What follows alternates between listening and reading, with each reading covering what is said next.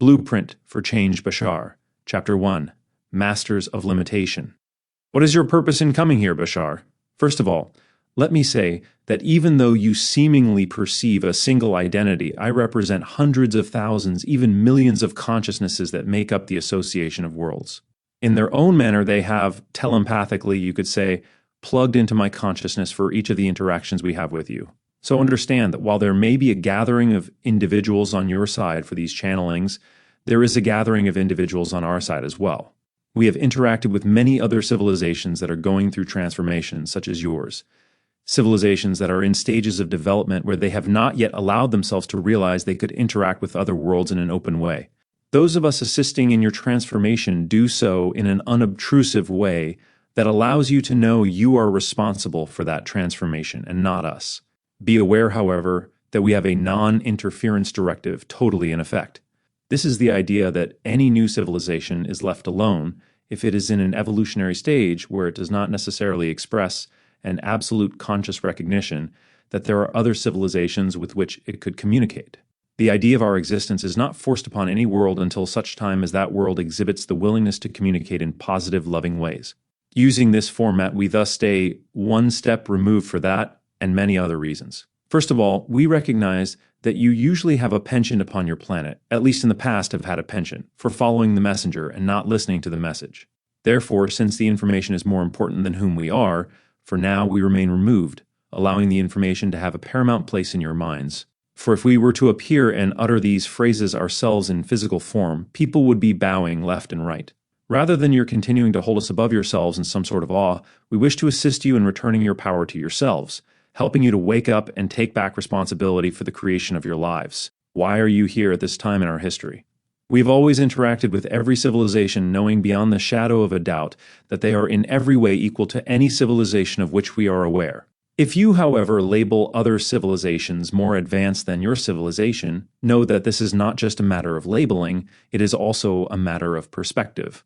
But this may now afford you an opportunity to realize your civilization is changing and expanding, perhaps in ways similar to how our civilization has expanded. We recognize that your world is exploring ideas and levels of consciousness we have already explored, ones that have worked for us. As you create that exploration in your consciousness, we note that you radiate a particular frequency. We have picked up on this frequency and accepted it as an invitation, in a sense, to interact with you.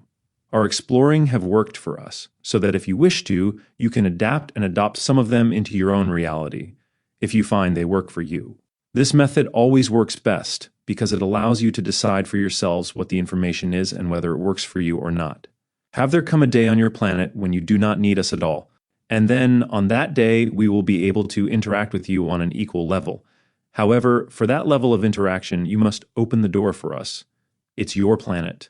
The way you open that door is not by wishing for us to interact with you, not by the desire alone, but by expressing more of a desire for you to interact with yourselves as equals. Only when you do that among yourselves do you create the vibration that makes it possible for us to be able to come through into your dimension and see you face to face. Very low frequency. For you see, there is an energy reason keeping us at bay. You have created your society to be one full of people who hide things from themselves, and this has created gaps in your energy field. These gaps create the illusion that you are vibrating at a very low and slow frequency. We are being of assistance to you so as to give you an opportunity to recognize that you can change your frequency and go through your transformation with an absolute minimum amount of negativity in terms of the manifestations as they occur on your planet, and the great changes which will take place during the next few years. When you encounter beings that are willing to be their full selves, these beings operate at a higher frequency.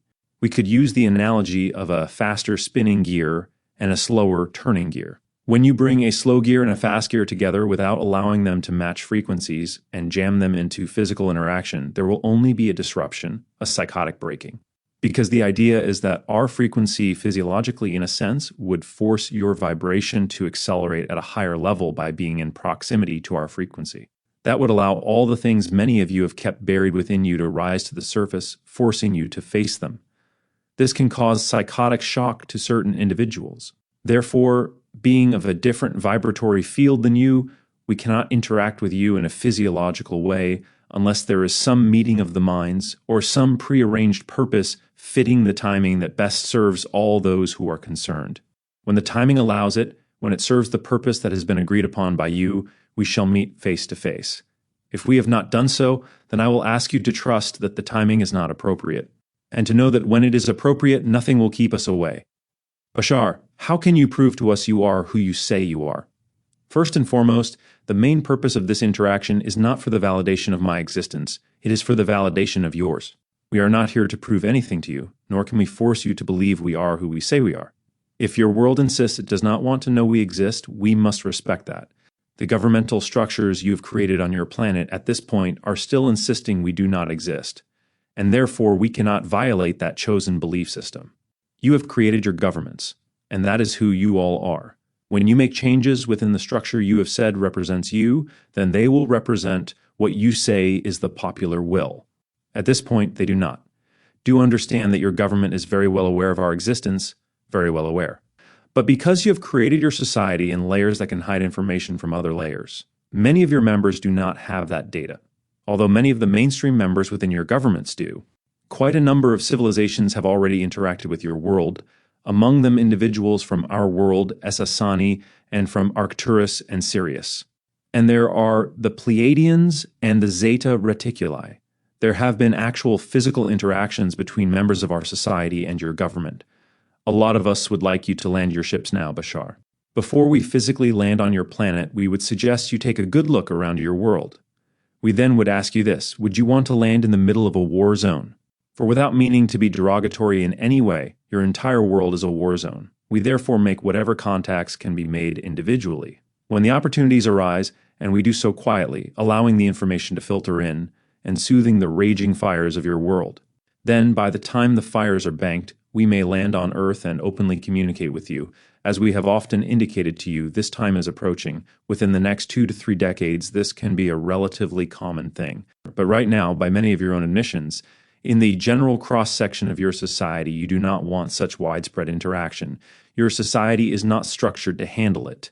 It would cause, in our estimation of your energy in general, a destructurization of a negative sort, where there would still be fear and panic, where there would still be self-doubt and the belief that your reality is not in your hands. We do not want you believing we might be something greater than you, for far too many of you would be too willing to give over your power to us.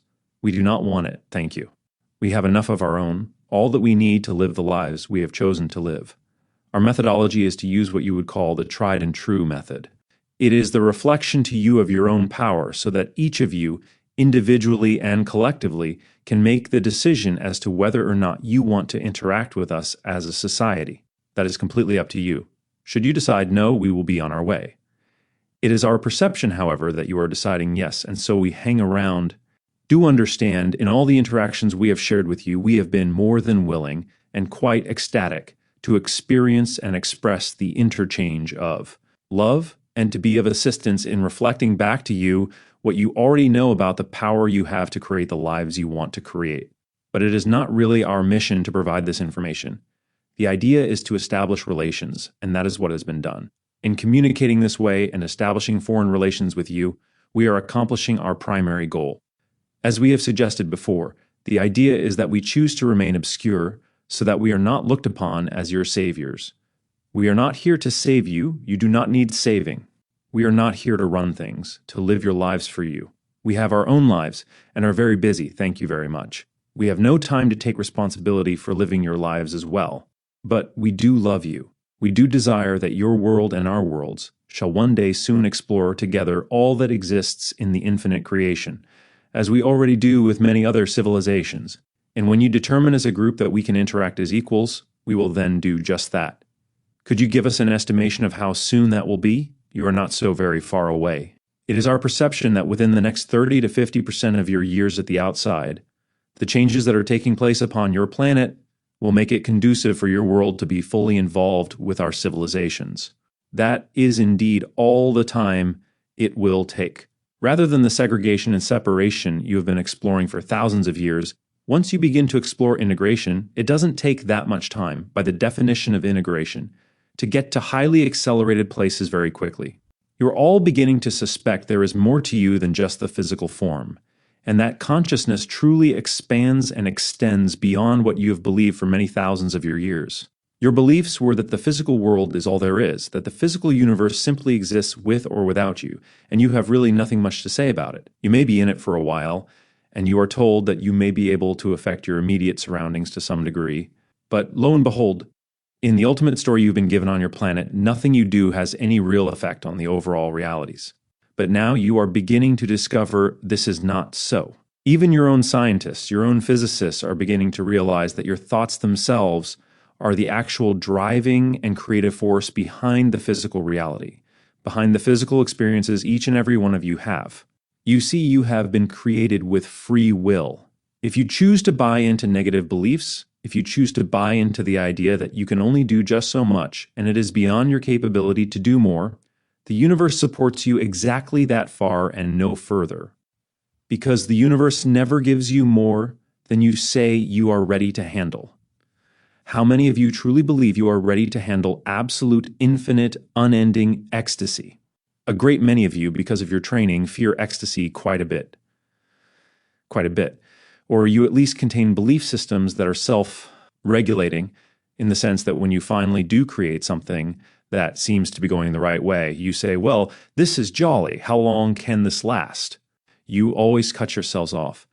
As soon as you impose that restriction on yourselves through your belief systems, the universe says, all right, if that's the way you want it, cut. Instantly. Instantly. Instantly. You are that powerful. You have always gotten everything you believed you could get, or perhaps even more importantly for many of you, everything you believe you deserve to get. For deservability is a big issue with most individuals in your civilization. I deserve the negativity, or I don't deserve the positivity. Introducing guilt. One of the key ideas engendered upon your planet long ago is the idea of guilt. Not that other civilizations do not experience it, but you have delved so very deeply and so very strongly into it that your civilization, among the many civilizations we have encountered, has an expertise that is matched by none. Not that this makes you any less. In fact, the idea of your willingness to even experience such limitation in many ways actually makes you strong and is, in and of itself, an indication of how strong you know you are, to be able to subject yourselves to such degrees of limitation. This allows you to create many wondrous occasions of self-incrimination, self-invalidation, self-limitation, segregation, and separation in your lives. And many times it is the primary ingredient, the primary symbol, to allow you to prevent yourselves from creating in your lives what you prefer, what you desire, and what you know deep within you is what you deserve to experience in your lives. Guilt is what will always perpetuate limitation, always perpetuate separation. It keeps you from recognizing your own self-empowerment and your own connection to the infinite creation. For recognize that, fundamentally speaking, while many of you for a long period of time have assumed that hate is the opposite of love, guilt is the true opposite of love. Hate may be the diametric, dynamic polarity expression of love, but guilt is the true mechanical opposite. For love is complete and utter self-worthiness and creativity, while guilt is the belief in lack of self-worth, it stifles creativity. Hate involves the concept that you deserve something, whereas guilt is completely devoid of the sense of deservability. In fact, guilt is the denial of your very existence. Therefore, the belief in your lack of self-deservability allows you to be able to create a scenario in which you actually keep at bay all of the things in life that are yours by birthright, such as happiness, ecstasy, and creativity. Guilt is the bitter pill that was injected into your society by your society to keep you in the status quo of lack of self-empowerment. Because when you truly believe you are not connected to all that is, or God, the infinite creation, when you truly believe you must control by force in order to get anything at all in life, then do you further the continuation of limitation, further the continuation of guilt. This scenario has become the very ethic of your society. When you do not believe you are connected, you thus do not believe you can create things you desire in your lives with great ease and effortlessness, and things become worthless to you if you don't create suffering in order to get them. No pain, no gain, as you say. When you are told a story in your world, and that story contains pain and conflict, struggle and strife, you say, oh my, very realistic story. When you are told a story where it says, and they lived happily ever after, you say, fairy tale. That's not real life. There is absolutely nothing within the creation of the universe that insists that the story containing the conflict is any more real than one that does not. It is your choice out of your habits to believe that pain is more real than joy. So as we said, This has become the ethic of your entire civilization, that you cannot have anything in your lives that is worthwhile unless you have suffered, unless you have, as you say, earned it. But do recognize that you do not have to earn it. You already own it, your birthright. You were created from ecstasy. You were created out of love and light. It is your birthright.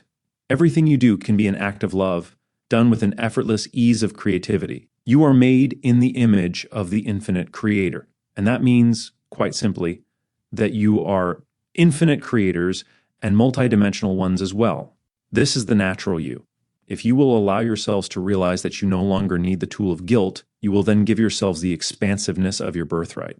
You will allow yourselves the expressiveness of your vitality, and you will then be able, with all clear consciousness, to create and attract into your lives the things you know you deserve. You will find that when you remove guilt from your toolbox, what is left will be this recognition and realization nothing is too simple or too good to be true. Nothing. Any exceptions, Bashar? No, not one. Nothing is too simple or too good to be true, and nothing is too wondrous or too ecstatic to be yours. Nothing. You deserve all you can conceive of, because you exist. And if you exist, then obviously all that is, the infinite creator believes you deserve to exist. If you exist with a desire for creating peace, harmony, joy, and ecstasy in your lives, then know you are not created with that desire without also having been created with the ability to attract that into your lives. Your awareness of that idea in and of itself is sufficient to bring it to you. Creation holds nothing back from you, and it never has, never. In all circumstances in your lives, each and every one of you has always been supported 100% by the universe. You are not ever given a desire without also being given the ability to accomplish that desire.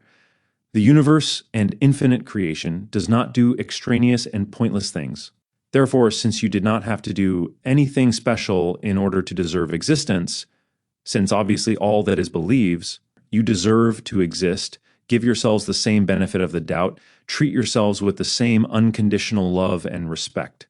Grant yourselves permission and grant yourselves the right to create life as you desire it to be, for you have the ability to create it that way. All you need to do is remind yourselves that your ability to conceive of that idea is, in and of itself, the indication of your ability to create that idea. Again, you are multidimensional creators, and as you think, as you feel, and as you believe, so you experience the creation of the physical reality around you always, no exceptions. Your physical reality is always the product of what each of you believes it can be, or fears it will be. For to fear that something will happen in your lives is the same thing as saying you believe that the fearful scenario is the strongest possible reality likely to come into your lives. Your physical reality is always the product of what you believe it can or will be. Situations do not happen in your lives to show you that you are stuck in them. Situations do not happen in your lives to show you that you have failed at creating better ones. Situations come into your lives to show you what beliefs you have been taught, what beliefs you have bought into, and if you don't prefer them, to change them. You always have a self-regulating mechanism to allow you to know what beliefs may be buried in your unconscious minds. The self-regulating mechanism that allows you to know precisely how to bring those beliefs to the surface of your conscious minds so you can change them if you don't like them and reinforce them if you do, is the experience of physical reality. If you see that you are involved in situations you don't prefer, then simply recognize that the only way it could be in your lives is for you to have the belief allowing it into your lives. Therefore, now that a situation has shown you what the belief is you have been operating on, you are free. You have the opportunity to say, aha, now I have the definition of the belief that has created this. It has been buried within me. It has now come to the surface because here it is all around me. Therefore, if I don't prefer it, I can understand what the definition was, and I can thus change that definition to what I do prefer, then use 100% of the trust, the same trust you used to create the negative scenario, to now know that once you have changed the definition to a positive definition, reality will reflect that definitional belief just as strongly as it reflected the other definitional belief which you did not prefer. You have your own self-guidance system, your own built-in guidance system. And this is why when we interact with you, what you will always sense from us is that whether you choose to believe in yourselves or not, whether you choose to believe you have the capability of creating the reality you desire or not, we believe in you. We will always reflect to you that you have that capability, for we know you do. We do not believe you have it. We know you have it, beyond any doubt whatsoever. We know all beings in creation have the ability to create the reality they experience. Again, I remind you, all of you are born on your earth with a total facility for living your lives in absolute joy, but because of the way you have created your society to be, that joy is drummed out of most of you by the time you are 3 years of age. Yes, that young. And you begin to buy into the belief systems that your society says are the belief systems you must buy into in order to survive in this world. Kid, highly focused. There are many, many clever ways you are constantly creating restrictions upon yourselves. This stems from the fact that a long time ago you chose as a group consciousness to be highly focused into physical materiality. What came with that choice was the ability to forget that you were the creators of all your physical reality to begin with. You have played the game of forgetting for thousands of years. Now you are remembering. You are waking up, blinking your eyes and saying, oh, there is something more. I am now remembering that I began this game. I began this cycle a long time ago. Now I'm at the end of it.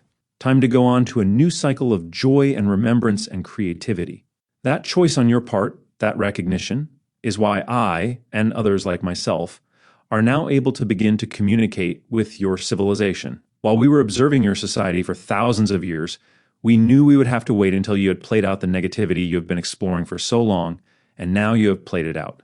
This life now is representative of the transformational age. This life now is the one you have been waiting for hundreds of thousands of years. This I says the transformational life. It has been going on now in accelerated fashion upon your planet for approximately 40 or 50 of your years. It will continue in an accelerated fashion for approximately 40 or 50 years more. You are smack in the middle of the transformational age, the halfway point. In fact, you are right on the edge of transforming into a very strong, peaceful, and creative planet. Going through much turmoil at present, you may keep this in mind. Transformation is not the product of mediocrity. As strong as you have been on the negative side, that is an indication of how strong it can be on the positive side. Let us assume that you have taken a rubber band and stretched it far, far back into the depths of limitation and negativity, as far as you can possibly stretch it. Now you are on the verge of considering exploring the positive side. What do you think is going to happen when you let go of that rubber band?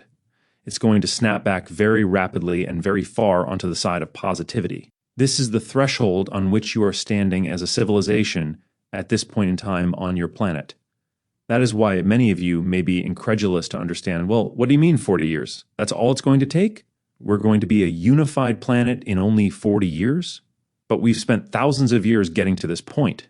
Looking at a general average cross-section of the combined rates at which you are all progressing individually, most of you will actually take only about 20 to 25 years. From our point of view, the energy as it now stands reads thus: every single day of your time brings with it as many connections to different levels of your consciousness as it took 1 to 3 years to make 10 years ago. That is the rate at which you are accelerating. This speeding up is that one of the reasons some of us have been very spaced out lately. Yes, the limbo state is in full force. The transition, the shifting of gears is taking place. That is why many of you now find you are coasting along with your clutches out. You are not engaged. Bashar, are we the least advanced planet you've ever come across? Rest at ease that your civilization is not the least advanced in the universe.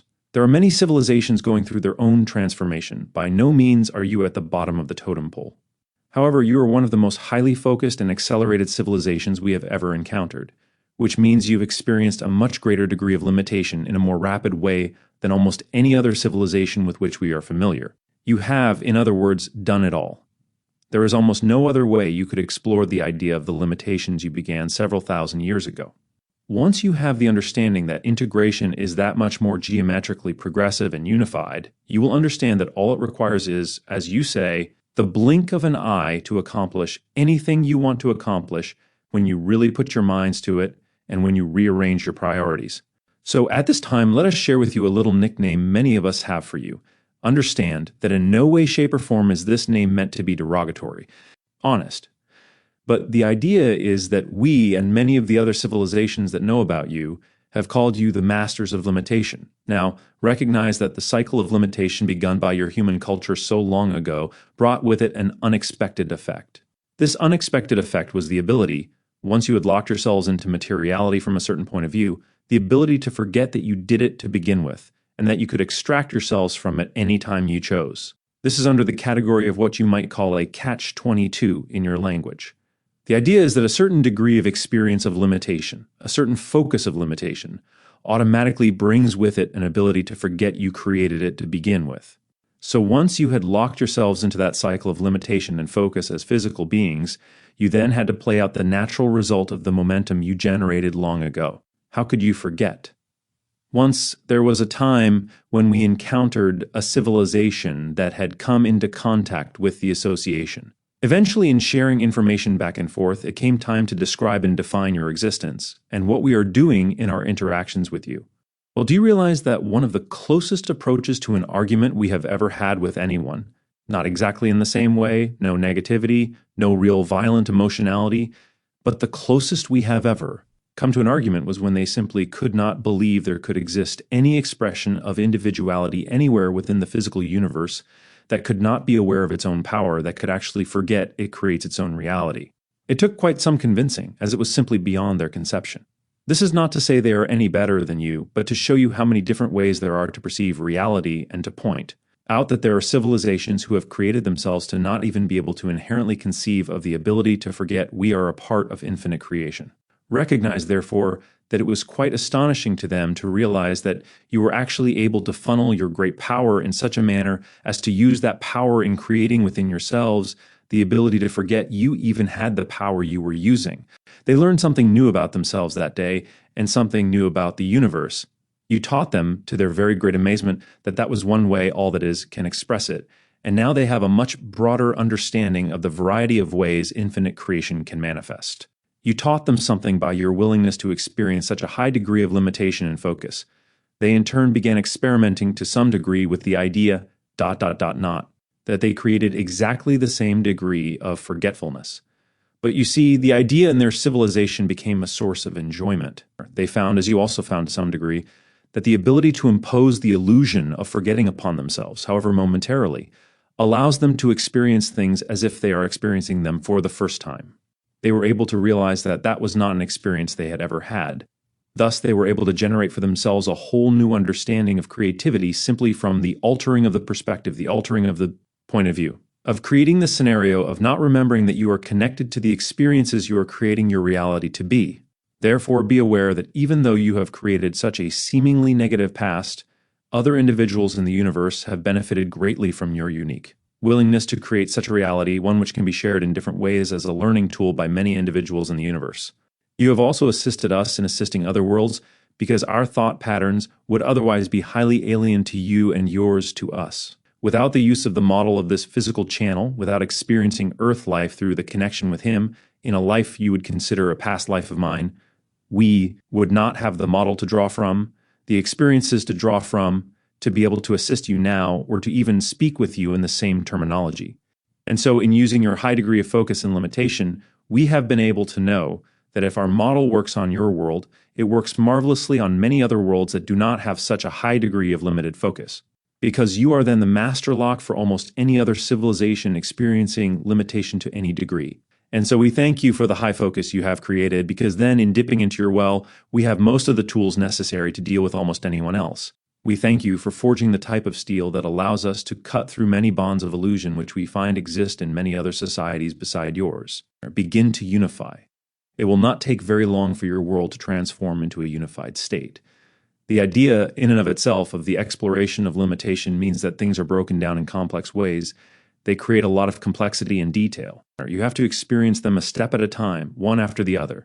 Now that you have begun to unify things back together and to awaken into your integrity, your integral state, things can speed up and be very accelerated. It will be a very accelerated state because the sooner you open up to the positive ideas, the sooner you begin to accelerate geometrically. When you begin to integrate, consolidate, and unify, everything is within you. You live in the moment spontaneously. You literally create less time. So everything is accelerated, things happening more quickly. Your whole world ignites in an ecstatic explosion of ecstasy and coincidence and synchronicity, everything tying into everything else, being interconnected and interrelated, always in the right place at the right time, interacting with exactly the individuals you need to interact with. No accidents. There are no accidents, never have been, are not now, and never will be. Coincidence is simply that, coincidence. We wish to extend to you at this time our deepest appreciation in allowing us to experience the gift of your consciousness. We thank you for choosing to function as representatives and ambassadors of your world, for that is what each and every one of you are right now. We thank you for allowing me to function as an ambassador for all that are listening in on this side. Bit by bit, day by day, through these interactions, we shall come closer and closer to the time in only a few of your years, hence when we may interact with you openly and joyously. Chapter 2. Peace in our time. Bashar, are the people of Earth now choosing to destroy their world? Are we going to blow ourselves up? No. Even though it may not be apparent on the surface of your world yet, our perception is that about 7 of your years ago, you all made a general collective unconscious agreement that you will not annihilate yourselves through nuclear means. What you perceive to be an acceleration of violence on your planet is the last vestiges of these ideas now being brought to the surface. You are getting it out of your system, so to speak, now that you know unconsciously it's safe to do so, because all of this is not going to lead to your annihilation. You are bringing what was formerly hidden and covert out into the open so that you can all look around and say, wait a minute, look what's going on, look what we're doing. Is this the way we want our world to really be? If not, let's change it. You now know it is safe to bring up all of that, examine it, and create it to be the way you wish it to be. We can tell you this at this time because you have made that decision yourselves. Because you have made that decision, we can also tell you the following, that you never would have been allowed to annihilate yourselves through nuclear means anyway. It is your world, you can do with it what you will, as long as what you do remains in your own backyard. Nuclear annihilation would have torn through the dimensional fabric of other space-time continuums and affected other civilizations that have nothing to do with you. That is not allowed. Recognize that your government is very well aware and has been aware for a long time that your devices simply would not have worked had they been activated.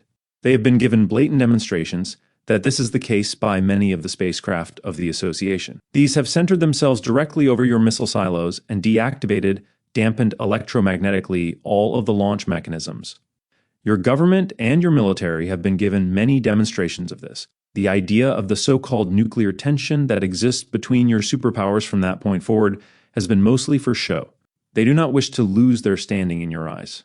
Bit by bit, much of this information will begin to leak into your society. The more you open channels of communication and blend yourselves together with the idea of what you have created your government to be, and the more you allow them to serve you rather than rule you, the more they will be able to share with you the information they have kept from you about our existence. They have been doing this basically to protect you in the way they thought you wanted to be protected. So when government heads get together for summit meetings, are they not actually talking about what they say they are? Not always. Is it that they are friendly with each other and they're allowing each other to stay in power? Are truly playing? And the game is that there is never the idea of nuclear destruction, and it is then perhaps mostly a monetary game. In a sense, yes. It is the idea of maintaining what they fear they will lose, power over you, ... recognizing that the equalization of the entire world will actually be the gaining of their own self-empowerment along with everyone else. Do the Russians have the same sort of knowledge we received 40 years ago when the first spaceship crashed here? Different. But enough information has crossed the lines now that both of your sides know just about enough. This information about advanced spaceflight, is that known at the governmental level? Some. Do understand that many of your governments actually have in their possession some extraterrestrial spacecraft. They have been able to derive some theory and technology from these craft in order to make their own, but not fluently. For they are missing out on several concepts about consciousness as part of the equation in understanding the technology. And also some of the materials are a little bit beyond their capability to penetrate. They have applied parts of this technology to some degree now and then, and in a sense, even before they had possession, they were working on some of these understandings. They do understand some of the basic principles governing government. However, as long as they choose to utilize them for the idea of self-empowerment and gain, they will find that some of the principles will not work because these are based on an integrative point of view. Your governments are beginning to learn, but because of what you have created them to be, they act like they are getting it slower than the mainstream of society. The more you interact with them, not in an accusatory manner, not in an angry manner, but in a loving manner, in a sharing manner, in an unconditionally loving manner, and express to them that you believe in peace, that you know there are other ways that are simpler, that there are other ways more indicative of using the reality that exists rather than attempting to ram your way through walls, then perhaps they will begin to shift their programs toward the types which will allow them to share the information with you, rather than thinking that by doing so they will lose their power. Much of this data is now being brought out in the open thus forcing them to face the different portions of themselves that are not working fluidly. And so there is no need for judgment, no need for negative feelings from this point forward. The situation has aligned you, now you know how you can serve, by suggesting alternatives to your government and allowing them to hear the words all of you are saying, "We believe in peace. Let's do it this way, shall we? Together?" Is there anyone in our government, any people who represent us, who seem to have a clearer vision of this? Yes, there are a few. You can find them by simply being that vibration. They will be the only ones you will attract, the ones who can get things done, the ones who are equal to you. But first, you must be equal to them. So be bold, interact in a loving way, very blatantly and very practically. You are your governments, as we have said before.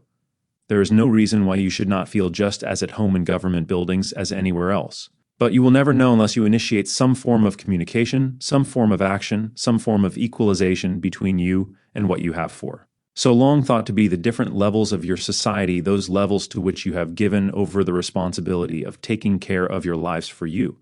Take back that responsibility. Interact, participate. It is all one world. If you really believe you wish it to be one world, act as if it is one world. If it really were one world in the same way our world is one, there would be absolutely no place barred to you. Simply know that if you radiate that frequency, you will find that there are absolutely no barriers to any so-called level of government on your planet, not anywhere at any time. You will find yourselves being invited, or you will find that the opportunities will automatically present themselves to you. You will flow into areas where you can drop a little hint here, have a little conversation there over tea, and get to know one another. The idea is that something you absolutely strongly believe in, you will act upon. The two are not segregated. Actions and beliefs are tied together. They are one thing. You act as you believe, and as you believe, you will act. Recognize that the more you are willing to allow yourselves this freedom of action, the less you will create for yourselves the opportunities to sit around and complain about the way things are. But how can I, as only one individual, make a difference? Recognize that you have chosen your purpose in being in this society at this time on your planet. Know that if you were not going to make a difference, you would not be here. As you begin to see the idea of the connection of everything in your society as it relates to you, and as you relate to it, you will begin to understand that each and every individual makes a difference within the society as a whole.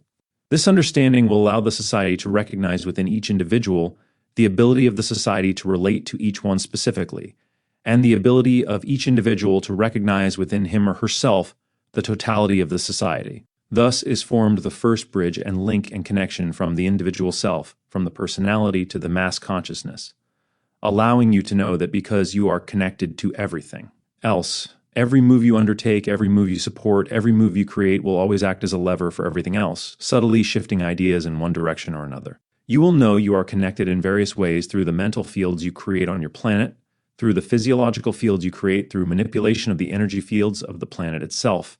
All ideas that you call your civilization, physiological and mental, emotional and spiritual, all are diversifications out of the same primal homogeneous energy field, the primal consciousness.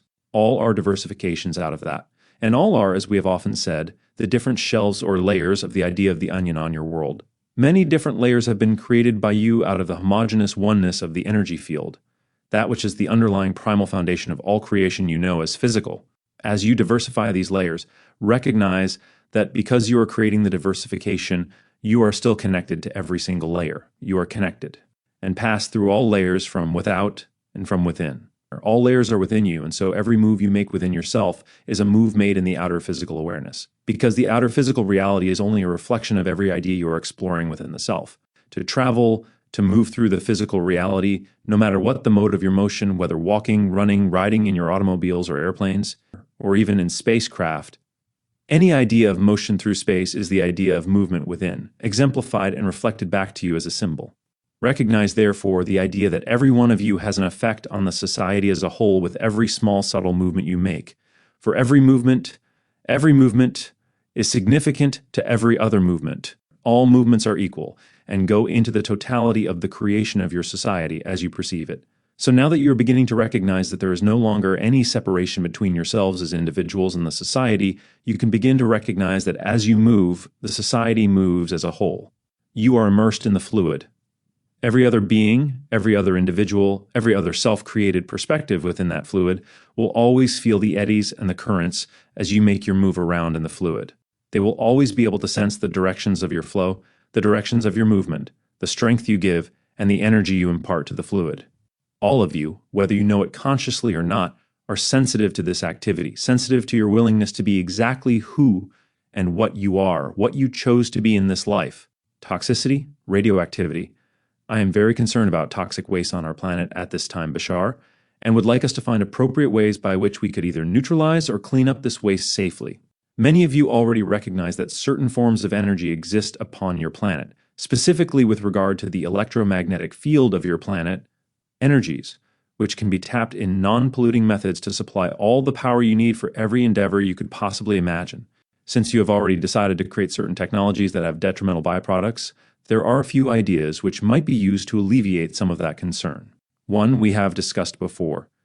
You will find that some individuals, as we perceive the energy of your consciousness now on your planet, are beginning to investigate and discover certain polymer materials, plastic materials that will actually have the ability to molecularly bond with the residue given off by the toxic waste. These will be able to form some sort of containment, some sort of absorption containment process, so that the toxicity, and we are talking about radioactivity specifically, will no longer pass beyond that barrier. These polymers may exist in your society within the next 12 to 14 of your years, as we read the energy now of your technological evolution. Of course, you can also create electromagnetic bubbles around such substances to isolate them. Certain types of electromagnetic bubbles are capable of actually changing some of the molecular composition of that material, rendering it at least neutral if not actually usable. However, when the vibrational rate or frequency of each and every individual upon your planet accelerates to a higher state, then some of the substances you have created at your lower frequency will also simply no longer have an effect upon your corporeal forms. They will be of another reality level, another frequency level, and will not be able to create an effect in a physical reality that no longer relates to, or shall we say, is no longer synchronized with, the former reality in which those substances were created. You can truly create a separation of universes, so that the old substances will no longer affect you physically, because you will be operating on a different plane entirely. However, you will no longer, as we have said, need to create such substances anymore when your society allows itself to realize that all the power you need, all the technology you can invent, can be based upon electromagnetic or gravitic principles. Then that will be sufficient for any endeavor you would wish to create. From that point on, you will no longer create any toxic or radioactive byproducts. Now, many individuals have been exploring and experimenting with this idea of electromagnetic utilization for quite some time. But because of the way you have structured your society's interests, some of that experimentation has been suppressed. This is because it does not serve the interests of the individuals who control your technology at this time. Once those barriers have been lifted, many individuals will then come to understand that certain methodologies have existed, some for decades of your time, that would alleviate all of your power problems. Could you tell us how to produce those electromagnetic bubbles and what frequency it is? You do not have the technology at this time.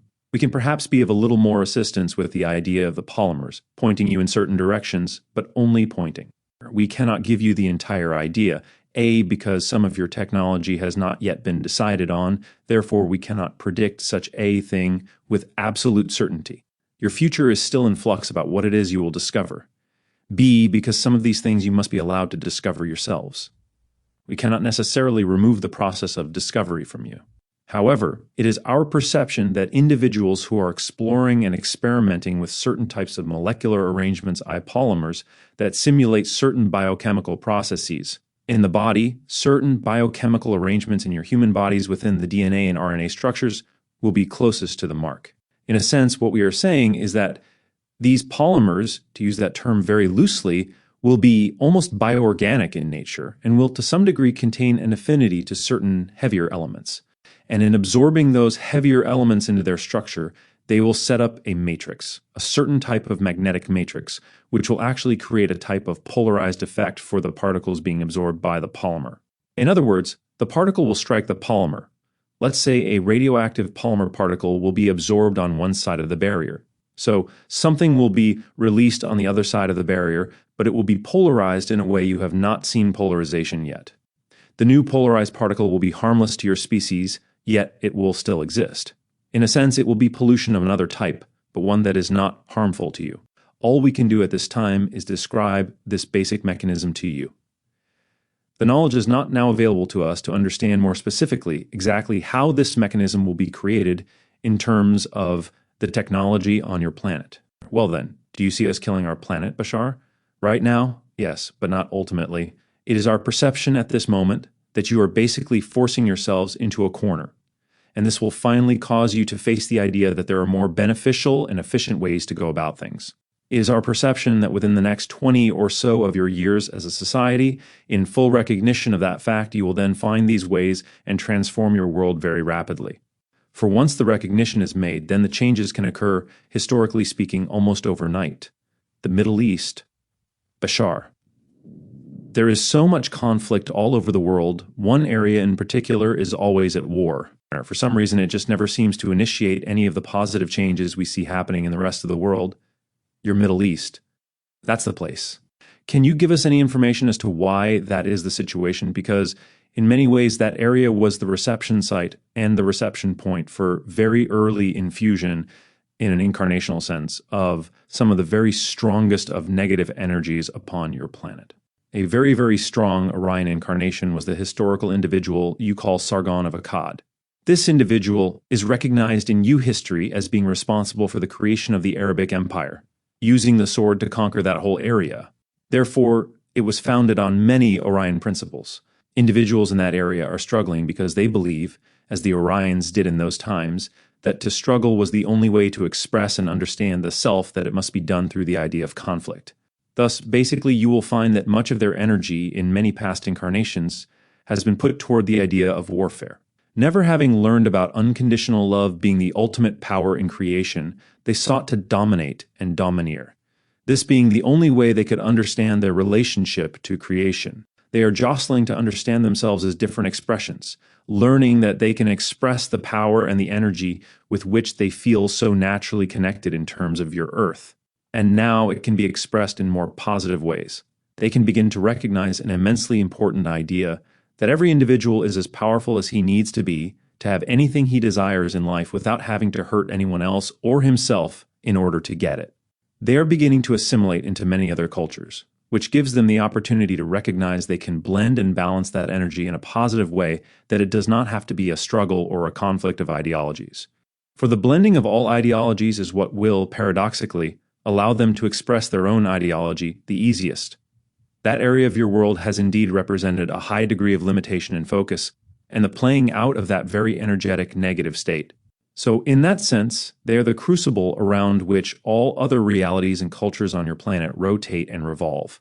They are playing out much of the negativity of the remainder of your planet through that small area, that small theater representing some of the very highest concentrations of the old belief systems on your world.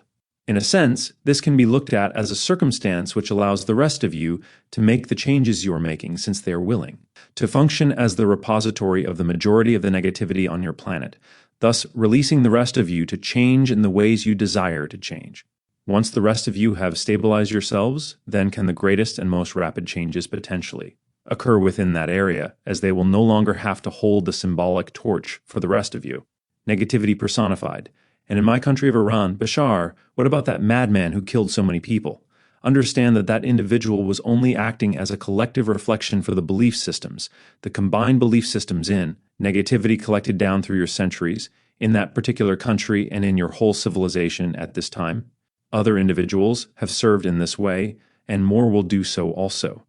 These individuals do not know they are strong enough to not have to reflect that degree of negativity. So at this time, that whole area, the energy of that area through many lifetimes, has built up this volatility, this understanding, this particular point of view, and allowed certain individuals to embody all the fears, all the negativities, all the disconnections from creation that culture has felt.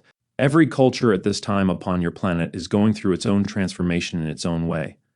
At this time in each culture, there are those individuals who have been brought up to believe they are weak, and those weak individuals will take upon themselves what they perceive to be the idea of power and strength, which is to dominate and harm other individuals. But that is a sign of powerlessness.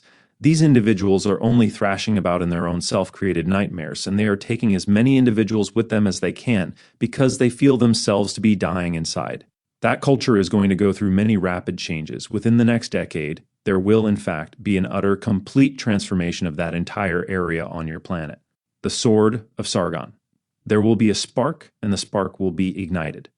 That spark that is ignited will touch off what you might call an emotional chain reaction in the people of that area over a wide expanse. From your year 1997 through your year 2000, and with ramifications proceeding up to 2011, that entire area will undergo a change, as it has never known in your recent history. That spark will be the recognition that the barriers and the definitions and the creeds that have kept everyone separate, that is what you are actually fighting against, and not truly an individual. That individual has only taken it upon himself to represent all of the symbols that keep your people separate, all of the ideas and beliefs, all of the creeds, and the old ways, all of the habits and rituals, the old ideas of the inequalities of the races, of the castes, of the levels in society. The spark will unite and bind that entire area, and there can be a burst of light that will transform many throughout that entire Mediterranean area, spreading out as a shock wave of light. As we perceive your energy now, approximately in 1997, there will be a tumultuous interaction concerning their social, political, and religious understanding that will allow them to re-examine all they believe in. However, at the same time, it will form a crucible that will allow certain souls to shine very brightly, very hotly. Our perception is that within a very short period of time, before your year of 2001, there will be such a major transformation in that area that a new line, a new understanding, a new model or template for how your entire world could develop, and a government will issue from that area. This laying down of the foundation of a world government subsequently will be accomplished by your years of 2011 to 2013. Now, we do perceive that the situation in your Middle East will come to a head. Great degrees of accelerated polarities will be created, similar to the polarities the rest of your world is exploring now.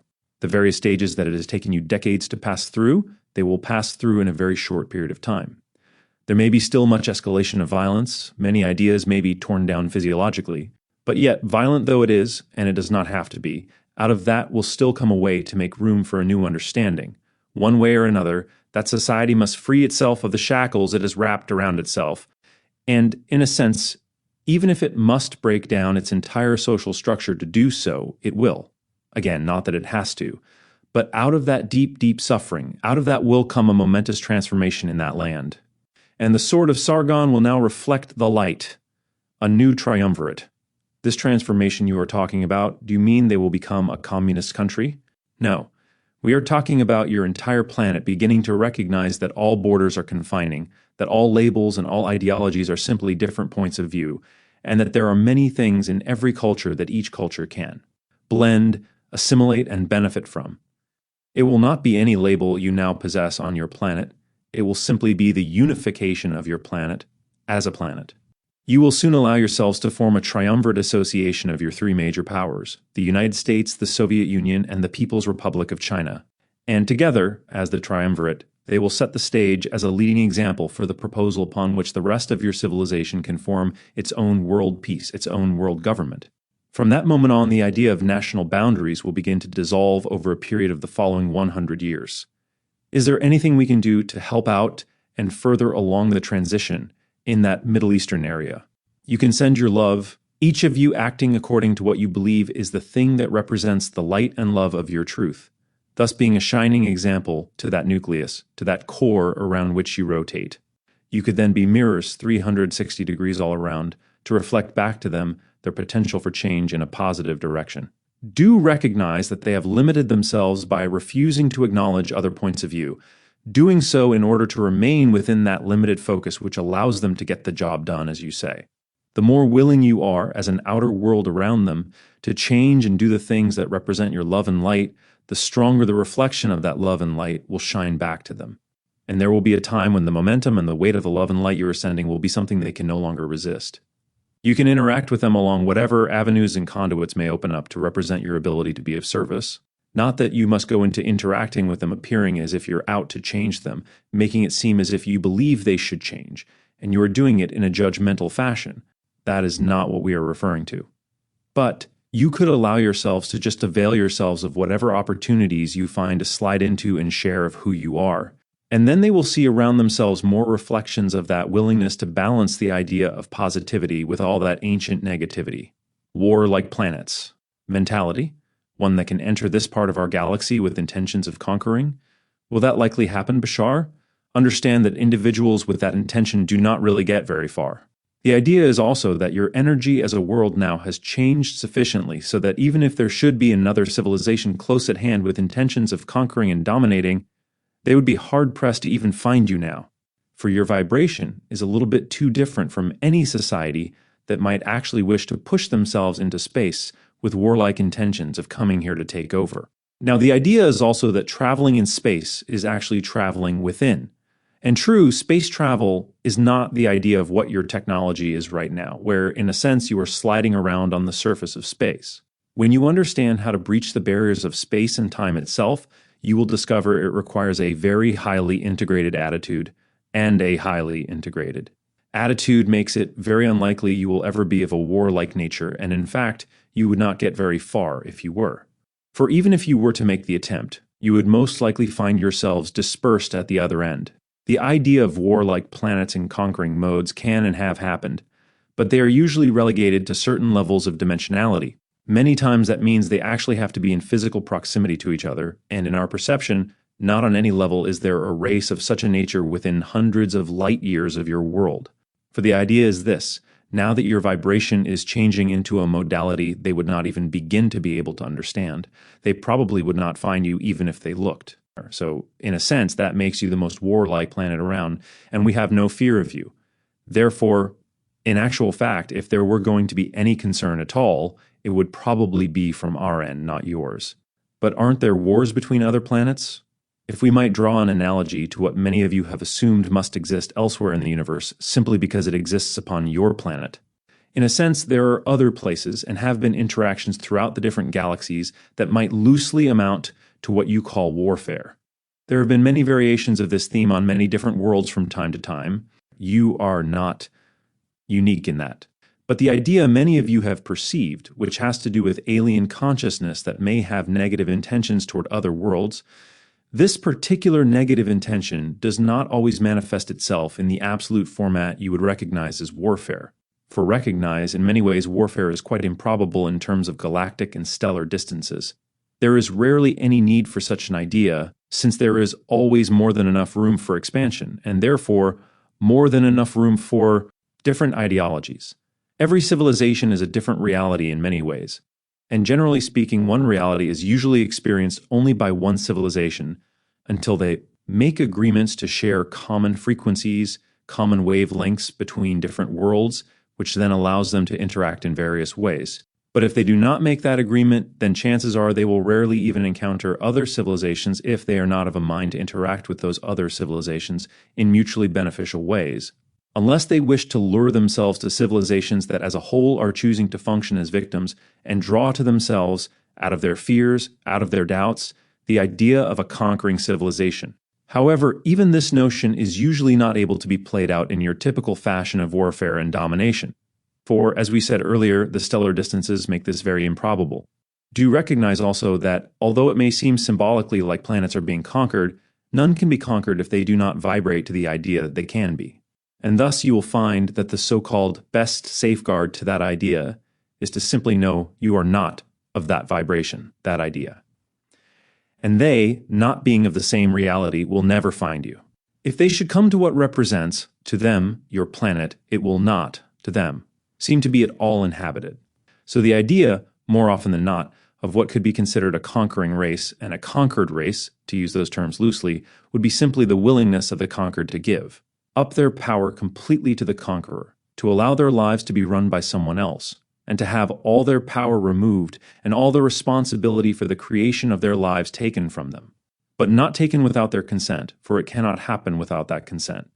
Thus, the type of warfare that has occurred in this sense has simply been one of a people succumbing to an idea and allowing themselves to fall in line, to fall under the domination and the auspices of another civilization, successfully using the idea of seduction to lure that other civilization under their banner. The conquering civilization then is able to increase its numbers and increase its strength very literally by talking the other civilization into allowing them to be dominated. They can do this by taking responsibility for their needs, by pretending they will take care of those needs, and by removing from them in the process all of their ability to know and believe they can create their own lives as they choose them to be. This is the type of warfare that is more common. It is a mental idea, a psychic idea in that sense. But even that, in our experience, is a relatively uncommon thing, for not that many civilizations we have encountered are that willing to forget who and what they are to the degree where they would attract such a liaison with another civilization that would even want that type of dominion over other worlds. Both of these ideas are relatively rare in our experience. Star Wars. All the ideas of what you now represent to be warlike projections into space are, for the most part, in your long-distant past. Do understand something, though we are not saying the scenario that has been painted in literal terms is actually literal. The idea of your science fiction stories, particularly the one you call Star Wars, did carry with it one of the strongest insights of all, and that is that you were told it was a long time ago. For indeed it no longer has anything really to do with your present, at least not, as you say, in your neck of the woods. It is a representation of the old cycle of negativity, and a connection to many other star systems through which you have come. It was simply applied to a future format.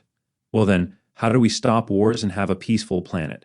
Please understand that if you believe in peace, then you do not have to hate war. You do not get peace by hating war, you get peace by loving peace. Hate only reinforces the things you say you do not prefer because that's what you are focusing on. Be peace, live peace, breathe peace, share peace. Love, unconditional love, will transform your entire world in the twinkling of an eye. Unconditional love for all. The Peace Clock. At this time, we would like to suggest to you a project we have called the Peace Clock. A very simple idea, but very impactful. It goes as follows. Step 1. Every single day of your time, at noon in your time zone, for 1 full minute at noon time, meditate on world peace in any way that is comfortable for you. See your world enjoying the idea of peace and harmony in any way you wish to imagine or visualize. What you will be creating is a motion, a momentum, an electromagnetic thrust around your planet, for we recognize you have many different time zones on your world. If at midday in your time zone that entire slice, 1/24 of your planet, is focused for 1 minute in meditation on world peace, and then the next slice and the next slice all the way around your planet, around and around and around, day after day, you will actually generate an electromagnetic momentum that will almost literally spin you, before you know it, into fourth density, into synchronicity all around you. Allow yourself to truly feel the strength of your power, for you are empowered.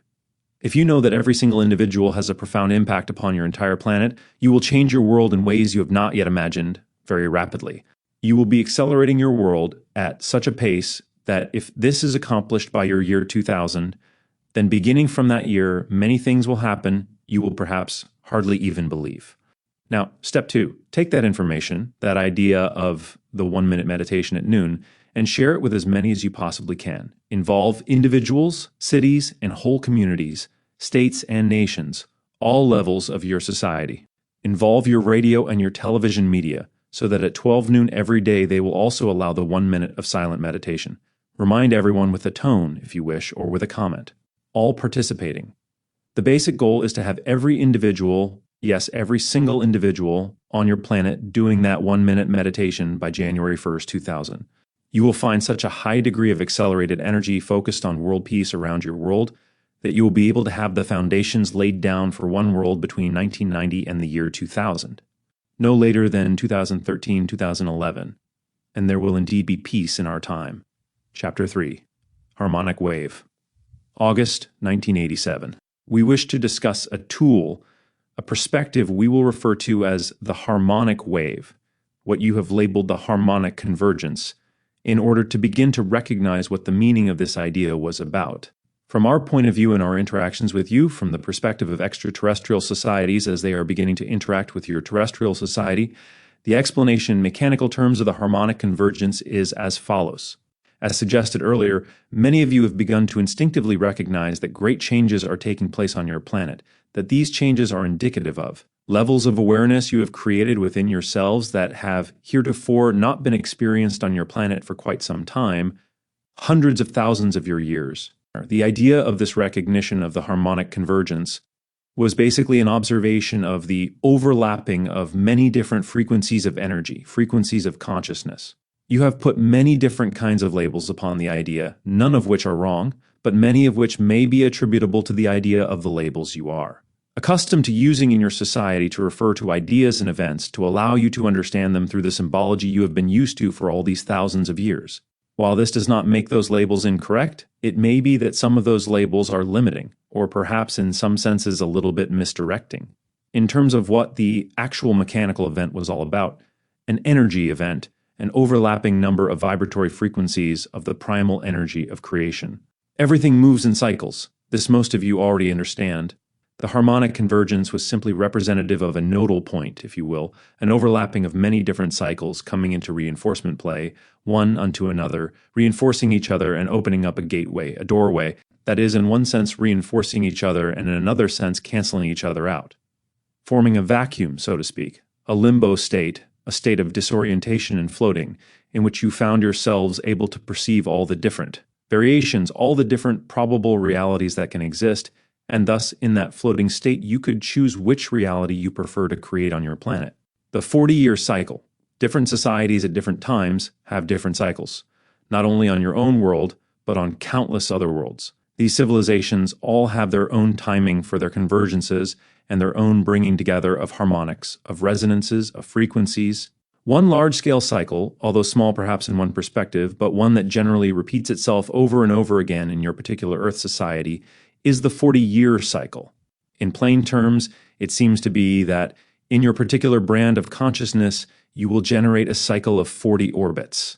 This is a 40-year period in which to create changes that allow there to be the ability to see things which are 180 degrees polarized from the way you used to see them 40 of your years ago. 40 years has been used in much of your religious literature to indicate the change time necessary for whole societies and for whole cultures on your planet, while 40 days are needed for the change of a single individual. This 40-year cycle has allowed us now to apply the harmonic wave diagram and thus show you in very clear and graphic terms how the cycles play out in your society, and to show you the determiners that portray where you are within the overall series of events that is representative of your entire transformational age, this age being generally 80% of your years long. You are now about, or I'll say literally, halfway through. For this to be easily translated, we have a visual aid to assist you. Many of you will begin to recognize, first of all, familiar patterns within this. You have seen similar symbols throughout your society for quite some time, the idea of the lotus flower. You have seen expressed in this format many different forms of vibratory energy representations, which you have called mandalas, or in this sense, harmonic mantras. This is a literal mechanical tool that we utilize to gauge the momentum in particular societies with which we interact. We determine which ideas are playing out and when they are most likely to be played out. The harmonic convergence actually initiated the second part of a four-part harmonic. The first part, begun 40 years ago in 1947, can be called the harmonic initiation. Second, what is now going on in your society is the harmonic convergence. Third, and we will point this out in a moment, what will occur in your society will be a harmonic identification. And number 4 will be the idea of a harmonic synchronization. These are the 4 general steps that fit this particular template. When you overlay this template on any society, once you have determined the cycle of orbits that society is using, you can utilize this template or tool to determine the timing within the remainder of the transformational age that will bring about certain changes to your world. At the very center of this diagram is what can be referred to as point A. This is the harmonic initiation begun in 1947 and is very strongly connected to the fact that it was the year wherein you began to recognize as a society, even though possibly covertly at first, that other civilizations, extraterrestrial civilizations, do exist, and that you are not unique or alone. Unique in the way you present yourselves, yes, but you are not alone. That initiation, the beginning of that ripple, was like a stone being dropped into a pond of water, beginning to create vibrations that moved outward in ever-expanding spirals and circles. As each of you may recognize, if you pluck a string on one of your instruments, you see that it vibrates back and forth. You see ghost images of 2 strings as the 2 endpoints are fixed, while the middle part begins to vibrate in harmonic resonance with itself, in polarity resonance. Those vibrations from the plucking are represented by the yellow petals. As designated on the diagram, the idea of the stone first dropped, and then the resonances going out and coming back together at the end, at the tip of the yellow petal. Now, the tip of these petals define a small circle within the larger circle. That is where you are now. That is the harmonic convergence area, the coming together of all the vibratory interstices, all the vibratory axions that determine the particular type of opening and momentum you are going through now.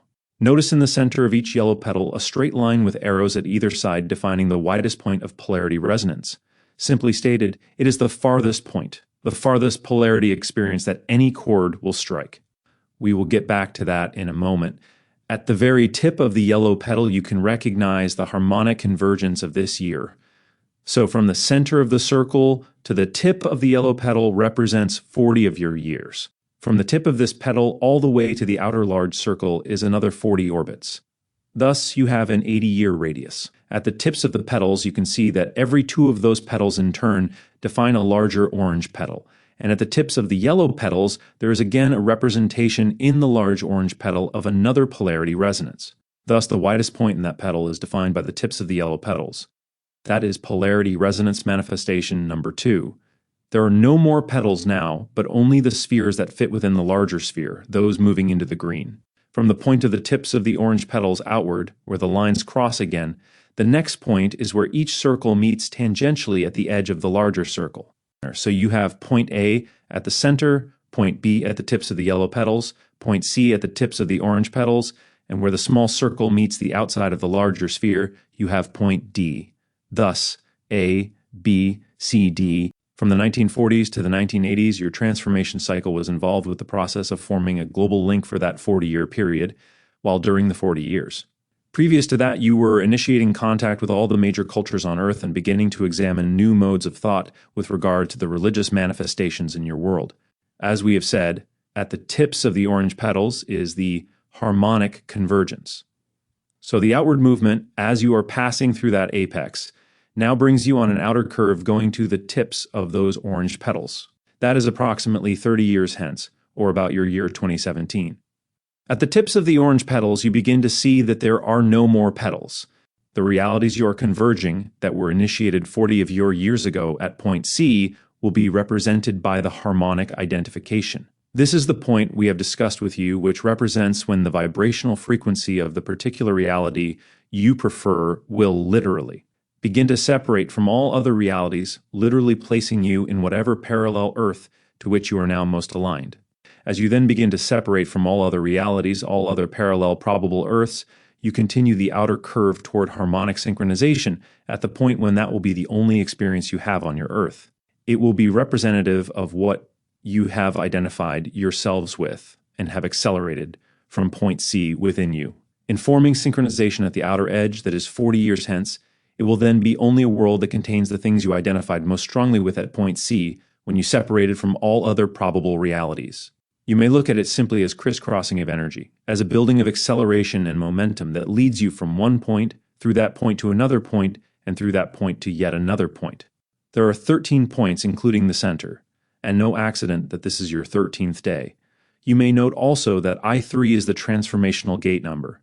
It is that which allows you to face all the different portions you have perhaps hidden from yourselves, segregated yourselves into. It is the passing through a doorway. It is why it is a transformational magic number and why there is so much superstition associated with it in your society. It gets you to face yourselves because you're in the limbo door facing all that you are. These 13 points represent gateways, vortices of energy within this harmonic wave template. This is what basically has determined the harmonic convergence, and also what has been picked up by many individuals in your society as the reason for the convergence going on now, for the gathering together of all probable realities. Star Trek. 2 more interesting points. We have generally observed that within any particular society, there will be 2 manifestations in your culture which will indicate if and when and in what way you have begun to accept the idea that you will blend with societies other than your own. These 2 points occur at the 2 polarity resonance manifestation points, the widest parts of the yellow and the widest parts of the orange petals, indicated by the straight line across the yellow petals and the curved line across the orange petals. Number 1, number 2. As you can see, number 1 occurs by definition approximately halfway along the line from beginning to now in your yellow petal. Number 2 occurs right in line with the harmonic convergence, because that is where all probable realities coincide. Now we would like to play a little game for a moment. These 2 points, the polarity resonance manifestations, usually manifest in a culture through some art form, through some way that culture expresses itself most strongly. It is usually the strongest and most graphic representation of how that culture thinks of itself in terms of relating to other extraterrestrial cultures. So you can see that the second one, which is usually an amplification of the first, occurs now in 1987, while the first one, being halfway between 1947 and now, occurred in 1967. The guessing game is to decide which cultural phenomena in 1967, artistically speaking, represented in the most graphic way your ongoing relationship with extraterrestrial cultures. Yes. Now, we know some of you may find this quite amusing, however. Your Star Trek program was initiated at exactly that halfway point in 1967, and now in 1987 is being reinitiated in a new format. It is the same expression upgraded and updated to encompass your new understandings and all the things you have. Learn to incorporate within yourselves within the last 20 years for the second half of the yellow petal. This will usually occur in every society in a way unique to that society. Thus, you have fit the pattern perfectly. You have fit the template perfectly. Some of you may think of that program as a frivolous representation, but it is your most overriding understanding. And it has endured for so long because it represents the blending of your society with other societies in the most graphic way you allowed yourselves to represent it at that time.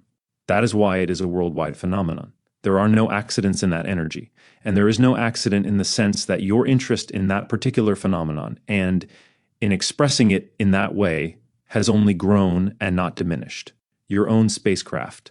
Thus, you can perhaps readily understand that point C, your year 2017, initiates and represents the time when there will be, within your society, the capability of joining us with your own spacecraft, although it may be earlier, perhaps 5 years earlier. That is when your technology will allow you to develop the idea similar to our spacecraft technology. You will have this by 2017 if you maintain your adherence to the template, which it seems in all likelihood you will. By 2027, you will be absolutely interwoven into the Galactic Association of Worlds. 40 of your years hence, not so very long, it took you 40 years to get to this point. It will take you only 30 years to get to the next point. Only 10 years after that, you will be part of the association as absolute equals. You are accelerating rapidly, and you fit the pattern most strongly, as we've indicated. As an aside, some of you may recognize within this the natural mathematical relationships that you call the Fibonacci series.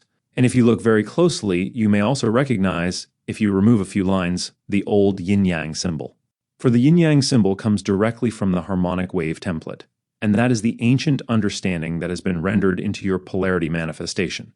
Allow yourselves to recognize that this energy wave is one that represents the frequency, the momentum, the acceleration. This harmonic convergence is your ability to understand that in coming together and focusing your consciousness for any such endeavor of harmony, love, and light, you will create an impact on your planet, and you will allow change to occur very rapidly. One of the ideas behind this convergence, as the fulcrum point between an old reality and a new reality, is to recognize that as you each individually become the pattern for the reality you wish to experience, bit by bit, each of you adds to the overall energy of your world's ability to become that world as you have envisioned it. It will accelerate in that direction. You will begin to see the blending and harmonics occur between what is now distinct and segregated levels of your society, sociologically, economically, politically. Through the combination of all that consciousness, individuals who are so aligned can utilize that energy to take steps to escalate and accelerate themselves to new levels of awareness stepping stones, as you call them. Many of you have recognized that there are many convergences and gateways occurring throughout any particular year. However, in your framework of time, this octave month represents a very strong convergence cycle. The basic idea behind this particular gateway is that it is primarily for the specific blending of all places upon your planet. All energies within every one of you, especially those energies representing the masculine and feminine aspects within each individual. The dream. Now let us relate a dream communication in which we participated through the physical channel, and you can see the symbology referred to as this convergence. In the dream, the channel remembered symbolically being a location that represented many different locations around your planet: Hawaii, Japan, India, many areas. There were symbologies which made it seem as if it was everywhere, and yet in no one particular place. Many beings were waiting for a particular entity to step forth from out of a gateway on a plateau at the edge of a precipice, overlooking a vast ocean and the horizon beyond. There was light, and it was dark at the same time. In the dream, the gate was called the Gate of the Moon, and was also known as the Gate of the Sun. It was all gates. It was the going in, the coming out, and the blending of many different avenues and motive forces on your planet. Waiting, it was both literally and physiologically masculine and feminine, wearing a simple white sarong from the waist down. It was to some degree a Pleiadian representation, and was marked by some of the interactions taking place on your Fuji and Shasta areas, and in your Hawaiian area. For from the Shasta area, and the Fuji and Hawaiian areas, there is a triangle that encompasses the entire energy of the Pacific Basin on your planet, representing the strong reemergence of Lemurian energy. And this dream was within Lemuria as well. The being stepping forth represented the blending of the feminine and masculine aspects within each and every one of you that has been taking place at this time on your world. The equalization of all of this energy, all levels of your consciousness. It was recognized within the dream that this represented the idealized energy of the convergence itself, which is the willingness within each one of you to blend and pull together to integrate all the different formerly segregated aspects of your consciousness into one unified whole. Thus you will function as a representational whole being, a strong and full individual, assisting and giving to your world the necessary energy to allow your entire planet to become the single individual it must be in the transformational age. This unified oneness then can interact with other whole worlds. Therefore, any way your imagination and dreams reflect to you the understanding and awareness of convergence within yourselves, it will be reflected in the exterior format. Now, many individuals are viewing this convergence as a negative idea. Time to shake things up, perhaps even to have geophysical changes. We can hardly stress enough the idea that if you're willing to consciously allow yourselves to understand your own symbols and what they represent in terms of your own blending, your own awakening, and your own taking of responsibility for your lives and the creations therein, then you will be awake through the time of the convergence and thereafter. It will not be necessary to create an unconscious manifestation of geophysical changes to shake you awake. Be ones of blending and smooth harmony, so that it will be the gate of the dawn, the rising sun, the gate of the moon, and all things that have formerly represented your unconscious being. These things will all blend together into one smoothly flowing energy that will allow you to recognize that your physical reality is, in fact, simply a waking dream. Chapter 4. Living on the Edge.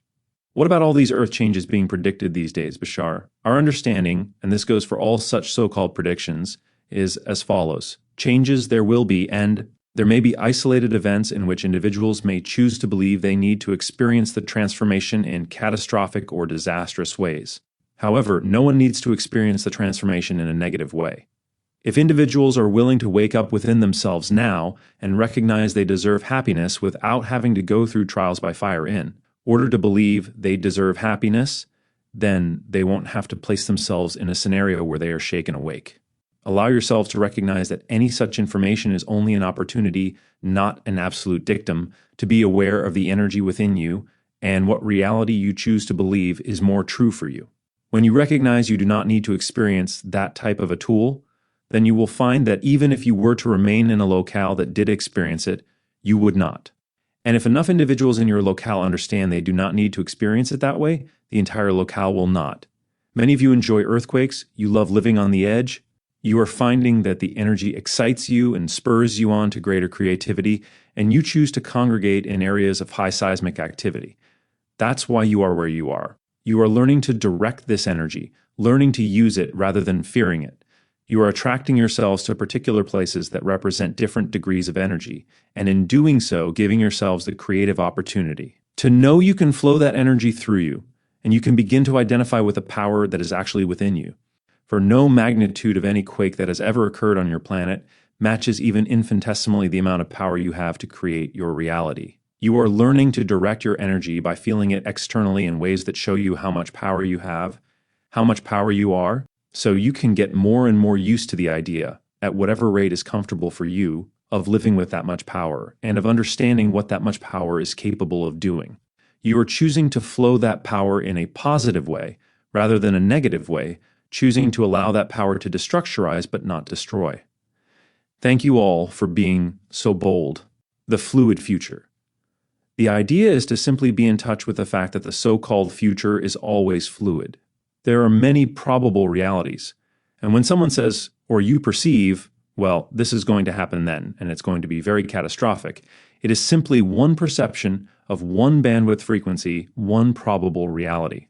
Now that you are aware that there is energy behind that probable future, if you don't prefer it, you don't have to stay on that frequency. It doesn't necessarily mean you have to move. If you find you are in any locale wherein the majority of consciousness insists on experiencing the transformation in negative or in catastrophic destructive ways, and you know you don't, need to, then whether you even try to or not, you will automatically attract into your life an opportunity which will remove you from that locale without your even trying, without you even planning to. So if you are following what is most exciting for you, and you find yourself not attracting a situation in your life to remove you from the locale you are in, that is, if you do find the locale you are. In is the most exciting locale you would like to be in general, then take it as a sign that you will be able to remain in that locale, and nothing will interrupt the path you chose to be. What if I find that place not feeling right? Then go where you find it to be more exciting. But recognize that it doesn't necessarily mean you are taking yourself out of the place that will experience destruction.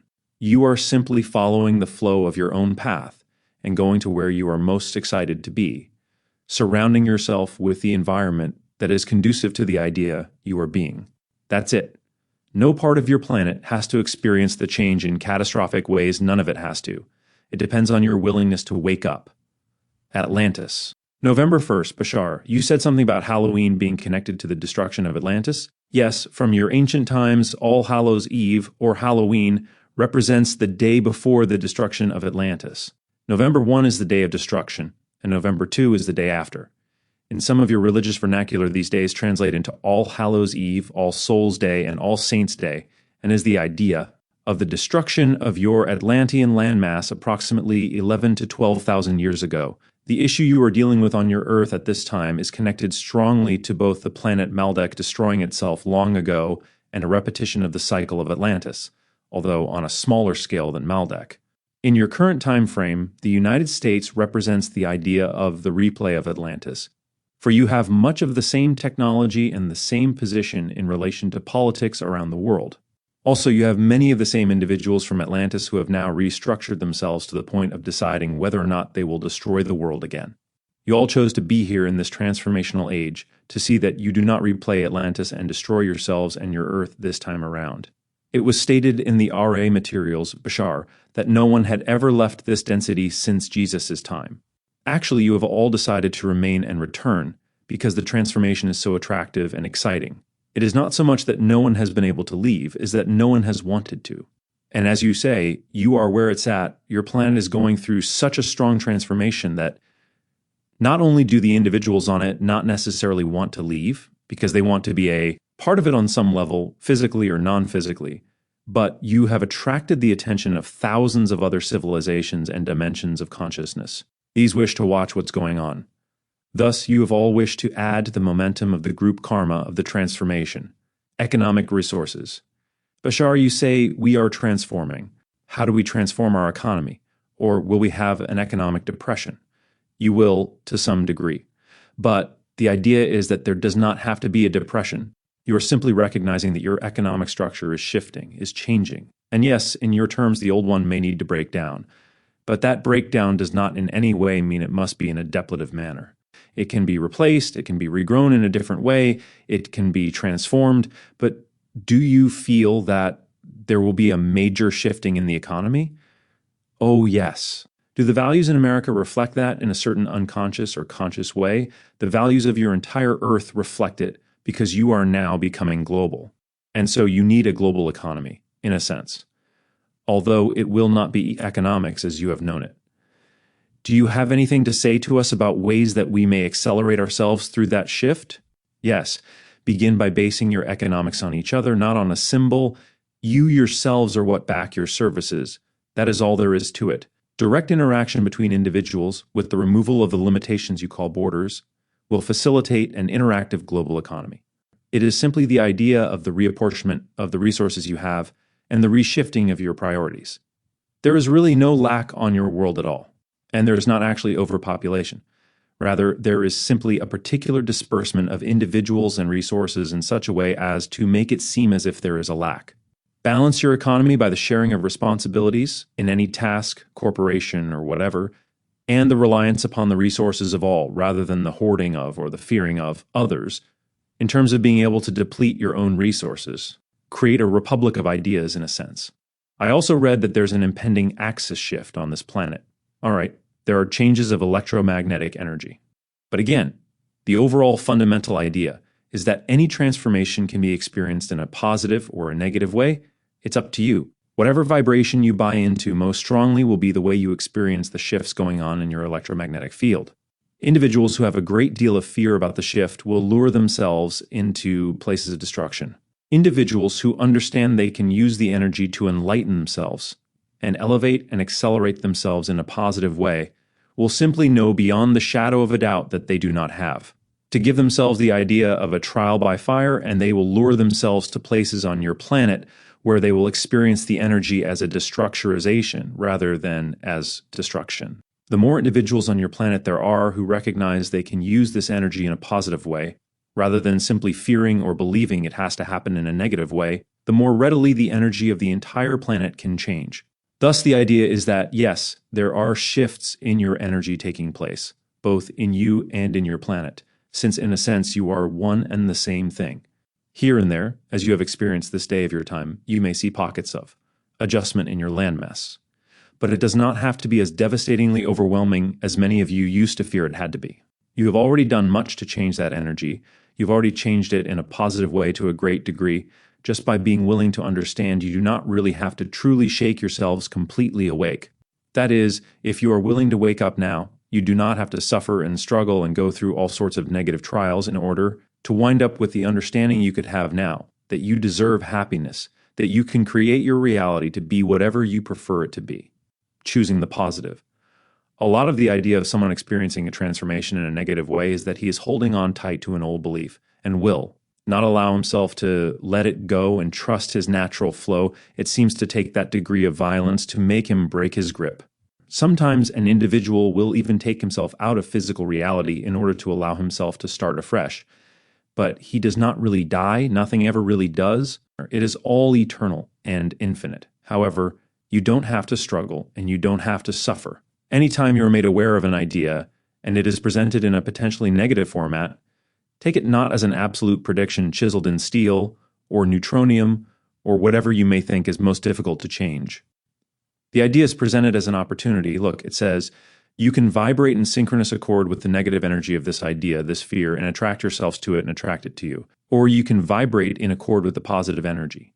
Experience the opportunity, the exploration, the excitement, rather than the anxiety and the fear, the limitation and the segregation. Circumstance has built-in meaning. All situations are fundamentally neutral, blank, empty, zero, zip, as you say. You give them the meaning. Because of what you have been taught to believe these things mean, he meaning you give it is the effect you get. Positive meaning in, positive effect out. Negative meaning in, negative effect out. Simple physics, simple mechanics. You experience the reality you are the vibration of. You cannot experience the reality or not the vibration of. But Bashar, what about Nostradamus, Edgar Cayce, and the others who are predicting catastrophe? There is no such thing as a prediction of the future. There is only a sensing of the energy that is most prominent and probable to manifest at the time the prediction is made. There is no absolute future, it is only a probability. When a prediction is sensed, the individual making that prediction is sensing the energy as it lies at that moment behind whichever idea has the most momentum and has the most likelihood of manifesting, if, important if, the energy doesn't change. You always have the opportunity to change that energy. And in very many ways, the reason that predictions exist is to let you know where the energy ISS. Then if you don't prefer it being there, you change it. So predictions, when they are understood for what they are, rather than the rigidized, unmovable structures many of you have been taught to believe they are, when they are understood for what they are, then you will realize that a prediction, when it is made, and therefore when it is known in your consciousness, renders itself obsolete many times just by being known. Let me stress that your awareness of where it lies changes that energy. Now, if you don't prefer it to be there, you can do something about it because your consciousness is focused upon it. If you hear a prediction, and you do not think you have the ability to change the energy, if you generate more fear, then you reinforce the energy that the prediction first picked up on and make it more likely the prediction will come to pass. But if you are willing to realize that a prediction in no way determines that this is the absolute thing which must happen, then you can understand you have a great deal of flexibility with regard to the predictions, or old perspectives. Also, any time a prediction is made, it is made within the context of the time frame that it occurs in. Many ancient predictions, many ancient sensings of the way the energy of the entire culture in which you exist was to be experienced, followed from a certain belief that existed in your culture at that time. That belief, generally summed up, is as follows: the great transformations that were sensed that were going to occur could not be understood as being able to occur without everything that already existed coming apart first. So when those predictions were made, they were made with the understanding and the belief that in order to experience the transformation, things were to be absolutely destroyed to make way for that transformation. Now, things do have to change. Things do have to, in a sense, break down for another reality to take its place. But that breaking down in no way must be destructive. It can be creative. A breaking down can simply be the willingness to allow something to change rather than holding on to the way you believe it must stay. Then the situation, then the culture, the structure will break down. It will change. It will transform into the type of structure that is capable of representing the transformation in a less catastrophic way. Therefore, anytime you hear of these so-called predictions put in that manner, it is your opportunity to realize that what you are being told is, look, this is where your society is stacking all of its beliefs. It is still running off of the idea that you cannot deserve ecstasy without first going through a trial by fire. But this is an old perspective. Your awakening to the understanding that you deserve happiness in and of itself has already changed much of the original energy that was sensed back then by those individuals. So now that you know you are made of love and light and ecstasy, and that ecstasy and happiness is your birthright, you now know you don't have to shake yourselves awake. You are waking up without that violent action. As was stated earlier, if enough individuals in that area all realize collectively that they do not have to experience catastrophe, then the energy of the entire area can change, and that manifestation does not have to occur in that area at all. 'Tis up to you. In fact, you are all now the funnels, the channels, the valves through which that energy can be released and transformed in a positive way.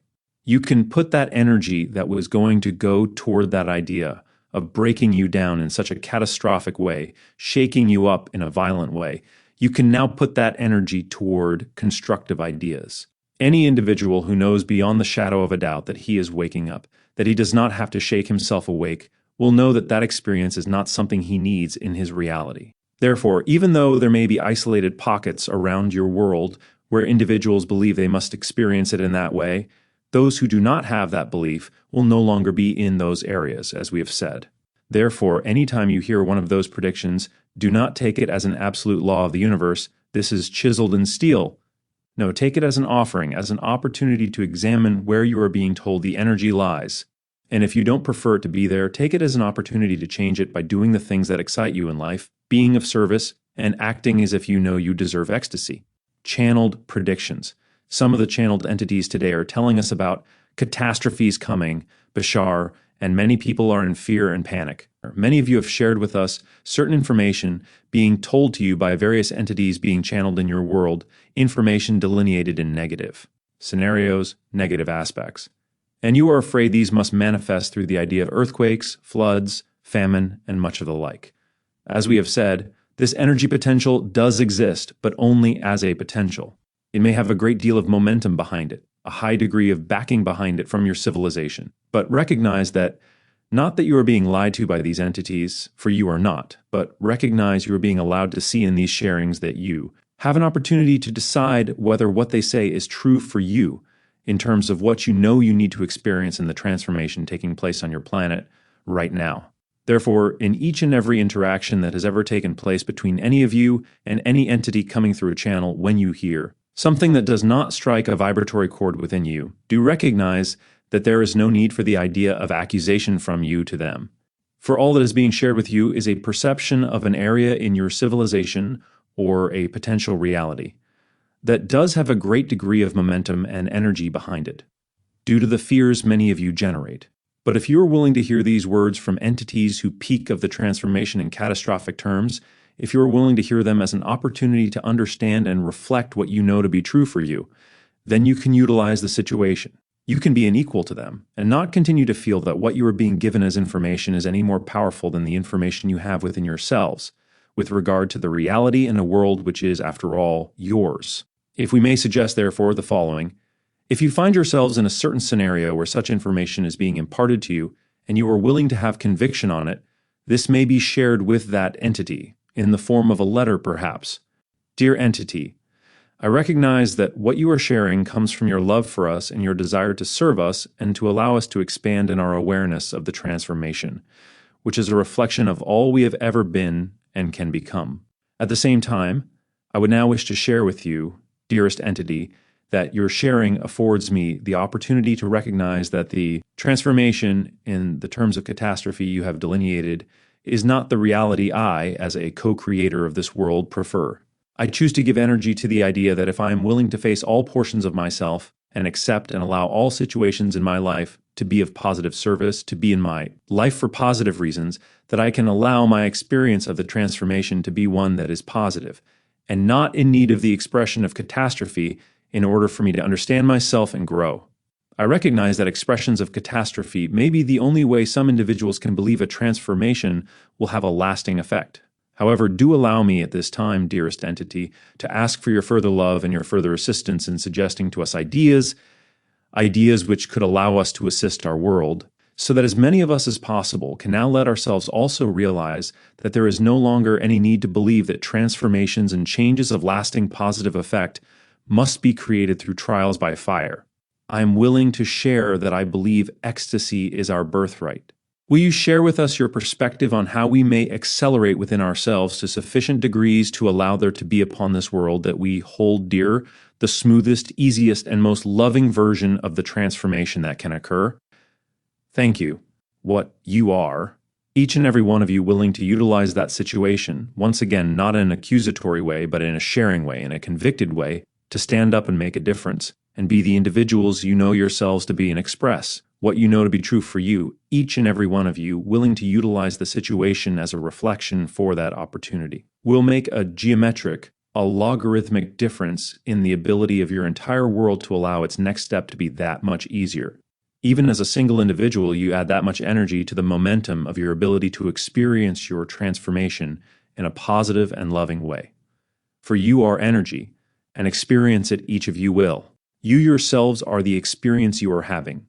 All of the physical reality, all of the emotional atmosphere in which any particular manifestation or experience does occur in your lives, in a seemingly objectified manner, all of that materiality, every subtle nuance, is all you in different manifesting reflections back to yourselves. You have created the idea of yourselves to be physical reality, and there are many manifestations of physical reality. But in this particular manifestation of the idea you are being, you have been playing out as your particular unique physical reality a great deal of separation and negativity, so that you could explore all of the ideas of what it means to be limited, as we have mentioned to you before. Therefore, you have created yourselves to be the idea of a reality whose only cognition, basically, fundamentally, immediately, is a material reflection seemingly outside of yourselves, so that you can feel as if you are in a material universe, rather than knowing that the material universe is what you are. That is what you are now beginning to explore within the idea of integration. You're beginning to experience the integration, the blending of more and more awareness of more and more of yourselves. You are beginning to blend the dream imagination and physical realities into one, to experience all the ideas of this transformation, the disorientation, the confusion, the limbo state, the seemingly surrealistic attitudes and atmospheres you encounter from time to time, which allow you to feel disassociated from the material physicality you have been used to experiencing for so many hundreds of thousands of years. Now you find yourselves integrating and beginning to see through the illusion you have created of physical materiality. It has served you, and served you well, but an illusion, a tool, and a creation it is nonetheless. Personality construct. We have said many times of late in your time frame that what you consider to be your personality is an artificial construct and is not who or what you are. Recognize, therefore, that although you have created for many thousands of years the idea that you are a humaniform existence, understand that the idea of your humanity, the essence of what you are, is not restricted to your humaniform existence. Begin to allow yourselves to recognize that in a non-physical state you are not human, you are quite something else. You are an essence, a primal idea of energy consciousness, a being or a soul, if you will, which can project itself as basically any form, any symbol, any idea it wishes to. We know that your civilization to some degree does recognize, at least intellectually, the idea that you are not human when non-physical, and that humanity is only the idea of the physical reflection of the soul. But also realize that many of you, because of the habit of being human, many times may not realize that when you think of the idea of the disembodied soul, you still find yourselves making the analogy that it is a human soul. Understand that the soul, the energy essence, is not intrinsically human. Many different civilizations within the third, fourth density reality which you are experiencing do have similar humaniform or humanoid appearance. From our perspective, in considering ourselves to be our own form of human, to us, you are humanoid. Recognize, however, that our soulness, your soulness, is not actually human. It is an essence which is above and beyond, and which transcends that limited definition. Therefore, begin to understand that one of the reasons, as you make the shift from third to fourth density, and recognize more of your consciousness to be what? It is one of the reasons you are beginning to experience many ideas which disorient you and confuse you and do not seem to fit into the structure you are used to is because you are beginning to view, from time to time, from a point of view that is not strictly human. It is the essential viewpoint of the beingness, the consciousness you are, which can be human and many other things.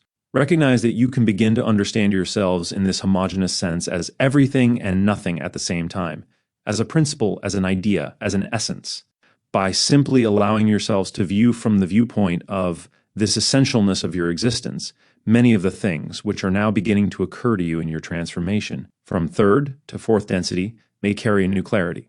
If you allow yourselves the opportunity to discontinue the limitation of expecting everything to make sense in humaniform terms. For the idea or the projection of your humanity has been a definition which has served you and in a sense will continue to serve you through. The idea of your fourth density experience, although the type of humanity you will be in fourth density is not the same type that you were in third. You are rapidly evolving once again, and you will find, to speak linearly, that further on in the middle, and very much so toward the end of your fourth density cycle, you will not be humaniform in the way you have considered yourselves to be at all. As you progress from quasi-planar physical reality to non-physical existence, going from fourth to fifth density, you will allow yourselves the opportunity to experientially become the energy matrix of focused consciousness within the homogeneous energy field of all that is that you actually are. And the idea of expressing yourselves as humanity will be a tool no longer necessary for your experience. The idea of humanity, though well it has served you in this way, again is but another tool within which you have clothed yourselves. It has suited the purposes that you chose to explore and experience. But do recognize that as you all exist on many different planes of reality simultaneously, there are many other guises that you also exist within that are human, humanoid, and not human at all. By simply shifting the perspective of your consciousness, as you make your transformations from third to fourth density, you may even begin to understand that from time to time. As it suits you, there may be opportunities to look even through the eyes of the aspects of yourselves that have nothing at all to do with humanity, for it will broaden your perspective in many different ways. Though you will remain focused for the most part in the idea of your humaniform fourth density existence, as long as that suits the purpose of this fragment of your consciousness that is channeling through the prism of this artificial personality construct that you call your human body. Chapter 5. The Second Coming. Bashar, are you and your people familiar with Christianity? To some degree. Well, I believe in Jesus Christ as our Savior. When you say you believe in Jesus Christ, what does that mean? That means that I believe in a God who created the universe, including all of us, and that because we are all sinners, Jesus, one moment. You believe you are a sinner? Yes. Have not heard the concept from you.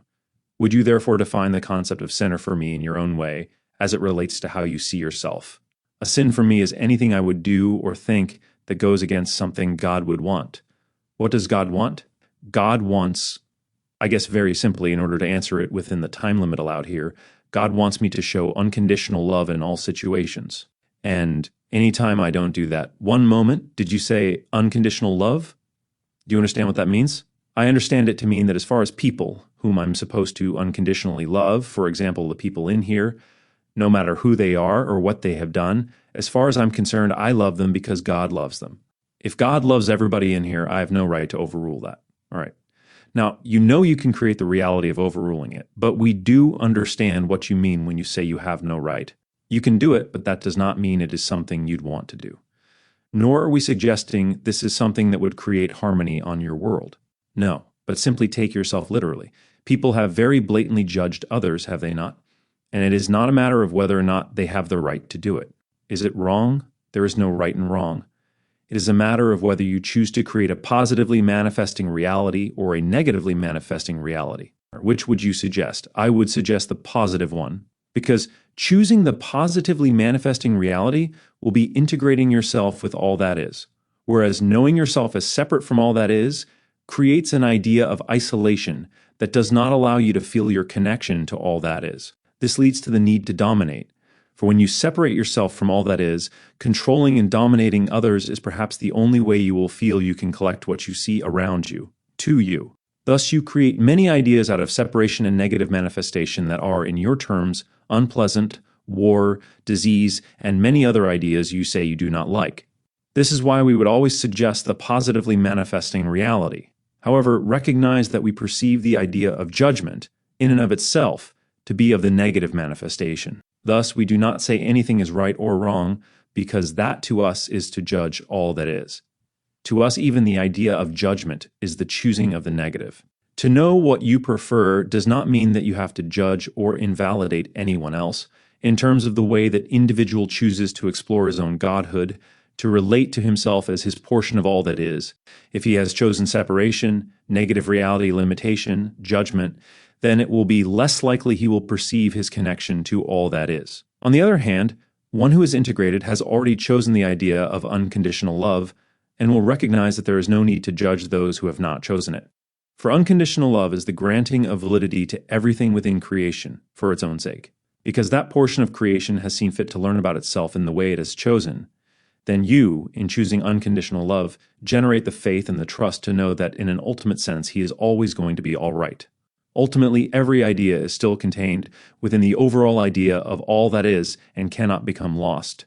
There is nowhere to lose anything to until you create that type of separation.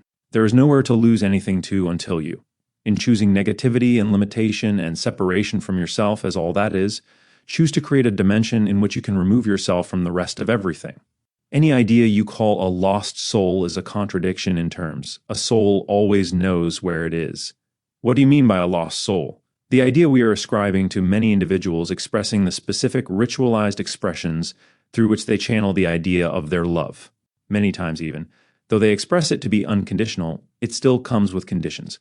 We are not saying this is your case. We are saying that we are relating to the terminology you are using by being so specific about what you have described as the way you believe and what you have called being a sinner, which by your ultimate definition means someone who is outside of, has placed himself outside of his recognition of himself as God.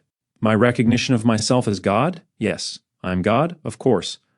Understand this is what we are talking about. Many of your beliefs or religions on your planet speak of the idea of God, or what we call all that is, as being omnipotent, everywhere, all-knowing, omniscient, and all-seeing, everything, everywhere. If God, by your definition, is everything, how can you be outside of it? You must also be God. God must also be you. God knows you are God. Why do you not know you are God? Well, say I create a model of an airplane. I created it and put it together, but it's not me. Yes, it is. Understand that what you experience as your physical reality is all a symbol. If you wish to use the term illusion, all right, that may clarify it for you. It is a representation of an idea. If you are the idea of making the plane, then you are the plane too. Whatever idea you have, you are that idea? Yes. You understand that everything in your universe is a matter, physically, of vibration. You cannot perceive anything that you are not. The vibration you are creates what you perceive the physical reality to be. Thus, if you have created this idea of a model airplane in front of you, then you are extending a portion of the idea of yourself and reflecting it back to yourself as the ability to do that outside yourself, seemingly. But everything you perceive, every individual in the room, is your creation. You have to create your version of them in order to perceive them. You follow me? Kind of. If I'm dedicating my life to following Jesus Christ, why would you want to do that? He did not want you to do that. He did not want me to do that? No, he does not want you to follow him. He wants you to be like him. Well, that's kind of what I mean. Then say what you mean. Understand that your terminology is what we were discussing, that upon your planet, many times the terminology you choose reflects how you go about relating to the ideas you think you believe in. And in this case, you are saying that by following someone, you are separating yourself from and making yourself less than, rather than being equal to, which is what he wanted you to know. That all of you are Christ consciousness like he is. The idea of following the way was not a matter of being subservient, but of being equal and reflective, being that energy that was being demonstrated. That is the way. Do you think that's why maybe we are so limited? Because we, or Christianity, put trust in Jesus Christ and not in ourselves? The idea is that anytime you take the power that you are and remove it from yourselves, you place a limitation that actually denies your very existence, what you have been created to be. So yes, in that sense, the definitions are what is responsible for creating the limitations. To some degree, the idea of what has been described, as many of the attributes and experiences are all valid. Any tool is a valid tool if it gets you where you want to go, the second coming. But the idea is that your society, as we perceive it, and again, this is not meant derogatorily, has placed many labels, many definitions, which in and of themselves are really the only thing responsible for limiting your ability to see that you are all the Christ. And that is what it is all about.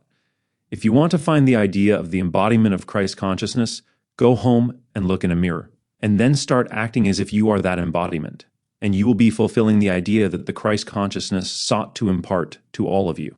What you have referred to in your society as the second coming is not the coming of an individual. It is the recognition within each individual on your planet of the Christ that each and every one of you is, and living like it. That is your second coming. Know that the manifestation in physical terms of what you call the Christ actually happened far more often than once.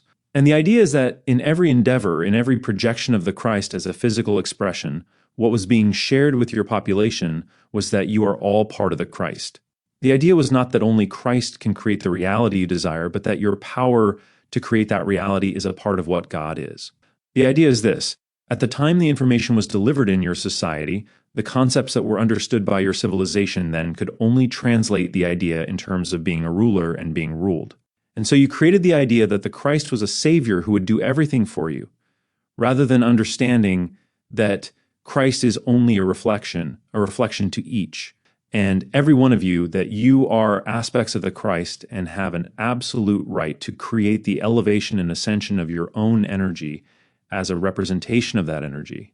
Well, when Jesus said, "I am the way, the truth, and the life, no one comes to the Father but through me," what did he mean by that? He was saying, to paraphrase, as you understand your language now, what you perceive in me is the vibration of integration, wherein I know myself to be on the same level, equal to God, all that is. The only way you will know yourself to be that idea is to be like me, to be of the equal vibration of recognizing yourself as all that is. That is why he said, "I am the way." He did not mean, "I know the only thing that will get you there." He simply meant that you, in allowing yourself to know that everything you do is valid in the overall sense, are granting support, service, and validity to the ultimate idea of the creation itself, and recognizing your own equality to Godhood. That is being the way. You said something, and people kind of laughed when you said, he didn't say, "I know the only way," but he did say, "I am the way, the truth, and the life. No one comes to the Father but through me." Understand this as well. What you are calling your biblical literature contains less than 10% of what that individual ever said in his life, and what was even written down is very much misinterpreted, according to the understanding of when it was written. Recognize that your Bible was not written to record history, it was written to convert. Is the Bible not true? It is true for those individuals who wrote it, in the way they understood it. But recognize that there is still much misinterpretation of what was actually said. How do you know that? We are sensing into the mass consciousness, your higher levels of consciousness. Now, we cannot expect you to take us at our word. It is up to you to believe what you want, as we have said. But we will discuss with you what we perceive to exist within your own higher consciousness, which knows itself to be equal to the idea of the Christ consciousness. We can talk to it, and so can you.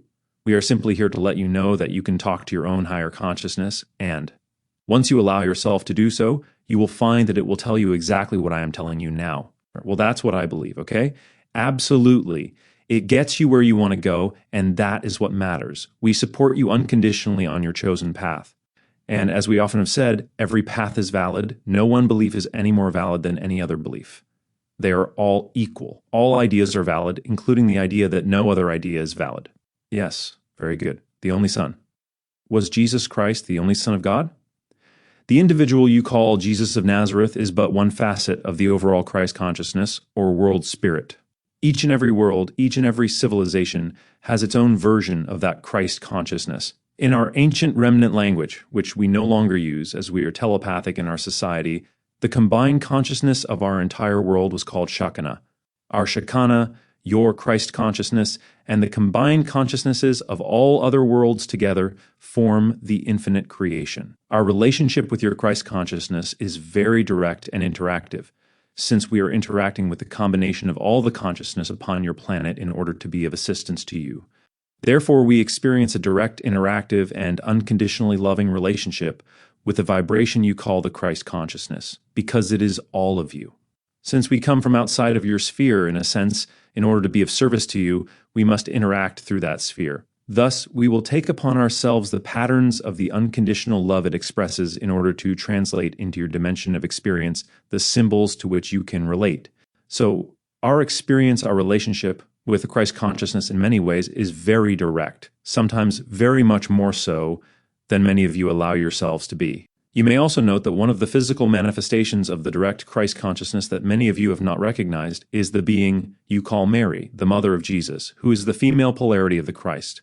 There is always male and female in the collective Christ consciousness. From our perspective, what this basically means in relating it to what you now call your New Age or your transformational age is that, as we have said, the so-called second coming is no longer the manifestation of the Christ consciousness in a single embodiment.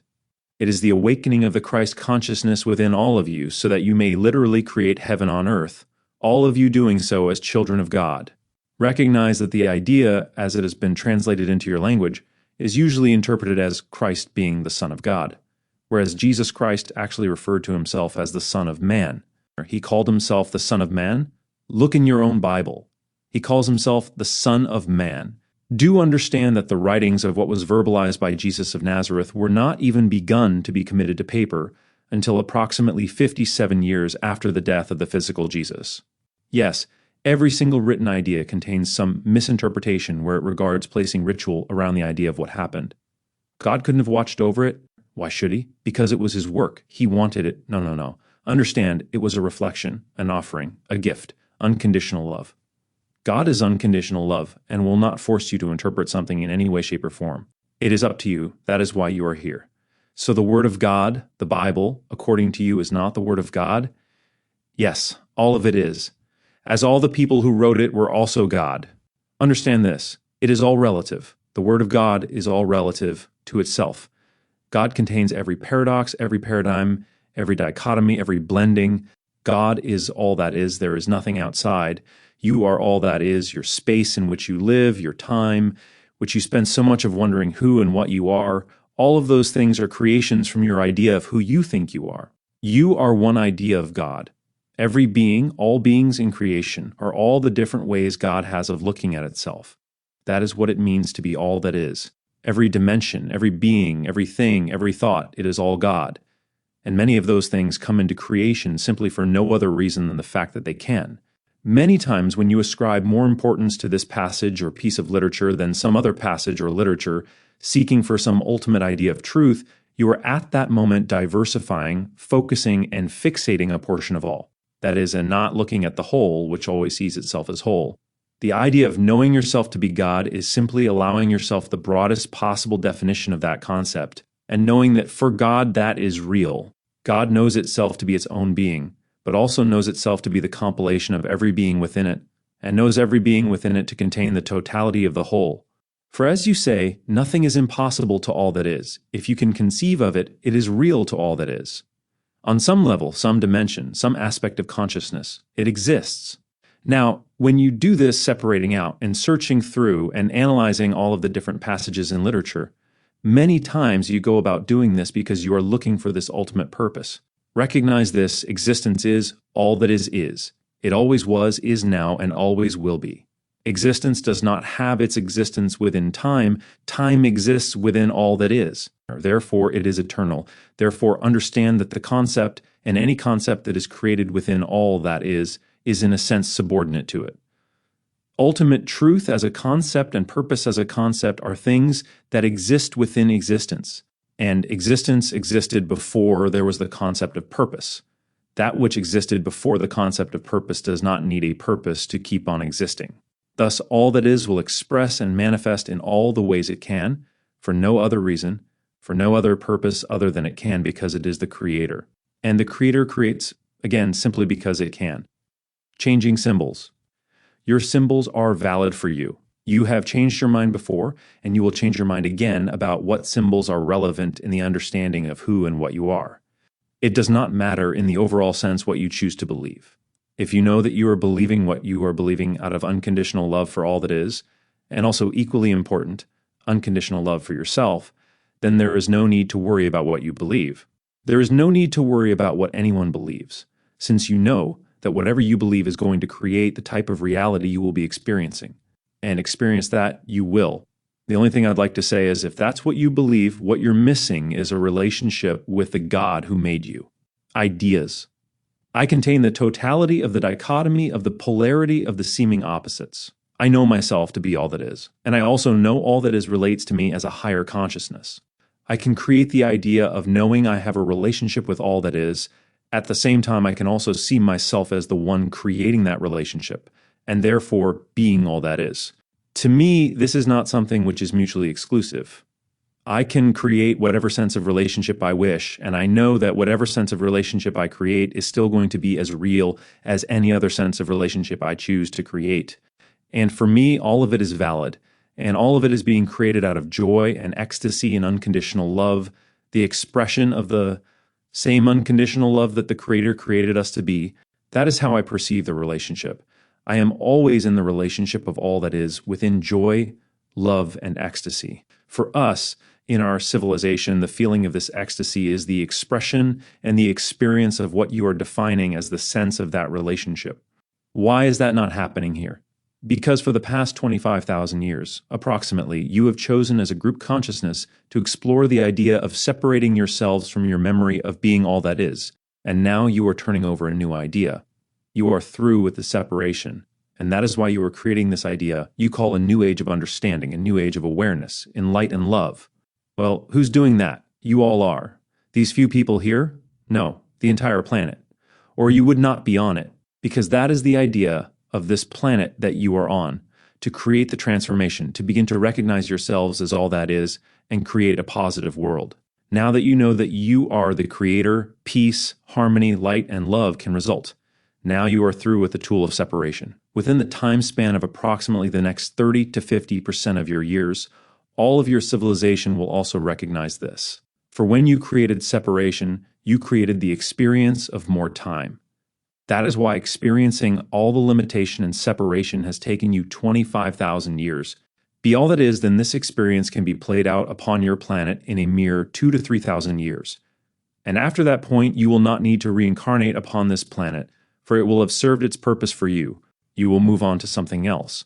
What I want to know is, if all the people here know that whatever they choose to do is okay, then why do they need to keep coming back to get questions answered? It is not necessarily that they need questions answered.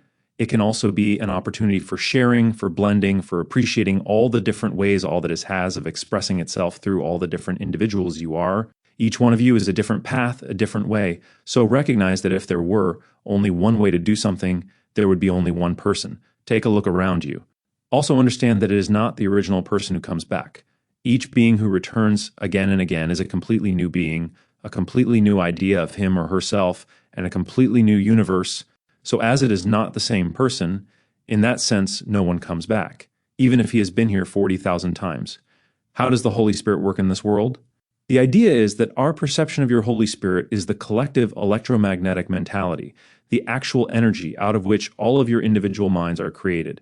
Spirit meant in this sense is literally a physiological phenomenon, an electrical phenomenon, an electromagnetic phenomenon. It is the literal light of your world, of your consciousness. And again, the way it works is as follows. It is an energy sea in which all of you as individual components are immersed. And being immersed in that sea, when you align with it electromagnetically by accelerating your vibration in ways we have discussed, excitement, service, positivity, and so forth, you then become of the Spirit. What that basically means is you flow in harmony with all other beings, you telepathically link with all other beings, and know all thought. Because the idea is that telepathy is actually more precisely defined as telempathy, emotionally activated by love. And that is what the Holy Spirit or World Spirit is, Catholic Church. Bashar. What is the origin of the Catholic Church? Many of the rituals now embodied in Catholic ritual came from ancient Druidic practices, remnants of the priesthood hierarchy in the Atlantean civilization. These rituals were redefined to fit notions of the different councils and leaders, and so these misunderstood notions of hierarchy were handed down to the congregation. Mostly it is one of the offshoots, as are many other religions on your planet, of ancient Atlantean priesthoods. It went through a phase redefinition through Druidic practices, emerging in areas on your planet that would support the definitions of intermingling, of not only the ancient Druidic practices, but also some of the interminglings that took place a few thousand years ago with many Orion incarnations, on certain levels. Especially where rules and regulations are concerned, especially where structure is concerned, especially where very deep and heavy energy is concerned, there was to some degree a reaction to some of the negativity spawned in the sinking and the destruction of Atlantis. The idea of placing a very strong hold on certain aspects of the will, so that through that belief it would be believed you would regain reconnection to the infinite through suppression, through order, through domination. Well, it's a pretty popular belief that Jesus Christ actually instituted that. Oh, no. The individuals around that individual instituted it to some degree, but not that individual. That was never the intention of that individual. But you see, the point is that those disciples, or apostles, were also full of the knowledge of some of the ancient Druidic practices at that time. Their interpretation of the Christ consciousness was dispensed according to those ancient understandings and interpreted through that flow line into the basic structure you now have. That was their understanding at the time of the arrival of the Christ consciousness through that particular manifestation. It was not the intention of the Christ consciousness to establish that particular type of structure. It was the intention of the individuals surrounding that individual, because that was their understanding at the time based on what they already had learned of some of these ancient practices. They were, to some degree in their own understanding, continuing the lineage. But there was much misinterpretation. After death. What happens when we die, then? Different things. You will, first of all, obviously no longer consider yourselves to be physical, as you now understand physicality. And when you remove yourselves from that physical state of limitation, then you will know you chose everything you experienced in that life, and thus you can create any other type of reality on this planet, or any other planet, or not reincarnate at all. You can choose to know on that level, and see very obviously that you are, in fact, the creator. Now, what you will first encounter at physical death is the idea that you are a thought form in a world of thought forms, and thus will usually experience whatever represents the strongest beliefs you had in life. You will experience the realization, the seeming physicalization of those beliefs, whether they be heaven or hell or anything in between. For instance, if someone had the idea that there is a hell and that it would be extremely painful, if he immediately finds himself in that self-created scenario, he is very unlikely to be able to sustain that degree of pain. For as soon as he knows the pain he is enduring is not something he can tolerate, it will lessen, because the mind in the non-physical reality instantly translates into the seeming experience he is having. The instant he becomes aware that as soon as he changes his thought, the scenario around him changes, then he will get the idea pretty quickly that he does not have to hang around in that scenario. It becomes clear to him that whatever he believes at any given moment, even on that level, and especially in a sense on that level, is what most quickly manifests and realizes into the experiential reality he is having. Not meaning to sound flippant, but hell, the concept you usually hold it to mean, could only be populated for very long by masochists, by true masochists, or further reincarnation. So I could go on to another plane and not be reincarnated. You do not have to be. It is always a choice. Now, since you are here, I will assume you did choose to reincarnate at least one more time into this lifetime you're in now. It's not my first life? No. There is, on the average, 2,000 to 3,000 lives for every individual in the room, with regard to the particular Earth cycle you all have been involved in during the last 50,000 or so of your years. So why? Limitation as it is being expressed on this planet. And to do so, you chose to manifest yourselves in many different lives, to explore all the different ideas of beingness you can explore in this society. Thus, you have been everything there is to be in your world at one time or another, sometimes more than one time. Everything. As this is now the transformational life, this life can be the last physical life you may choose in this cycle, since it is now over and turning into another cycle. Bashar, I want to ask more about Jesus. I've been reading a lot on his last years, and I want to know about the period of time when the information was erased from the Bible. Did he go to India, and at what age? There was the idea of travel to the area of India. We perceive that there was a connection at age 17 and also age 30 approximately, and also a connection in the area you call Egypt. In addition, there was the idea of many out-of-body experiences in order to travel to many different places other than those mentioned. Do recognize that what the being was allowing himself to know was his own godhood, his own Christ consciousness. And he was simply reflecting to you that you can do it too. Way, the truth, and the life. If you repeat it and mean it for yourself, yes, there is no big mystery there, no debate. Yes, it is self-evident. You see, that is why we are suggesting you do what he did and not simply follow him. For if you follow, then you wind up saying, he said this, he said that, rather than repeating what he said and feeling the vibration within yourselves for what it gives you. We are the ways, the truths, and the lives. Yes, chapter 6. Life works. Being in love. Let us begin with the understanding that the transformation of consciousness you are undergoing on your planet at this time involves the very simple concept of learning to be in love with the entire world in which you exist, in learning to be in love with the entirety of the multiverse, the entirety of creation. Love is the primary vibration out of which everything has been created by the infinite creator. It is the very substance, the very fabric you all experience as your manifestable reality. For each and every one of you is made of love, and thus in a fundamental sense, everything you do is an act of love. You've talked about love for quite some time in your civilization, but many of you have not realized that what you are actually talking about is the very essence of creation itself. All of physical reality, all of non-physical reality, any experience, any conception, any imagination, pulls from the fiber of love the energy required for the idea to blossom into a type of reality that can be experienced by your form of consciousness, whatever form you have created your consciousness to be, in the idea of learning how to create the realities you wish to create, in the way you wish those realities to be, it is. All the process of learning how to be in love, how to identify with that vibratory fundamental basic out of which you create everything anyway. You are all natural creators. You are all automatic creators. We are not suggesting you must learn something new that you do not already know how to do. We are here to assist you in realizing that you create your reality anyway. And thus, if you are willing to shift the focus of how you create that reality, you will be able to perceive and experience the type of reality you say you prefer. Do allow yourselves to recognize that the whole process of understanding is not the idea of learning something new, but the process of remembering more and more of what you already are. When you allow yourselves to truly work with and not against the fabric of love out of which all reality is created, and blend with that flow, you will be able to sculpt your reality out of that love into any form that represents your true heart's desire.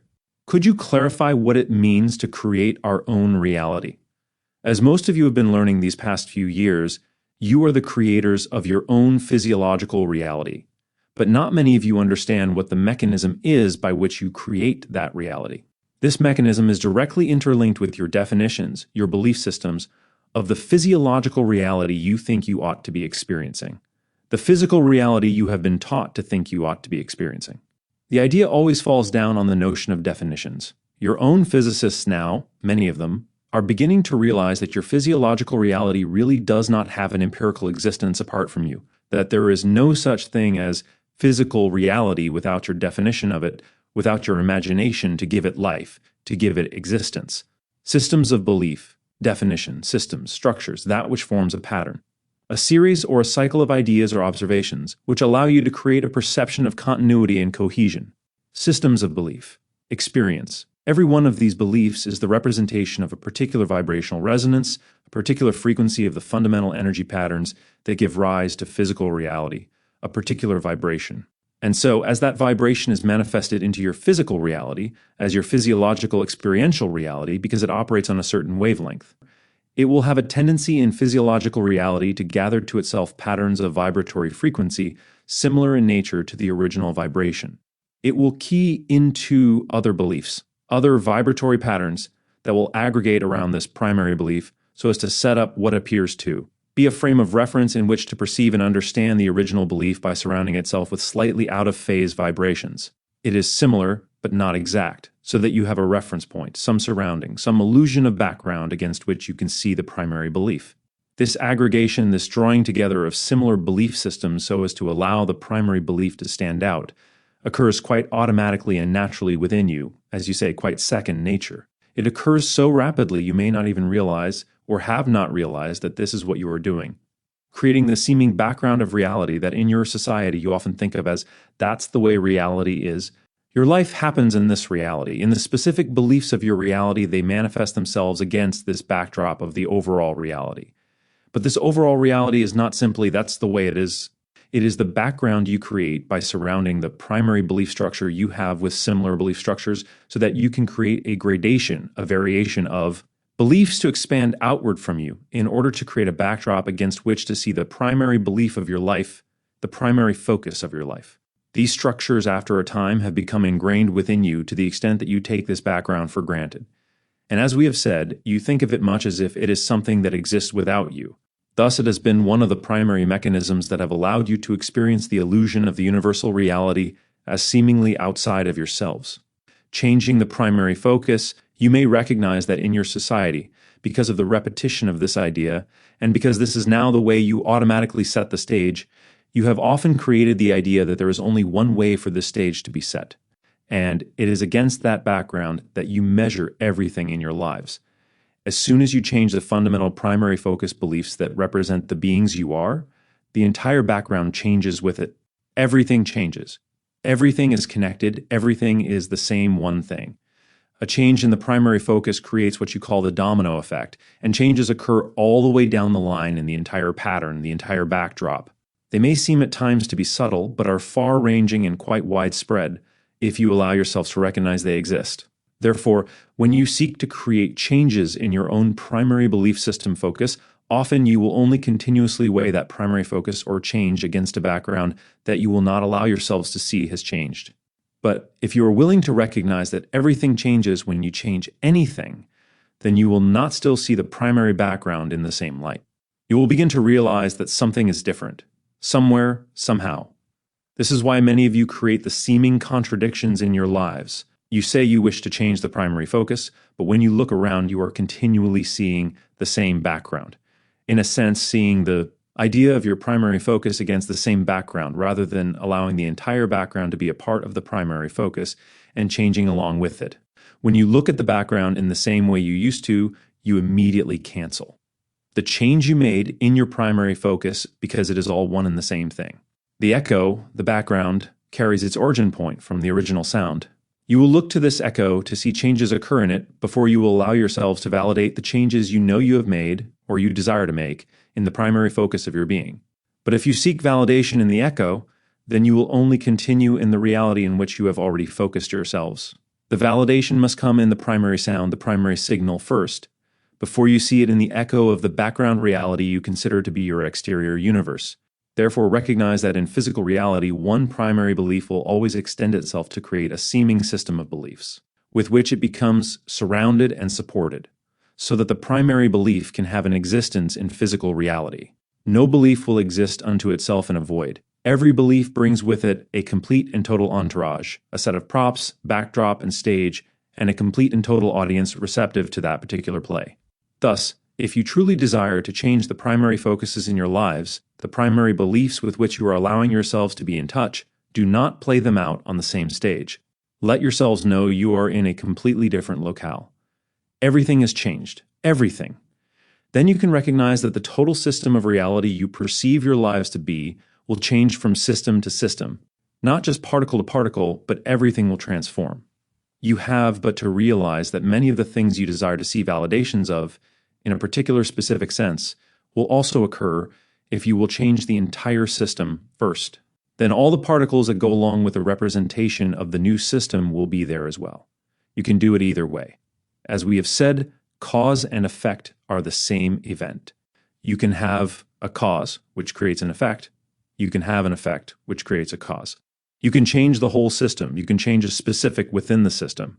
In every case, both the specifics and the system change. You can work it from either end, or inside out, backwards, forwards, upside down. It doesn't matter. Occurred across the entire spectrum. Otherwise, all you are doing is focusing yourselves into a localized, specific effect, and not allowing yourselves to see how the change you have made within has made a change in the reality you desire to see around you. Know that you are capable of getting in touch with the definitions by which you have created the physical reality you have been experiencing for many thousands of your years. If you can change those definitions to form whatever pattern you desire them to form, then you can very easily create the realities you desire to create when you want to create them, in exactly the way you want to create them. As long as you understand that you are doing what you are doing, that you are expressing the desires you are expressing through joy, through love, through light, through service, through integrity, there is absolutely nothing that the universe will withhold from you. Different frequencies. Everything is energy. Everything vibrates at different frequencies. The only reason one thing is different from another thing is because there are energies and frequencies which are different rates, different pitches than other frequencies. That difference in frequencies is exactly what determines what you perceive to be this object from that object, this person from that person. Everyone is made out of the same one homogeneous substance.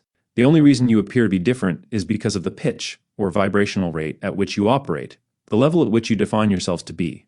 Every being within creation is a self-aware, self-reflective, free will entity, a holographic representation of the infinite creation. You all have the ability to operate on any number of frequency levels that you so desire. Those frequency levels are automatically determined by the beliefs you buy into most strongly, what you believe is most true for you. As we have said, due to the type of society you have created, for a long time you have been heavily into self-invalidation. Being self-invalidational has allowed you to buy into belief systems that are not necessarily representative of the belief systems that would precisely reflect who it is you have created yourselves to be, who it is you desire to be. If individuals put invalidations and judgments upon you, you may sometimes, without even being consciously aware of it, buy into those invalidations and say, yes, I'm this, I'm that. It's not what I really want to be, but you must be right because so many people tell me this. All right, but do stop looking outside yourselves for the things that will allow you to be who you want to be. Be them, because you are the idea you imagine you can be. Act like you are what you imagine you want to be, and you will be it. That will create the experiences seemingly outside yourselves that will represent who you now are willing to believe you can be. You are being rebounded from thing to thing, situation to situation, and bumped around because you are looking for the answers externally. They are always going to kick you back into the center of your being because that's where the answers are. Allow your life circumstances to change by knowing you will now accept another way for the answers to be delivered instead of the way they have been delivered up to now.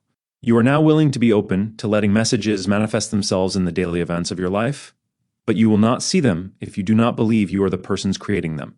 By looking for those effects outside of yourselves, you are denying that you are the ones who can create them in your lives.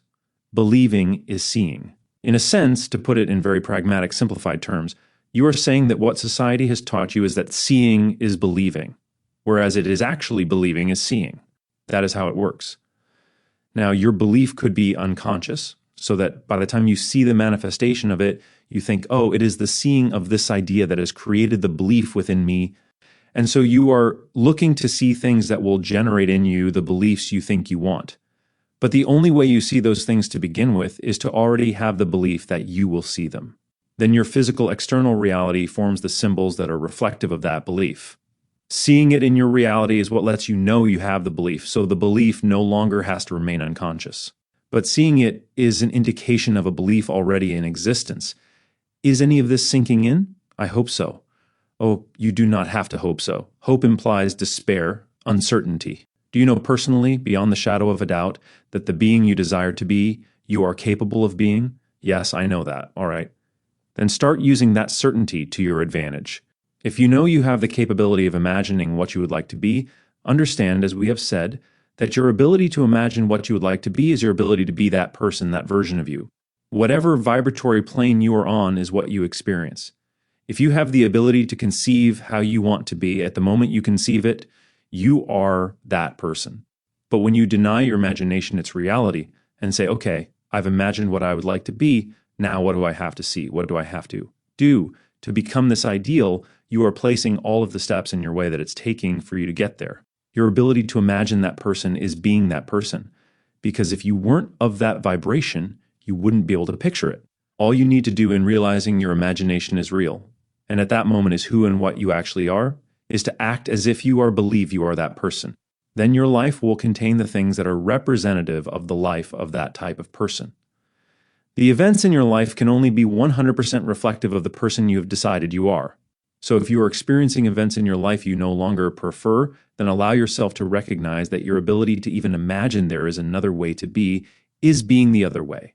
All you have to do is to put into physical action the certainty that your ability to imagine there is another way is the reality of being that other person. You, as a persona, are an artificial construct of your consciousness. When your consciousness changes the idea of itself, the person you are is a different person, literally. Only the things that are conducive to that type of person's life will be what you will experience in that life. It is only mechanics, only physics. Whatever vibration you believe yourself to be will be the life you have, plain and simple. Anything that is not of the vibration you are cannot be experienced in your reality. So if you are now willing to know you no longer need to batter and invalidate yourself, then allow yourself to be whatever you imagine a person would be like who didn't contain a need to batter herself. Be that person you imagine you would be like, and your reality will be reflective of a person who no longer contains the vibration of the need to knock herself down in order to show herself something. Think that's what trips me up. All right, but do remember that even though you have made that choice, the idea does not mean you are incapable of expressing what it is you are learning in a positive way. You always have the opportunity to also recognize that fundamentally many of the reasons for why you choose those scenarios is to realize what? You are realizing now that at any given moment you are absolutely self-contained and quite capable of determining what your reality is going to be like, regardless of what agreements you have made. Many of those agreements are for the purpose of getting you to the point of realizing you can create your reality the way you wish it to be. Relax and lighten up on yourself. You are an empowered being. You are right now your own unique, chosen reflection of the infinite creation. Act like it. Guaranteed to work. But Bashar, I want to know that my life is going to run as smoothly as I want. All right, allow us to say this. Recognize that we cannot in any way prove any of what we say to you. However, I can, in your terminology, absolutely 100% guarantee, that is the word you like, guarantee, that you can prove it to yourself. All we are saying is that if you are willing to act as the person you can envision yourself desiring to be, your reality, 100% guaranteed, will reflect that idea and only that idea to you. It can do nothing else. I guarantee it 100%. Life works when you let IT. 100%. Yes, I know. It sounds too easy, but life is easy if you let it be. Life always creates more life without any difficulty whatsoever. Existence always continues to exist without any effort at all, no struggle. It just is. It is ecstasy itself. Therefore, allow yourself the opportunity to realize that whatever you can image is real. You cannot imagine non-existence. Go ahead, try. It hurts, all right? Recognize, therefore, that anything you imagine is, on some level of your existence, a real reality. And much of it is manifestable in various ways within physical reality, according to the agreements you have made with everyone else to share the idea of this transformational time frame. Now, let me reiterate a crucial idea mentioned earlier. All of you are as powerful as you need to be to create anything you desire in life, without having to hurt anyone else or yourselves in order to create it. Believe in the power you are as the reflective representation of infinite creatorhood. As you think, as you picture, as you imagine, that is real.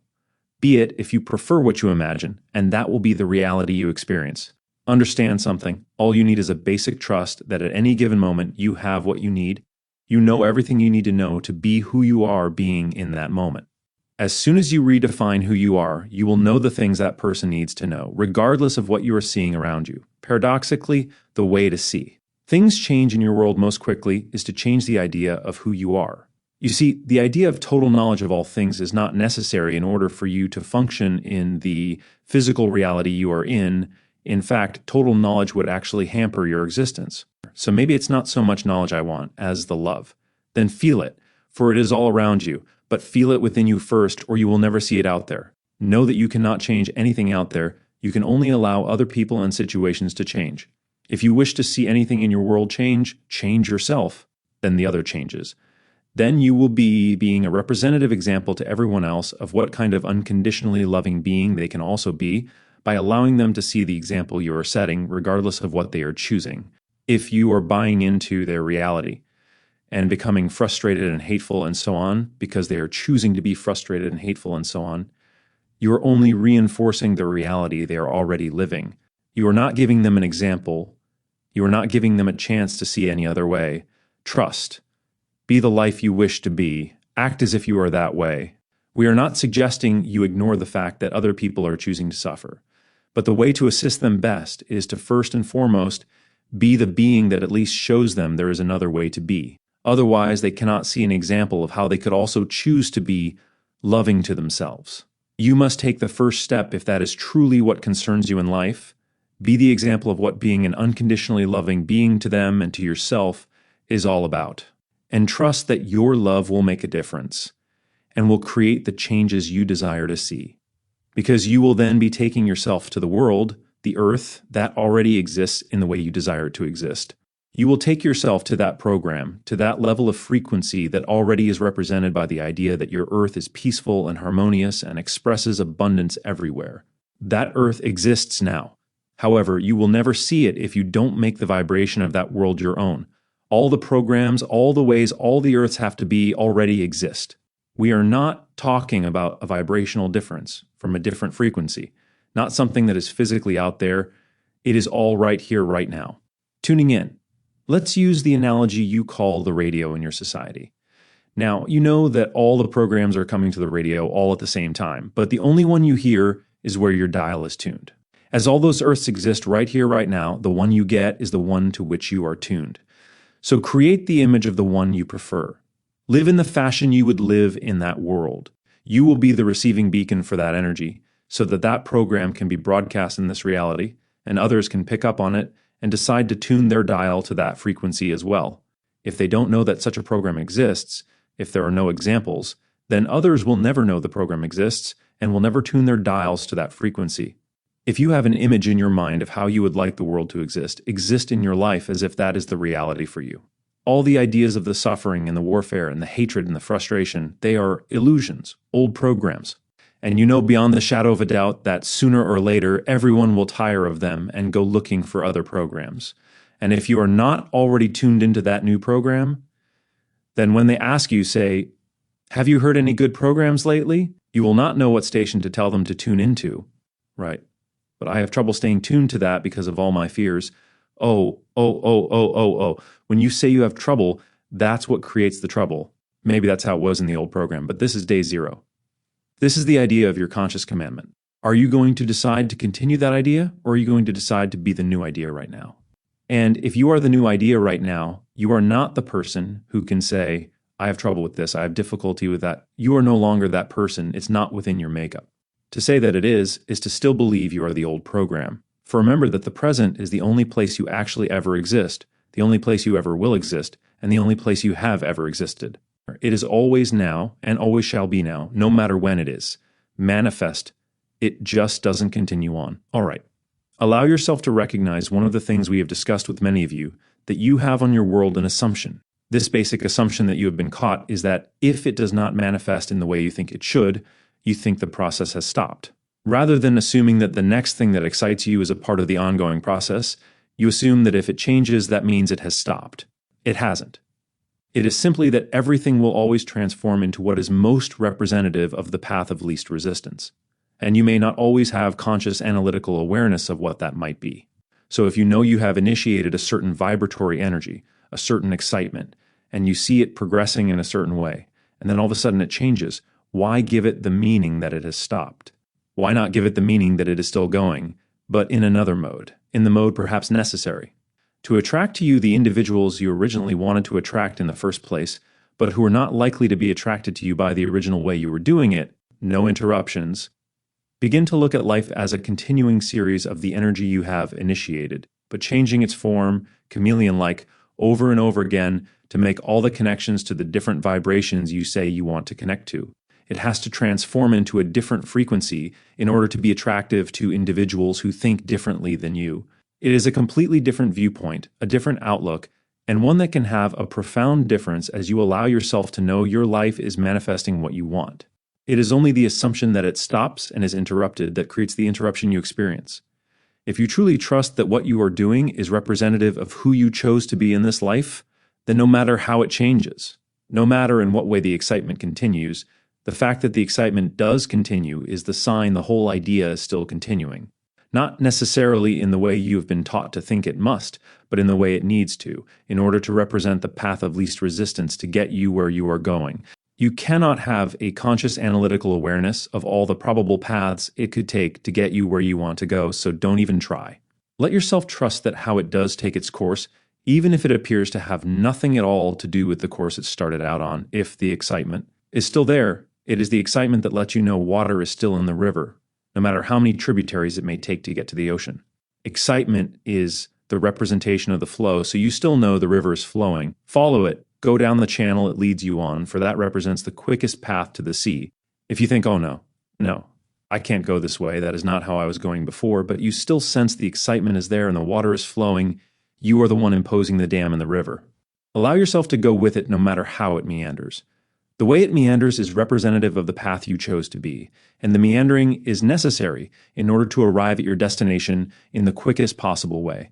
To know that you are following the path at any given moment that you have created for yourself, you will then be more strongly in touch with all the different levels of your consciousness. And that will let you know you do not need as much unconscious time in which to connect to those levels during sleep, because you are doing it consciously.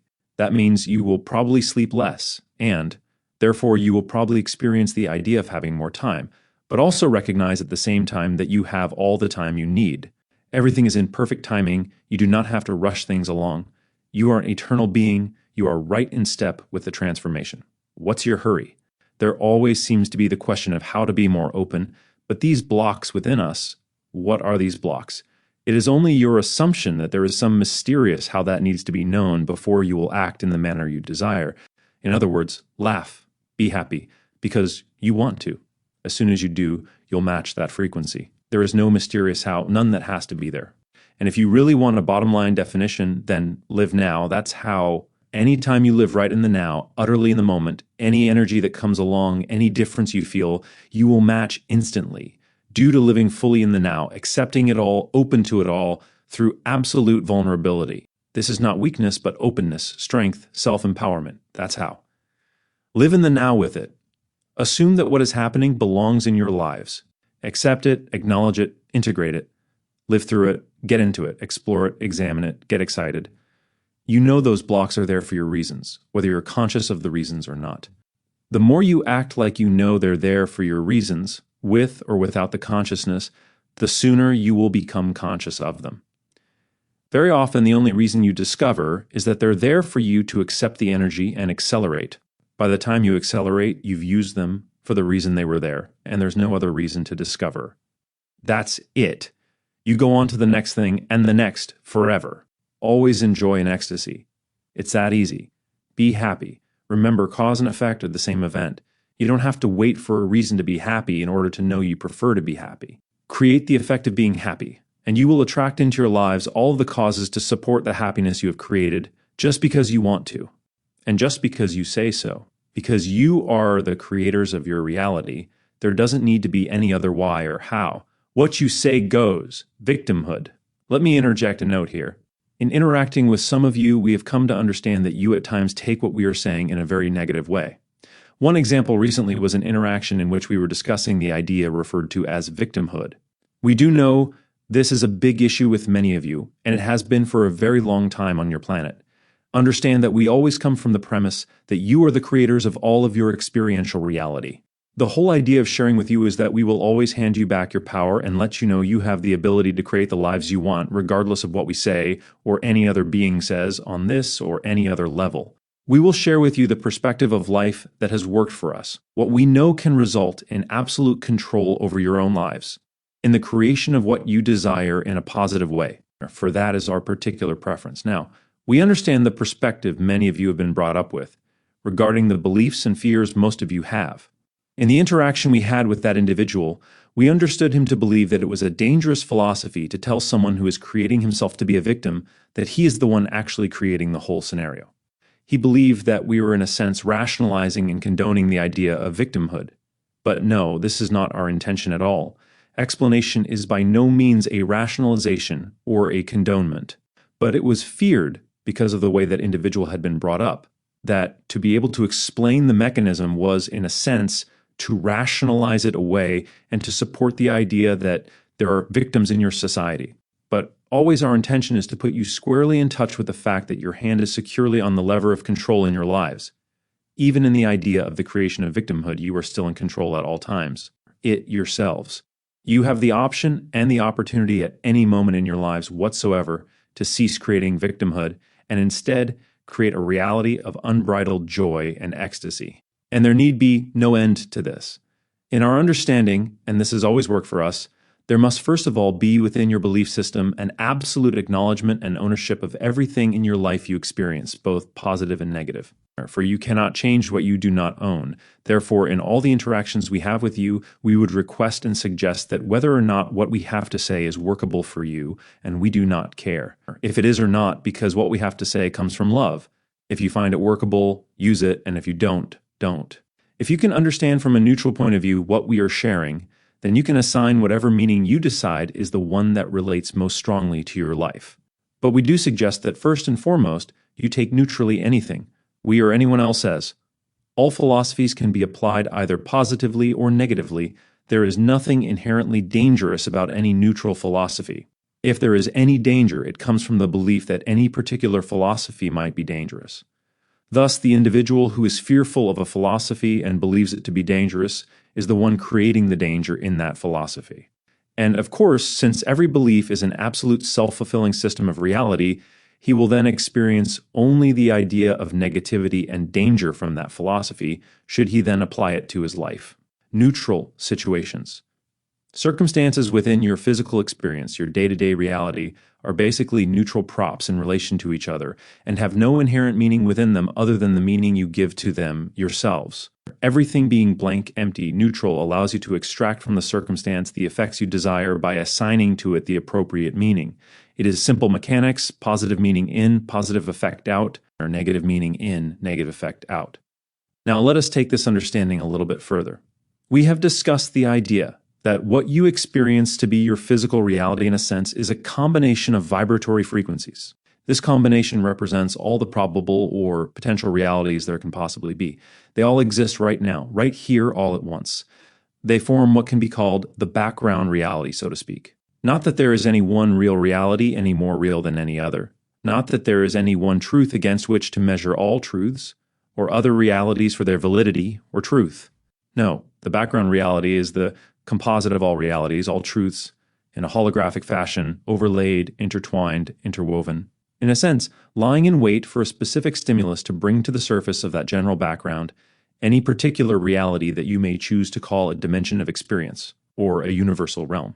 How you call those particular vibratory frequencies to the surface and allow yourselves to experience that particular reality is through your beliefs and attitudes, through the vibration you create yourselves to be.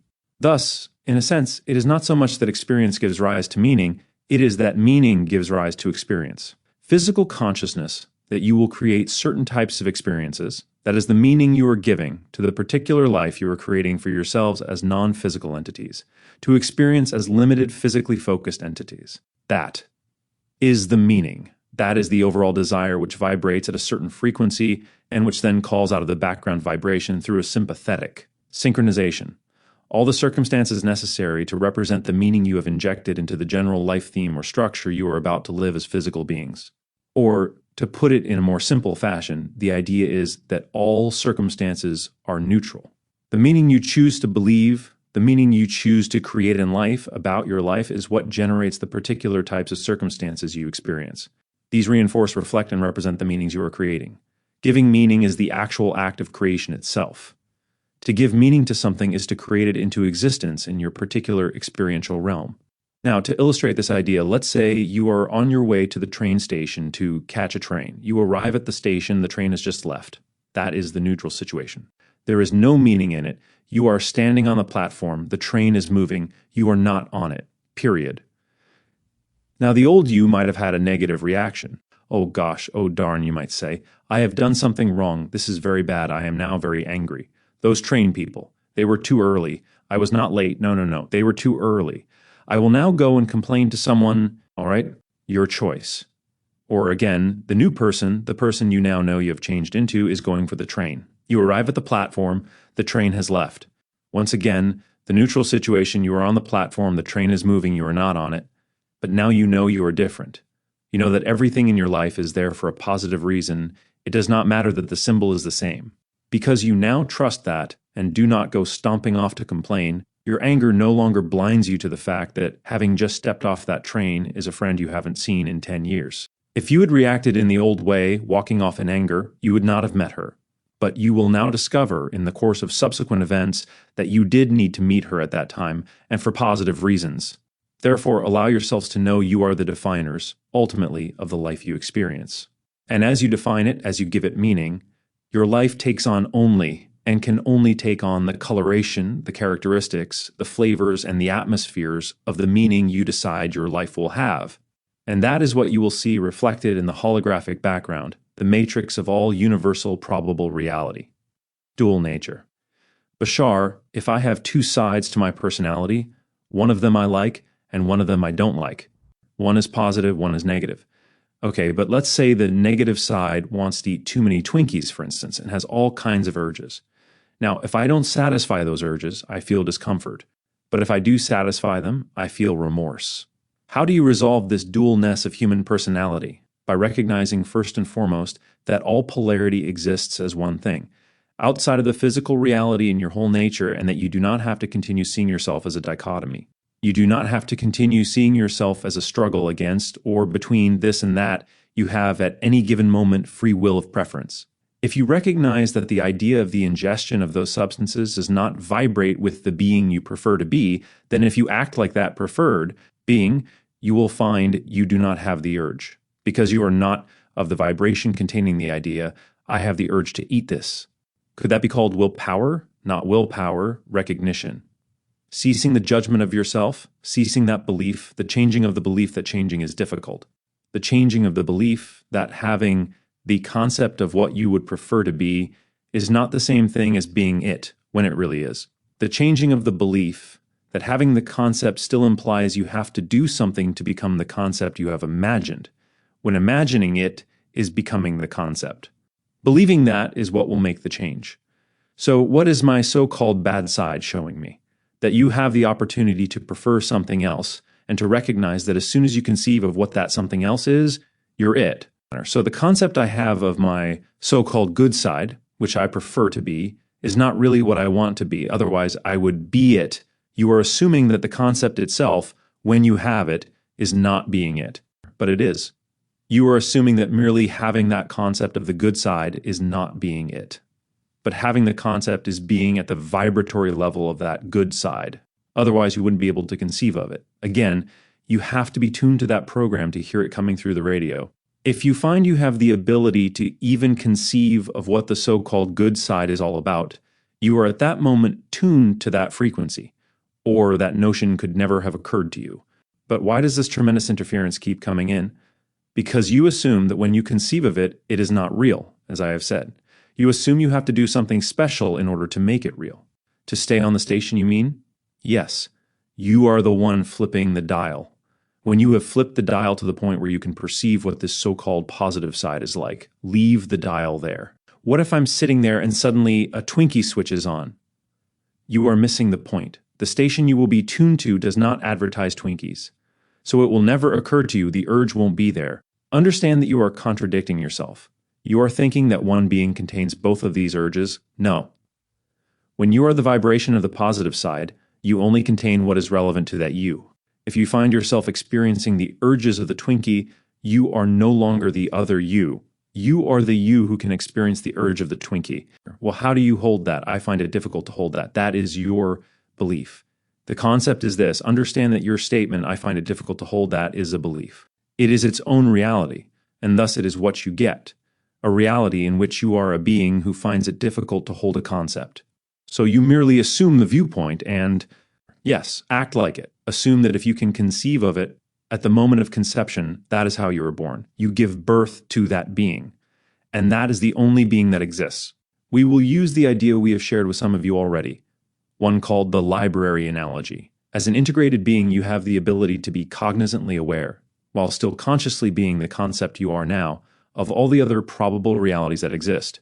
You can have the definition, my reality is what I am, and it contains the ability to be what I know myself to be, while at the same time being aware of all of the other probable realities I know I am not. The analogy is one in which you are in a library. You can read every book on the shelf, the one about Twinkies, the positive one, the negative one. Only the one you make the conscious choice to check out of the library becomes your reality. So it is not a matter of having to fight against the urge. You have the type of reality which says you can think about the idea that such a probable reality exists. But that's not the idea you are. You know the library is there, but you didn't check out that book. So the fixity of the human condition as I see it, most people are. Belief is the only reason you experience the human condition as fixed. But at what point do you go off the rails, though? Never. But never, never, never. You are never off your path because you are never on a path. A path is what you are. You cannot be off yourself. Everything you do, everything is an opportunity to decide what you prefer. Everything. You can learn from everything. As we have said, every situation is fundamentally neutral. Your attitude toward the neutral situation will determine the effect you create in your life. The idea that you can have an urge to eat a Twinkie is a neutral situation. It does not come with any power other than what you put into it. You could look at it as a string of words. You empower it, you power it up. Oh yes, that concept of Twinkie, that creates urges I cannot fight. You have just written the script and decided to act it out by imposing definitions onto a fundamentally neutral series of props. Well, let's say my next-door neighbor doesn't have this urge, and he never has the urge, but I do have the urge. So, knowing your next-door neighbor never has the urge is an indication for you of a reality you can also choose for yourself. That may be why that neighbor is. They're reflecting that reality to you. Perhaps you are reflecting the same thing back, that he can choose to have an urge if he wants to. I'm sure that would make good neighbors here. But I guess my question really is, has it anything to do with a particular lifetime? Only in the most general of senses, certainly not with the degree of specificity of whether you eat a Twinkie or not. No, well, that's a ridiculous example. It's not a ridiculous example.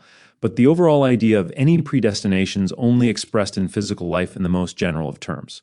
In other words, let us say that what you are discussing falls under the general category you are predestined to explore of self-empowerment and the creation of what you prefer.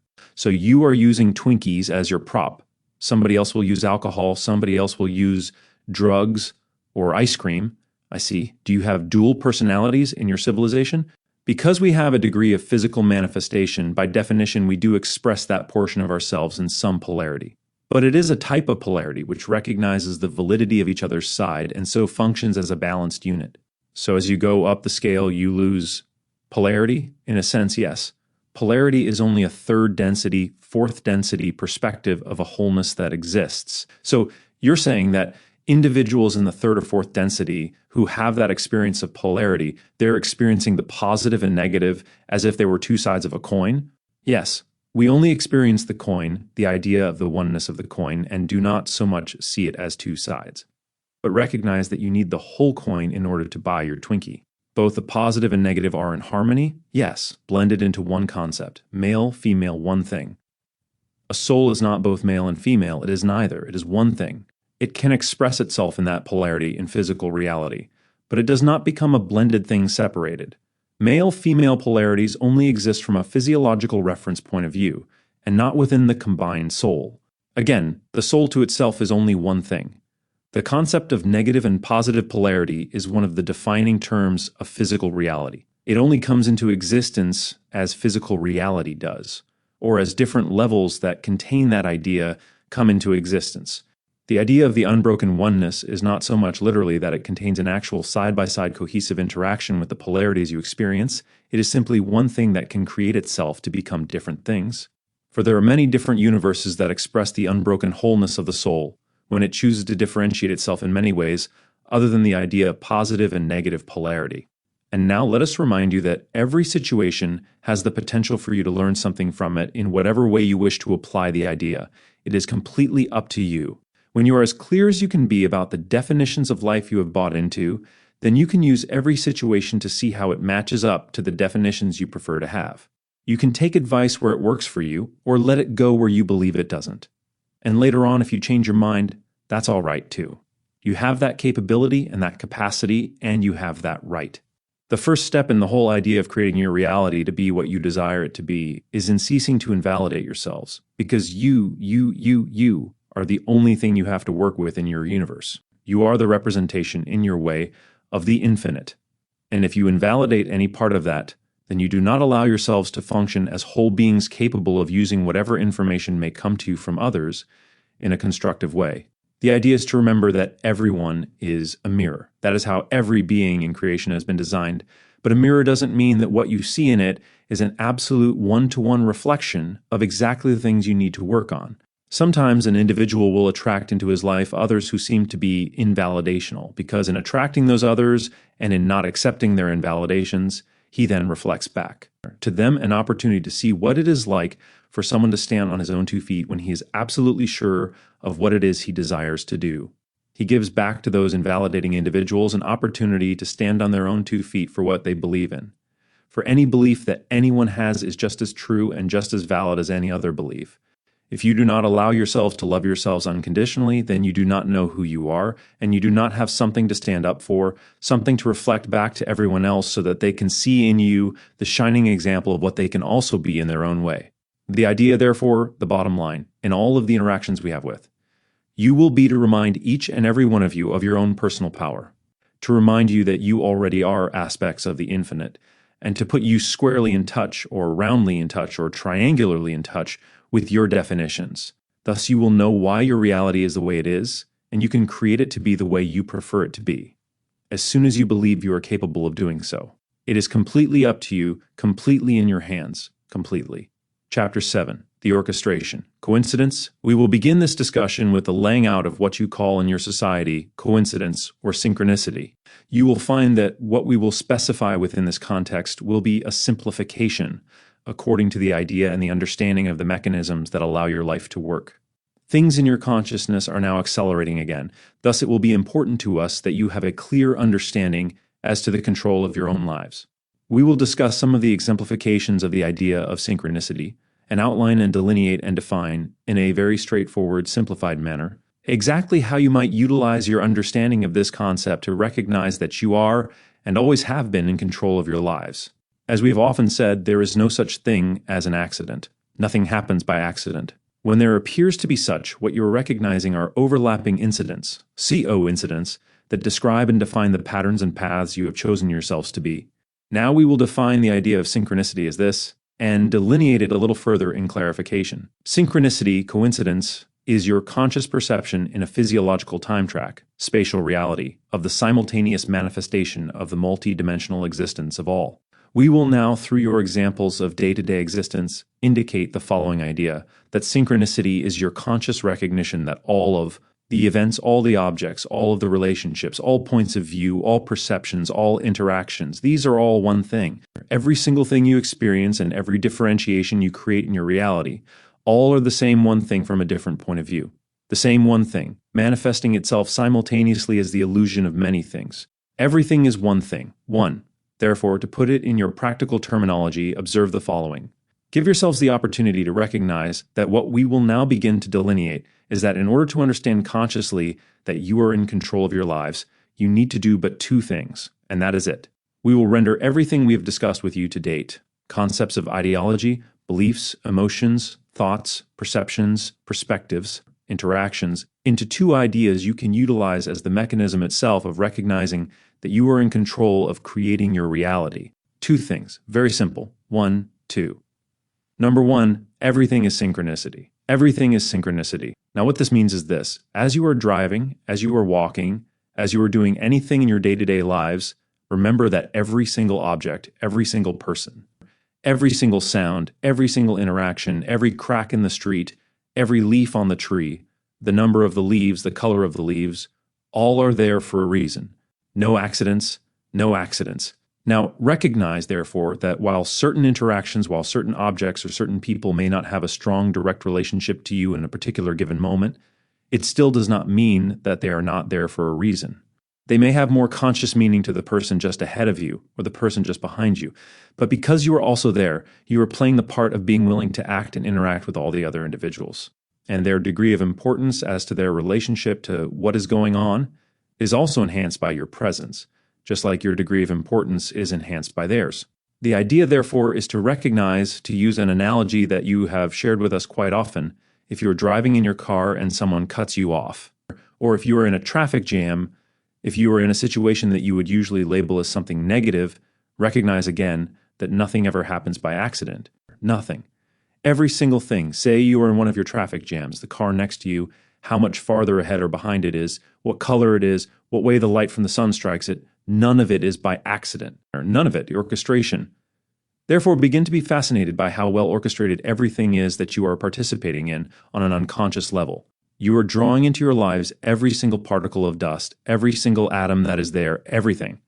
No exceptions. None. The way somebody may look at you, the way you look at that person, what he is wearing, no accidents. It all plays a part in the idea that everything is one single event, experienced from different points of view, simultaneously.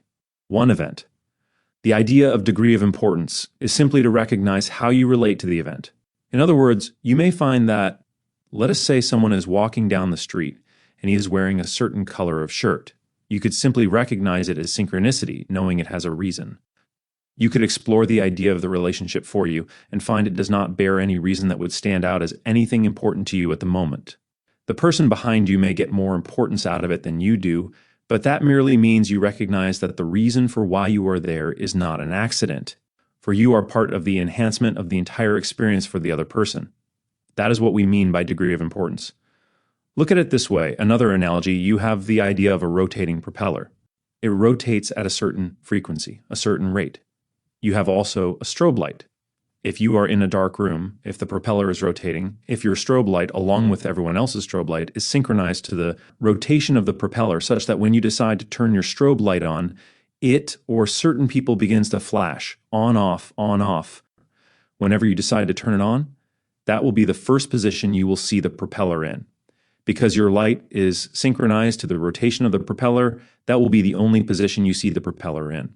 Now, if you were independently able to see your particular synchronization, and someone else was independently able to see his, and thus your strobe and his strobe did not clash, so to speak, then he would be observing the same propeller in a different position. Same propeller, different aspect entirely. The same single event that appears to be completely and totally different, simply because of the rate and the timing of the frequency of each individual strobe. Everything is the same thing. The only reason you might see the same one thing as different is because of the rate and timing of your strobe of consciousness in physical reality. Everything is one thing. That is the first point. Everything is synchronicity. Everything is there for a reason. Point number 2, act upon the opportunity that your conscious recognition of everything as synchronicity brings you with integrity. Act upon all opportunities synchronicity brings you. That is all you have to do. 1, recognize that everything is synchronicity. 2, act upon it with integrity. Those 2 ideas are all you need to do to create the life you desire. That is it, period. That is all there is to physical reality. Everything is synchronicity. Act like it. That is all that is needed to be in complete harmonic resonance with your conscious understanding of all that is, as it expresses itself as physical reality. 1, 2. Acting like it will always generate more conscious awareness of number 1, which will always then give you more opportunities to act like it. Point number 2. They are self-perpetuating. 1 breeds 2, breeds 1, breeds 2, accelerating into infinity. Acting with integrity. Bashar, what do you mean by with integrity? The recognition that if you are aware that everything is one thing, and you are a part of it, then you recognize that you have everything you need to be anything you want, without having to force yourselves upon anyone else to do it. Integrity, integrated, integral, integrated, blended. 1. Wholeness. You do not have to force your opinions on anyone else. You do not have to dominate anyone else to get what you think you deserve. Act upon the opportunities that synchronicity gives you with integrity, knowing that you are as complete as you need to be to act upon it in exactly the way you need to get exactly what you need. You do not have to rely upon anyone else to do it for you or force him to do it. Act with integrity upon the opportunities you create, and it will always perpetuate more of number 1. Always. Because you, in acting integrally with all that is, with synchronicity, will always maintain your connection to it consciously. Acting outside of integrity separates you and stops the process between 1 and 2. It does not allow the acting to generate conscious awareness of synchronicity. Understand that everything is synchronicity, including negative synchronicity. You always attract the ideas you believe you are willing to act upon in the manner you are willing to act upon them. Negative occurrences are still synchronicity because they are fulfillments of your own negative beliefs. You are acting in that manner. What we are saying is that acting with integrity in positive attitudes always will consciously maintain the connection. That is what will allow you to perceive the connection as an acceleration and not a stagnation. So you could have negative acceleration also, in a sense, but the idea is simply that if it is negative acceleration, you will find, first of all, that you consider it destruction and will perceive it in that form.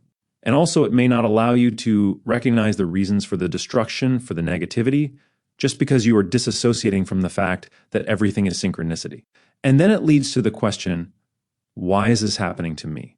So it creates victimhood. Negative synchronicity creates victimhood. Thus, in recognizing you are forming a conscious positive connection, and because once you recognize what it is you know, you are in control of it, then you can choose what you prefer by acting accordingly through integrity. That is all there is to it. Do you mean by everything is synchronicity that every aspect, as you enumerated them, is a reflection of the same idea? Yes, they are all the same thing.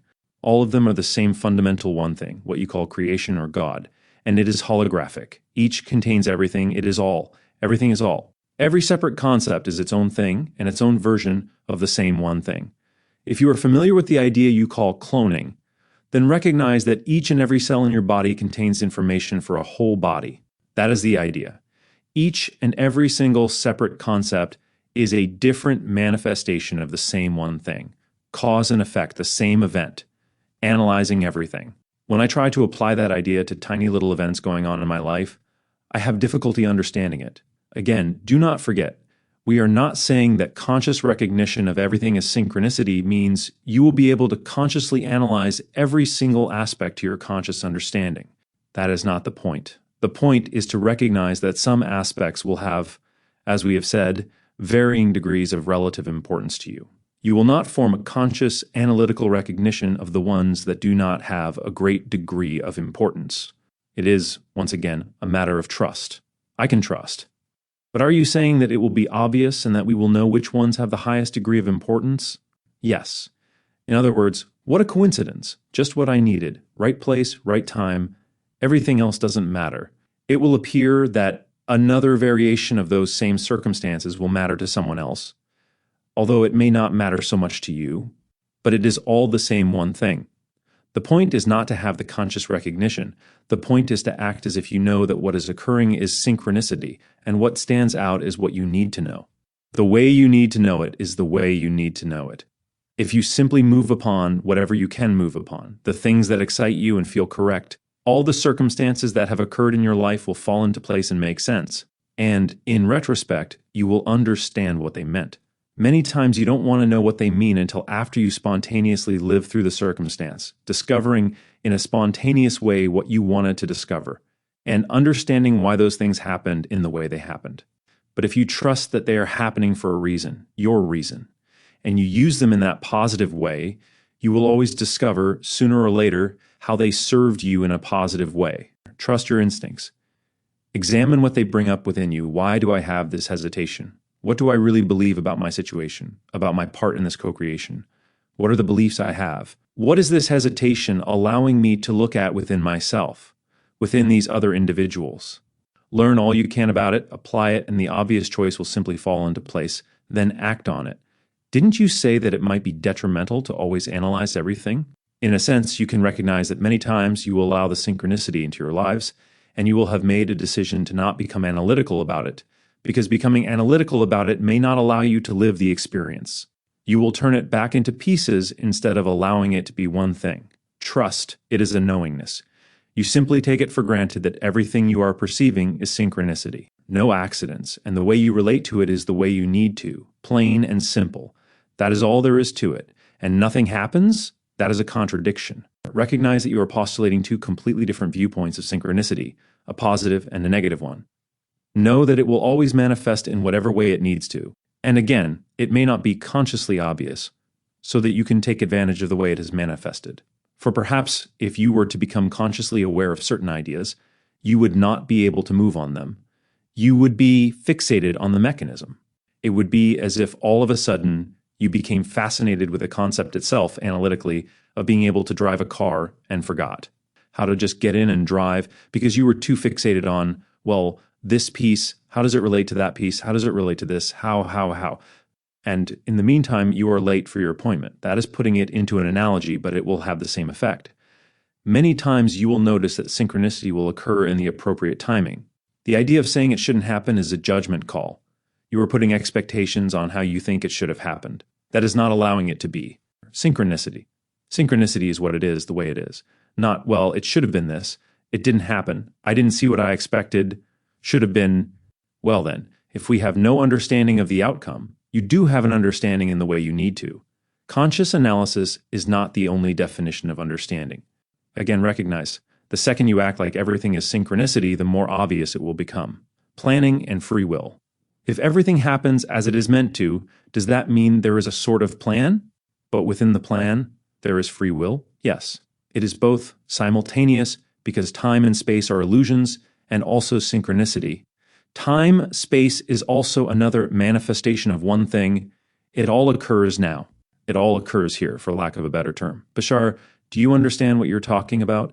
Yes, because that is how our civilization lives. That is why we do not need the idea of the tools of government or economic systems.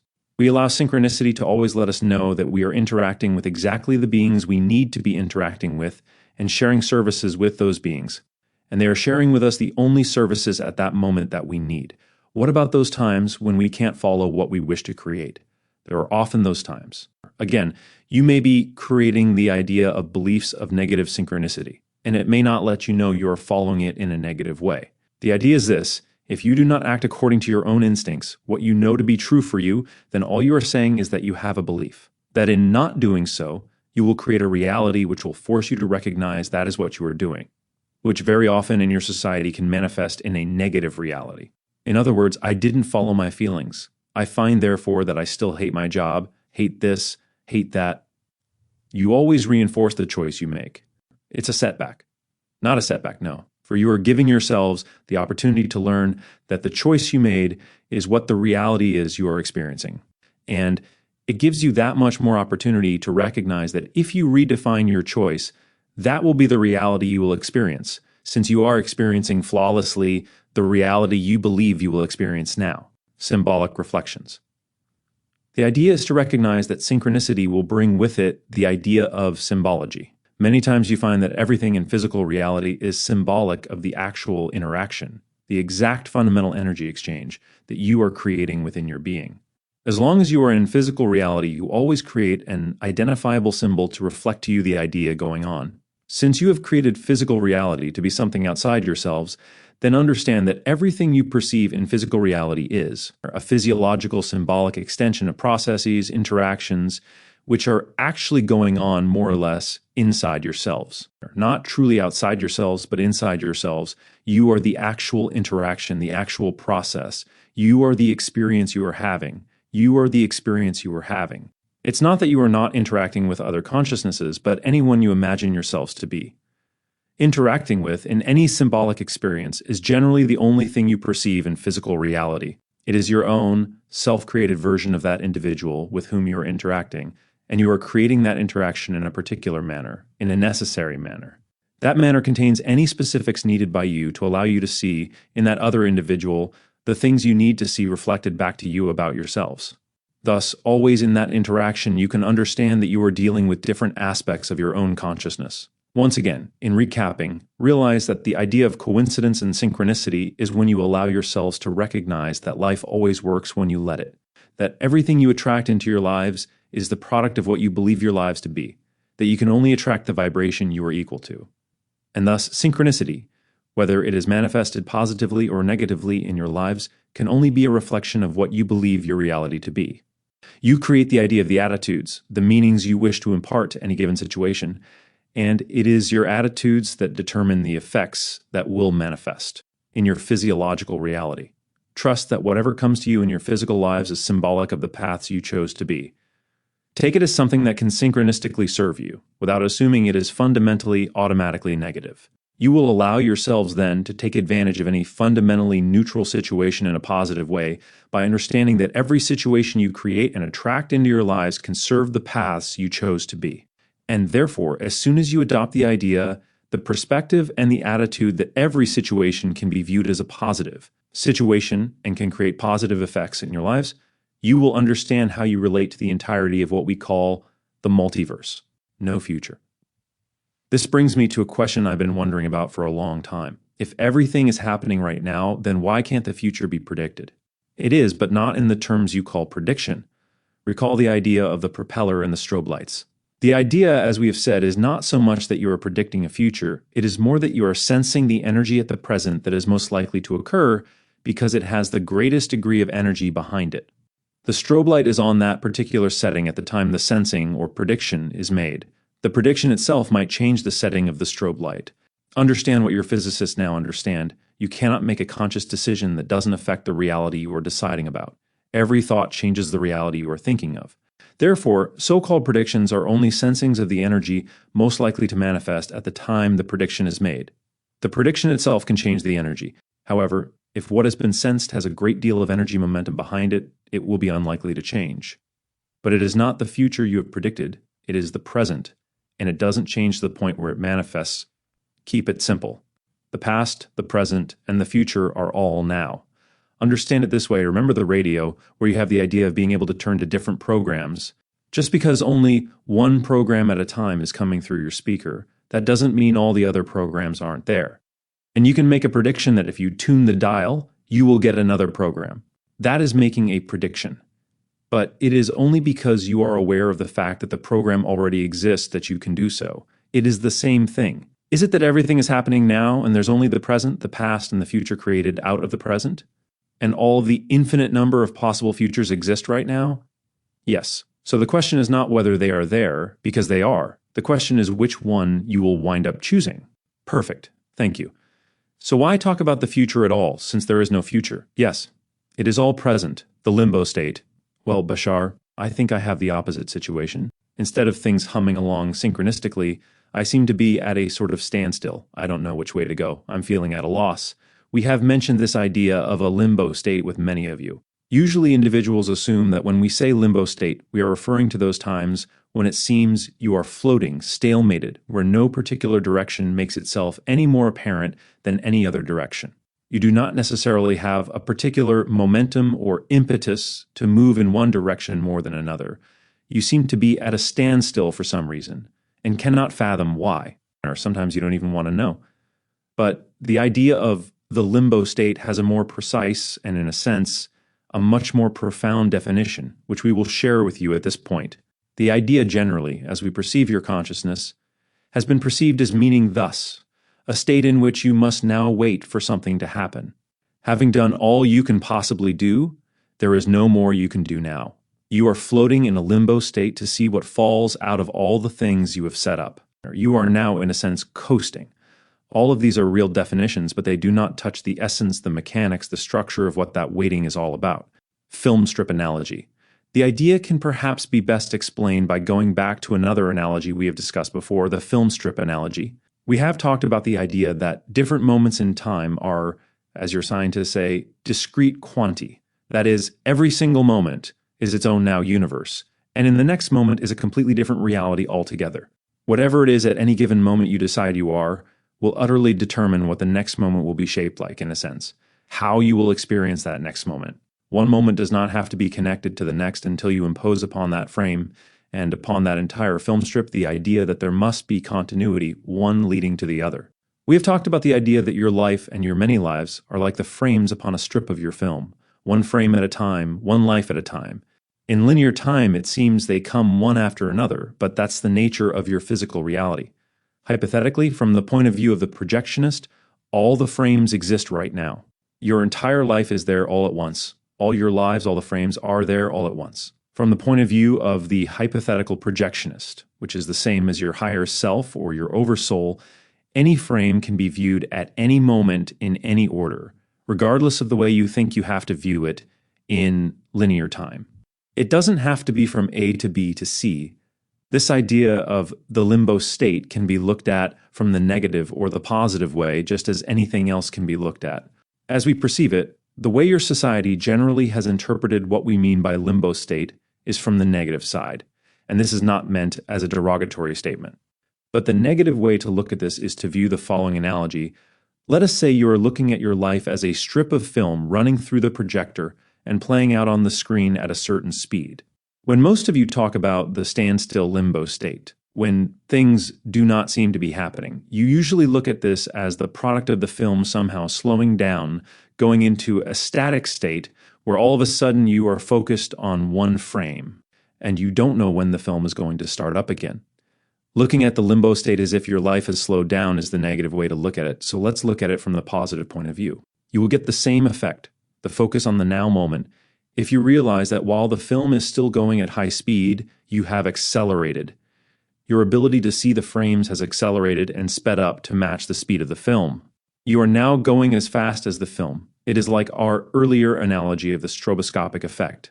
Many of you have seen the idea that when something is moving, such as falling water, and you place a strobe light upon it, you can freeze the action and allow one drop of that falling water seem to remain suspended in the air before you. In a sense, this is what many of you are now doing.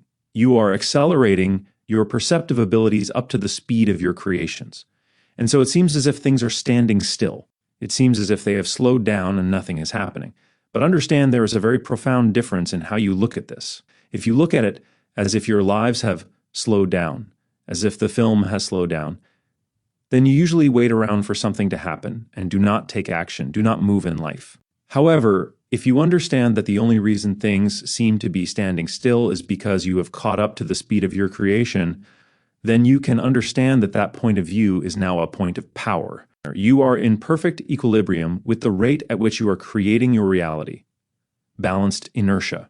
What this means is as follows. When you are in perfect equilibrium with the rate at which you are creating your reality, moment by moment by moment, then that means that everything around you is moving at the same rate. Inertia is balanced, and therefore everything has the equal ability to be moved by you in the direction you prefer.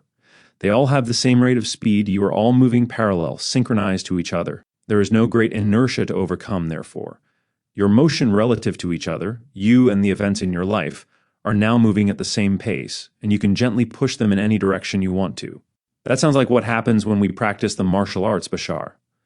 Yes, this, in a sense, is the secret of your martial arts. Your master of those martial arts will tell you that the reason a small, seemingly weak person can move a stronger, larger person in any direction he wants to is because at one particular moment in the action of the movement of the larger person toward the smaller one matches the speed of the larger person. At that moment, they are exactly equal in inertia. Neither is moving relative to the other, and therefore it's a very simple thing to cause the larger person to move in any direction the smaller person wishes him to. There is no mass or momentum to overcome, as everything is moving at the same pace, and they can interact with each other any way they want to. So this limbo state, this time of seeming standstill where it seems as if you have done all you can do, is actually the time when things can happen most magically, most quickly. The only reason it may not seem to be doing so is because you are standing there waiting for something to happen. Allow yourselves to look at the limbo state from this point of view. Truly see your point of power. Understand that you are now pacing, synchronizing the rate, the literal rate, at which your consciousness is creating the moments of your reality. Each and every moment is a discrete moment, a discrete definition, a discrete reality. They all flicker, one after another, at an astonishing rate, so fast that your physical reality seems to be an unbroken continuum of time. But it isn't. It is discrete moments, discrete definitions. When you find you are floating in that limbo state, you are at the point of power to allow any factor, any event in your reality, to move in the direction and in the style you prefer to. All you have to do when you arrive at that point is act in your direction of preference. Act as the representation of the reality you prefer to have. Things will fall into place in your lives immediately, happening synchronistically. Now, I do not say this to set you up, but the only thing that would cause you to hesitate is perhaps when you see that when you are in that state where it is so easy to create the reality you want. Some of you may be afraid of the power you finally realize you have and back off a bit from it, because you will realize in that moment how powerful you actually are. The creation of your day-to-day reality is second nature to you. You are so powerful in doing it that you have been able to forget you are the creators of that experiential reality. That's how easily it comes to you. It is so easy that you've been able to overlook your responsibility for all that creation. Every single second, every single moment, you are exercising choice of what you believe is the most likely reality to manifest in that moment. Every single moment. That's how powerful you are. Infinite speed. When you allow yourselves to match the rate at which you are creating that reality, you will feel like you are standing still. You are traveling at infinite speeds, and when you do that, you are everywhere at once. And when you are everywhere at once, it's like you are standing perfectly still. The only way you get a sense of the motion is when you have a relative measurement between your reality and what you are calling another reality. If you know that all realities, all events, all creations are equal to you because they come from you, when you allow them to all achieve that equilibrium, then you are all falling at the same rate. Nothing is moving faster, nothing is moving slower. You can move the pieces around effortlessly because they are all gliding. You are all together as one event, one idea, and you begin to see all the events in your lives truly as extensions of yourselves. I am not speaking figuratively. I am not speaking philosophically. I am speaking physically, mechanically, literally. You are the creators of your reality. What you have called the limbo state is your point of power. It is living in the present, in the now. You are, shall I say allegorically, about that far away from having everything you want. All you have to do is go that extra little step. Of course, for many of you, and again, not to set you up, that last little step is the most difficult. You have been taught over and over and over again, it can't be that easy, I can't be that powerful, but you are. As we have said, because you are aspects and reflections of creation, you are made in the image of God. To be made in the image is to be an echo of God. And in that sense, you are that powerful. You are creation itself. You are the dreams of God, the hands of God, the instruments, the tools that all beings in creation are. As I tell you over and over, you and we are all the different ways the creation has of expressing itself within the creation it is. It is your nature. It is the very fabric of your existence to be the power itself. You don't have to develop swollen egos to recognize that. You can allow yourselves to be at balance with all things and still at the same time know that because you are at balance with all things, everything is an extension of you and will move in the direction in which you allow it to move. Because you say so, because that's your job. In a sense, as aspects of the infinite, you are given the responsibility to create your immediate reality in any way you desire. That's why you have free will. Just as a side note, and just referring to some conversations we have had with a few of you from time to time, it seems quite contradictory to us that there are members of your society who insist that creation instilled free will within you, and then at the same time sought to control your lives with its will. You have free will, and you can create any reality you desire that is being made in the image of God. Act as such, and you will have heaven on your earth guaranteed. A long limbo, so it seems we are going to be in a limbo state for a while. That is up to you. Remember, limbo states are not only collective, they are personal. If you find yourself in a personal limbo state, while you may recognize that you can exist in an overall bubble, a collective bubble, you can still, as an individual, do many things within that overall bubble, things which will allow it to not necessarily remain as long as it might have had you, as an individual, not acted. Once again, the present is your point of power. In the limbo state, you are not waiting, you are not at a standstill, you are at infinite speeds. Move in the direction you prefer, and all will automatically, synchronistically fall into place. In your own personal world, things will change. Just because there is a collective limbo state doesn't mean you cannot have everything you desire in your own personal reality now.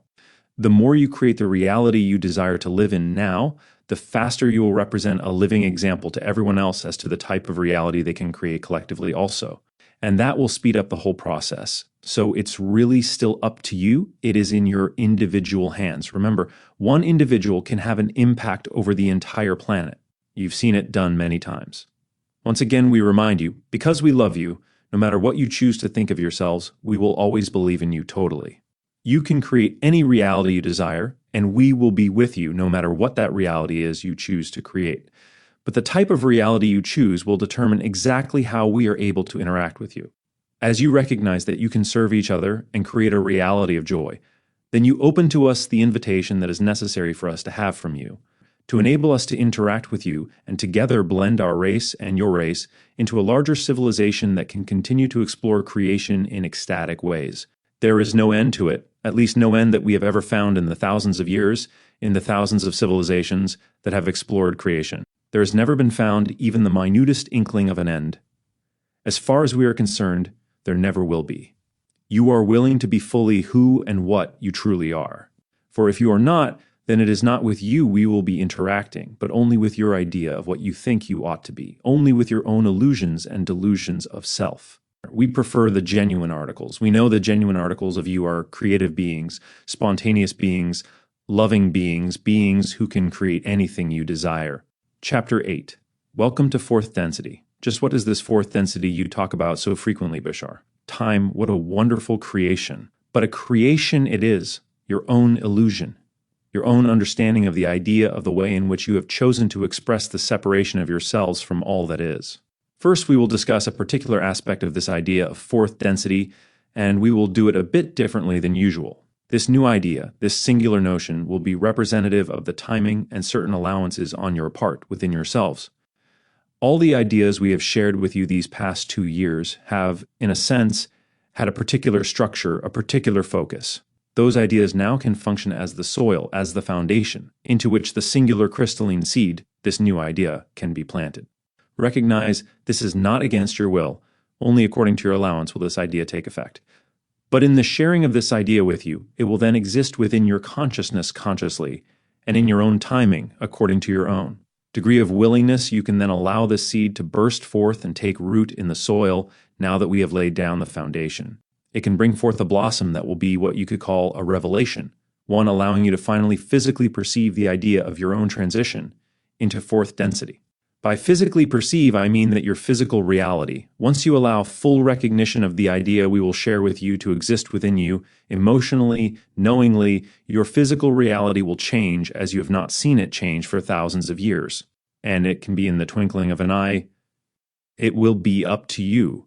There will be no reason to judge the fact that in certain ways the understanding will come at different times for different individuals. That is still all part of the timing.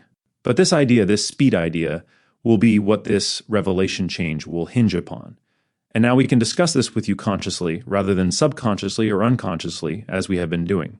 But first, to review the ideas we have already discussed with you, we have discussed how you create your reality, that you create the past and the future from the present, that one moment is not connected to the next, that you create the idea of time, that memory is also still a present creation, and that the present is the only time in which you ever exist, because it is the only time you can ever experience. We have shared many of these ideas with you, and they have all gone into forming their own portion of the structure of the foundation that we have been laying down, co-creating together with you by your own allowance. Now the structure is intact in whatever way it needs to be within each and every one of you.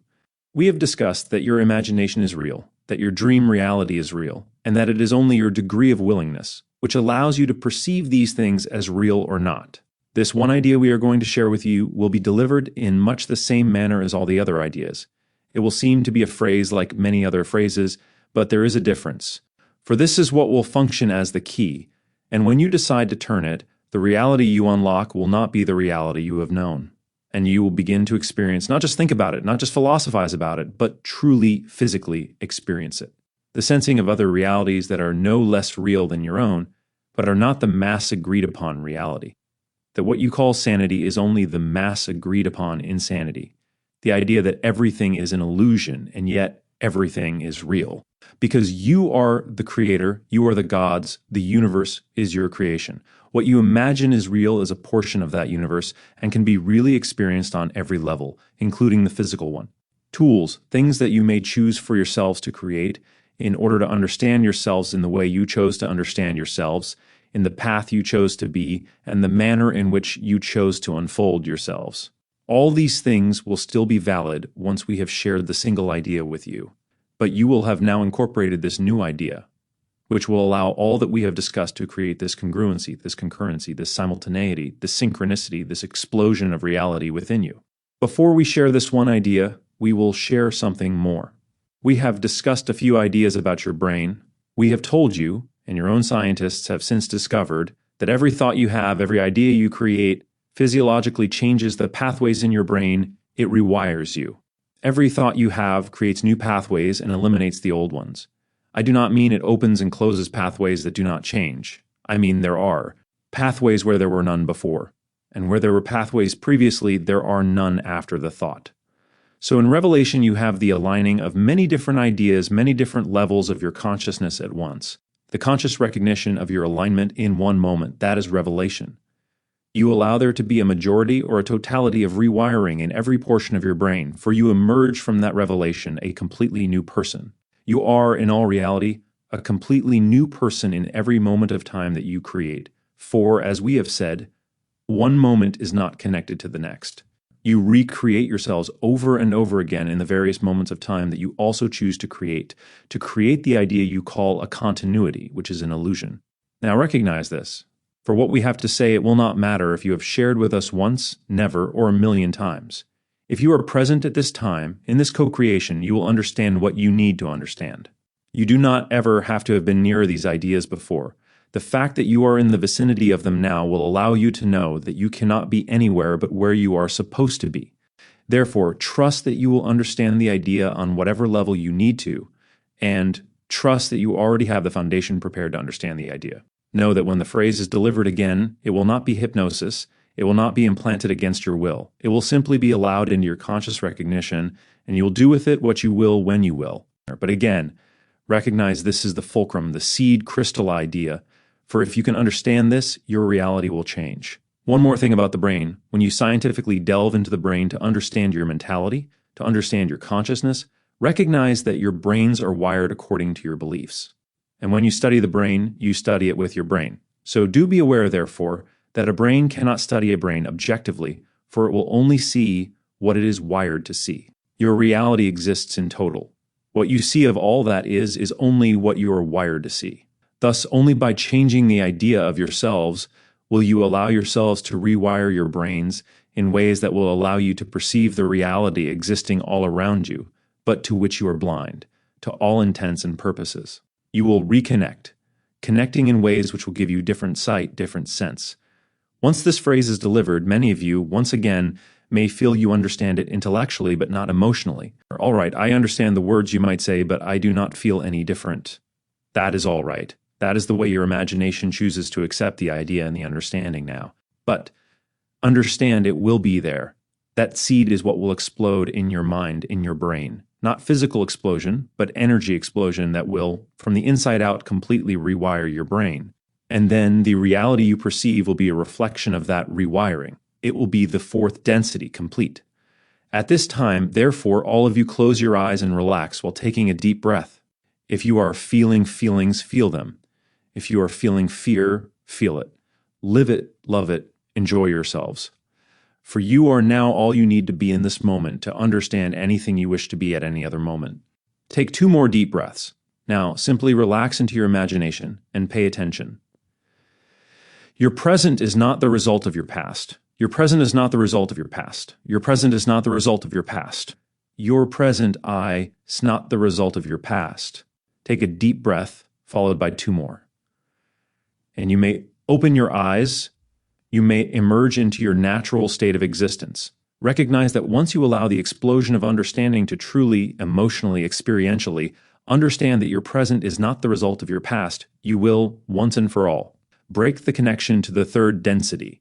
You will experience things in your physical reality, which will be a reflection that you no longer have the need for what you call memory. For you will know everything you need to know in the present. In any situation that you create in the present, you will know what you need to know. You will begin to lose the ideas of the methodologies you have created that you call learning, in the way you have created it. You will understand that you do not need to learn by process that which you can know by experience in the moment. Right now, you are creating yourselves to be the idea of persons who have habitual patterns from the past. And now you are creating yourselves to be the idea of persons who have habitual patterns from the past, and now the same thing over and over again. But you do not have to have that definition of yourselves. When you are willing to know that you can change that definition, and changing that definition will change the physical reality in the way you experience it, then you will understand that your past has nothing at all to do, in a controlling way, with what you are experiencing now. The present is not the result of the past. The present is the result of what you think it is the result of now. Do you think your present is the result of your past? That's the effect you are creating. but you are creating that effect now in the present. So you create all the apparent linear continuity manifestations that seem to fall into place to make sense out of the theory you have of whom you think you are at this moment. Change that theory, and you will no longer experience anything that has to do with supporting the old theory. You will now only experience the manifestations in your life, the feelings in your life, and the belief systems in your life that go towards supporting the new theory you are being at this moment. Now, this is sinking in on many different levels. We realize that some of these concepts may be new to you, but allow us to remind you of one very important thing. Never is it possible for you to hear something you are not ready to hear. So if you are now in this conversation with us, that is an indication that on whatever level you need to, it's sinking in and making sense. And bit by bit, at whatever rate you are comfortable in changing those frames, your outer reality will also change, only now. But do fully grasp the major idea here. You create the past from the present, and not the other way around. The present is the only experiential time in which you ever exist. Anytime you look at yourselves, it is always now, and it always will be now. It may be a different manifestation of now, but it will always be now. Therefore, you are creating from now any idea of the so-called past. You are creating from now any idea of the so-called future. It can be anything you desire it to be. Ideas of the past that will represent the you are being now. Because the so-called idea of the past has many probable ways of manifesting, just as many as there are of the future. So whatever idea you are being now will determine the way you relate and what it is you perceive to be real about your past and about your future. Bashar, you say our present is not the result of our past. Couldn't that be true for one person, but not for somebody else? If someone thinks he is the result of his past, well, he is, isn't he? Yes, and he will then reflect that idea by remaining in the third density. Since everything is true, does it mean we have to really believe that or have that concept fully to be able to go on to the fourth density? If you are creative enough to create a type of reality for yourselves which says you can have a reality that is the idea of believing whatever you want to believe and still be wherever you want to be with it, then that will allow you to be in that reality. You may find, however, that you will simplify and eliminate definitions bit by bit so that your reality will be the simplest definition it can be. You can have a reality containing what seems to be both of those ideas and still be where you want to be. For since you know you're always where you want to be, then that is what the definition of your reality can be. You will not really need created symbols that reflect where you are. You will be where you are no matter what definition that carries with it. Acclimating. Now, this fourth density experience is a little bit more rarefied, a higher degree of energy expression. And thus, many of you now are finding that as you're beginning to acclimate to the idea of the new accelerated energy, but are still thinking you exist in the old third density, many of you will be or already have been feeling this energy in different ways, as long as you are attaching comparisons to your body and what you think your body can and cannot tolerate. Many of you are feeling the acceleration of this energy in various ways. For instance, perhaps you are experiencing fevers, flushings, adrenaline rushes, anxiety rushes. Many times there will be pain in the spine, the shoulder blades, the base of the neck, even migraines, sinus pressure, palpitations of the heart, or rushes of anxiety in the solar plexus. I've been feeling disoriented and tired and off balance, as has my son. We were told it's from the energy being beamed to Earth.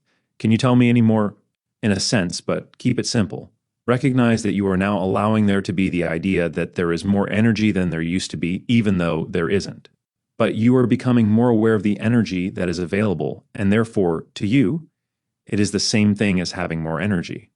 Again, the disorientation is simply the time you are creating for yourselves to get used to the new level of energy. You are disorienting yourselves from the old reality and reorienting yourselves into a new one, new definitions. Thus, the importance of having clear intention, clear definition, clear desire, clear deservability, and clear action. They will reorient you very quickly.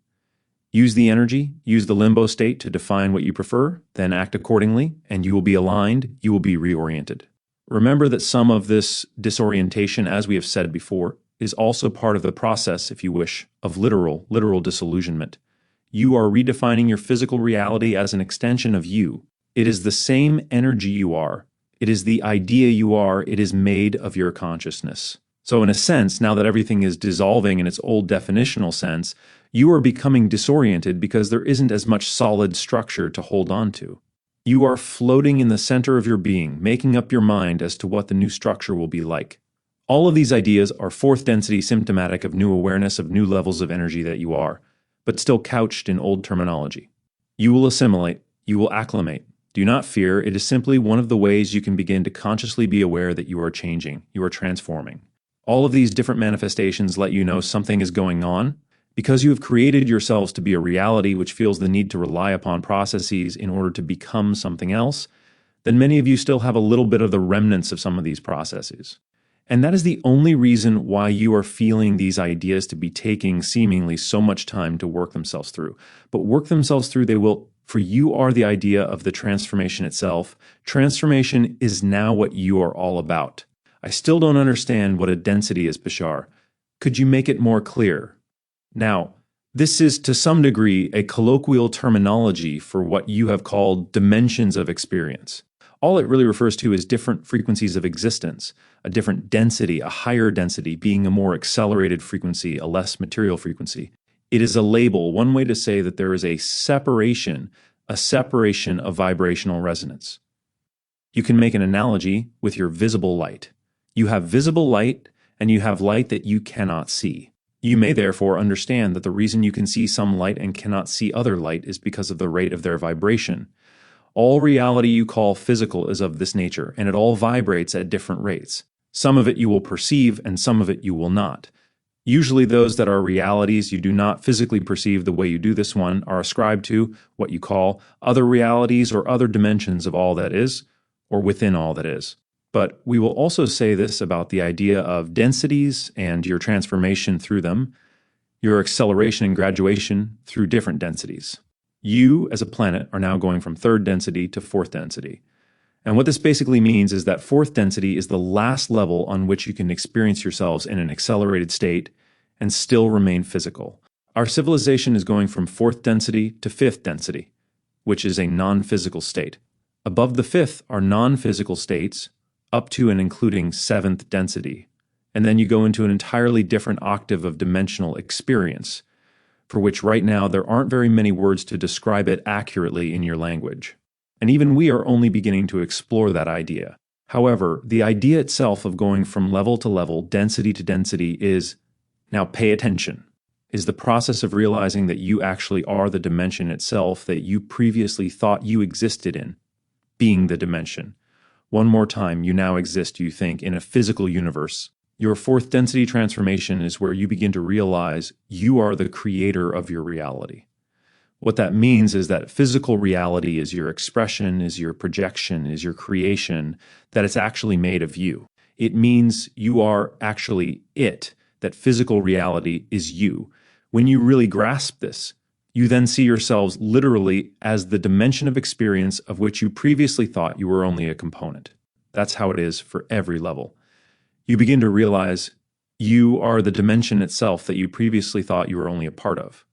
And here's the wonderful paradox of the whole circumstance. Each and every single one of you, as an individual, will experience yourselves becoming the whole dimension. Each of you will think that all the other consciousnesses you have seen as individuals are being, in a sense, absorbed into you. You will all have the same experience because the universe is holographically structured. That means that any point of view can exist equally everywhere within creation, and that all points of view are relevant and all true. Every being, in a sense, can be called a God thought. One of the ways that God has of thinking of itself, of expressing itself, of experiencing itself. So here you are, being God manifested as physical individuals, with individual personality and individual identity. That's one of the ways the infinite can experience itself. There are an infinite number of ways, for there is no end to the growth, there is no end to the transformation. The idea of going from level to level and density to density, at least as far as we can tell, will never end. About the wiring in our brains, our neurophysiologists, first of all, have not been able to understand or describe the processes that make up consciousness. That is because consciousness is not a product of physicality. Physicality is a product of consciousness. Right. But as far as the memory mechanisms are concerned, I don't think they are considered to be pathways as such. They are more electrical activity. Yes, that is the point.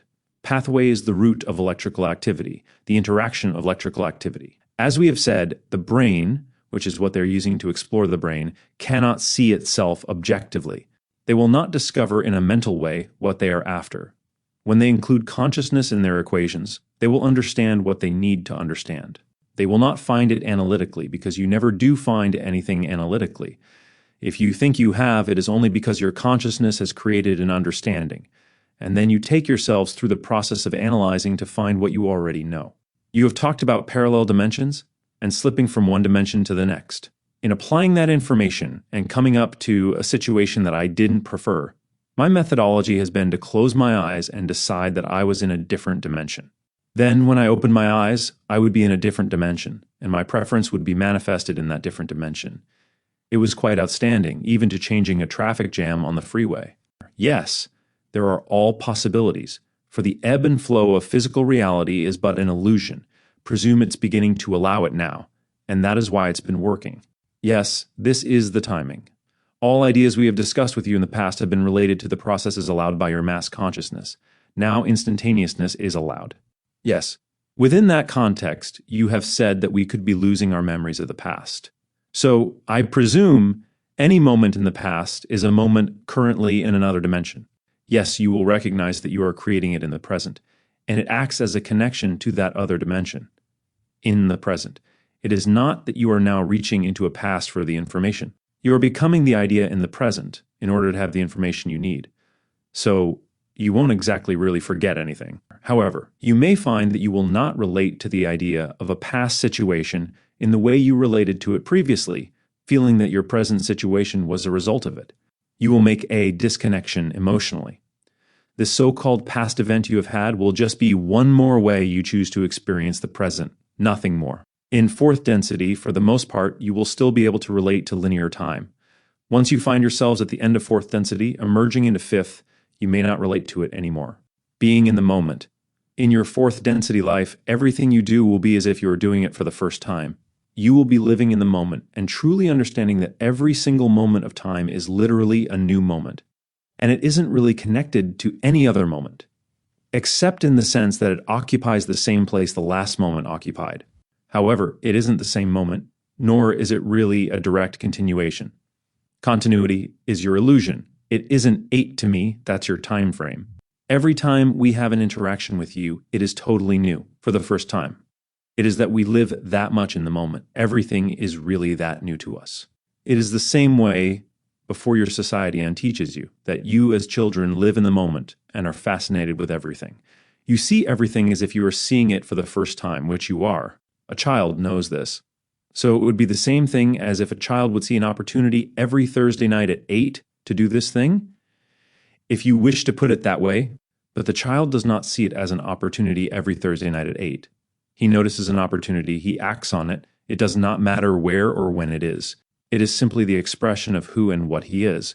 He has not yet keyed into the notion of linear time as specifically as many of you have. He is simply acting in the moment with whatever is there that represents the vibration he knows he is. And so it is always new, always new. Understand that when you see a flower and every day you approach that flower, you are always, always approaching it from a slightly different direction, a slightly different time.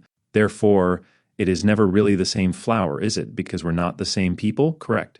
So when you understand that every moment is absolutely new and truly for the first time, then it isn't a matter of saying, well, I think I'll do this for, 2 to 3 months. Right there, you are setting yourselves up to experience the idea in a linear fashion, and that makes it wind down.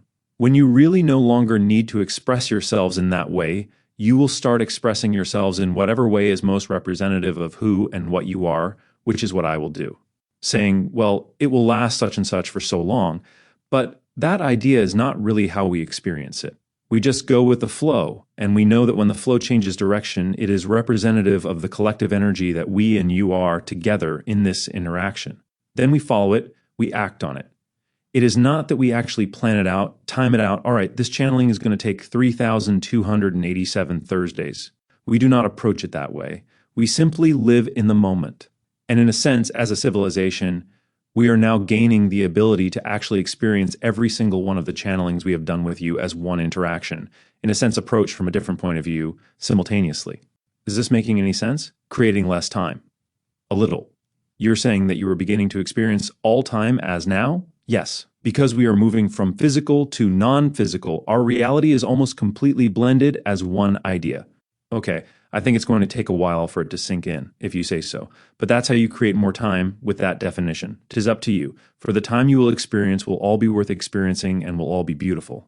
The sooner you allow the time you do create to be worth experiencing, the less of it you will perceive, paradoxically enough. Wait a minute. Say that one more time. All right, one more time. For the first time, when you allow whatever time you do create for yourself to experience, to be experienced in full joy, then paradoxically, you will actually experience less time. When you live in the moment, you don't create as much time. Only the waiting for something else creates the time that happens in between. Do understand, from one particular point of view, one I shall now choose, each and every one of you is actually always spontaneous. Even when you create hesitation, it's still a spontaneous creation. So the idea is to look at everything in your life as a spontaneous creation, if that's what you desire. And then you will start to see everything being redefined in that way. And you will see the result of that attitude in the actions you perform. In other words, if you see hesitation as just one more way to experience spontaneity, then that attitude, seeing even the idea of planning and hesitation as a spontaneous creation in the moment, will actually allow you to manifest, in physical terms, the idea in a truly more physicalized, spontaneous manner.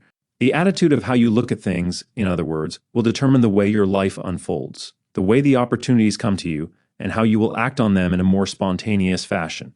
Does this make sense? I think so. Might this help to explain how sometimes we create feelings of being stuck? Oh, yes. It is only because of the definitions you give to the circumstances. You see, what you're saying is, this means things are in stasis, not moving. When you see this, that's what it means. It means you're stuck. It means you are not moving ahead, instead of having the attitude that what is happening is a part of the process, not an interruption in it. And you dive right into it to find out what part of the process it is. As soon as you dive into it, you are in the middle of experiencing it. Therefore, it goes right through you very quickly, and before you know it, you're through it. So if you think you're feeling stuck, and you just do the next thing, you're really not stuck. Correct.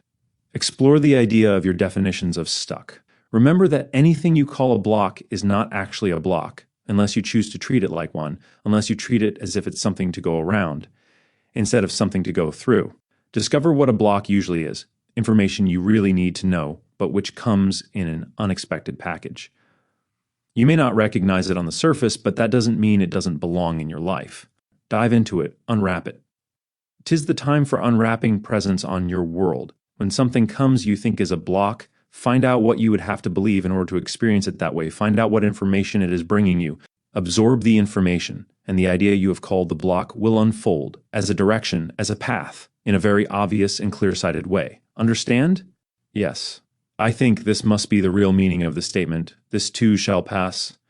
In a sense, yes, because everything, though real, is transitory, because it is all the product of your imagination. Our physical reality is only what you dream it to be, what you imagine it to be, what you define it to be. That's all, but that's the reality of it.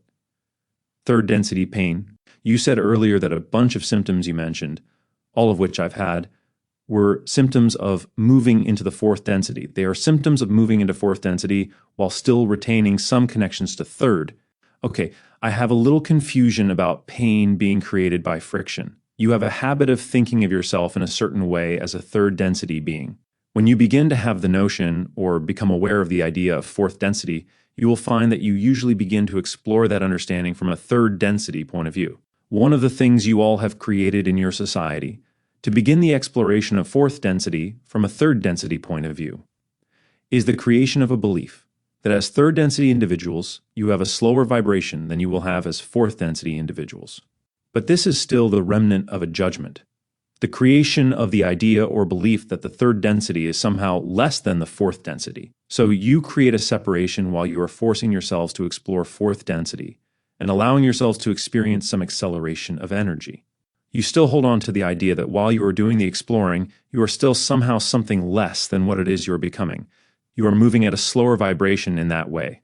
Therefore, as you create the idea of fourth density to be represented in your mentality as a so-called higher vibration, and at the same time still retain a notion that while you are doing this, you are a slower vibration, this judgment and this comparison of separation then creates the scenario wherein you have two different vibrations within the same body. This causes friction, which causes pain. R is what you need to be. You will then accelerate as a smooth oneness of vibration and not create comparisons between something you think is less and then become something you think is more. You will become one vibration, you will erase the friction, and there will be no pain. A strange disease. Bashar, last April I experienced about 3 months of very strange events and symptoms. You experienced 3 months last April? Yes, I did. All in one moment. I was absolutely fascinated with every moment, and every moment was almost like jumping off a cliff, and it was okay.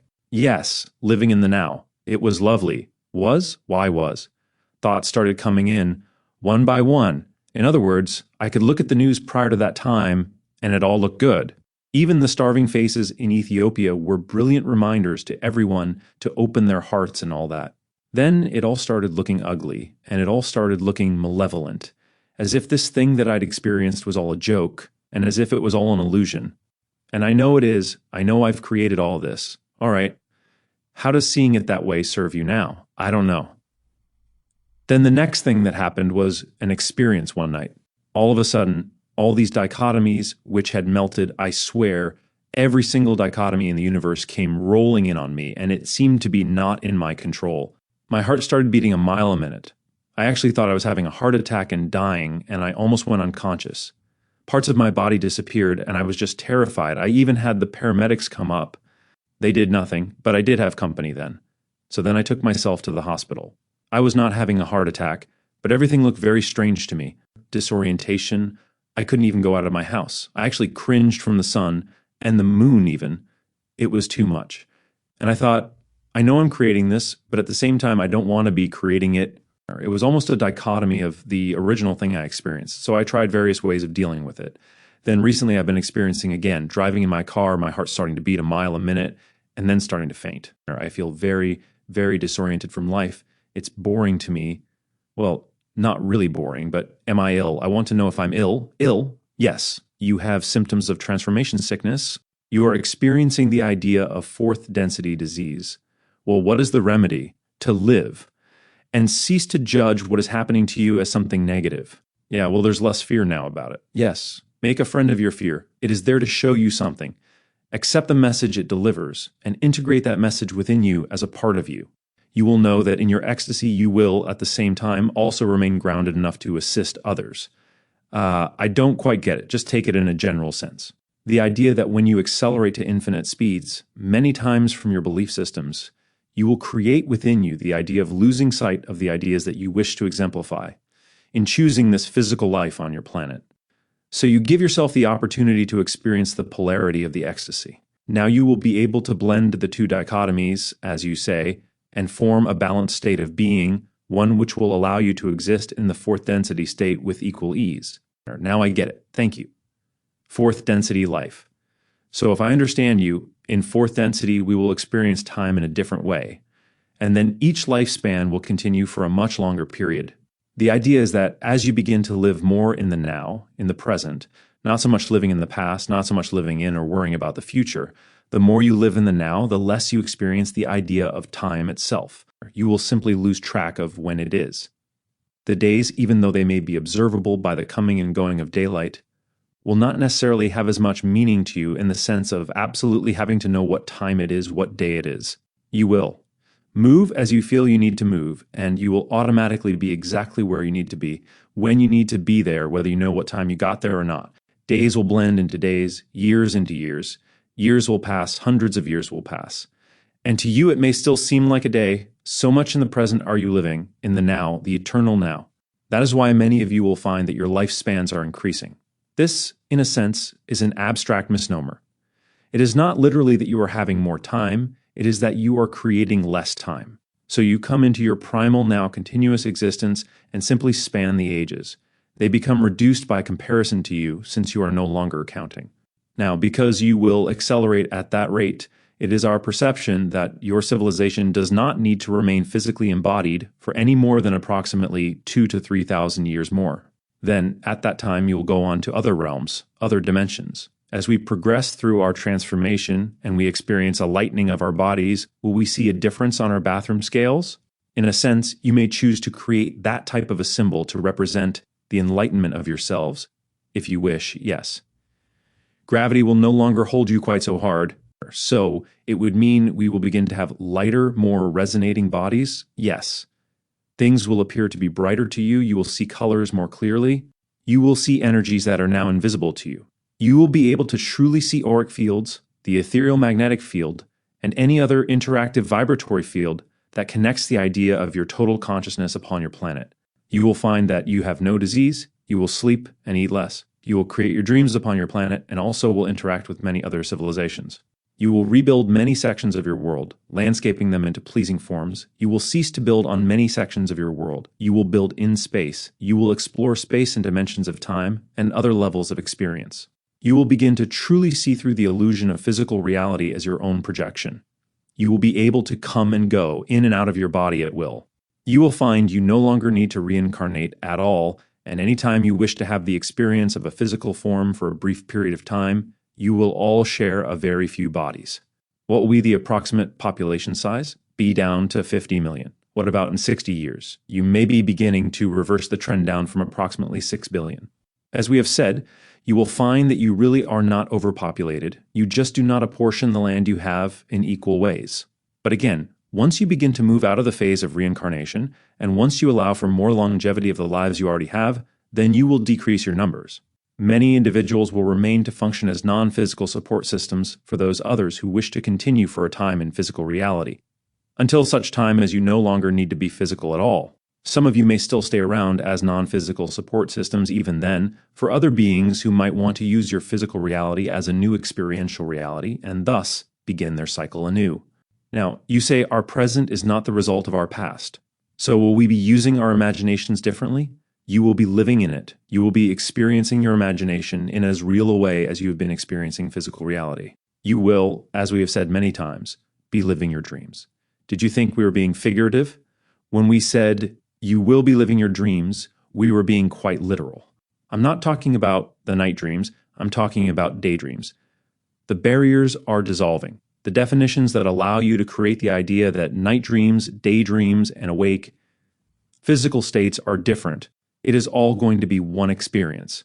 We do not, in your terms, really ever sleep, because since we are living in the dream, we never need to wake up into physical reality. We are awake. That is what is meant by living your dreams. Through experiencing your life as if it were the type of reality that you think is only relegated to your night dreams, the impossible is made possible.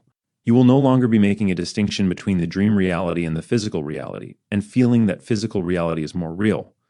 Bashar, you said that nobody is going to go faster than anybody else, or not in an overall sense. There is a bubble, let us say, of leeway that you will stay within, in general terms, even though some individuals may be more accelerated than others. But you will stay within the bubble of acceptability, thus allowing you, altogether as a bubble, to move into fourth density at once. You will not get ahead of anyone else, although in a sense you may be ahead of someone else on a personal level. Altogether.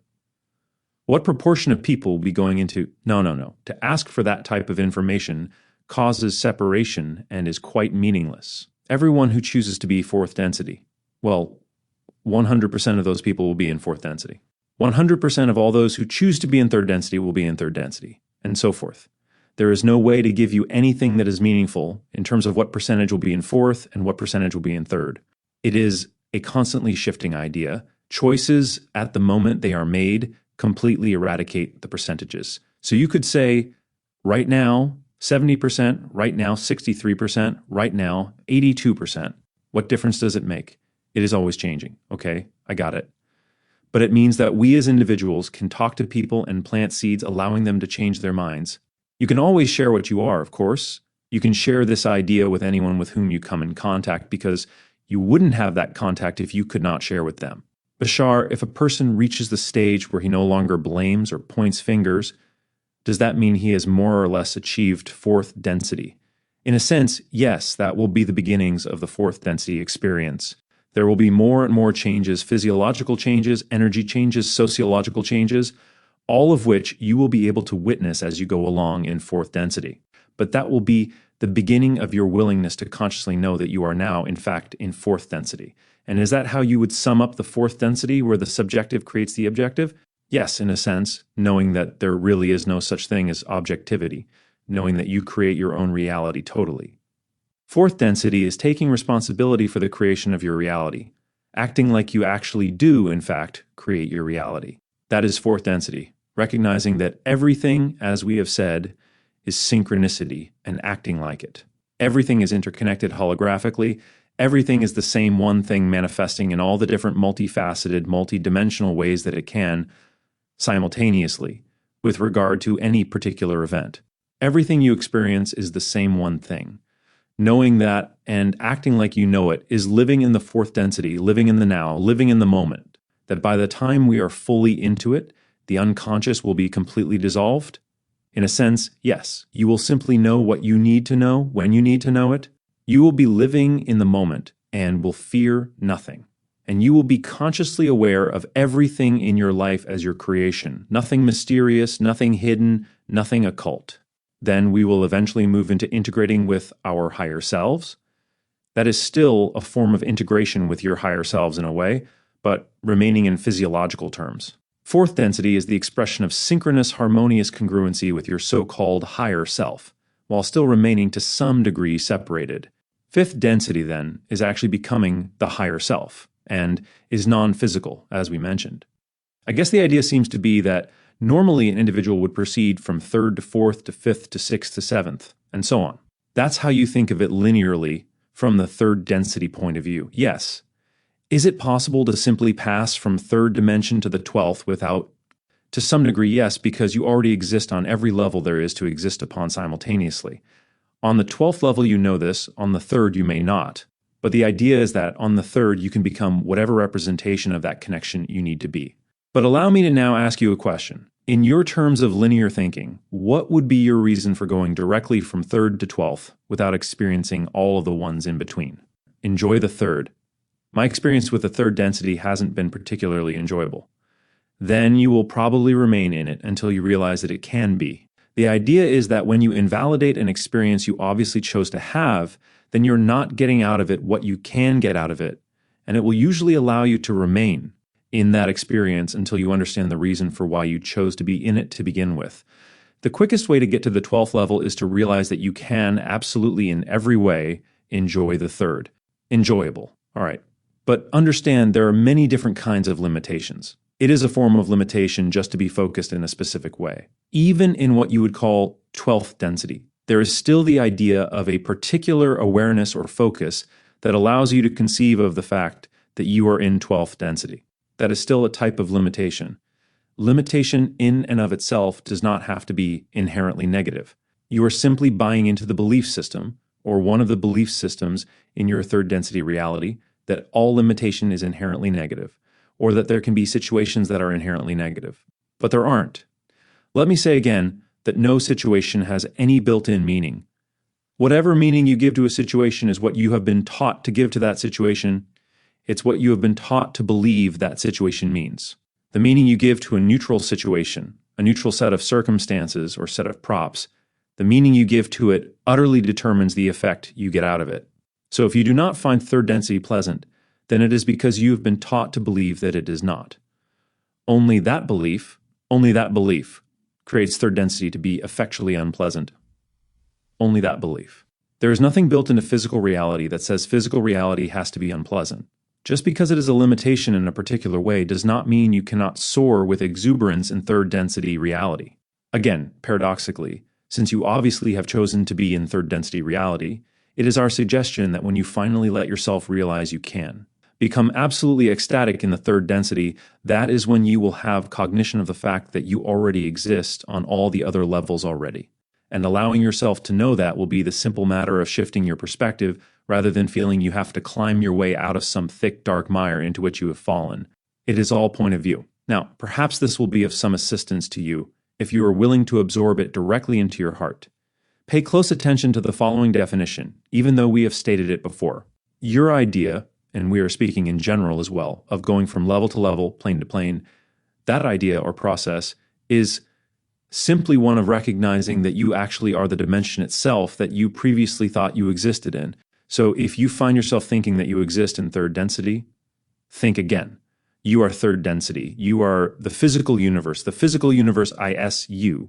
When you know that you are all you experience the physical universe to be, When you are in control of what it is you do experience the physical universe to be, then it will be heaven on earth, 12th density on earth. All levels align at a particular way of thinking in a particular mode of thought. All levels align. All you have to do is realize that going from level to level to level is the recognition that you already exist as that level, and think of yourself in that point of view. When you allow yourself to operate as the collective totality that you are, then no one level will seem to be overwhelming because you will be drawing on the totality of all that you are.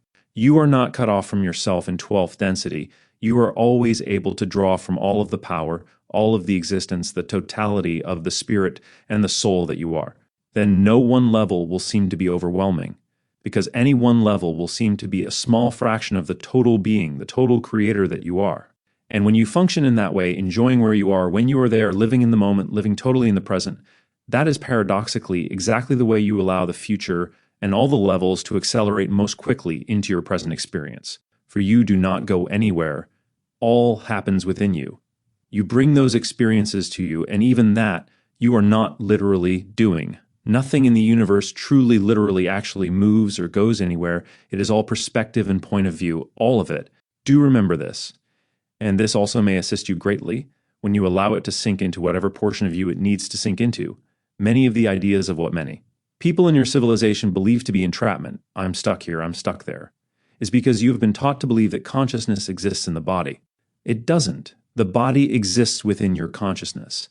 There is a vast difference in the realization of those two definitions, and the idea, therefore, is very unlimiting, very expansive, for you can recognize that what you think of as your body is but one focal point within the combined idea of the consciousness you are, out of which is created all the physical reality you experience. You have much more mobility, because you can diversify your focus, disperse your point of view, broaden and expand the way you look. At yourself, the way you look through yourself, the way you look through the idea of yourself that is expressed in bodily terms. Thus, it is important to remember that the body is immersed in the collective consciousness that you are.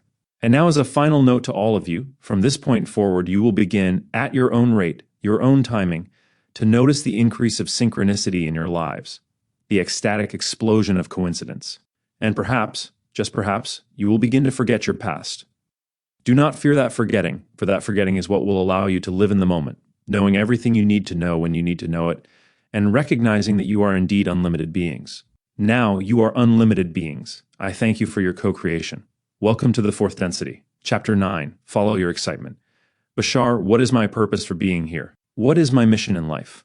Within any given life which any of you live, you can create many so-called purposes, as there are many projects, services, and circumstances by which you express who you are. None of these projects in and of themselves is your purpose. They are your chosen method of expressing the purpose of your lives. Now, we recognize that, generally speaking, when you ask that question, you are usually referring to this idea on a much more foundational level. Because of the society you have created yourselves to be, many of you spend a great deal of time searching for your basic purpose, and often become frustrated, tired, and discouraged about not finding it. First of all, please remember, every single thing is a choice, everything. Yes, you chose to be where you are, you chose to be born. So first and foremost, allow yourselves to recognize that you made a decision to be physical. You knew what you were doing when you made that decision. And whether you have conscious recognition of it or not, you still do know what you are doing.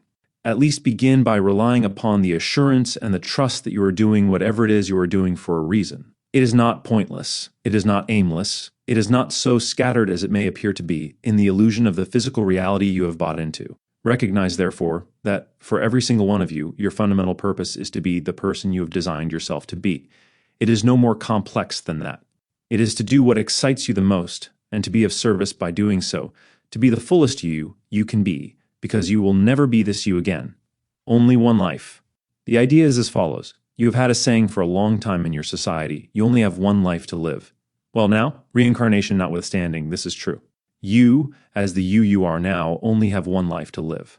You've got one shot at being this you. Even though the soul you are may experience many lifetimes, each one of those lifetimes is unique and a distinct expression of the overall soul you are. Therefore, since you have never been this you before, since you will never be this you again, the foundational reason for this life is, again, to fully be the you chose to be. That's it. Period. Everything else, any way, any method, any point of view, any methodology of experiencing and expressing the idea of being fully who you chose to be in this life is up to you as the physiological consciousness. Now, many of you go through life looking for a specific thing that would seem like the purpose of your life, but create difficulty in finding that thing because you don't recognize that it's up to you to decide what that thing is. The idea is that the choice was made by the higher self, and that the fact that you are present in this physical reality is almost the entire extent of what you usually refer to as predestination. Just the fact that you are here, period.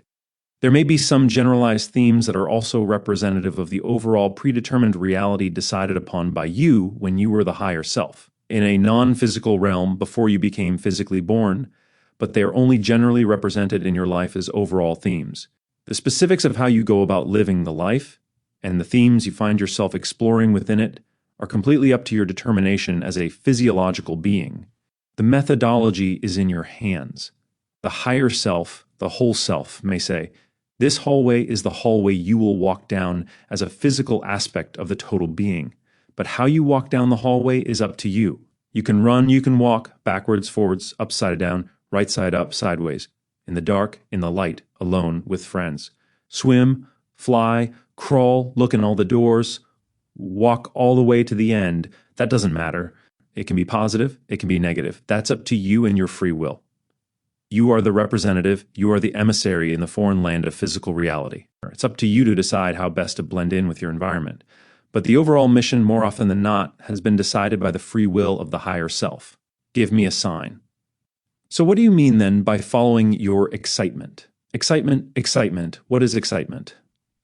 Mechanically speaking, the idea as we perceive it is as follows. Excitement, what you feel to be the physical sensation or the knowledge, the knowingness of yourself that is translated as excitement, is your physical translation of the vibratory energy that represents the path you chose to be in this life. So when something excites you more than anything else, that excitement is there to tell you three things.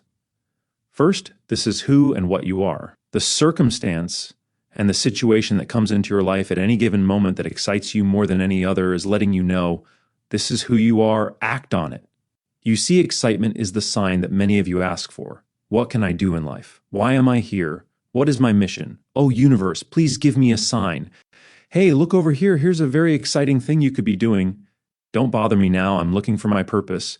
I'm too busy searching for my mission in life. I'm supposed to be serious about this.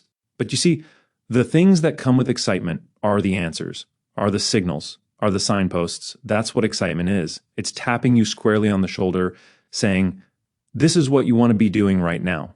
The reason it excites you is because it is aligned with the idea of who you are.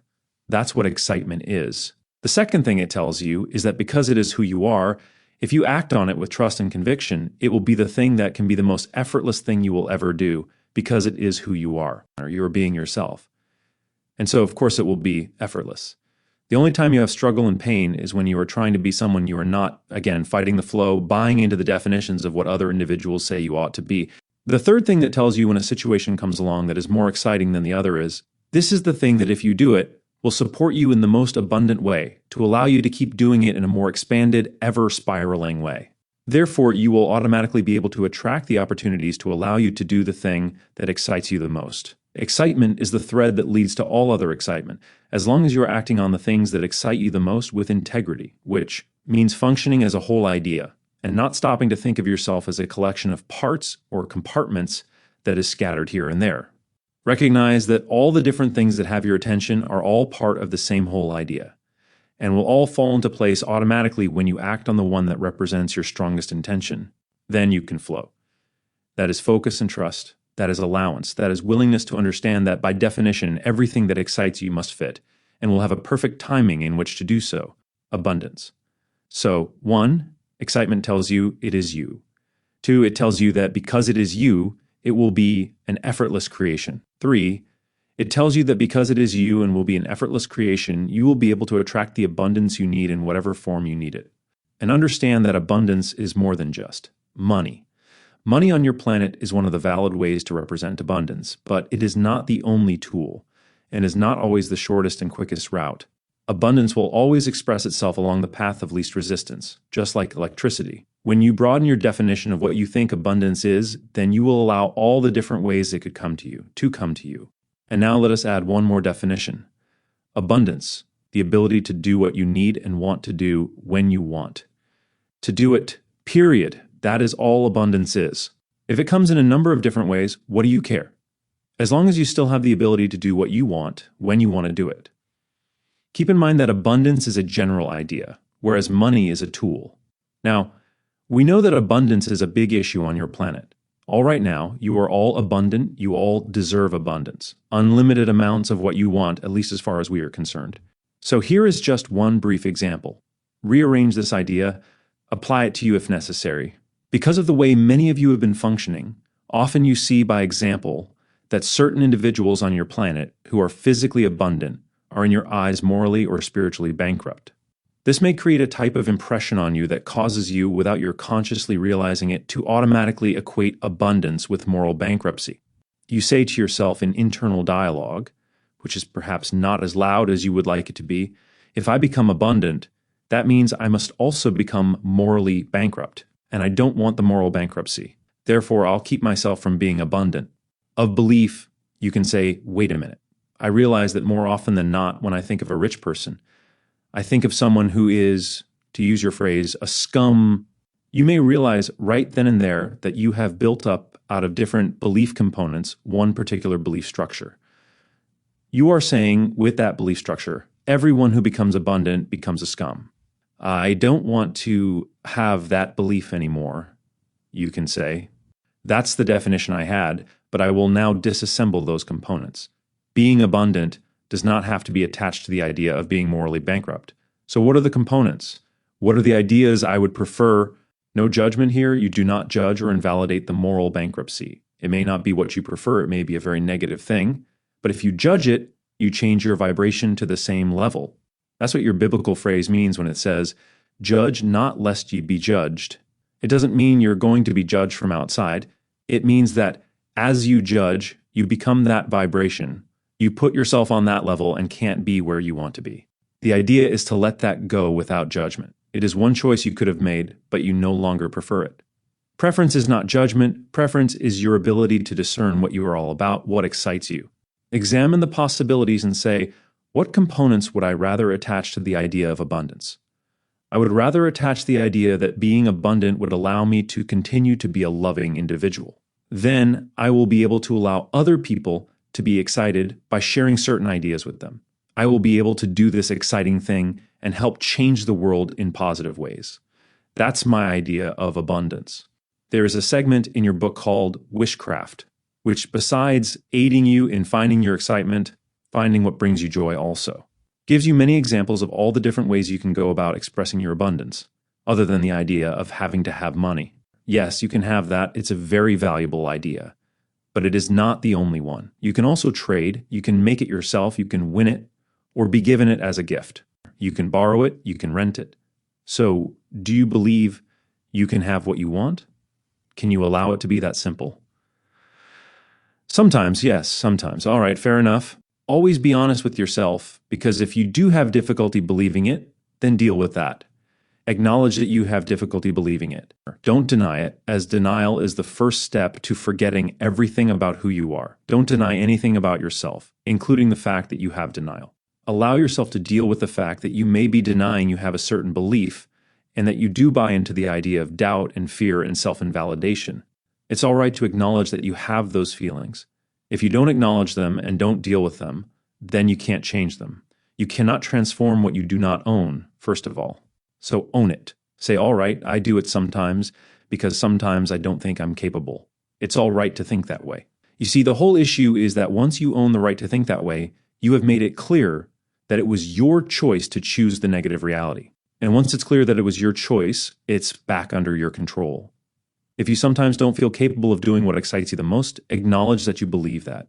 And then get into a very honest discussion with yourself about why you would choose to believe that way. What type of beliefs would you have? What kind of definitions would you have to buy into in order to feel you couldn't do the thing that is most representative of who you are? Struggle or ease. Let's say there are two individuals, one with more money, one with less money. If they are both capable of doing what they need to do when they need to do it, they are equally abundant because that's all that matters to them. And that's the level they have defined themselves to be. If someone has a more expanded idea of what it is that excites him, then perhaps he needs more symbols of abundance to flow into his life to represent what it is he is. If he already has sufficient symbols of abundance in his life, then he will be able to accomplish what excites him as smoothly, effortlessly, and easily as anyone else. For let me remind you once again that the universe will always support you by supplying you automatically with whatever opportunities represent your ability to continue to be who you are.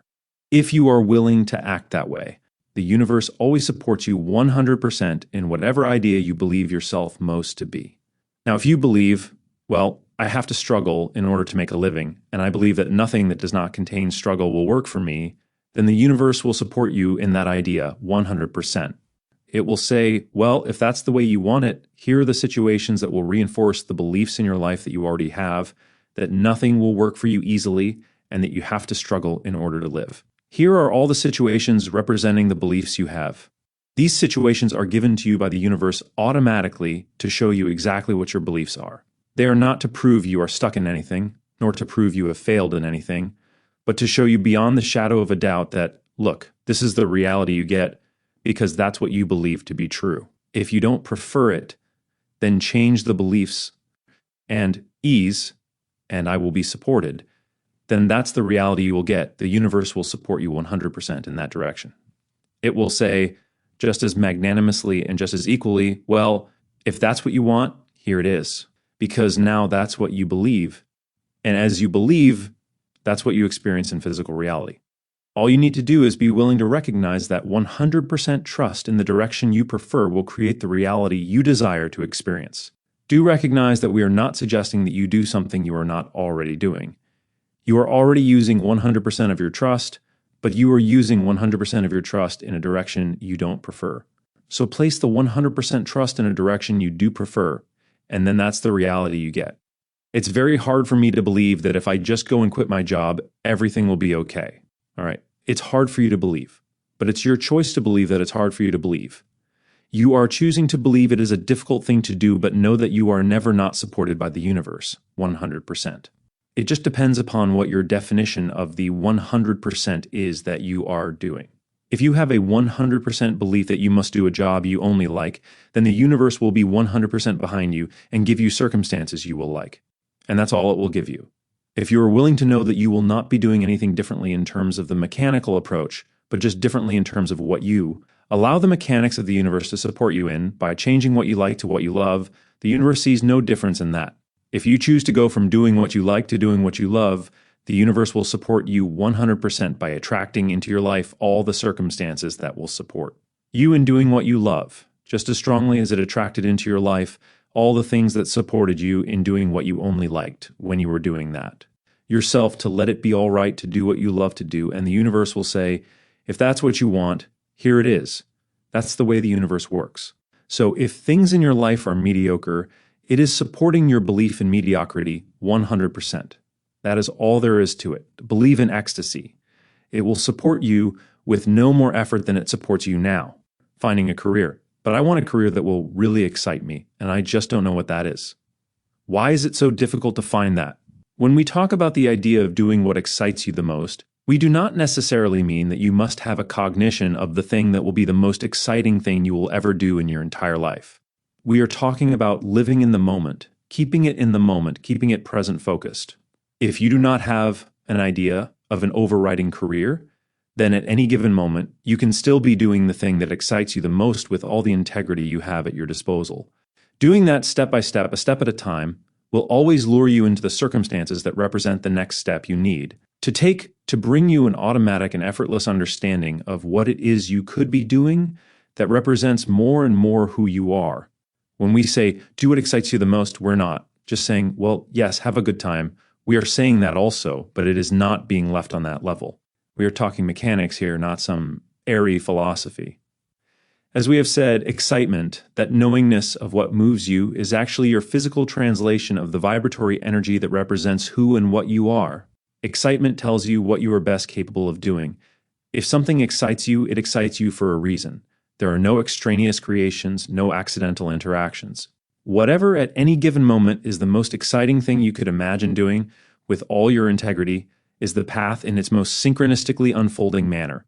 Follow it, do it, trust it. It will always lead you where you need to go to give you the skills, the abilities, and the abundance necessary to do the next most exciting thing or the next most exciting step of the thing that will come along. If two or more things excite you equally, act on any one of them. It doesn't matter which one you pick. When you make the decision, it will be obvious which one actually excited you more. All you need to do then is to act on that one, and it will lead to circumstances that will give you the time necessary to act on all the other things. They will all fall into perfect timing. If they are all representative of aspects of an overall idea that excites you, then they are aspects that will enhance each other, not exclude each other. Let them occur in your life at whatever timing is necessary. Let it be obvious by simply looking around and seeing which ones you are capable of doing anything at all about at any given moment. The ones you are capable of doing something about, do something about. When you get to a point where you can no longer do anything about that, look around and see if getting to that point has given you the capability to do something about some of the other things you are excited about at that point. Then bit by bit, step by step, you will bring them all up to the same level in perfect timing. Many of you know very, very well what your excitement is, but you've been talked out of believing that what you know you really want to do is a valid way to make a living. So you shut it down and pretend you don't know what you really could be doing. Without placing judgment on it, without invalidating it in any way, at this particular moment, is there any one thing, no matter what it is, no matter how silly it may seem in the eyes of your society, that actually would give you the most joy in doing as a career? Or, if you wish, just doing. I would probably just dance for free, but I know that's one moment. Let me repeat myself. Without invalidation, without qualification, what would give you the most joy? Are you saying dancing? I love to dance. Is it the most exciting thing you can imagine doing, above and beyond anything else? Yes. No. Do not qualify it. Of course, we are talking about this moment. Right now, is it the most exciting thing you can conceive of? Yes or no? Then that's it. That's it. Yes. All right. Thank you very much. Then right at this moment, as long as you are focused on that idea, right now, you are a dancer. You are the energy of a dancer. You are the frequency of a dancer. And if you continue to act like a dancer from this moment forward, you will have the lifestyle of a dancer and automatically attract, synchronistically, and effortlessly, all the circumstances and all the relationships germane to the life of a dancer to allow you to take advantage of them so you can continue to be the dancer you say right now you are. Are you willing to act that way, though? That's the real question. Are you willing to act in the manner of what you say really excites you, knowing beyond the shadow of a doubt that by acting as if that really is true for you, the universe will support you in the doing of that thing? Are you willing to believe that, or do you doubt yourself? There's probably a little bit of doubt there. All right, let me remind you of something else, if I may. May I? Oh, of course, 100% trust. Oh, thank you very much. When we talk about infinite trust, we are not talking about something that is difficult to do. When we say trust at 100%, many times we hear a collective psychic groan from you. Oh no, that's real hard. 100% trust, everyone knows how hard that is. But you see, you have all always trusted 100% in something. What your society calls doubt is not a lack of trust. It is an absolute, unshakable, unswerving 100% total conviction in a negative reality. You always use trust 100%. It's just a matter of whether you trust in something you don't prefer or trust in something you do prefer. Now, which do you prefer to trust in, what you prefer or what you don't prefer? As soon as you decide, however, that what you really prefer, you will do 100%. There is absolutely no reason, as far as the universe is concerned, to withhold any less than 100% results from you. You will get 100% of it when you act in that direction, 100%. Sometimes, because of the way you define yourself, you may find that even if you are doing something 99% and yet there is still the 1%, that you are not doing it, that 1% may be enough to prevent you from experiencing the other 99%, depending on how you have arranged the definition. 100% trust will always, I guarantee it, I promise, give you 100% absolute reflection of that reality. Absolute. You are always getting a 100% reflection of the reality that you define as the most likely reality you are capable of handling. Always. The universe will only give you what you say you are ready to handle. So as soon as you say, well, of course, because I am excited about this more than this, because it is what I prefer more than that, then it must be representative of who I really am. Therefore, by definition, of course I'll be able to handle it. Otherwise, I wouldn't have conceived of it. As soon as you act as if that is true for you, the universe will say, all right, if that's the way you want it, or here it is, all the opportunities that represent the you now believe yourself to be, as opposed to the you used to believe yourself to be. You always get an absolute reflection of whatever you define yourself to be, no more, no less. So 'tis up to you. At least if you're going to hang on to things you don't prefer for now because you believe that's the rate at which you need to handle it, then at least, if we may suggest, because we love you, please do not spend time berating yourself for the time you are taking, for that only adds to the time it takes. So if that's the way you are going to go about it, then at least relax, breathe easy, and say, all right, that's the way I'm going about it, because I choose to believe that's the way I need to go about it. Paradoxically, as soon as you let the way you're doing it be all right, you will probably change. That's the whole paradoxical mechanism.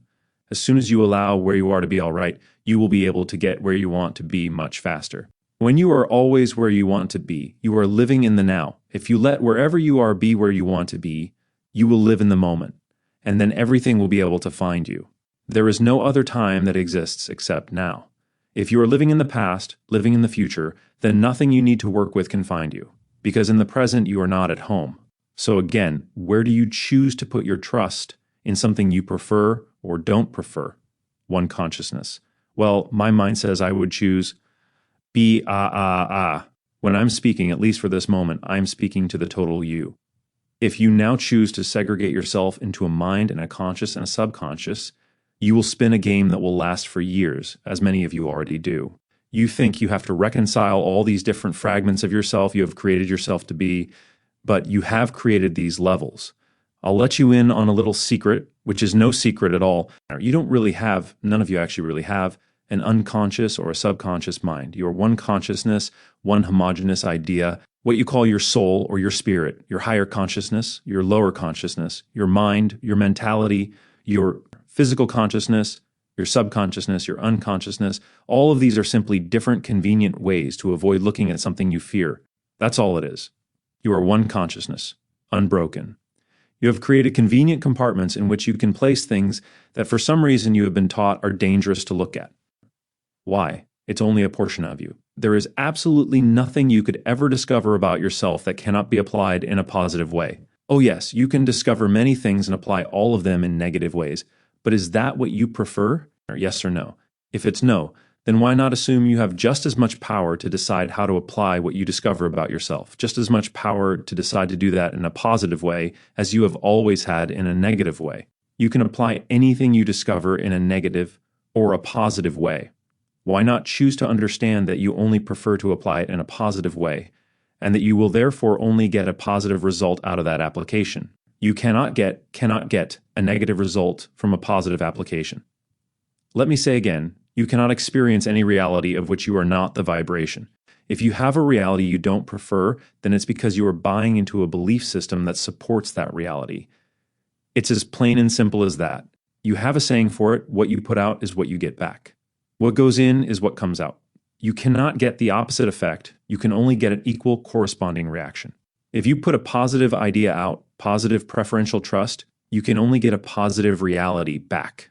If you put a negative idea out, which you call doubt, you can only get hesitation, guilt, frustration, and all the other symbols your society has created to represent negative trust. Do you believe, are you at least willing to consider the possibility of believing, that if you fully act in the direction of the being you say you want to be, that you yourself can be responsible for attracting the things in your life that will support you as that being, and that spiral will continue forever? Are you willing to believe that could be possible, and that nothing is too good to be true? Yes, I'm willing to believe that. All right? Then discover what stops you from believing it now, come to terms with what that definition is that prevents you from living that reality, and redefine the reality you prefer to have. You will get that reflection, I guarantee it, 100%. The universe keeps nothing from you, nothing. But the universe can only give you what you say you're ready for. If you do not believe you're ready to handle the idea of success because you're willing to buy into it's got to be a struggle or it's got to be a striving, the universe will only give you so much. That is because obviously you're telling the universe, I'm not ready for any more. Please don't give it to me. I'm still creating a trust in a negative reality. And when I have that kind of a belief, I do not want these things because they will not manifest in a positive way. Give them to me when I choose to believe that I deserve a positive reality. And you do, You deserve anything you can conceive of just because you have the ability to conceive of it. You don't have to earn the right to deserve happiness. You already have that right because you exist. Do you understand? I hear you, and I do want to believe that threshold of believability. You are on the threshold of your believability. You are exploring that threshold. What you are truly willing to believe is possible for you.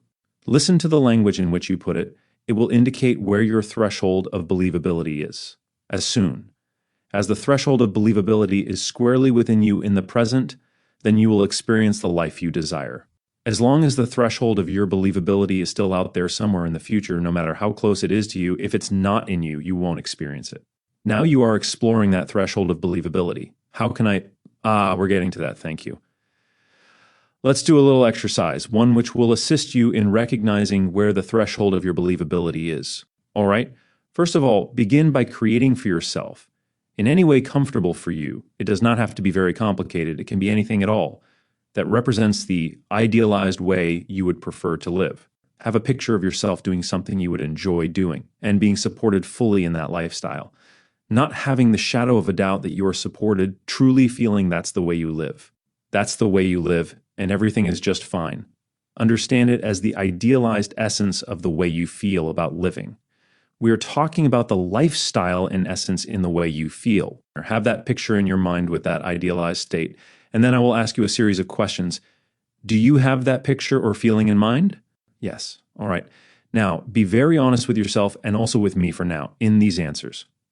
Do you honestly think that within, say, 10 of your years, will that be enough time for you to be able to create that way of life? Yes. Do you believe you will be living that way in a month? No. Do you believe you can be living in the way you prefer to be living, no matter how that is, in 1 year? No. Do you believe you can do it in 3 years? I believe I could do it then. All right. Are you sure? Can you really feel it? A year? If I put all my attention on just doing that, yes. All right.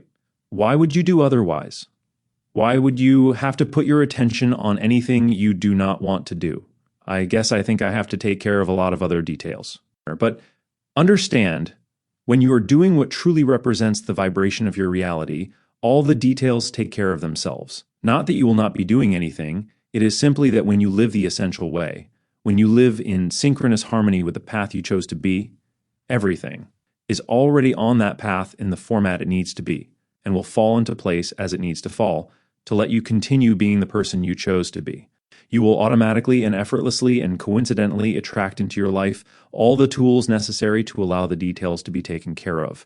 It is all one package. You see, the difficulty you are having is in thinking that your life is a series of separated ideas rather than one homogeneous event in which everything that needs to be done to allow you to be the person you need to be will be taken care of automatically.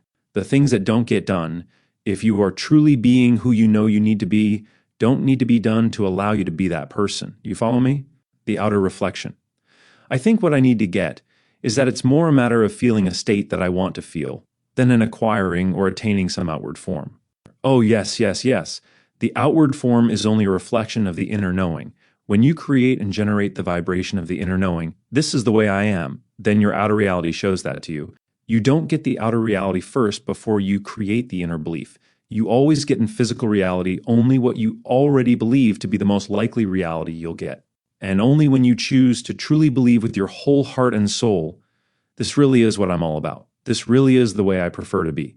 When you generate that feeling and that desire and that energy within you, then your outer reality has absolutely no choice but to reflect that inner feeling, that inner knowingness. And it is that simple. Letting yourself know that that vibration of truth for you is your vibratory frequency, the vibratory frequency that represents the being you chose to be, you will then tune yourself to that station. When you tune yourself to that station and let your dial remain on that station, only the things that are pertinent to that station can be received by you. You know you can't receive anything other than what the station is that you are tuned to, but you must decide to tune to that frequency first. Otherwise, you are listening to a program you don't enjoy.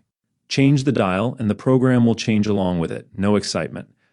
Bashar, I don't get really excited about anything. All right, now do realize that when we talk about the idea of doing what excites you the most, it doesn't necessarily mean you are going to be jumping up and down every single moment.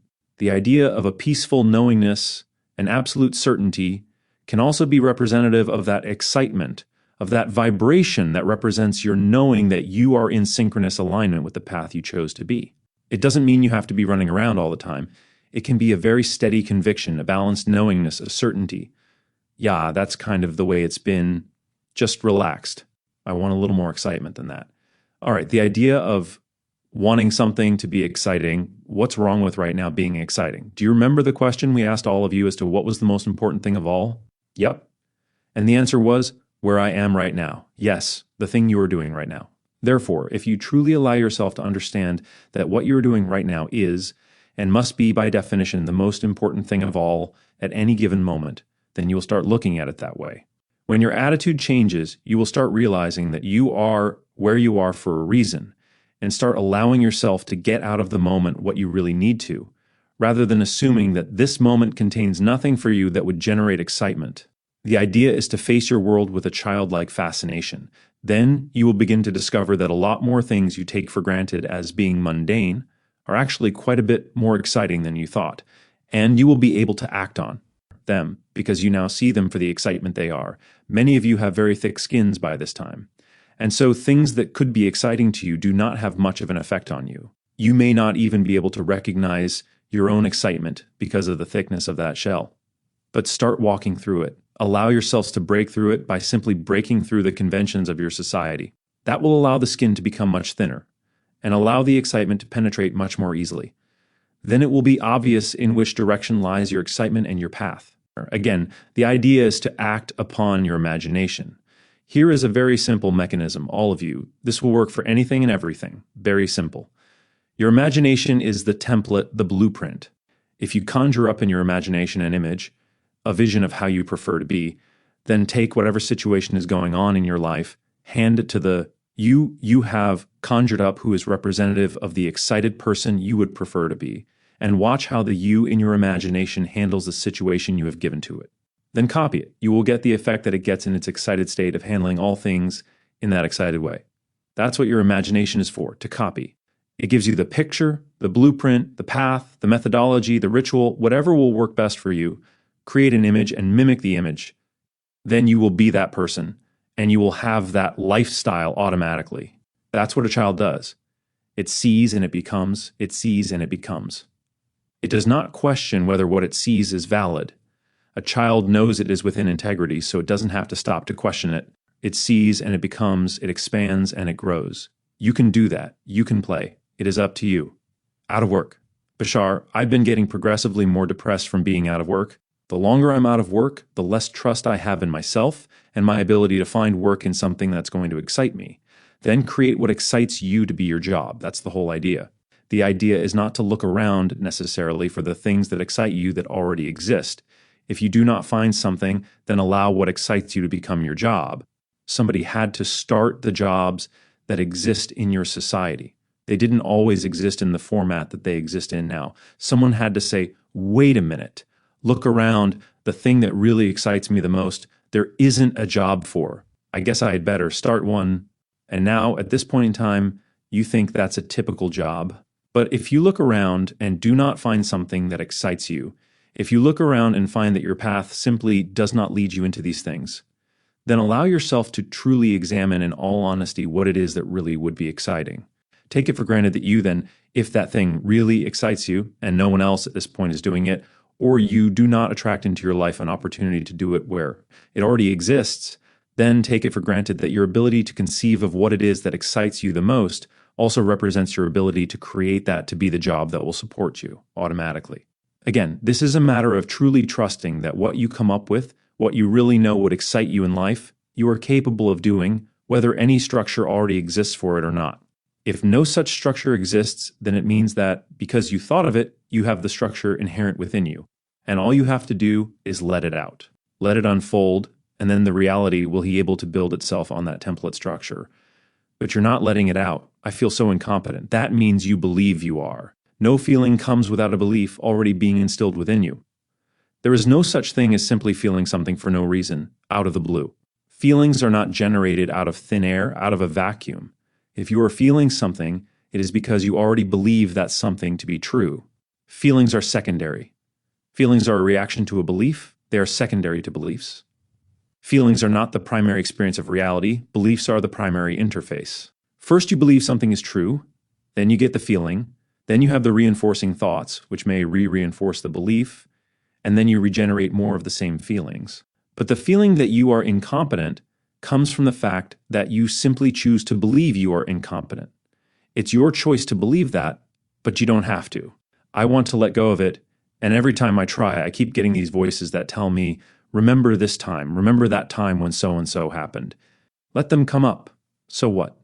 You see, you are trying to shut portions of yourself off. You think that when you integrate, you will never hear those voices again. And that's not true. You will always hear those voices. As a matter of fact, the more you integrate, the more you will hear them because you are accepting everything, every way you are, into your life. And those are some of the ways you can exist. They come up not to show you you have failed, not to show you are stuck. They keep coming up to give you the opportunity to realize how much you must have changed. You don't relate to them the same way you used to, unless, of course, you choose to do so. When you say, oh, well, look, the voices are still coming up. That must mean I have failed.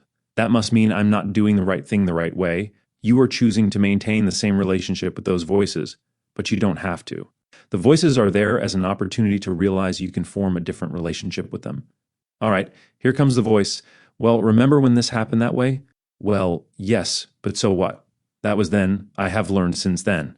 And because you, oh wonderful voice, have now reminded me of the way I did it then, I have a great and positive opportunity to see how differently I am going to do it now. You are giving yourself a measure. It is the way to allow yourself to recognize you are going through an evolutionary process if that's what you believe you must go through. From time to time, you may find, well, the voice comes up, look, this is the way that happened then. And then you may say, all right, this time it happened almost the same. But there is the key word. If you are a positive individual, you will lock onto that almost the same. It was a little bit different. And that's good enough for you, because if it can be a little bit different, it can be a lot different. Next time when the voice says, well, yeah, but remember when it happened this way, then you can recognize that the last time it was different, and next time it will be more and more different. So you just keep reminding me, little voice, of the way it was, because when you keep reminding me of the way it was, it gives me an opportunity to see how much more different it's becoming all the time. Everything in your life can be used in a positive way, even the same old little voices. It's up to your willingness to allow your imagination to work for you. Trust it, have a positive attitude, and that will determine everything. If it's there, use it as a tool. Don't think that just because it's there, it means you failed. That's your old attitude. That's your old belief. I just get reinforcements from other people in my life telling me also, no one can give you reinforcement. You have to accept reinforcement. Well, they're agreeing with the voices. So what? The inner reality is the outer reality. It is one and the same. If you have the little voices within you, of course you're going to have the voices outside of you as well. But when you start using those little voices in the way we have just described, then the outer voices will also change. You understand? The inner is the outer reality. The outer is the inner reality. They are not two different things. It is one. Plant something different. As you believe in, so do you see out. As you sow, so you reap. That's what that means. The seeds you plant within yourself are what you see growing in the garden around you. If you do not like the flowers you see growing, then change your order of seed. Plant something different, and then something new will grow. The inner is the outer. If the outer is not the way you prefer it to be, change the inner and the outer will follow. I've worked on saying those things. I guess the belief was still the old one. I didn't get rid of the old belief. You cannot get rid of anything. What I said was, okay, I can do this, and I can handle the job. But that belief was still hanging on. Listen to the way you sometimes phrase things as well. Many times the way you phrase things is an indication of the way you really believe. Okay, I can handle it. Right there it lets you know the way you were saying it means you think it's overwhelming to begin with. And that's what the real belief is. The belief, therefore, is not really that you can handle it, because if you knew beyond the shadow of a doubt that you could, you wouldn't have to convince yourself. If you find yourself using phraseology that indicates you are attempting to convince yourself, then you do not believe it naturally. Let yourself know that you do not have to think twice about something you already own.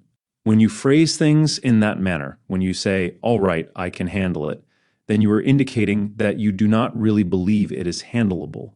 You do not have to handle things in that way. You already control everything. Therefore, if situations occur in your life that seem to be non-preferable manifestations, you controlled it for a reason, for a positive reason, into that format. even though I don't see what the positive reason is. Let the positive reason at least be the fundamental reason that you're giving yourself an opportunity to realize you don't have to relate to the scenario the way you used to. And you may be checking yourself to see if you still are. Something positive. What phrases could I use that would be more beneficial to me? How does this serve me? Exactly the way it is. Exactly the way it is. How does it serve me? What can I learn? How can I positively learn something from this? When you let it be the way it is, that is when it has the greatest opportunity to change into something else. If you deny the form in which it comes, then you are not allowing yourself to see what is inherent within it. You are not allowing it to present itself in the way you have created it to present itself. You are denying your own creation, your own format.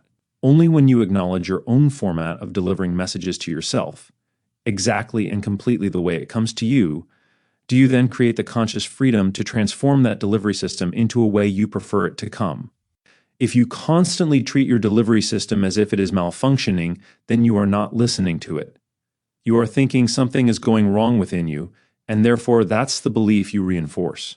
And therefore that's the cycle you repeat. Something is wrong, something is wrong. So of course your reality constantly reflects back to you, something is wrong, everything is just fine. In what you used to consider the most dire circumstances, let yourself realize everything is just fine. I'm in control of this. Look at how much control I have to have created such an absolutely exciting scenario. Everything seems to be wild and hither and thither and all over the place and seemingly wild and unconnected and out of control. But since I know I'm controlling that, look at how much power I have. Are you beginning to get the idea? Yes. For the only thing you are experiencing is the idea that you have old habits that are difficult to break. If that's where you are coming from, all right, I have habits that I believe are difficult to change. So if I believe in the idea of habits, then I'll use the idea of habits in a positive way and create positive habits. I am in control of everything. Even when it seems like it's out of control, I'm controlling that. Get used to knowing and believing there is a positive manifestation that can occur from every scenario, with no exceptions. None. I felt like I was, but when I lost my job, I just went down. But you see, you assume that not being in that job for some reason has to be an inherently negative scenario. Why make that assumption? It is only an assumption. How do you know what losing that job may be making room for? Perhaps something you would just explode with delight to receive, that you wouldn't have room to receive if you still had the old job.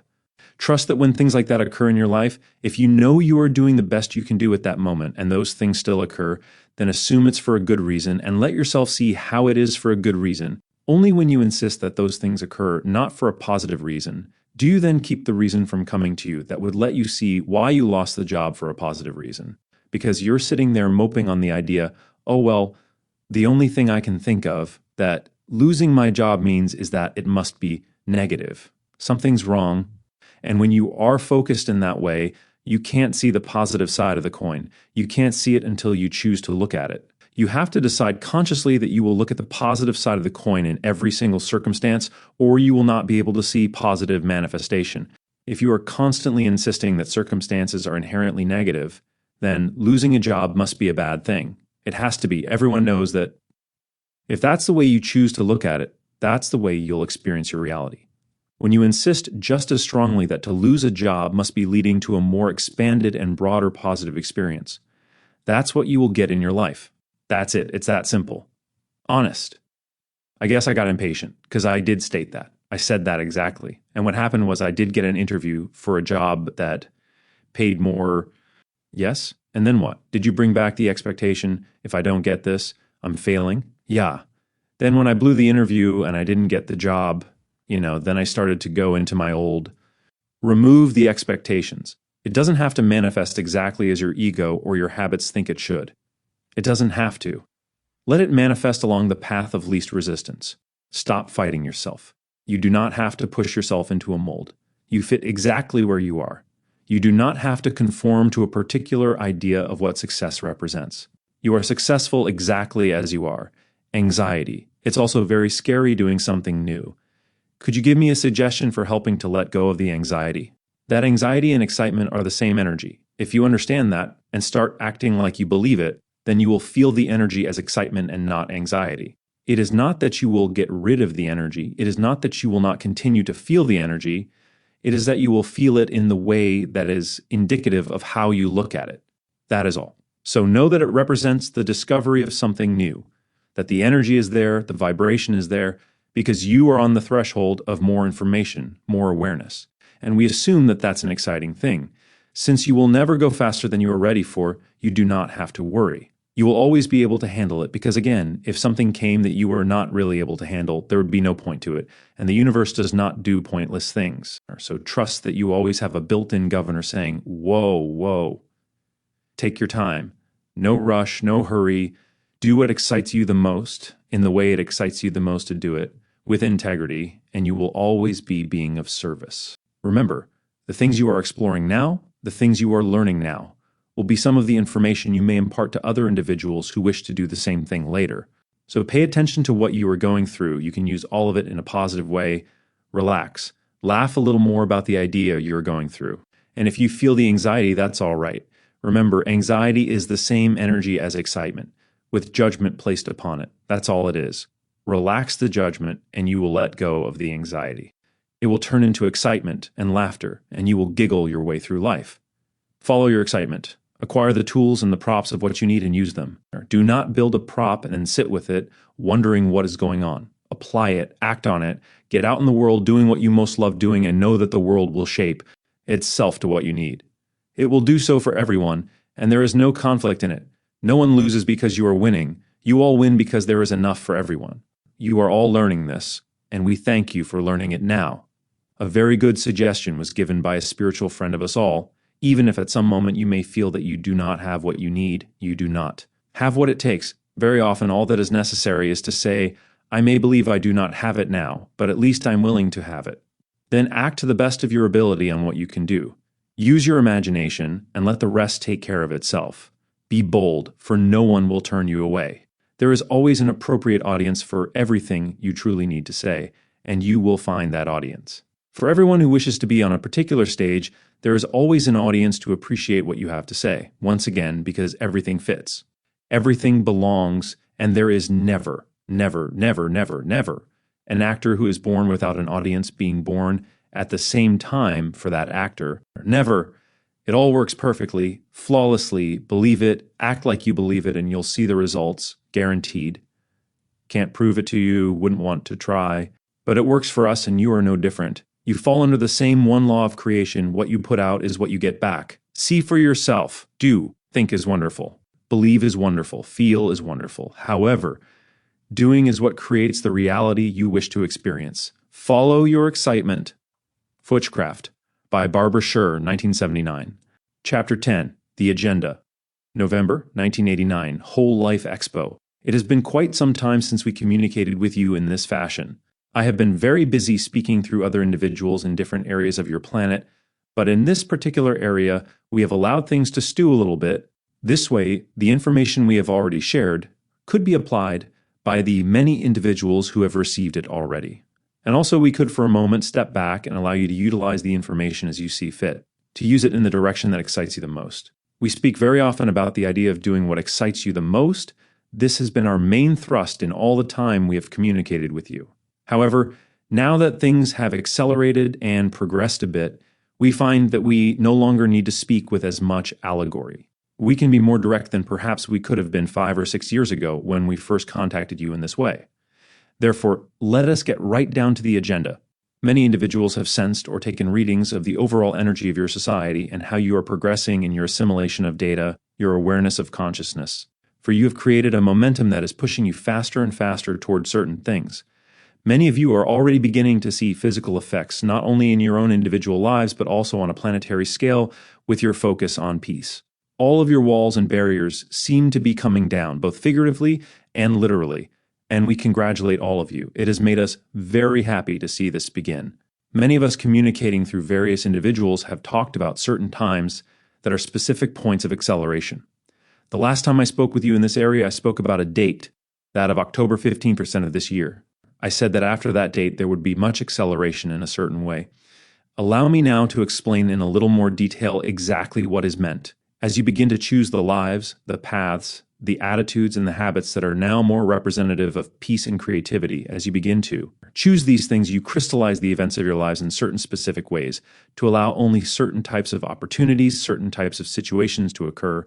It is what we call synchronicity. What you put out is what you get back, as we have said many times. As you have accelerated this, it becomes less and less likely, in fact more and more difficult, to choose anything that is not representative of what you really desire, of what you really prefer. Crossing the threshold. You will find this October 15 date was given to indicate a threshold that you have crossed, whereby you now number enough individuals in your society aiming toward what you desire that, should you, for any reason whatsoever, doubt, fear, hesitation, habits, begin to choose that which is not what you want, you would find it falling apart more quickly. It would point you in the proper direction by not working out, by creating more and more unhappy, stressful situations in the things you no longer want to do, to make you tire more quickly of those things that are not what you are all about as an individual. Therefore, from that date forward, you will find that the more you hesitate to do the things you know you are all about, the things that really excite you, the less well things will go for you. The more confusion there will be in your lives, in a negative sense. The agenda now is that approximately between your time of 1990 and 1994 or 1995, more and more of this energy will crystallize. I know I will be very bold in this statement I am about to make. Understand that this is simply how we are perceiving your energy at this time, but the momentum is very strong, so I will make this statement anyway. If you have not, by 1997, allowed yourselves to do in your lives only what is really representative on any level of what you prefer, what you desire to be, from that point forward, you may not be able to catch up. The acceleration will be so great at that point that if you are not allowing yourselves to be aligned with your own truths, you may find it almost impossible. Nothing is impossible, but almost impossible to backtrack without absolute breakdown of everything you know. For the next 3 of your years, you can do it somewhat smoothly, with some buffers, with some timing, with some pacing. If you have not allowed yourselves to crystallize in what is really important to you by your 1997, the only way it may be available to you to do so will be to completely cut yourselves off from everything and start, as you say, from scratch. Now, some people might find this more exciting. That will be up to you. I am not telling you what to do, but only giving you a reading of your energy, because that is how fast you are acting. That is how fast you are changing. There is no reason to hesitate. There is no reason to delay doing what you really love to do. There is no reason to hold on to those jobs, those situations, those relationships that are not representative of you. Allow them to change gracefully, with integrity, with love, but change them. Do not fear your typical fears. I cannot quit my job. What will I do? What will I eat? How will I live? Where will I live? I will not be able to pay the rent. I will be kicked out. I will say this briefly because I have already said it enough. Trust that the thing in life that excites you the most comes complete with all the tools necessary to support you in the doing of that thing. It is automatic. It is built in. All you need to do is act on the opportunities that doing that situation brings to you. Very simple. See, feel, and be. Everything we have said folds up into 3 steps. It's that easy. See what you want, feel it, know it, desire it, then be it, act it. Do only that thing in the way that is representative of who you want to be. Or see it, feel it, be it. 1, 2, 3, the ET agenda. Now, a continuation briefly of the agenda, many of you have asked, what is going on with extraterrestrial activity on Earth? Remember, I tell you these things not to take power from you. You do not need us to make your decisions, and we are not here to save you. Thank you for your offer, but no thank you. But because we would love to interact with you freely and openly, and because of the acceleration of your energy now, I can give you a rough outline of our agenda for more open interactions. In 1993, 1995, 1997, and 1999, every 2 of your years in the odd-numbered years, beyond that at this time. We cannot say because those are critical points. Depending on what you do at those critical points with regard to us, that will determine what happens beyond your 2000 mark. 1993, 1995, 1997, and 1999 look for major release of data regarding your involvement with extraterrestrial societies. You will find in your 1990s a representation of the laying away or putting aside of all of the peripheral issues that cloud the nucleus, the seeds, and the kernels of all of your different disciplines. You will build in your 1990s the beginnings, the roots of one interdisciplinary idea or understanding that involves the combining of all political, economic, religious, metaphysical, scientific, philosophical, and every other discipline on your planet. All will be brought together in your 1990s. All of the clouds that surround the issues that keep them apart will be stripped bare, so that all of the seeds of each issue will be seen for the similarities they possess to each other. By your year 2000, you will have begun the basic foundation for what will carry you through as an overall global philosophy for your next 1,000 years. This is your general agenda for your 1990s. To remove the clouds from your own individual selves, to strip yourselves of the things in your estimation that do not belong in the reality you prefer, to be your own nucleus, raw and exposed, as you say, shining bright, the core of the stars that you are, as you act out what is important to you, what you prefer, as you begin to radiate to each other this energy, this vibration, this frequency. You will each become more sensitized, more sensitive to each other. You will be able to key off of each other more clearly without the negative confusion of certain habitual customs, which now blind you and keep you from your heart's desire. You will understand certain social patterns to be creations of the mind, creations of fear, creations of doubt, reservation, and distance. You will understand that your core is indestructible. Indestructible, you are eternal. You are infinite, you have been around forever. You are not going anywhere. You will always exist. Constant change. It is said that the name of creation is I am. This is absolute in its truth. It is, it always has been, and it always will be. That which exists can only continue to exist. It will never become non-existent because non-existence is its own realm. It already contains all the things that will never exist. Whatever doesn't fit in that realm of non-existence has always existed, exists now, and always will exist because there is nowhere else for it to go. Non-existence is full up of all the things that will never exist. There is no room for existence there. It is the polarity of creation. No beginning, no ending. It always is at every moment. Therefore, since you exist, at least I will assume I am not fantasizing you.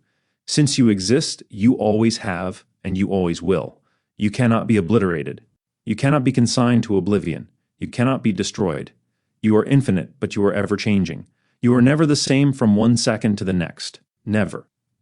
Allow yourselves to feel that that change is the true constant in creation. The true stable foundation of existence is constant change, so that it does not stagnate, so that it is ever perpetuating. Creation is not over. It is not that everything has already been created and now God has sent everything off to run around and have fun. You are all, and we are all, together, God ever creating itself anew, ever changing and always existing.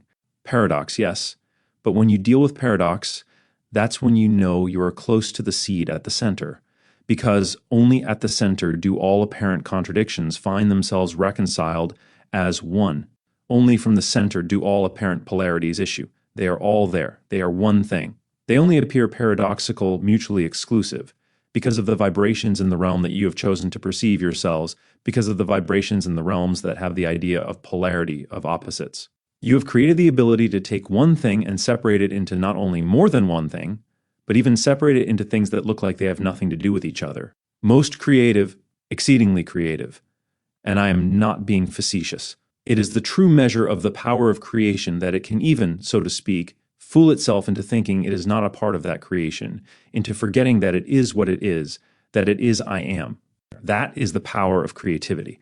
Now, however, as we have said, you have played that game through on this world in the way you wanted to do so, and now you are remembering I am. We are waking up. Oh yes, I remember now. Well, that was a fun game, but now we wish to remember that we are what is, and we wish to change the rules of the game. We wish to play as integrated whole beings now. And so you are remembering, so you are gathering, so you are discussing ideas of consciousness. What is consciousness? What is physicality? What is dreaming? What is being awake? What is real? What is non-real? All of these things in your 1990s will be understood to be simply manifestations of one thing, your own perspective. You are waking up. Good morning, time gates. The idea of acceleration contains currents and eddies, if you will, backwashes and loops. To some degree, they have the purpose of reinforcing the forward momentum. Now and then, because of the type of overlapping vibration you all create in your forward momentum, there will be doorways, gaps, more dimensional gates that so many of you could find yourselves within, and find yourselves reflecting past ideas, future ideas. These time gates allow you at that given moment for a little while to perceive the collectivity of yourselves. So there are currents and eddies and washes throughout all of your energy, particularly for now because of the momentum you have set up, especially around the 15th of every month. A very strong one has always been your March. 15, and even more so starting in 1990 will this be so. Many things will be happening at that time. People will be finding that the time gates will be moving fast and furious. They will find confusion within their consciousness. They will find many things going on in the world that almost sound like they could not be happening in the same world at the same time. Around your March 15th date, what you refer to as the Ides of March, very strong gates in your consciousness will also be opening up to certain probes or visitations from your own past civilizations. Very strong. You will see it reflected in your society by a certain kind of discovery and a certain resurgence of awareness of past civilizations. Yes, all of you really are seeds of unconditional love. Thus, when you truly allow yourselves to burst forth with the flowers of knowingness that are within you, your planet will be such a lovely garden. Right now, all the things you are doing, all the things that seem to be so churning in your society, well, you can look at it this way. You are tearing up the topsoil, preparing it for a new planting. You are creating furrows in the ground. You are farming the richness of your past experience. Negative though that may seem to be, know that it will form a very rich compost. All that has been negative, all that you may consider to have been a waste, is what allows fertility and new growth to occur once you place it in the proper place behind you, beneath you, and grow from it. Let the light from your own future selves draw you upwards from that rich soil of experience, for it is a rich experience, very rich. A suggestion, go to a natural spot where there is a richness of the soil and sink your hands deeply into dark, dark, rich earth. Breathe the smell of nature in and then look up at the sky. See where you have come from in your physical reality. See where you are and see where you are going. Make a grounded connection to heaven. Bring heaven to earth. Experience the richness and the vitality of your souls. Remember, for every single thing that you truly want to do that truly is representative of you, there will always be a place and a time in which it can be done. You would not exist if that were not so. There is never one side to creation. Always it is complete. And for every desire, for every true self-wish, for every soul wish, there is always the opportunity to manifest that wish in the reality you are in right now. Always see it, feel it, be it. It's easy and it's fun. Once again, I congratulate you all. I extend our love to you all, our appreciation to you all, our joy. We are always with you. You are always with us. Let us travel together and enjoy life. Chapter 11, Life on Essassani. Bashar, you said that you've been observing our culture for thousands of years? I was speaking collectively. Not my society specifically, but many of the societies within the Association of Worlds have, yes. Living the life that you're living now, do you experience time in the same linear dimension that we experience it? Somewhat, but not exactly. Our ability to communicate with you right now shows that we experience it somewhat differently. For colloquially speaking, we are actually of your future. Therefore, in a sense, you could say we are speaking backwards in time. Because we still have a physicality somewhat, the idea is that we do perceive notions of time to some degree. It is very pliable and malleable for us, because our society's transformation now involves going from physicality to complete non-physicality. So from your viewpoint, you can tell what the transformational age has accomplished? Somewhat here and there. Not everything will be apparent to us. Each time we tap into the flow, we may perceive very different things. But some general overall patterns and flows are observable to us because of our vantage point, physical aspects. I wonder if you could describe for us the planet on which you live, how large it is, how far it is from your central sun, the time periods for your year and your day, and some of the physical aspects of your life. On a level from which you are able to perceive us physically, we consider ourselves to be beings similar to your own species, although somewhat different. Our physiological form is generally as follows. We are approximately 5 feet of height in your counting, white, whitish-gray skin coloration, very wide upturned eyes. The pupil of our eye encompasses most of the eye, and because of our enlarged pupil, it would appear as if our eyes are almost black. Actually, they are not. Most of them tend toward gray in coloration. The males usually have no hair. Females generally will have some, tending to be whitish in color, although there are exceptions. If you wish some type of comparative analogy between our civilization and a species of your civilization, you could use the idea of Mongolian, and you would be close, but not exact. We are relatively slender, relatively frail, as you would understand that idea, as we move from physicality to non-physicality. In our ancient language, which we no longer use as we are telepathic, our planet is named Essassani. As our people are Essassani, and ES means place, this translates out in your language to place of living light. Since it is our understanding that all beings are made of living light, we have called our world thus. Our planet is not too dissimilar to your own, although a tiny bit smaller. What you would call our gravitational component is approximately 85% of your own. We do not really follow the flow of keeping track of time, but since we do have a physicalized world, and since a day is simply a single rotation upon its axis of the planet, we do have days.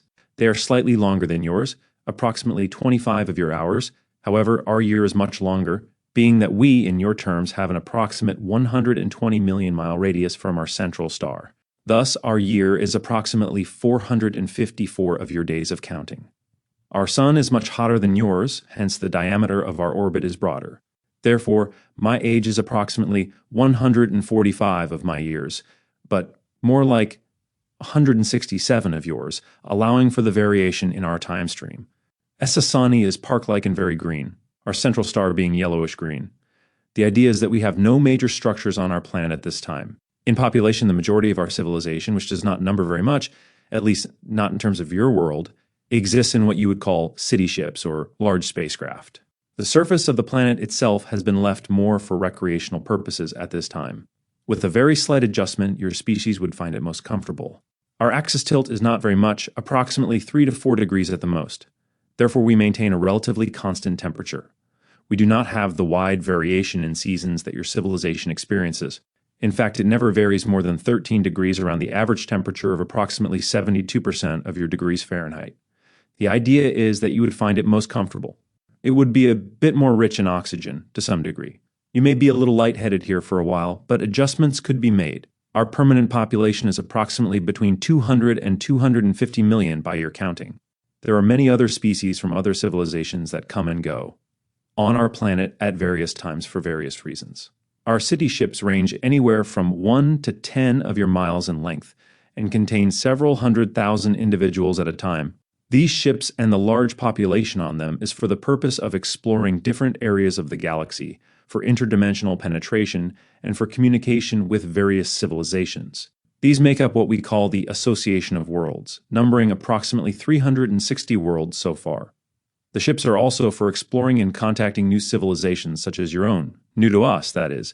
Could you tell us how far your planet is from us, and in what direction we would look to see where you're going to be? Yes, however, you will not be able to see our star because we are in a different dimensional plane. While we are in our dimensional plane, we cannot see your star either until we make the dimensional shift.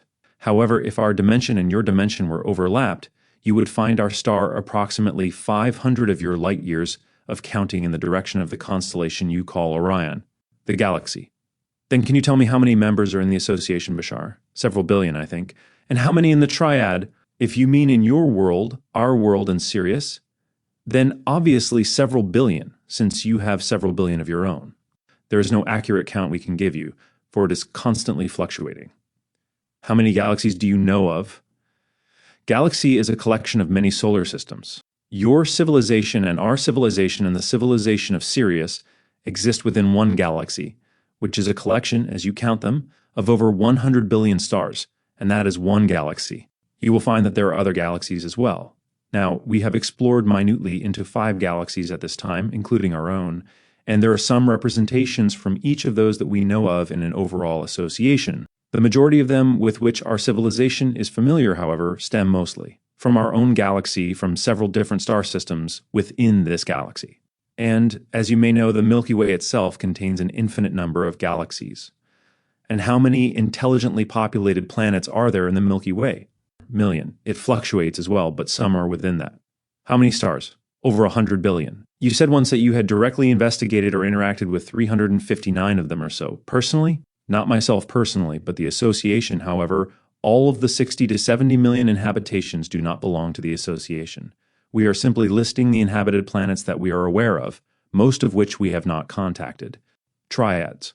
Bashar, you seem to like triads a lot, and I know your spacecraft is triangular in shape. Yes, Our fascination with the triad, forming triads, working with threes, and so on, is because the triad formation or triangular formation, first of all, is the primary fundamental geometric that will always occur in the second and third densities. The tetrahedron is the most basic fundamental form of manifestation in third density that you can have in physical reality. Now, this idea of serious consciousness, our consciousness and your consciousness forming a triad consciousness, is so that the two are always supporting the one. Our civilization works in threes, in networks of threes, always upon the principle of forming the triad for support, the two to the one, and thus our triangular scout craft. So tell me about your craft. How does it look from the inside? The particular craft that I use more often than not is a three-sided equilateral triangle-shaped one. The interior is hexagonal, for the 3 points are isolated from machinery, the central portion being relegated to control. That sounds great. Would it be visible to our eyes? Oh yes. There are many beings interacting with your civilization at this time. We will not be physically the first to interact with you, however, for we are assisting others who will be the first. In your manner of counting time, our opportunity to interact with you will occur somewhere generally within the next 8 to 10 of your years.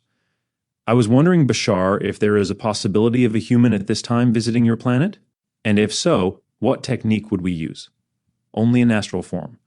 What technique would you suggest to get us there astrally then, to change our frequency so that we could be with you?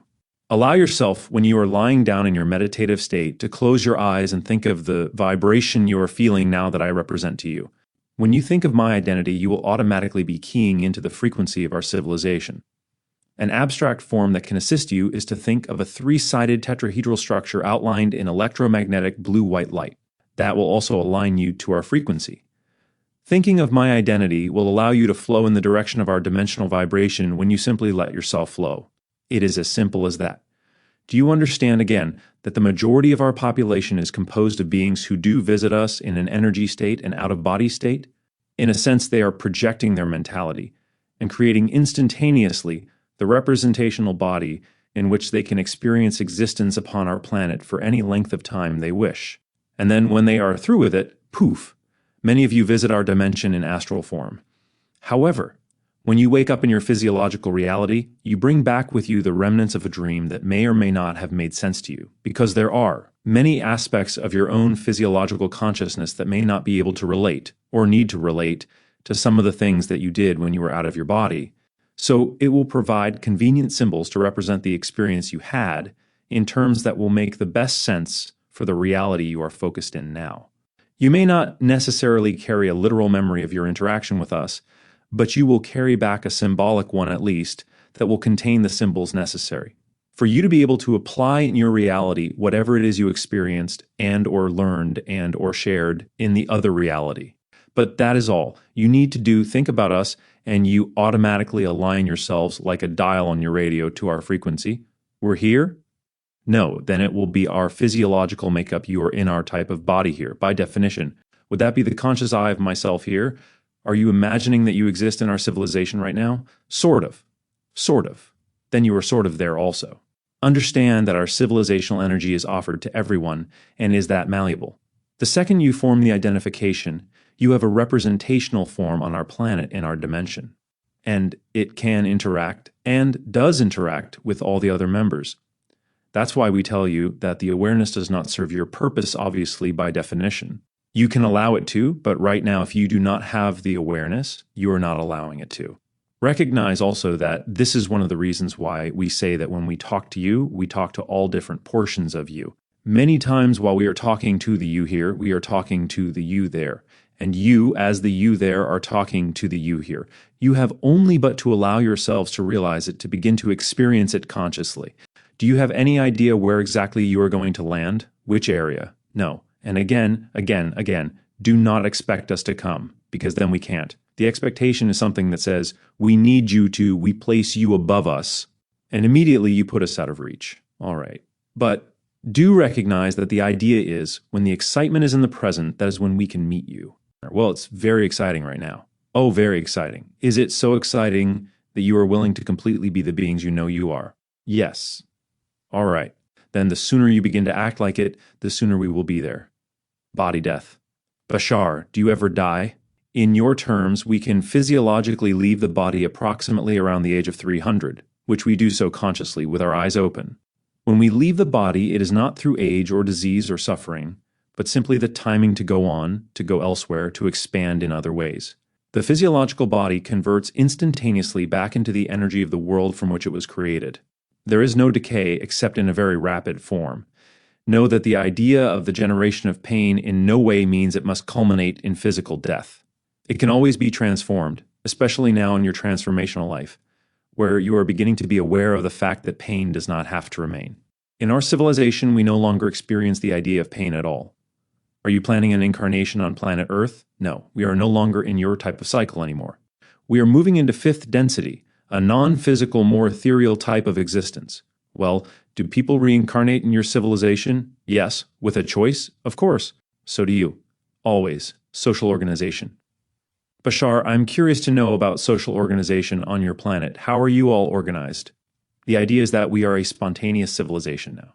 We have elevated trust to an art form. In a positive sense, the idea being that we no longer need a government or political system as such, or an economic system as such, because we interact directly with each other individually and in groups, more in a format now that you'd call a network. It is our perception that the governments on your planet in time will also take on more of the aspects of networks, where you will facilitate individuals in contacting other individuals, those who have services with those who have needs. The idea of our association is not so much a government, nor exactly a federation, for that still implies, to some degree, a governmental structure similar to the one you know. It is a networking body, a serving body that puts intelligence in line and in touch with other intelligence that matches spontaneously, need for need, service for service, and that is much the way our society interacts. We have no need for a medium of exchange, because every individual that has a service automatically attracts every individual that needs that service. And every individual that needs that service that is attracted automatically brings with him a service that the first individual needs. Everything is run by synchronicity, coincidence, because that is the way life works. Life is a holographic matrix, wherein everything is connected to everything else automatically, as we have often stated. When you truly know that, and when you focus on that particular structure, that's the way you experience life, and you do not need a reference structure in order to organize things. Things organize themselves, and the government becomes one that serves rather than rules, allowing the flow to take place. At any given moment, as we have said, our population is exploring in spacecraft, interacting with other civilizations and exploring many aspects of the universe. Very few of us remain on the surface of our planet at any given time, and thus there are no large cities such as you have with large built-up structures. The spacecraft are the cities. Our fluctuating population includes individuals popping in and out, taking for the moment our corporeal form to experience our particular civilization, and then flashing back into energy. There are sometimes other beings from other societies who choose to spend time on the surface of our planet, interacting with many different members of our species and other species, as we mentioned earlier. This is, in general, the idea of our lifestyle. It is always very spontaneous, very joyful, very ecstatic, and we are always exploring, always learning and growing, always having a good time. What about nonconformists? Are there such things? Everyone is a nonconformist. And because each being is allowed to be the fullest individual he can be, we thus have great unity. Does that agree with a one-mind concept? Yes. Understand that it is a misunderstanding in your society when you believe that one mind means a blandness of individuality. Just like the person you are, when each and every one of your personality parts is as strong and as equal to every other part as it can be, then you function as a whole being. It is just like that in a society. When each individual is the strongest individual he can be, then you have unity. For each is equally validated for the individual he is. Therefore, paradoxically, everyone supports the totality of all the other individuals that exist and supports the idea of each and every being being the strongest individual he can be. So unconditional love is the key that allows us to function as one mind, and at the same time allows us to operate as distinct and variegated individuals. So there's no disagreement among individuals. There are always different points of view, but the different points of view do not impede us from the general flow of our positive progress. There is never disagreement in the sense that it holds things up. There can be different points of view, different approaches, but you see, to us, they're all valid. If 3 individuals have 3 different points of view and 3 different approaches, we do them all. Or if they finally allow themselves, by trying them all, I use your term for now, trying, to simply come to the understanding that what one individual or another individual did is perhaps not as efficient as what the third individual came up with. Then, in recognizing that, the other two will probably align themselves with the third one. Again, everything is done spontaneously in a very obvious, conscious, and willing manner. There is no need for argument, as you call it. All points of view are valid, and we can learn from all of them. Entertainment. I'm curious about what Essassanians do for entertainment. We have many different forms of expression. Some of them are similar to your own. There is art and music, many different ideas. Some are similar, but some are very diverse from your own. We are always exploring and learning many different endeavors, many different expressions. In your classic vernacular, I would be considered a pilot, an engineer, a sculptor, and, as you say, a diplomat. I interact with many other societies similar to your own. These are the things that excite me. Everyone does what excites them the most, with full integrity. Beyond that, it is unlimited. Do you have an entertainment system such as television or films the way we do here? No.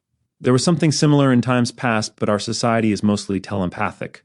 Information is simply sent from mind to mind.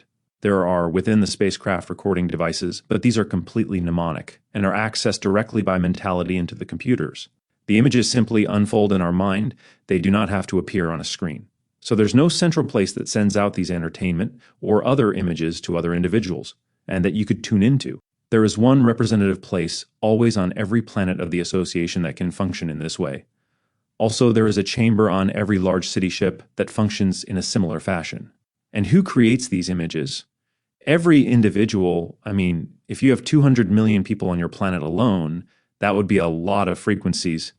Individual has a specific desire for a particular access, he will be able to get it. Remember that all individuals, including those on your own planet, have access to all the knowledge, especially that knowledge pertaining most directly to your world. It is generally referred to as the Akashic Records. It is the storehouse of knowledge of the infinite. To some degree, we have modified mechanical representatives of that idea.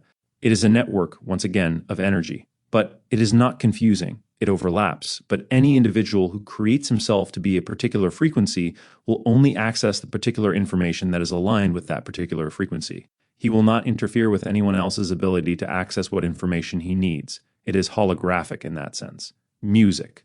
I'd like to ask more about music on your planet.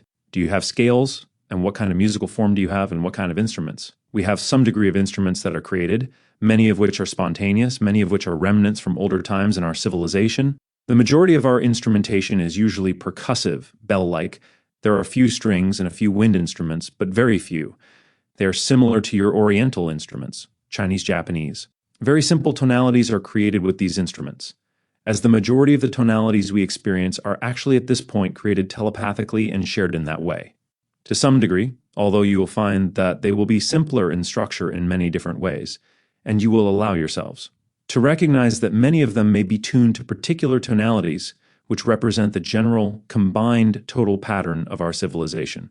As I say, they will be few in number and very simple in construction. Bashar, since you obviously still have some physicality, in what way does that serve you?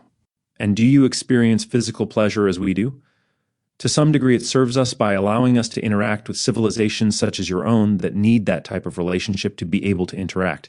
Also, because we exist in pure ecstasy, in that sense, it is a very pleasurable state in which to exist, as you will soon find out on your planet as well. There is nothing wrong with existing as a physical representation of consciousness, although we are now going from transitional fourth to fifth density, as you are going from transitional third to fourth.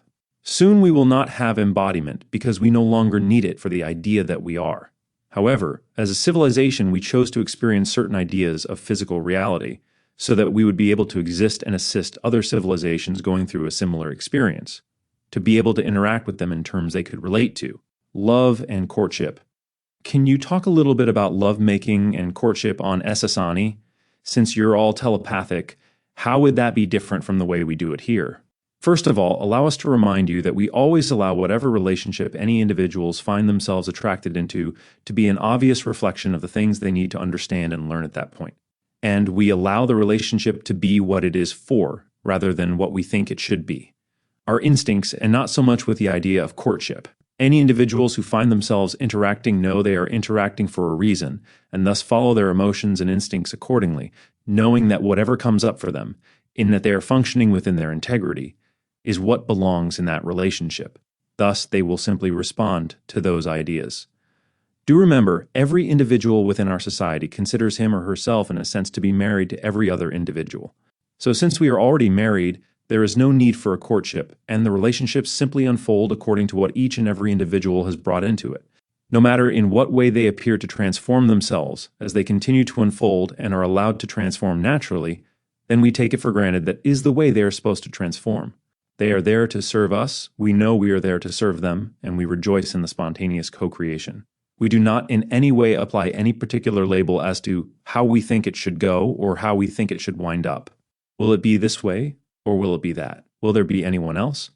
We continue to live our lives, allowing one relationship to blend into another circumstance, and allowing them all to intermesh together into one act of lovemaking over the whole world.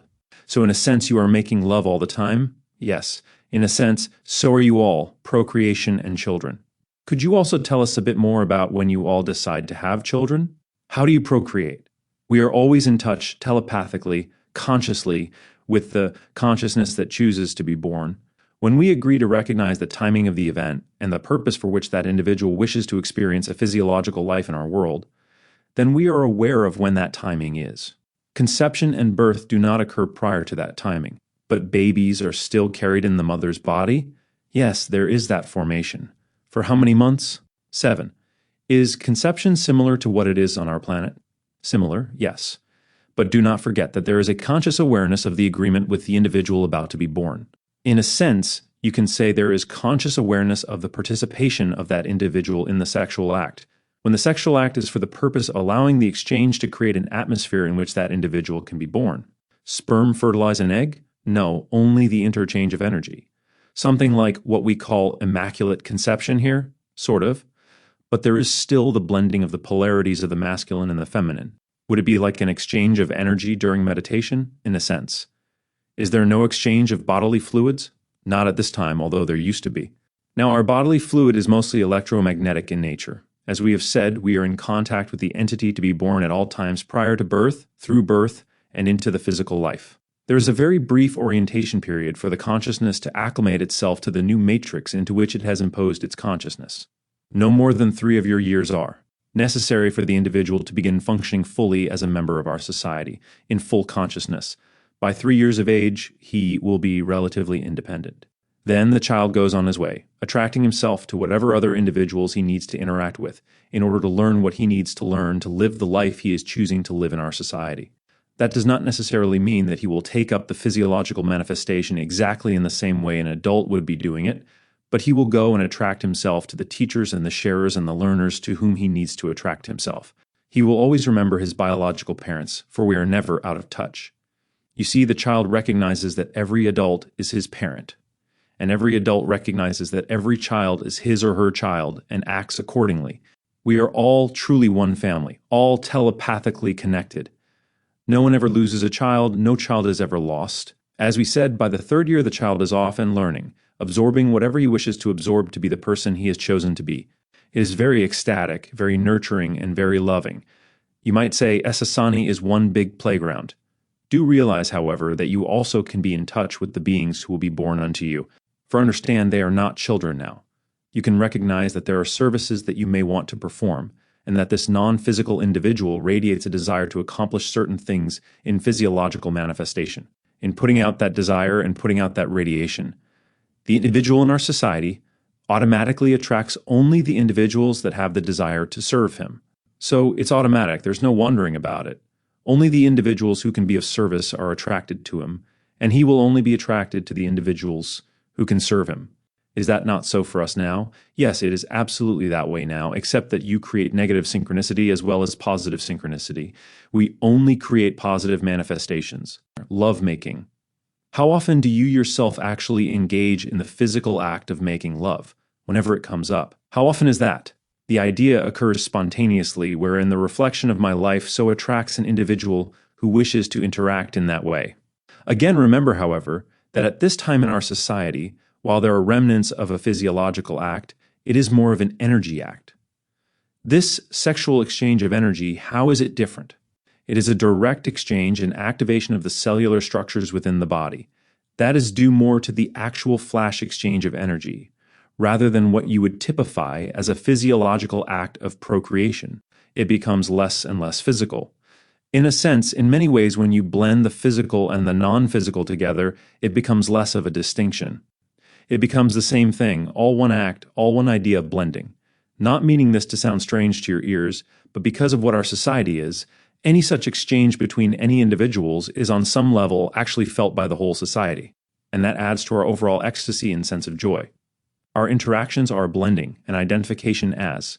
It is like moving into a common daydream, sharing therein the exchanges of emotionality and desire. We recognize that this act truly is fulfilling on every level as you are used to thinking of the idea of consummation, will cause whatever cellular and structural changes that need to change to do. So within our physical forms, that which we maintain to be the belief of our physical form, and will instigate the union, if necessary, of a third identity wishing to be born. If not, then it will simply consummate according to whatever we have to learn from each other. It is not that we can give you any particular idea of regularity, it is always spontaneous, and, in a sense, is always unknown until it happens. We just accept it for what it is when it happens. Is that what you feel when you're coming through the channel, sharing this daydream? Yes, somewhat. It is a form of lovemaking. That is why when each and every individual on your planet is in love with each other individual, you will also be of one mind, and then you will be telepathic. You will identify as each other, and therefore you will interpret the vibrations of infinite creation in a similar way. That is why individuals on your planet, whom you recognize as being in love, often share the same thoughts. It is not that they are literally reading each other's minds directly, it is that they are on the same wavelength. Thus, the vibrational pattern that they are, sharing the similar idea, interprets the infinite creation in a similar manner, in similar thought forms. You could therefore say that the physical channel and I are now exhibiting to you an act of being in love, marriage. So the concept of marriage, or the institution of marriage, is not on your planet? Not in the ritualized form that you experience it, no. For we recognize that the act itself is the thing, and there is no need for anything else that needs to reinforce that act. It simply is what it is. If that desire is not there, then no ritual will make it mean anything more anyway. It is like the economic standard, something that to us would be a middle ground symbol rather than a direct exchange. Once again, perhaps to put it in the simplest perspective, our entire civilization is married to itself. Every individual is married to every other individual. Any relationship that occurs, in any way it occurs, with however many individuals it occurs, is a part of the marriage, is a relationship within the marriage. There are times when it takes upon it the physical appearance of what you refer to as a monogamous relationship. There are times when it doesn't, just as it occurs in your society. However, in your world, there is a great deal of denial about that. As an example, and because it is germane to your society, we do not expect one, or even know whether or not we have been in a monogamous relationship until we reach the end of the lifespan. Then we say, well, no one else came along, I guess it was a one-on-one, wasn't it? We know in absolute trust that if any other relationships do automatically occur, then they are a part of the overall relationship. They enhance the overall scenario in whatever way they naturally unfold, and they cannot be an interruption. It is not possible in our society. So there is no commitment. There is a commitment to be what we are, to each other. Any relationship that is co-created is enjoyed for the relationship it is, not what we expect it should be. Why do you think we are so attached to the idea in this civilization of committed relationships? Because you feel it is the only way to guarantee the idea of support. Also, you search for someone whom you believe will make you feel whole. Instead, however, what you attract to yourselves is someone who reflects your own feeling of lack of wholeness.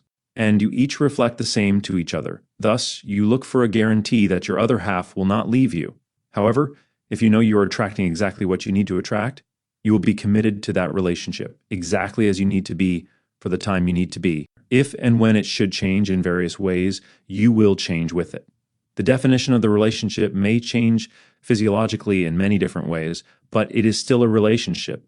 No matter what the new definition is, you are in.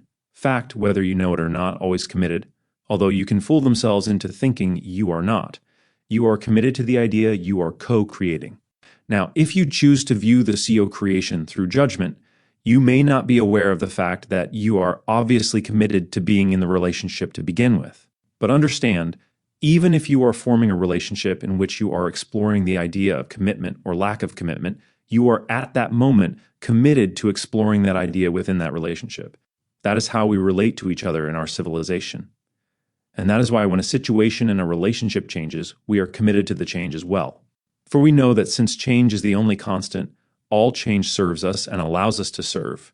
In our world, there may be individuals who choose to attract into their lives the situation where they experience what you call a one-to-one relationship with one individual for the period of the lifespan. But there are many individuals who do not. Many individuals who interact with many other individuals over the course of a lifespan because they have created and company, created with those other individuals that many reflections to learn what they need to learn about themselves and others and different ways of being of service in that life, honest and within integrity of himself, and therefore will play it out at whatever rate it needs to. Regardless of any structure that may be imposed upon him, it will not change a thing. Even in your society, you truly do recognize this idea, for even though you have created the idea of a structure of marriage to ensure the interaction, when you know the interaction changes, you create the structure of divorce. We simply act and interact in all ways, and since we are always loving in that interaction, then we know that any transformation that takes place is always for the positive. In some ways, we always remain in any relationship that has been created. Any relationship once created goes on forever, no matter how many different ways it may transform. And that's what we're moving into now? It is what we perceive your planet to be understanding. Yes, great. Thank you very much. Rituals. As a visiting anthropologist, Bashar, I would like to ask what the equivalencies are for your people for some rituals we have, like marriage ceremonies, for example. We have rituals to mark special occasions, like birth and marriage and puberty. And we also have myths to explain why we do the rituals the way we do. What do you all do for that? Usually whatever we want. Like what? There is a type of ritual that remains in our society that you may or may not find interesting, and it takes place usually about the third year of life. This ritual is a recognition that upon that third year, the individual born in our society has what he needs to begin to absorb, at his own pace, all the other information that is pertinent to whatever it is he's going to do in life. He can begin to go out into the world on his own, as we have said, and seek what he wishes to seek, gleaning information from whomever he wishes to glean it, learning at his own pace whatever he wishes to learn. This can be termed a naming ritual or a recognition of adulthood at 3 years of age, even though the physical form may not be mature as you understand it. This ritual takes place with 3 individuals, representing one for each year, gathering together and surrounding the child. The child will sit in the middle. Each individual will focus upon an aspect of body, mind, and spirit, and will flow a sense of energy to that child. This child will, in this ritual, take from each of those 3 individuals a blend and a balance of those ideas that the child makes his own unique formula, his own unique frequency, representing his own idea of what his combination of body, mind, and spirit ought to be. In other words, he solidifies or crystallizes his identity within our society, because up to that point, he does not really have a solidified identity. He is fluid, and he can come and go at any time, and even become non-physical instantaneously if he wishes to at that point, if he decides to hang around in our society after 3 years. In crystallizing his identity at that point, he then harmonizes or synchronizes with the tempo of the mental framework of our society so that he will fit in and flow in all the places and to all the places that best represent the path of least resistance for that individual to grow. He does so in whatever way evolution needs for him to grow to fit into our society best. We do not take names per se, since we are telepathic and are always interconnected with one another. Everyone functions in a childlike manner in our society, giving in to spontaneous, unconditional love. It is very joyful, much like what your children now are teaching all of you to be like.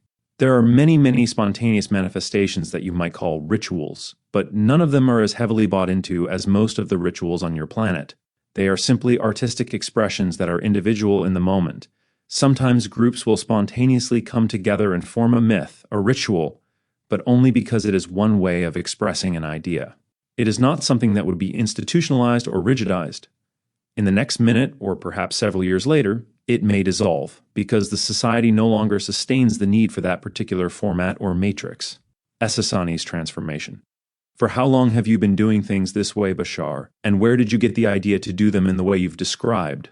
In your terms of counting, it was approximately between 300 and 500 of your years ago that our society made an abrupt transformation. Because of the nature of our environment and the nature of our evolution, we were always shall we say, somewhat prone to have a little more cohesiveness than your society exhibits at this point. There has never been as much variation in our history as there has been in yours. Never as much segregation, diversification. So, to some degree, we might have had a little bit of a head start, evolutionarily speaking, as we were pushed in that direction by the environment. However, as was mentioned before, the idea of a tendency, a momentum, developed until it brought us to a certain point where the collective mentality of our society manifested in a particular event. This particular event is not unlike what you refer to as your crisis scenario. Now, let me backtrack a moment and refresh your memory. What you call the Christ consciousness is, from our perspective, the combined consciousness of the totality of all the individuals on your planet. It knows itself as a singular identity, but it also knows itself as being made up of all the consciousnesses upon your world. Every single planet, every single society, every single dimension of consciousness has its own version of the Christ consciousness, the collective soul, the world spirit. In our ancient language, we called ours Shekinah. Our Shekinah is what manifested in our world, but did not need to manifest as a full physiological lifespan. It existed in physical form, as a physical birth, for approximately 3 days of your time. Within those 3 days, because we were already to some degree susceptible to intermental link-up, the added momentum of the combined consciousness focusing in that way upon our planet created a surge of mental link-up throughout the entire world. And in a sense, we went into a daydream, a waking dream. The entire world woke up 3 days later with a new understanding of our ability to expand beyond what we had understood before. I do not mean anything derogatory by what I am about to say, and in no way is this an invalidation of the way you have done things. But to put it most simply, when we were presented with the reflection of the collective consciousness of our world spirit, we listened. That is all there is to it. It woke us up, and everything we have created from that point forward was possible because we started to function as a unit. Contrary to what many of you have been taught to believe, functioning as a unit in no way invalidates identity. In fact, just the opposite, it strengthens it. Each of us become the strongest individual we could possibly conceive of ourselves becoming. And in becoming the strongest component, the strongest individual we could become, that strengthened the whole and allowed us to function as a unit, to be literally in love with each and every being upon our planet. We understood that the way to truly expand our reality was to be in love with all creation, including your civilization, which is why we are very eager to communicate with you. When certain changes take place upon your planet to make that more conducive, then nothing will hold us back from interacting with you in very blatant ways. But let me say this, at the risk of repeating myself even more, it is not in any way critical that your society interacts with us. That is not the end-all, be-all idea of why we are communicating with you. We are not the most important thing in your world. You are. Your planet is the most important thing to you. And when you, as a society, begin to allow yourselves to truly live up to your full potential, you will co-create with us a vibrational frequency that will create a middle ground, a meeting space, in which your frequency and our frequency can come together in a compatible format. You see, you must meet us halfway.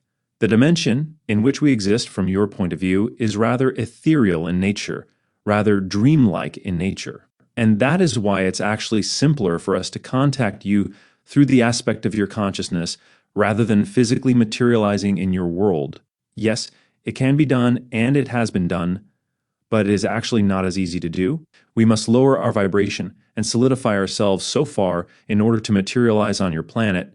It is actually easier to touch you on a mental level first, as that is where you are closest to the frequency in which we naturally exist. So understand that physically what to us is our solid material reality, to you is the stuff dreams are made of. Education. Would you say something about the difference in formal education before your transformation? As we are telepathic, a number of thoughts or information bits are always being fed, shall we say, into the minds of all individuals who are willing to access that stream of consciousness. There really is no formal education in that sense. An individual will attract himself to whatever endeavors he truly is most interested in. So the majority of individuals in our society learn by doing.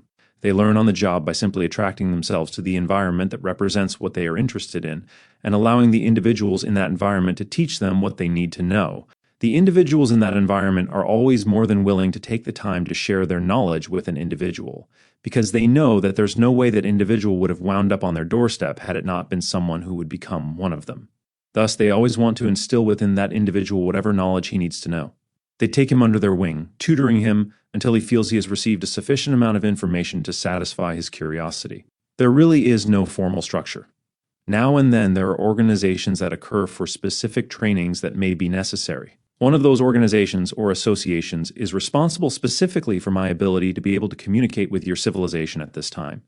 The idea that we contact many civilizations means there are many modes of thought, and to some degree some training is necessary to allow one to become acclimatized, so to speak, to the different ways in which different alien societies do think.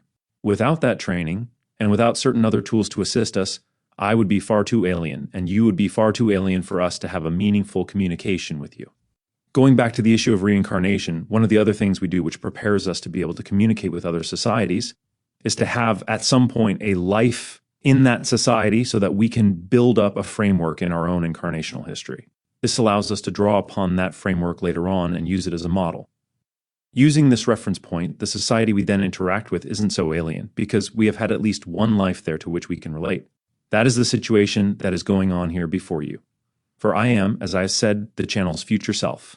The physical channel before you is the one past life I have had on your planet, and thus I created a frame of reference through which I could communicate with you more easily than coming in raw, as you say, male-female energy. Bashar, you have spoken of Anima as being your female counterpart, and in fact, many of us have heard her speaking through Daryl. Do you know all your counterselves that are manifestations of the same oversoul? At this point, truly all beings in our society are part of the same oversoul, in an overall sense. Do you experience that unity even though you have an individual physiological manifestation? Yes. We experience the unity through the feelings of unconditional love that we have for every single being in our society. Day basis, the degree to which you experience your integration with the mass consciousness. It can occur in many different ways, some of which are similar to the ways you experience it. It's just that we recognize it for what it is when we see it, whereas many times you don't. The idea is that anyone we interact with is there for a reason, and we take it as a reflection, as a different aspect of the counterpart. Oversoul self, feeding back to us what it is we need to look at to allow ourselves to grow into the beings we have chosen to be. We still respect individuals, we do not disinherit their individuality. But we also at the same time recognize everyone as the expression of synchronicity each chose to be for everyone else. Is there a real difference between men and women, or male and female? There is an obvious physiological difference, yes. Well, how about in terms of energy or roles in your society? Not so much. This whole idea of blending the male and female within ourselves, as we blend them, do we then become more neuter? In one sense of the word, perhaps, but then not really, if you choose to maintain an individuality expression.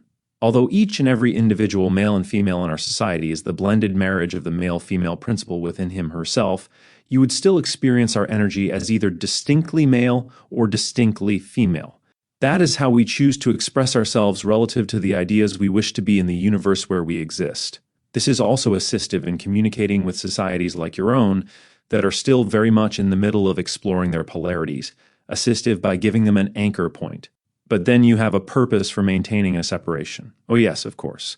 But in the general progress, if you take away that purpose, then it would be mostly neuter. What does neuter feel like? Much like the idea of being non-corporeal.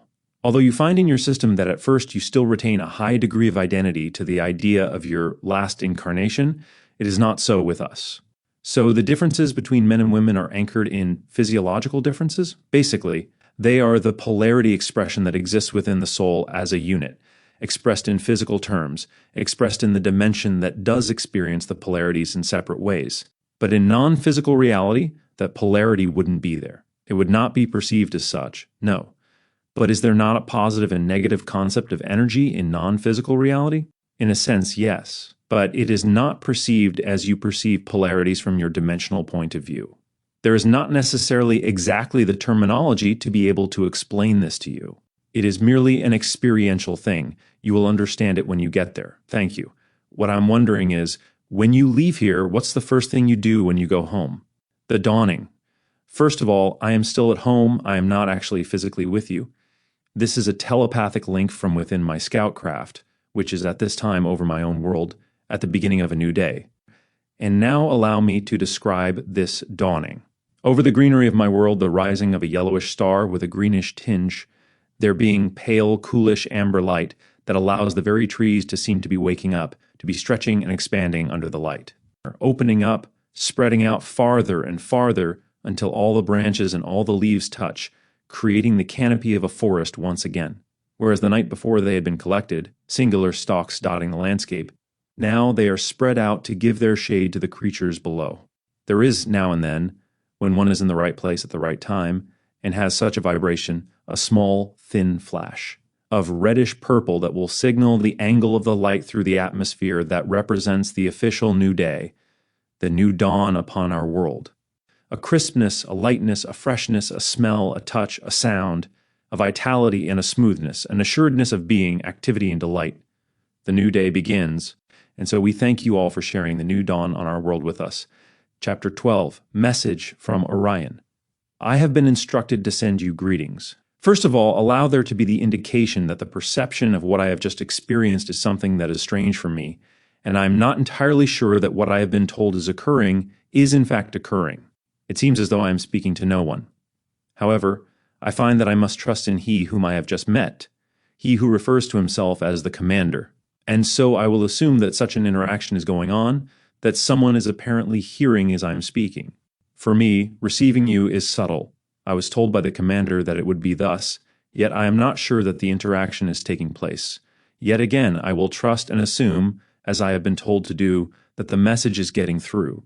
I have been told things which are strange to me, yet I have chosen to be party to this idea. Therefore, I must assume reliability upon the information I have received, in that the information does come from what I have come to recognize as a source that is inexplicable within the system with which I am familiar. And the being does represent the idea of something from a time closer to your own, I will assume, you being the ones who are supposed to be receiving this communication. I have been told that I will be communicating to those I have known, though I have been told things I do not understand. Such as in the life you are in at this time, you are not the individuals I have known as I have known them, nor are you supposed to remember who you are. Thus, even for you, this contact, if it is indeed taking place, I will still assume that there is some content within the conversation you have been having with the commander that perhaps will enlighten you to a certain extent, and perhaps even more than I have been enlightened. I will therefore make the assumption once again that this is occurring as I have been told across the span of 175,000 years of time, and I will assume that the idea of this communication, although it be going on in what I consider to be my present, is reaching 175,000 years ahead of time, as you count. Something similar to this is happening, I assume. The message is being delivered and received, not in my present time, since you are not here, but in a time where you are, regardless of the idea of where I should be now and where you should be now. Should this truly be occurring, for it brings me joy to think it might be, allow me then to say once again that what I send you is greetings and dearest wishes, in the hopes that your endeavor has been successful as you have created it. For I have been told that you refer to the idea of where I find myself, and where I know you once existed, as something called Orion. You will know that much has transpired since your leaving here, and only a few here recognize at this time that you have left. Though again, not to be confusing, I will assume that much time has passed by your reckoning, and that there will be many more individuals who will. Be aware of what I am speaking of now, though I find myself to be quite alone in this understanding with all whom I talk to where I am. I have been told that there are several among you in your society, as you call yourselves, whatever society that is in your time, who are now recognizing and remembering the idea of connections to many places here among them. And what I used to refer to as my colleagues shall no longer be those who even remember themselves. But I will still entrust that you are the same colleagues who left, and I will talk to you as such, for that is the only way, surely, that I can make sense of the conversation. Therefore, let me now begin after this preamble. As I said, I send you greetings, and you may refer to me by reckoning as Neiman. I am told that you would understand best in your present reckoning the idea of what I am by referring to something akin to a priesthood idea. I am told to clarify that this is not literally the case in your terms, but it will do. I am told I may share with you the idea of the sending of this information now to express that the idea of your leaving the Orion systems will be representative of your willingness to continue the idea of reaching beyond what you have recognized as a great deal of suppression within the systems. And again, I can only hope that you are successful, that you have arrived where you have deemed yourselves to be, and that it will do you the most good in the completion of your journey, wherever that journey should be. Although I am not unfamiliar with the ideas that are referred to by this commander as afterlife. Some of the ideas of reincarnation that he has described to me are in terms I do not understand. However, I will assume once again that you have lived many lives by the time you receive this message, and that, according to the understanding I have, in the living of these many lives, you have worked through the ideas that you tended to work through by relocating yourselves at least enough to a point to receive this communication, should this communication be any measure of anything at all. I am not certain, but perhaps it will make more sense to you. I've been told that the position I shared with you all at that time will have some bearing on the idea of forming connections for yourselves. And so I willingly grant, in my hopes and my desires for your success, that what small part I may play may reach you across the span of ages and bolster and support your cause. For again, many of you were colleagues, either whom I may have known as contemporaries or the idea of individuals who are known to me. It seems that there will be certain individuals to whom this may relegate more sense, but to all of you it does apply, all who are supposedly present and listening to this communication. What I have been instructed to share at this time is a reminder of your heritage, that there is within the Orion systems and from our point of view within the idea of the present. What will be your recognition of creation now of what is referred to as 3 primes?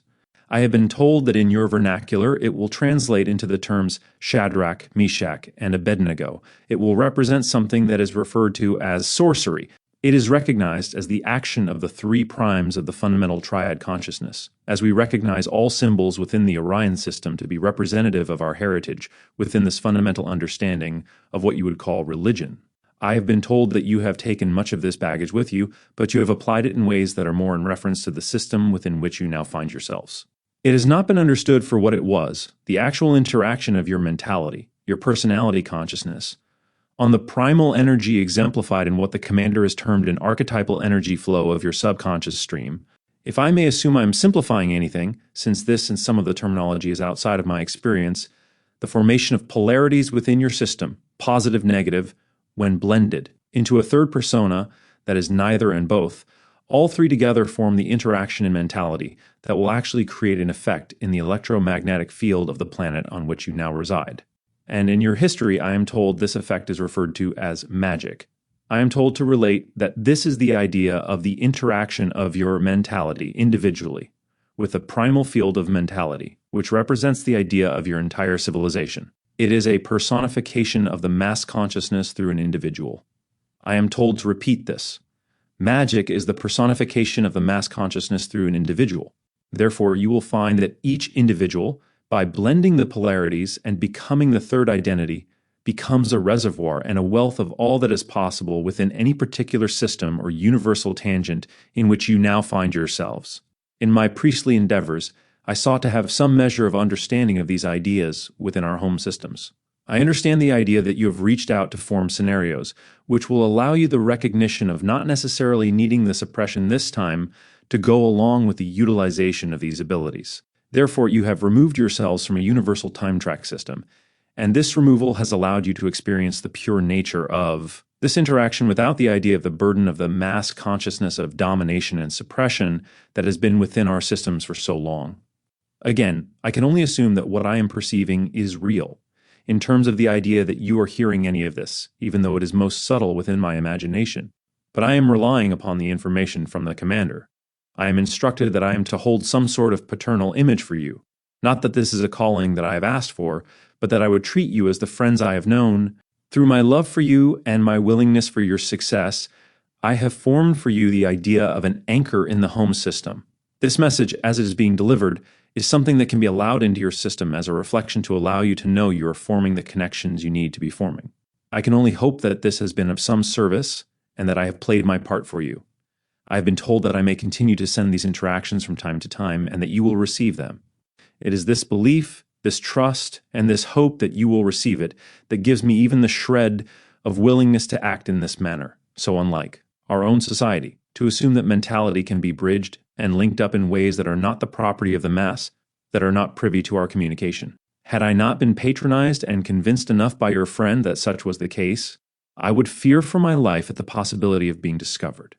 But my love for you will transcend this to some extent. I must trust that the idea of this love in and of itself is a conduit that is pure enough to remove all doubt, to remove all of what you would call eavesdropping, and that there will be for you a clearness of communication. I am told at this time to simply extend to you my thoughts and my wishes for your well-being, and I am told that in some from I will have the opportunity to meet you all again on some other stage. I will take this to heart as I bid you my leave. Bashar, message received? Yes, new interactions and doorways that shall be opening to allow there to be the further acceleration, so that you may blend the idea of the past you are creating in the present with the present and create the future you desire in the now. We thank you for your release. We thank you for your willingness to allow there to be the reflections in your life that you have all chosen to place within you. How are you able to be in communication with that beingness? How do you communicate with him? In much the same way I communicate with you, but it took a little more. There was the allowance in this case of a physical visit. You physically manifested before him. Yes, I see. Was that a surprise to him? Oh, yes. He said that he would fear for his life if anybody knew what he was doing. His life would be in jeopardy. Yes. However, that did not occur. Good. I found the experience fascinating and wonderful, aside from the message that was delivered, in the reflection of how some of us have uncertainty when we communicate with others. We're saying, gee, now I'm putting this in my imagination and I'm trusting that it's happening. But I don't even know if it's being received. This experience was us being on the opposite end of our communications when we use our imaginations to transmit. So was the entity that spoke to us connected to you in a similar way that you and Daryl are connected? A different way.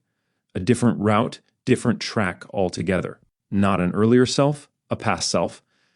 Not exactly in the same way, not such a strong connection, more of a generalized one.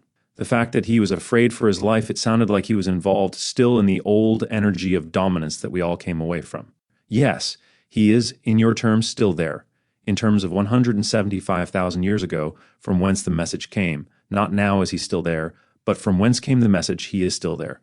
That's right. So what we're doing then is being the transformation from that type of energy.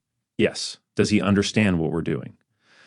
Not clearly, but his wishes are with you, and what you have done has made a difference back there. At this time, that individual, in the life in which that individual now lives back there, is part and parcel of a dramatic change within those systems, for there is now, as there was not then, light in those systems. Oh, which planet was he from? No particular planet, but rather the general idea of the Orion systems. For there was travel from planet to planet. At the time the message was delivered, there was a transliteration from an origin point within the system that would translate into your vibrations as Huva. What is the relation of Huva to Mintaka? Mintaka is the star close to which was the idea of the dark crystal moon that was utilized by the resistance to the suppression. Did we come from Mintaka? Many of you are from the resistance, and strong connections abound. The individual was there then. Has he left in the intervening 175,000 years? As I have said, the individual is now in a new life, still within the system, and is partaking of the interactions of beings that are now within the light in those systems. So he did not Ayav as we did? No.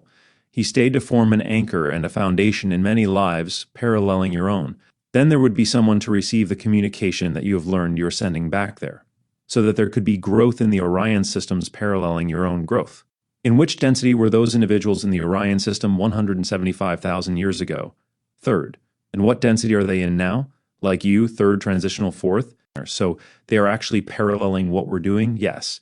What did he mean by he'd lose his life? Communication outside of that which is recognized within the mass consciousness of those systems is not allowed and is punishable by death. Of what you mean by that? The idea of systems suppressing its populace, governments of suppression, all interaction being that which dominates, seeking only to dominate others. The only authority that has any say on anything within those systems is within the hierarchy that is set up.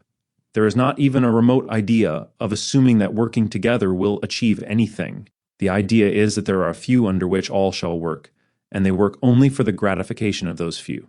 The majority of those being suppressed do not even have within them the belief that they are being suppressed for any particular reason that is going to benefit them. Since Neiman was third density, and he was speaking as a priest, was he conscious of what he was doing, or was he in a dream state? Conscious. Again, allowed and assisted to be put into a trance-like state, a daydream state, but still very aware of what was going on. So he had somebody with him. Yes. Me, I am the one to whom he was referring as the commander. Oh, I know that, but I thought you had gone there and left, and he then transmitted the message. I would not do that to him. A message to yourselves. Would it endanger Naaman's current existence, that which parallels our existence right now, for any of us to communicate with him at this time? No, for he is within the light, and this is now an opportunity that is open. If he's existing in present time, why or how or for what purpose was there communication from 175,000 years ago? It is not clear because you are not connected to that series of events as some other individuals here are. Okay, perhaps you could explain, or just put into some kind of understandable framework for me why this came through at this time. Because now is the timing for the recognition and the opening of areas and doorways within certain individuals. It is the timing for receiving the message many of you sent to yourselves so very long ago. I see. Then I would like to communicate gratitude and an understanding of the profundity of his love to agree to do what you said. I have already done so.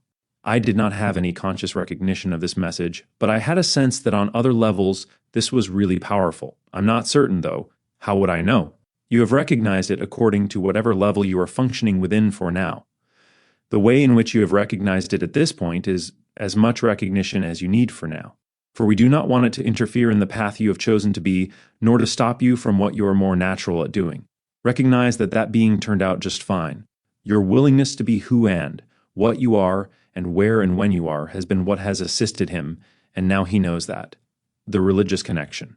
Bashar, would you trace with me the experience I had with the Ward Gospel singers at Disneyland? The phrase they sang, "Lord, come down," and he say to Noah, Meshach, Shadrach, and Abednego. This is a point of integration there where many factors came together. What was the historical origin of that phrase, connected to that group? A strong exemplification of the remembrance, although only subconsciously, of Orion understandings, Orion connections in your Middle East. But it is very ancient. Why did they pick it up biblically? What's the trace line that came through this culture on that phrase, the Lord come down, and he said? Again, connections to some degree with the original Orion energy. A direct connection and recognition in whatever way was translatable. Do recognize that there is, even within your commandments, some Orion influence. You see, to speak pragmatically in your terms, what you call God does not contain the phrase thou shalt not in its vocabulary. The ideas that were being communicated, from higher consciousness to your level of consciousness, were understood but interpreted through the Orion framework. That was one of the things your early society was all about, the fresh inclusion of the Orion energy so that it could be balanced in your society now, thus allowing everyone to recognize the balance of energy within themselves. And then you would all know that the power is within you and not within another individual outside of you. The whole Orion idea was all about domination, control, servitude, slavery, the old Orion idea. Many systems were instituted on your planet, such as some of the religious organizations that were created by Orions for Orions in order for them to continue experiencing and then to finally understand and integrate the polarities of the Earth systems and the polarities of their earlier home systems.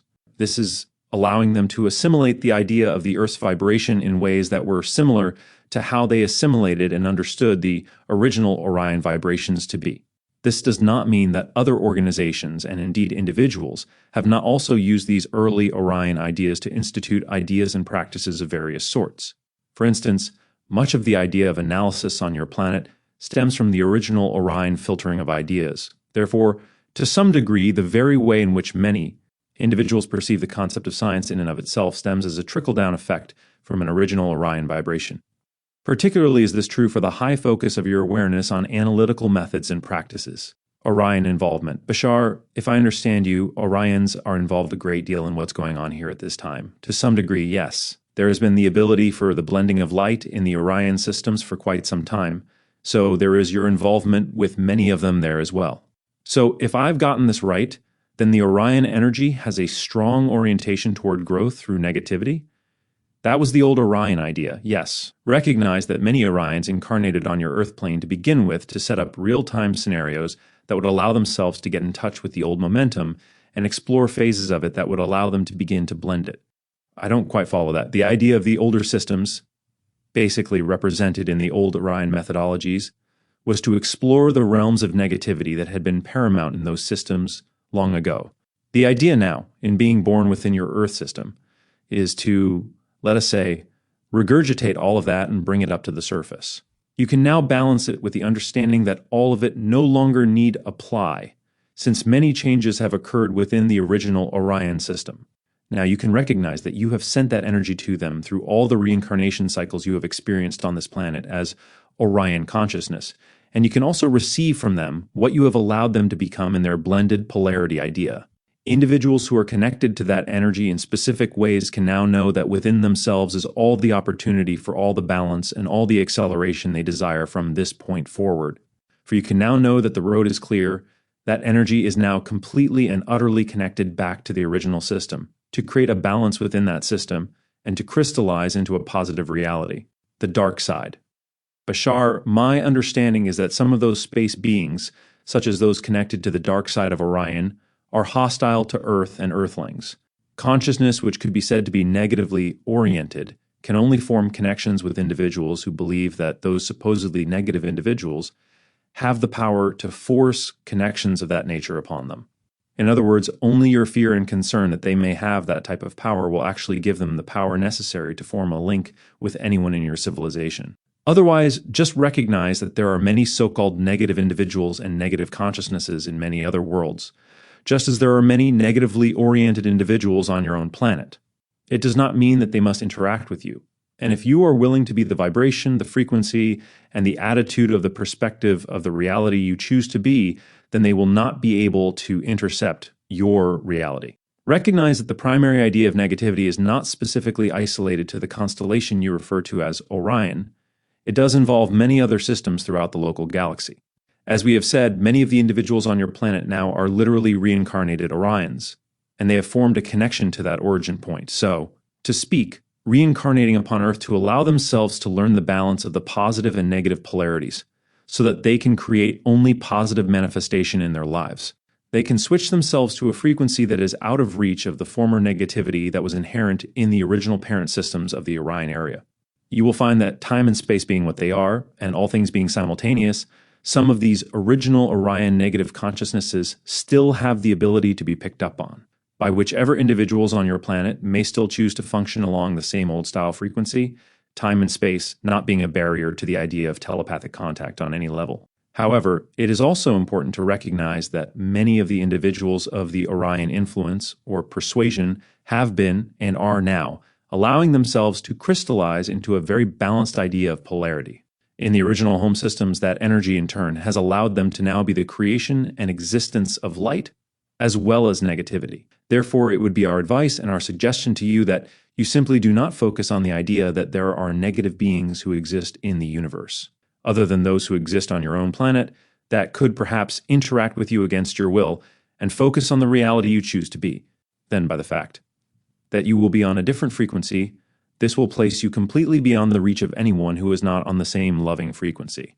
Finding the balance.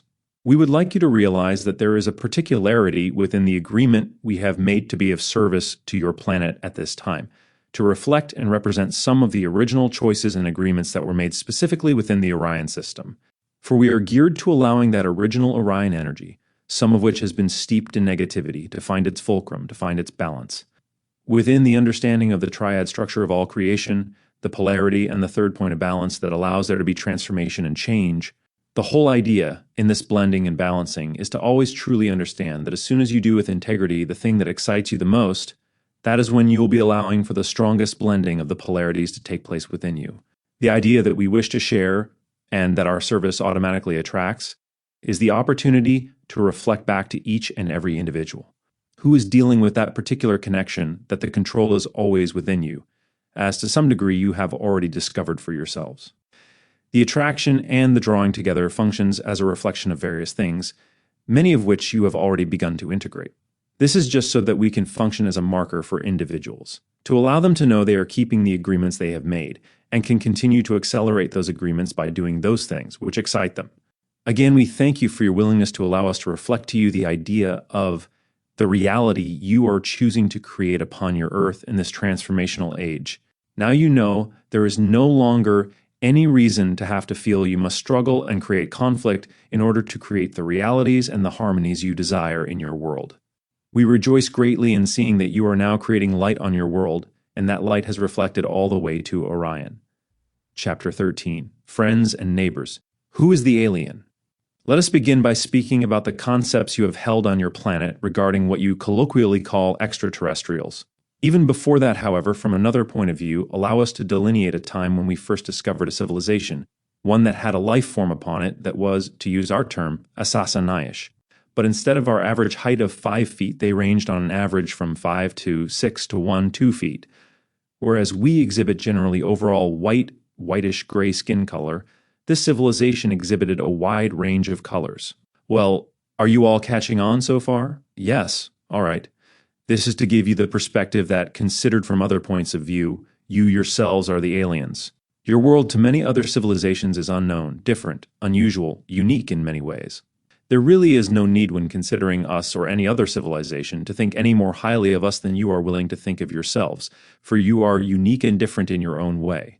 You are just as valid an expression of a form of life as any other form of life that has chosen to express itself in physical reality or in any other level of consciousness. You are an alien civilization to us, we are an alien civilization to you, but on other levels we are the same. The way we choose to express that sameness is what creates the different societies. And it is that sameness that allows us the opportunity to create different expressions. It is because we all draw from the same source of infinite creation. It is because we are all the same type of soul, if you will, that we allow ourselves the opportunity to express ourselves in such a broad, diversified range of experience and life. Many of your years ago, anytime your culture even thought of the idea of an extraterrestrial, you usually designed your awareness regarding what these extraterrestrials look like to be something quite different from your own human physical form. And from what we've observed, since you imbued in these non-human physical forms typically a certain degree of malevolence toward your society, you thus created these extraterrestrial forms to be terrorizing things. Now that you are beginning to change your attitudes and ideas about how other life forms can be experienced and possibly be encountered by you, you are beginning to think more in terms of your own human form. You have discovered that many of the interactions and contacts that have taken place more often than not seem to involve extraterrestrials that are human-ish or humanoid in form. There may be many individuals who say, well, why should this be so? Just because we might now think that extraterrestrials may be friendly as opposed to possessing a desire to consume us does not necessarily mean that they must appear in humanoid form. And this is so. The reason basically why you are coming closer and closer to the reality wherein you can interact with extraterrestrial consciousness, the reason why you are now seeing many of these contacts take place between your form and forms that are not truly very dissimilar to your own, is because of the nature of reality, the nature of the universe. As we have discussed, everything is the product of different rates of frequency, and it is those different frequencies that determine the material constructs designed and created out of the primal energy. Therefore, recognize that when any other civilizations, at least among the majority we have encountered, first begin to venture into space, first begin to realize that they may in fact encounter other forms of life, they usually at first encounter and attract those forms operating closest to their own frequency. And thus, by definition, those attracted usually reflect a similar physical structure. This is not to say that there are not life forms throughout the galaxies and the multiverses that are very different from you and me in physiological form. It is simply that at first you allow yourselves to encounter that with which you are most familiar, so you can get your feet wet without startling yourselves too much. If you were to encounter something extremely different from you, many of you could, out of the old habits, recoil back into the idea that it might want to eat you, or vice versa. But recognize that if you are open to interaction, and the more open you become and the more you use your heart as a sensor, you will realize that there are many different ways consciousness can express itself as a physiological form and still radiate deep love and integrity. The more open you become, and the more you explore all the different ranges of frequencies in which life can exist, the more you will begin to encounter many of these other variations upon your theme. There will be life forms that in no way are based upon any ideas you are familiar with at all, so much so that you may not even recognize them for what they are when you see them. But encounter them eventually you will, as you expand your sphere of understanding and your sphere of consciousness. Do not forget there are many civilizations that are expanding in a similar manner. You will not be the last to arrive. There are civilizations that will take many thousands of your years to arrive at places you were at thousands of your years ago. Perhaps if you are willing, you will be their UFOs. You will be the ones who bring them the understanding that no matter in what way their consciousness has chosen to express itself, that consciousness, being a part of the infinite creation, always has the opportunity to create whatever realities they are creating in whatever way they wish them to be. Barnard.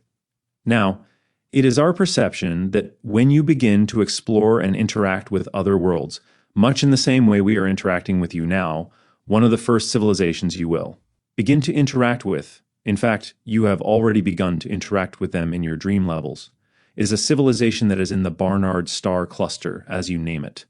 On one of those worlds is a civilization not unlike your own, evolutionarily speaking, that is approximately where you were in your Renaissance period as far as your technology is concerned. They are already aware of some of the communications you have had as a society with them on the dream level. You will find that some of you are actually channeling through some of the members of that society at times. In their civilization, they do not label the different names or different channels as different things. They see it all as one phenomenon.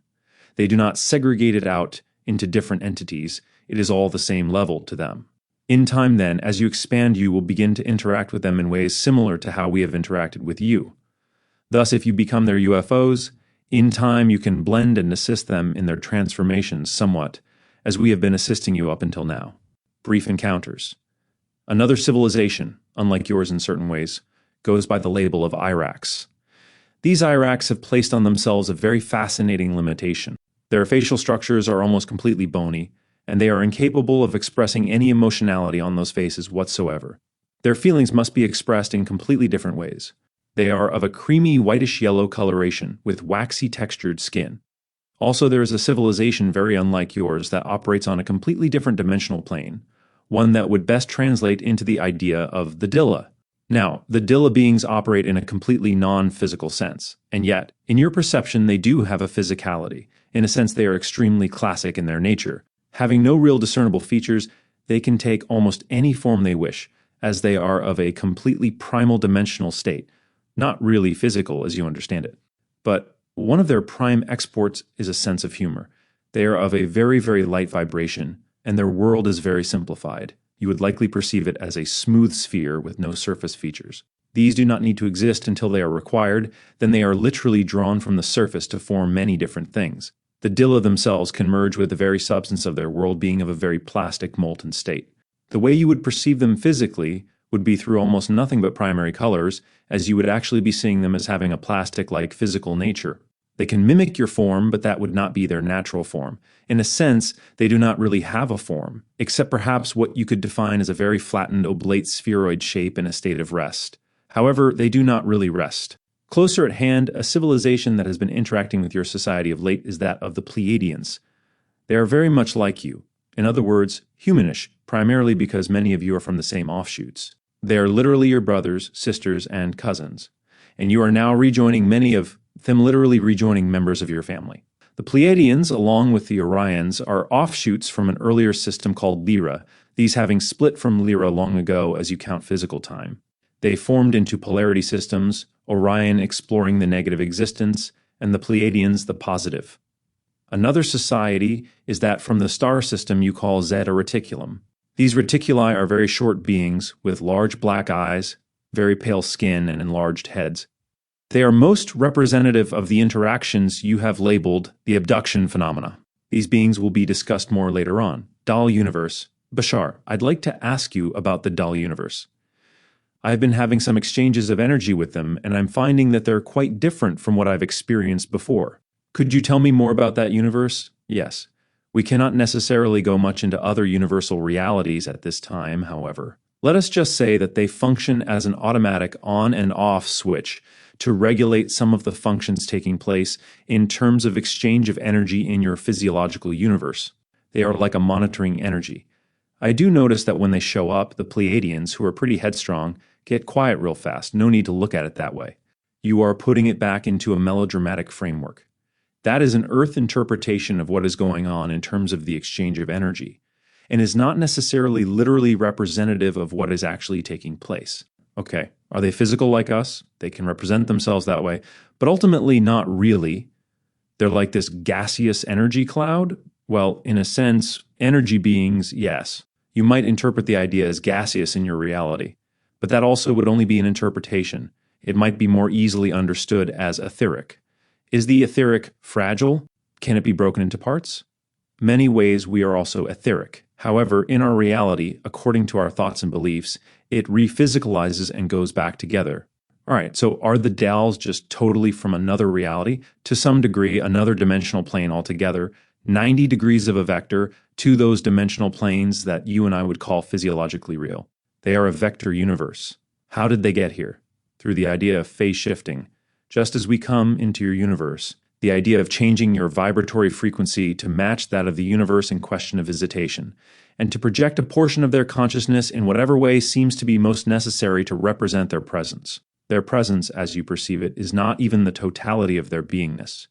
It is, in a sense, but a finger, to use an analogy. Do they have ships? Not as you understand it, no.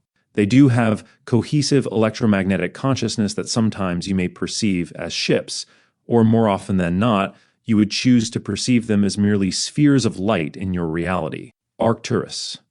Arcturus represents the gate of energy through which communication from other dimensions of experience is funneled into your dimension of experience.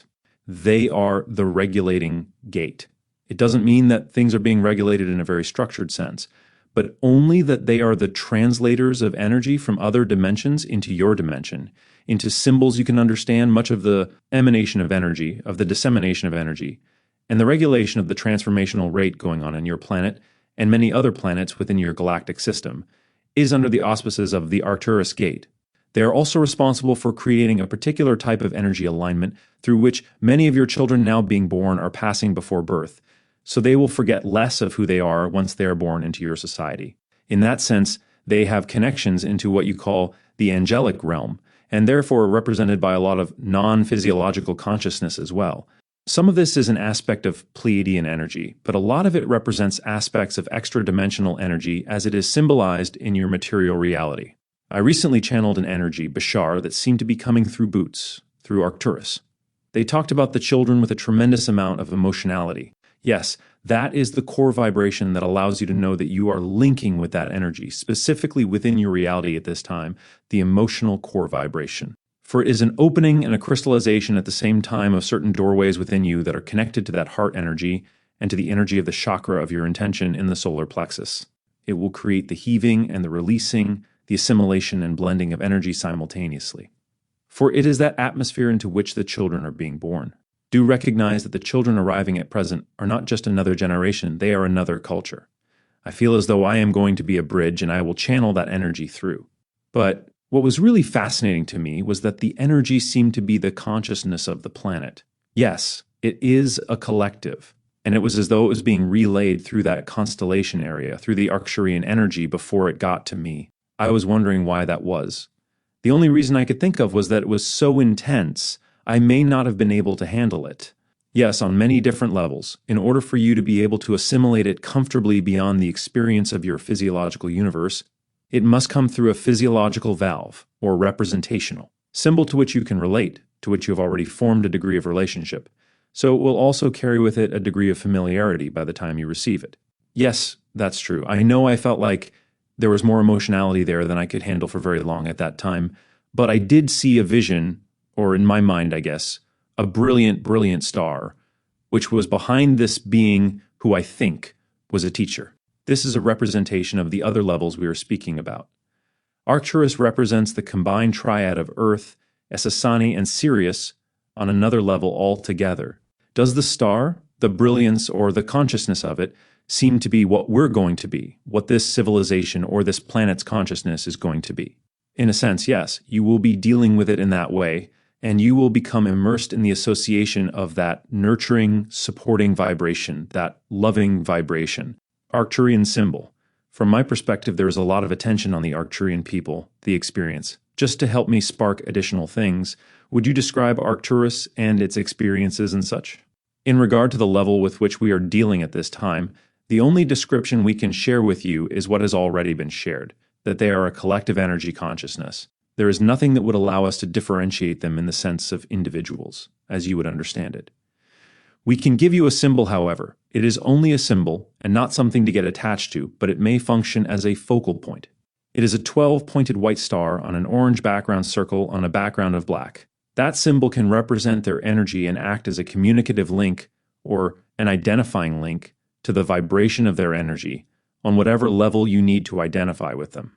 Is Arcturus physically perceived as a star, but on a different evil? Yes, there is consciousness associated with that energy phenomenon in your physiological reality. It is the energy and the consciousness associated with that particular star to which we are referring as Arcturus energy. Arcturus consciousness. I met the Arcturians personally, and they were very familiar to me. Yes. Do recognize that from our point of view, what those individuals represent is a strong identification with that vibratory energy. On the level you are speaking of in terms of Arcturus energy, it is not so much that the energy actually literally embodies itself, but that it forms an identification projection. Isn't that the way it generally works anyway? Yes, we are simply rearranging the symbols by which your society usually refers to it. More triads. I was wondering if you could articulate a little more on the Arcturus energy being on a different level from the triad, together combined for one consciousness, as well as, and apart from, the three distinct civilizations within it. And that one consciousness finds itself being one part of an overall triad, of which Arcturus is also one of the overall consciousnesses. The other third besides our triad is Polaris. What's our name? The combined idea. It can generally be referred to as any one of the names that represent the overall collective consciousness within each and every civilization. Thus, for Sirius, it would be Siskine, and for us, Shakana. For you, it is the Christ consciousness. In general, any alignment with Arcturus is simply a representation of another threshold and a doorway that you are going through. You will find that in your cosmology, your move specifically represents many of the ideas of your sub- and unconscious awareness now coming to the surface. Also, your Pluto alignment is generally representative of the transformation across a threshold that you previously would have considered to be the idea you call death, but which now represents a transformation into a new type of life. I understand the concept, but could you give us an example of the threshold? The threshold we are referring to is the transformation taking place on your planet from third to fourth density. That is the overall threshold. Every single symbol within your reality that has any relationship to transformation is all generally a part of that. The specifics are up to you to determine for yourselves, although as we have said, the idea of your move does to some degree represent the idea of your subconscious and unconscious awareness coming to the surface. The idea of Pluto is the actual journey involved across the threshold itself. In this same archetypical manner, you have described the myth you call the crossing of the river Styx. This puts you in touch with what you previously assumed to be the darker regions of your consciousness. It is another way of saying that you enter the blending of your positive and negative polarities, and therefore allow yourselves in the crossing of that threshold to glean only a positive effect out of the blending of the positive and the negative. This is why you have intuitively labeled Pluto's moon with the same name as the ferryboat driver that drives you across the mythological river Styx, Charon. When you talk about this triad, you don't mention Spica. And I always assume that Spica is very connected to Arcturus. It is in other ways. The idea is that just as this triad is unto itself a triad, and its whole energy represents one of the triads relative to Arcturus and Polaris, then the idea you call Spica is one of the fragments that allows Arcturus itself to also be a whole idea. In ways similar to how Sirius, our civilization, and your civilization form a collective whole, Arcturus is the combination of the idea of Spica and other consciousnesses to form its collective whole. Are you following me? I'm trying to. It is very simple. You have, let us say, Sirius, Earth, and Essassani. Those three form one triangle. The energy you are perceiving from Arcturus, that is another triangle, Polaris is another one. So each one of those respectively has three components within it, and together the three triangles form another whole consciousness that is also a part of another triad yet again. And on and on and on goes the pattern. Yeah, I've heard something about how we're moving very close in the direction of Polaris. Yes. Again, that is because, like Arcturus, it is one of the major constituents of the overall consciousness triad that is represented by the main group. As Arcturus represents the emotional side, and as Earth, Essassani and Sirius represent generally a collective idea of mentality in a certain way. Polaris represents the idea of the polarities that you are now blending together, positive energy and negative energy in and of itself. Thus, as you are now forming integration and making positive and negative into one reality, so are you deriving a degree of physiological affinity in the direction of Polaris, because that is your indicator. It is the indicator of the theme in your integration, the blending of the polarities, moons and planets. Around Pluto, Bashar, is that a moon or another planet? As the definition of a moon is any body that orbits a central body, then by that definition it is a moon, and smaller than the planet of Pluto. Your society is just beginning to discover some very interesting things about that binary system. One of them being the very fine atmosphere that exists upon Pluto, although it is not an atmosphere as you understand it, one that you could breathe. That fine atmosphere can extend out so far it actually envelops Charon. You will begin to discover something else you have not seen yet. There is an actual electrical potential between the two, and so there is a great deal of electrical arcing that goes on between the body of Pluto and the body of Charon at particular times of alignment within your solar system, when there is a buildup of ionic charge between that binary pair.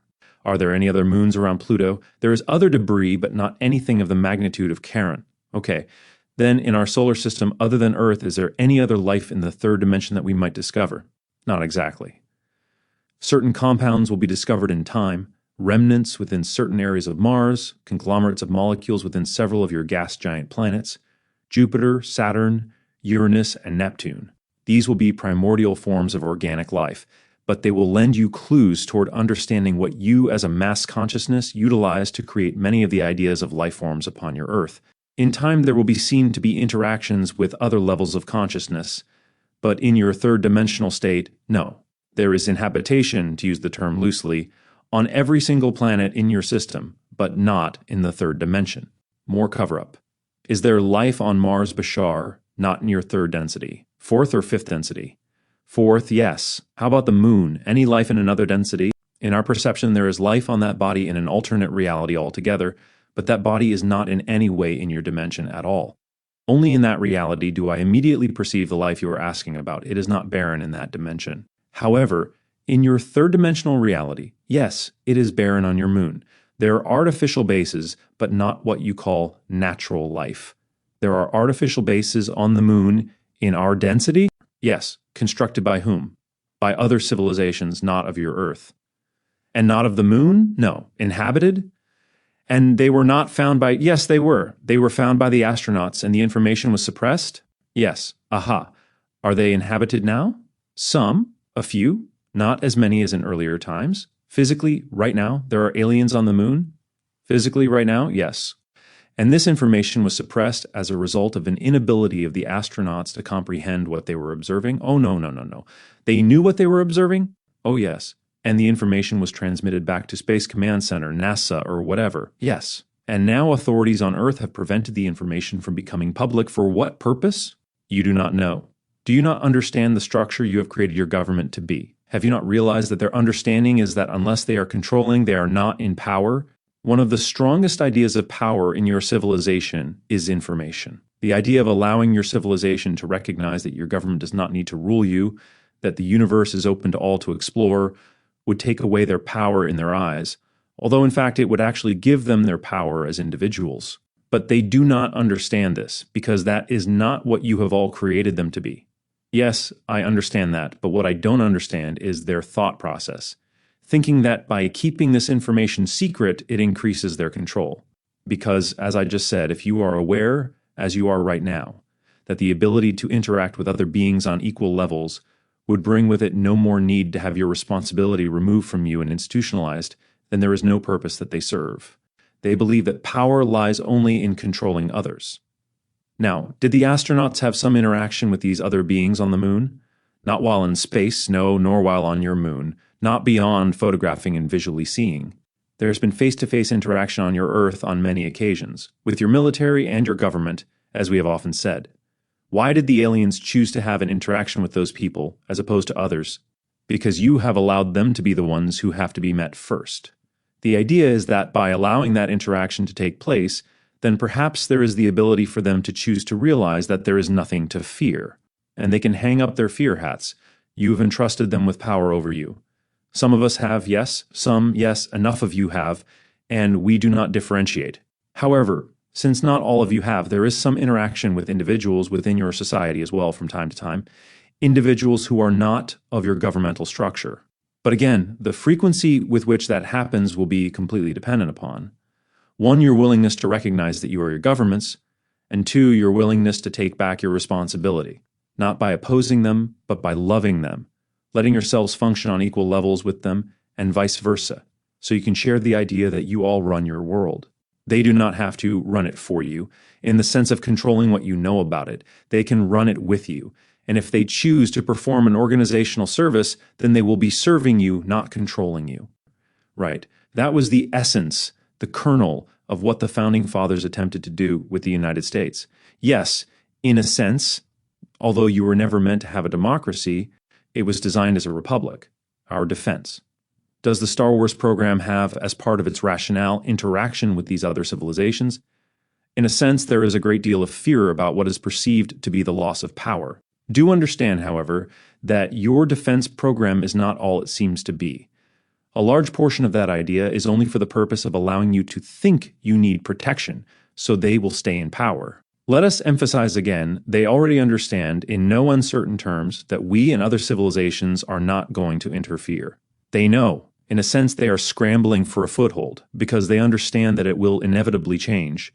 They are attempting to establish, only in ways they allow themselves to understand, that once your Earth opens up to the possibility of interaction with other civilizations, they will still want to be the representatives. They will still want to say, look at me. I am the most powerful one here. Deal with me. They do not understand. In all they have been offered by us in our communications, they still do not understand, not in the way we mean it, meaning that empowerment is the right of all. They do not believe that you can all run your own lives. They will only understand the idea of each and every one of you creating your own reality in terms of anarchy and chaos. They do not understand synchronicity and ecstatic explosion of coincidence and trust. Trust in the higher consciousness, in their future selves, functioning from integrity, integration in the idealized state. Sirius. Another civilization, composed of both semi-physiological and completely non-physiological beings, is a civilization orbiting the star called Sirius. Sirius is at the peak of our triad and represents the further step in the evolution we are going through on Essassani and you are going through on Earth, and which both of us will accomplish in time. The level of consciousness from Sirius that is mostly in contact with your world is the non-physical sixth density level of consciousness that goes by the name of Siskine. These beings have been in telepathic communication with members of your society for quite some time and are responsible for some of the mythological manifestations. In your perception of the amphibious gods, those from your Sumerian cultures, some of your African tribal cultures, and your American Indian recognitions, although they do have a semi-physical counterpart that to some degree is physiologically amphibious, you have perceived them as amphibious beings because they exist in an energy sea. One of the reasons for this particular manifestation being very strongly connected to your planet also has to do with the fact that as we scan your Earth, we find that there is not one but two alien civilizations on your planet, land humans and water cetaceans. Dolphins and whales are thinking, self-incarnating, self-aware souls like yourselves. They are not animals, as you classify them in that sense. So do recognize that your planet is blessed with two civilizations that can work side by side and learn to love one another and grow in creativity. They have already begun to assist you by entering your dream states and teaching you how to play in spontaneous ecstasy. Go to them, share with them. They love you. Because of their environment, they have been in telepathic communication with many different civilizations off your planet for quite some time. They have an especially strong connection with the Sirius civilization since they have much in common as a consciousness and are telepathic. Consciousness of the dolphin. You simply do not have a physiological manifestation of your higher consciousness because the gravity of your world would not support it. So it is up to you to be both the manifestation of the individual consciousness and the higher consciousness itself. Usually you relegate the higher consciousness into non-physical, whereas the higher consciousness of the dolphin can manifest physically as the whale because of the buoyant environment of your ocean. But they are there to assist you, to love you. When you blend as one society, that will also make it easier for you to interact with other whole societies. So now look at this sparkling opportunity you have created. You do not have to go anywhere to interact with an alien civilization. You have one in your own various oceans. Learn to communicate with them, and they will teach you much about the way you will be communicating with all other civilizations you will encounter. 3 levels. Something that we have not completely discussed before in specific detail is that Sirius has interacted with your civilization from many different levels. For in the past, they have had a more physiological counterpart that to some degree interacted with some of you from time to time in your past cultures, not only telepathically, but somewhat physiologically. Our world, Essassani, the third planet from our sun. We have also said that the planet that is represented by the Sirius consciousness is also, in a sense, third from their sun, but not third in the same way, not spatially, dimensionally, for there are 3 levels of the civilization of Sirius. 1/4 density, 1/5 density, and one that you may be most familiar with through these interactions, the sixth density level of Siskine. Here they are totally non-physical beings, as you would understand physicality, and exist more or less in an energy state, an energy sea. Their ancient fourth density representative selves were to some degree amphibious, as perceived by many of your ancient cultures, but not exactly to the degree that they were described in the ancient American, Indian, African, and Sumerian lore. They were not literally half fish as these cultures have understood and represented them. Among many other reasons, this is why there is such a strong state of identification between the Sirius civilization and the civilization on your planet you call the dolphins and the whales, and why they have been in telepathic communication for many thousands of your years. They are similar in energy format in many ways. While the physiological configuration of the old fourth density Sirius civilization was not like your dolphin and whale civilization, their energy was sufficient to cause camaraderie, empathy, and an identification to take place, and so their communications have been ongoing for quite some time, even while the land-human civilization on your planet has been waking up from its deep sleep of forgetfulness. Those interactions that took place here and there are to some degree responsible for some of the representations of cultural, religious, political, and economic ideas that manifested and blossomed on your planet. We do not wish to impart the impression that extraterrestrials are completely responsible for the entire idea of your cultural or sociological phenomena. No. But some interaction has taken place and has created changes in the course of how you view events as a society. Because none of you are original to your planet anyway, you all have connections of a sort to other dimensions, other levels of existence that were established from time to time in various other modalities. As the Sirius civilization progressed and accelerated, in your terms, evolution took place, while changing from their fourth density state into the more quasi-physical, non-physical fifth density state, and then into a completely non-physical sixth density life, as we have said. But to some degree, because in a sense, all realities exist at the same time, all interactions on all levels are still taking place, especially because in your civilization, you are still awakening out of third density into your own fourth density manifestation. The Sirius society does somewhat represent our own higher consciousness. They are representative of the evolution our civilization is most directly headed for. As we move into the idea of fifth density from our fourth density existence, the last stage of physicality. As you move into that last stage of fourth density physicality, you will eventually, in a sense, take our place in the triad. We will then be at the peak of the triad as Sirius moves on to another idea altogether. And then another civilization will fill your shoes in our triad. As we have said, most likely this will be the civilization in the Barnard star cluster. The Sirius civilization is very much in an energy sea. They are in a state of complete consciousness. If you wish any kind of a representation of their world as such, we can give this physiological analogy that you can perhaps relate to. Imagine a ball of clear light, clear energy on the surface. As you sink slowly into it, it becomes a white, white, white energy. As you go more toward the center, it then condenses and collapses into a bright electric blue electromagnetic energy. And at the very center is what you could typically call a black hole gate.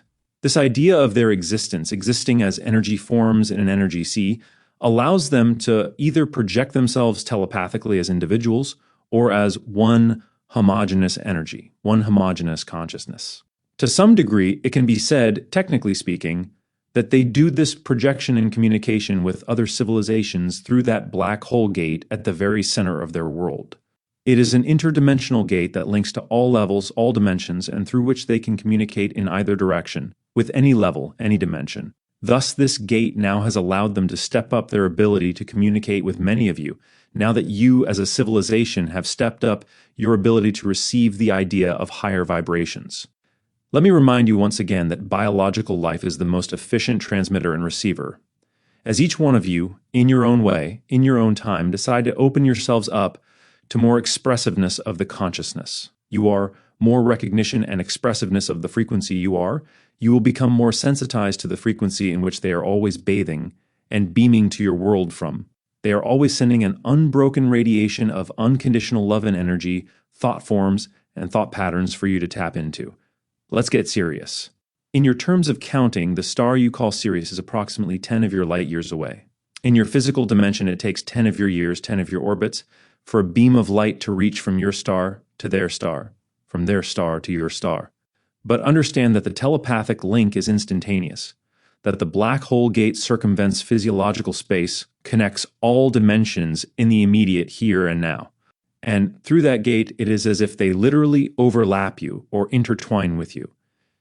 Even in much the same way that we and all civilizations and all dimensions are intertwined holographically with each other, each and every being has that same central gate, that same central black hole through which you can receive and send any idea, any information, creating any interaction you desire.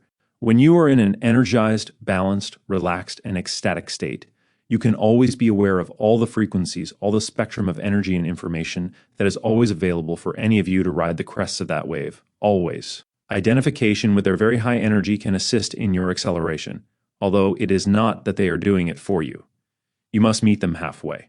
In a sense, that is where we come in, for we are to some degree representative of the halfway vibration between you and them. We are the band of consciousness, of electromagnetic energy, that represents what you are to some degree becoming, what you are headed for in your civilization. By allowing identification to take place between our civilizations, we are somewhat reflecting to you your own self-chosen future.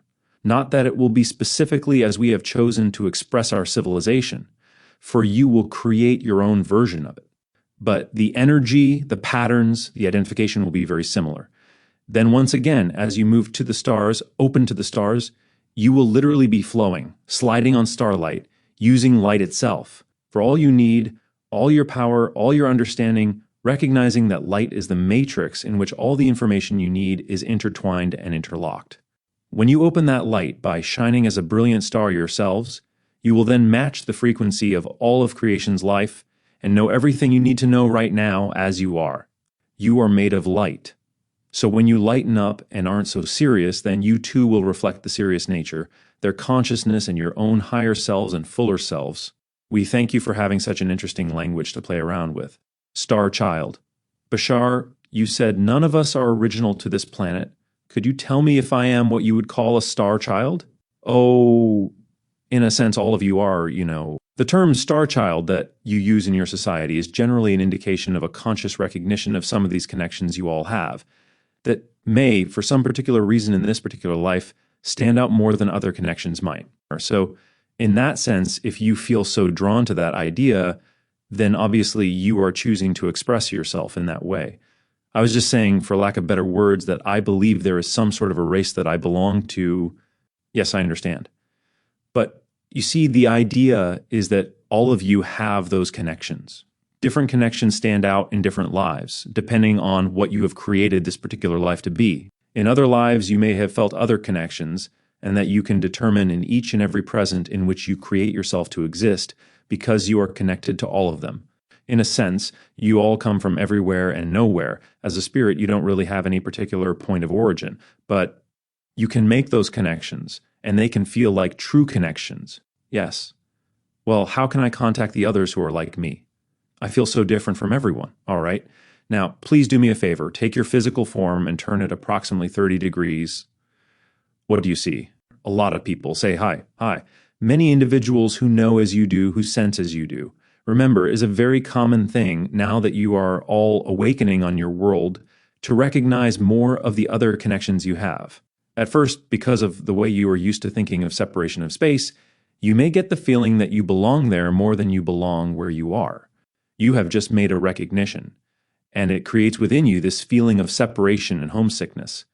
But the idea is not to run away from where you chose to be so as to rejoin that energy, but to manifest that energy here on your planet of choice. All of you are representatives from many different civilizations, and you have chosen to be born here to assist Earth in its transformation, to transform its energy into the energy you are familiar with on other worlds that already exist in a harmonious state. So remember that even though you may have other homes because you chose to be born on Earth, Earth is your home too, and lust as equally validly your home as anywhere else. I'm on my own level, so to speak, literally cannot be seen. Our suggestion is to just be the fullest you can be with integrity. You will radiate at whatever pitch is necessary to attract all others who wish to interact with you, and attract yourself into circumstances where you will find others willing to interact with you on that level, because that's where they already are. You are not alone. Now, a suggestion, if you wish to use it, in your meditative state, go exploring with your imagination. and see what feelings come up within you that are strongest in terms of an association or a connection to an extraterrestrial idea. But always, remember, even though you have connections to everywhere else, right now you are focused as a native of your own world, and therefore that must be the most important focus. Otherwise, you would be somewhere else. The association. Bashar, I would like to understand better just what the association of worlds is, and how it functions, and what importance does it have for us. The association is made up of many different levels of civilizations and dimensionality, all choosing to agree to interact on levels that are mutually reinforcing in a beneficial and positive way. There is among these civilizations the realization that being of service to all is to automatically allow the all to serve them. So in this way, our association of worlds has made itself known to you. You are now beginning, as we perceive, to blend and balance, to harmonize with our association of worlds, to join that particular gathering and grouping of minds and souls and hearts. Note that it is not something you are familiar with as a governmental structure. It is highly unstructured. In its very spontaneity are the keys to how it functions. For it gives to all the ability of every world within the association to be fully who that world wishes to be, and trust that whoever that world wishes to be will automatically, coincidentally, synchronistically fit and harmonize with the comings and goings, the interactions and exchanges that all the other worlds need it to be. Thus, there are gatherings of a sort. Many times you will find that there are projections of consciousness, projections telepathically of mentality. There are gathering spaces. Every mothership has such a chamber, wherein the interactions of the mentality telepathically, the projections of consciousness of hundreds of civilizations meet and confer, creating that spark between themselves that allows them to put their hand on the pulse of the association, to know the flow, the current, and the direction of the agreements we are all making, all together, all at the same time. That way we will all remain in step. It is mostly our trust, our unconditional love that allows us to know when it is time to come together, when it is time to go about our business exploring and assisting other worlds in recognizing their power, which is much of what we do, to increase our numbers, to expand our agreed-upon universe by giving other worlds their power, and allowing them to make the choice in their own right to join. Us in the expansion of our ability to perceive all the different ways that creation has of manifesting itself to be. That is what strengthens us. Choosing to make that agreement with us, choosing to synchronistically harmonize your pulse with our pulse, your dream with our dream, your reality with our reality, and beginning to physiologically experience the result of making that choice. Thus, there is more synchronicity in your lives, less struggle, less suffering, more recognition of the abundance you already have, and less structured definitions, fewer invalidations and judgments upon yourselves, less doubt, less fear, less guilt. All of these are the results of the taking back of your power and choosing to function as whole beings in a whole civilization. And, as such, that will make it easier for your civilization to function with other whole civilizations, which comprise the association of worlds. For your willingness to do this, we thank you. Know that by connecting, associating, all paradox, all dichotomies and conflicts will be resolved, for they are only polarity projections from the center of your being. Since you can perceive both ends of the spectrum, they both must come from within you. Within you they are blended, they are one, and in that sense there is no paradox. So association in and of itself is the key, allowing yourselves to be all the associations you make in life. One more time, allowing yourself to be recognized as all of the associations you are making in life. In other words, recognizing that you are the relationships you are having, you are the life you are living, you are the association itself. Chapter 14. UFOs Identified. Sightings. I've always wanted to be able to see a spaceship, Bashar, but I never have. Have I failed to be looking where one was, or is there something deficient in my perceptions? Not really. In fact, all of you have seen them, but for various reasons have blanked it out. The idea may not serve your immediate identification of whom and what you need to be at that moment. However, understand that it is not that critical for you to see our craft. The idea is to focus on your own feelings right now. When you really need to see spaceships, you'll see them. Nothing will stop it. Nothing at all. To some degree, yes, it has to do with vibratory rates. Even though all of you have seen them, you do not necessarily need to retain the memory of it. In fact, in many cases, it would impede allowing you to be who and what you are in the most natural and spontaneous way. Where it serves you to remember the incident, you will remember. For now you may recognize that many of you will only allow yourselves to see these things when you soften your focus into a semi-conscious realm. As soon as you begin to blend more of the unconscious with the conscious, as we have said, you will be able to see our craft all the time. You see, we allow our vibratory frequency to be in that realm which gets you to stretch. The idea is to meet us halfway. In your dream states, you are on a vibratory plane where we are very perceivable in our natural environment, at our own natural level. Then how does one raise one's vibratory level? By doing what excites you the most. Why the encounters? Bashar, I have had 3 close encounters of the third kind, and I'd like to know the significance of these encounters. The significance. First of all, the idea of any recognition any one of you might have with beings you call extraterrestrials are for several general reasons and many specific reasons. Many of the specific reasons are entirely within you and your understanding of what you have created yourselves to be and what it is you desire to do in your lives. The general reasons are for forming a reunion that awakens you to your own power, your own godhood. That is the fundamental reason for any such encounter, to wake you up, to allow you to be aware of the energy of creativity you have within you so that you can then put it to use in your physical world, creating the changes that will transform the world and allow more interaction to take place between your world and other worlds. That is the primary fundamental significance. Any other significance in specific terms is up to you and will be in terms of the agreements and contracts you have made with those beings, to have them remind you at those specific timings of who you are. My wife and I saw 19 UFOs that no one else saw. Can you tell me what was going on there? Sometimes our craft can be seen by individuals who are sensitive to a particular frequency, and at the same time, another individual standing right next to them may not see us at all. We exist in another type of dimensional frame, and if you are attuned to that frame, you can see us. If you are not, you cannot. A group of individuals will not necessarily all be in synchronous alignment, and in your case, that is what was happening. Your vibration was oriented to the appropriate frequency to be able to perceive into a slightly different dimension of experience. Now, those individuals you perceived were giving you intuitive, symbolic communication, what we call identification, which is aligning vibration with vibration, seeing who is aligned to particular frequencies and taking note of that. In a sense, they were locking in to take stock of what percentage of the individuals on your planet are aligning with the vibration that would allow us to interact more with all of you.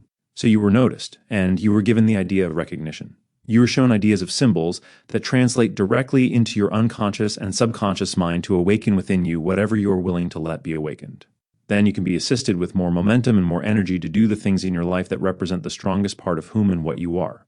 Are you saying that the sightings are coming around because of my desire to meet with space people? It is because of the vibratory frequency you have placed yourself upon, but those sightings are indicative of the level of energy you are operating on.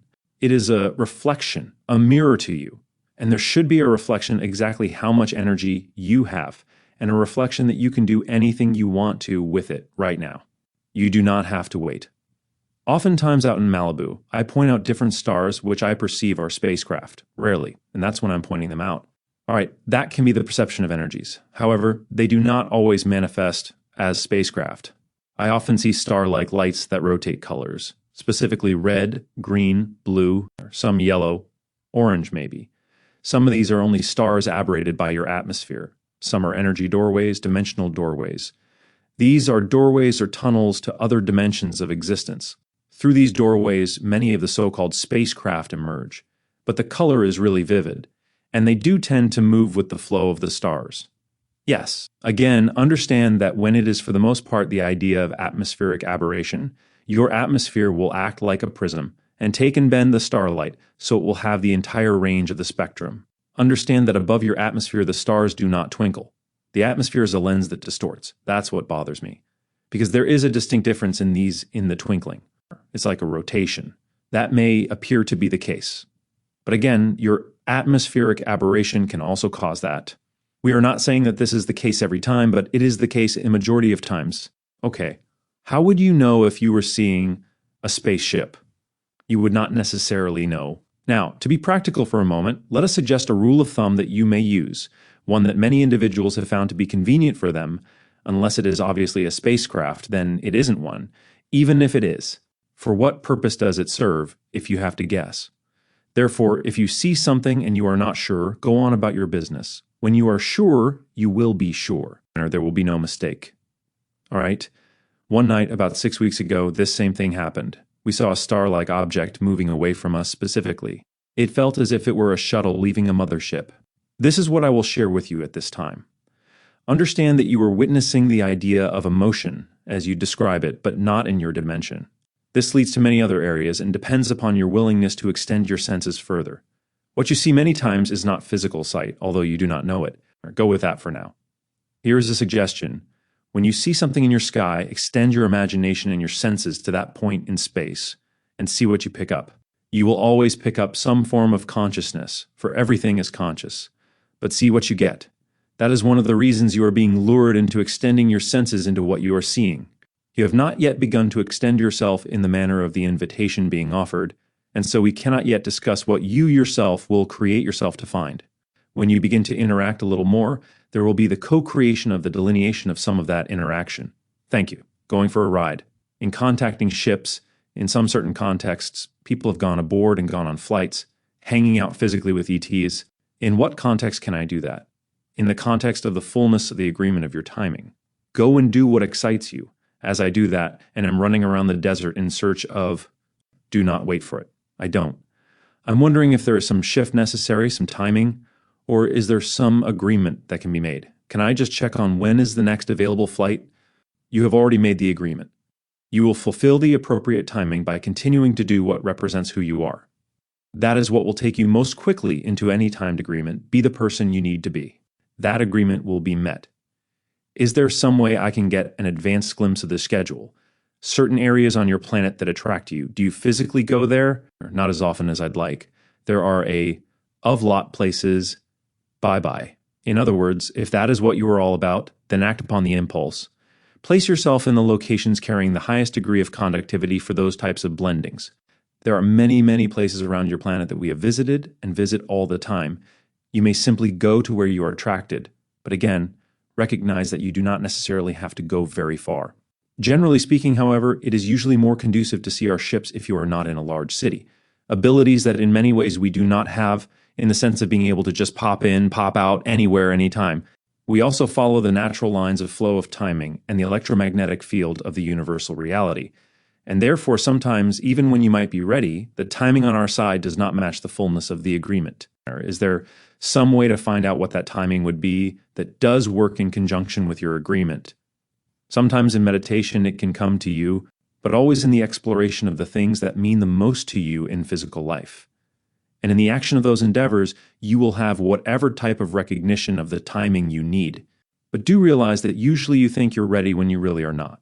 Trust that when you really are ready, nothing in the universe will stop it. Great, thank you. Bashar, I wouldn't mind being abducted and temporarily detained on a spaceship. What do you think would be the best way to do that by not giving it a second thought? By going about your business, living your life to the fullest, and being the person you really desire to be, by not needing to do that. Many of the ideas of these so-called interactions, it is not that they cannot occur, but only that many times they will not occur because you are requesting it in the context that you will not be complete unless it happens. And therefore, we will not show up and reinforce your sense of incompleteness. Not that we will guarantee anything, for the timing is always going to be dependent upon the individual, but if you still have a penchant for a contact, simply be somewhere alone. Then your chances are greatly increased. But do also understand, all of you have been aboard ships in your dream states. All of you. Yeah, I remember dreams of doing that, but I want to do it in my physical body. As soon as the dream state and the physical body are not considered different, you will be. Do not need it to be different. Do not need it out of desperation. Live your life. All things are happening according to perfect timing and according to agreements that serve the best of all concerned. And relax. Many times, and this may surprise some of you who are so very eager to meet us, as you say, in the flesh, we have heard many of you express the same desire. I'm really ready. I'm really ready to meet you now, really. I'll meet you down at the corner in, half an hour. We are very aware all the levels of your consciousness that are involved in the need to focus on us and to focus on yourselves. But when you have expressed the idea of your readiness, finding yourselves in a remote location, and finding the energy changing, and you are very aware of exactly what is happening, that we are coming closer to you in vibration, and are in many ways about to literally appear to you. Boy, do you run! When it comes right down to it, many times you are not as ready as you think you are. Not yet, you say. We will know when you are ready. I don't think I'd run, though. I know you don't think you'd run, and in a sense, many of you may not. But also understand this, one of the reasons for the timing of everything is because, as we pointed out earlier, being exposed to a higher vibration will often bring things up with you that you are not ready to face about yourselves. And in fact, most of the running you do is not from us. It is from yourselves. Second thought, just live your lives. And as we have said, you can open the lines of communication in loving ways with your government and allow them to share the information of our existence. Make it not such a surprising thing that your civilization and ours should interact, thus laying the groundwork for that interaction. My own ship. I've been focusing in on what excites me, Bashar, and what really seems exciting to me is having an interplanetary spaceship. And we are not saying this is by any means impossible. Recognize, you do have the technology on your own planet to create this, and many of you are beginning to do so. The idea also to remember about what excites you the most is that at any given moment, if you act on what excites you that you are capable of acting on, it will lead you to anything else that excites you that you may not immediately be able to act on because of the way you have set circumstances up or the way the timing actually is. You may find that having the idea of spacecraft will represent your willingness to utilize the technology that exists on your planet, creating the spacecraft you can create. Necessarily manufactured here. Yes, I know you wouldn't mind, and this is even possible. But again, the idea is to utilize the timing for what it is, and it is not quite the timing for that yet. But you can bring it closer by creating your own craft and meeting us halfway. There are many things for you to understand about the principles, the nature of that level of technology. If you are willing to explore that on your own terms, in your own understanding, then by the time you are able to access a spacecraft whose origin does not come from your world, you will understand how to use it. I'm willing to take lessons now. These are your lessons. Do you not understand? Using what you have access to on your own planet are your lessons. We understand that this does not sit well with many of you who are anxious for the endeavor and the experience to which you can relate. Nevertheless, it is representative of the timing, and again, it is not outside the realm of probability at all. The timing being what it is, allows you to be aware that actions on your world must be turned in the direction of using what you already have access to. That is what brings any other probability closer. In your dream realities, you are now in a sense being taught, and you already know how. When you apply this in the reality in which you have chosen to exist, you will then be acting in the direction of showing that you know how. You have chosen to be where you are, and you have chosen to be in this type of society, at the technological level in which the society exists right now. That is for a reason. Tap into that reason. UFO crash. Bashar, I have a new book here, and I'm very proud of this book because I had a hand in it. Do you remember July 7th, 2047? Absolutely. This book is called UFO Crash at Aztec, and it tells the complete story of that investigation and what was found, complete, with illustrations, photographs, some of the original text from magazines, and some information released under the Freedom of Information Act. I feel that injustice was done to those entities being brought down in the manner that they were, and the dissections and the things that followed. I'm glad that the truth is finally coming out now, because it's true. It is part of the leakage of information that has been long suppressed. Yes, there's one part of it in the back that I found disturbing, some writings by a Paul M., who says that in the state of New Mexico, the government has given over certain labs to alien beings who are responsible for cattle mutilations and the abduction of women and things of that sort. That was upsetting because I don't fully understand all of the ramifications. Exaggeration to that idea, but we are not allowed to comment. I do not mean to seem mysterious about this, but it is simply not allowed. All we can suggest is that the idea serves your population in a beneficial way, and is not exactly as it has been described. Some other information has come up through a writer named George, who said it was channeled to him by some entities who were engaged in an ongoing conflict with other beings, and that Sirius was also involved. This had been going on for some time. This is not a conflict, as you understand the term, but only the idea of the created pressure of intersecting dimensional realities. It is something that does not translate very well into your physiological terminology. So there's no war conflict? Not as you understand it, no. There are a few legendary stories about our government having in fact shot down some spacecraft, such as the story about Hangar 18. Now, it was not literally shot down, although there have been attempts of such nature. Of those that do exist, the one specifically referred to as the Hangar 18 scenario was a craft of Zeta Reticulum origin, exploring an area of your planet during a storm with high electrical activity. Your radar installation at that time had the ability to interfere with navigational guidance systems of those craft, although this is no longer true now. In interfering with the guidance systems, in altering the shape of the protective field around the craft, it created portions of the metallic hull of the craft to be vulnerable to the electrical storm it was struck and knocked out, then recovered and retrieved by your government. That was in July of your year 1947. There have been several similar incidents, and some attempts have been made to utilize the same radar effect upon other craft. So, in that sense, you can say shot down, but not with the idea of missiles, bullets, or anything of that nature. There have been a couple of rare occurrences where certain utilizations of your more typical weaponry have caused malfunction, but not to any great degree. But yes, your government has possession of several craft and remnants thereof. That particular craft is still in pieces under surveillance in many different areas of your country, but primarily near the area of Virginia. Were there beings aboard? Yes. Were they alive? No, not in that first crash.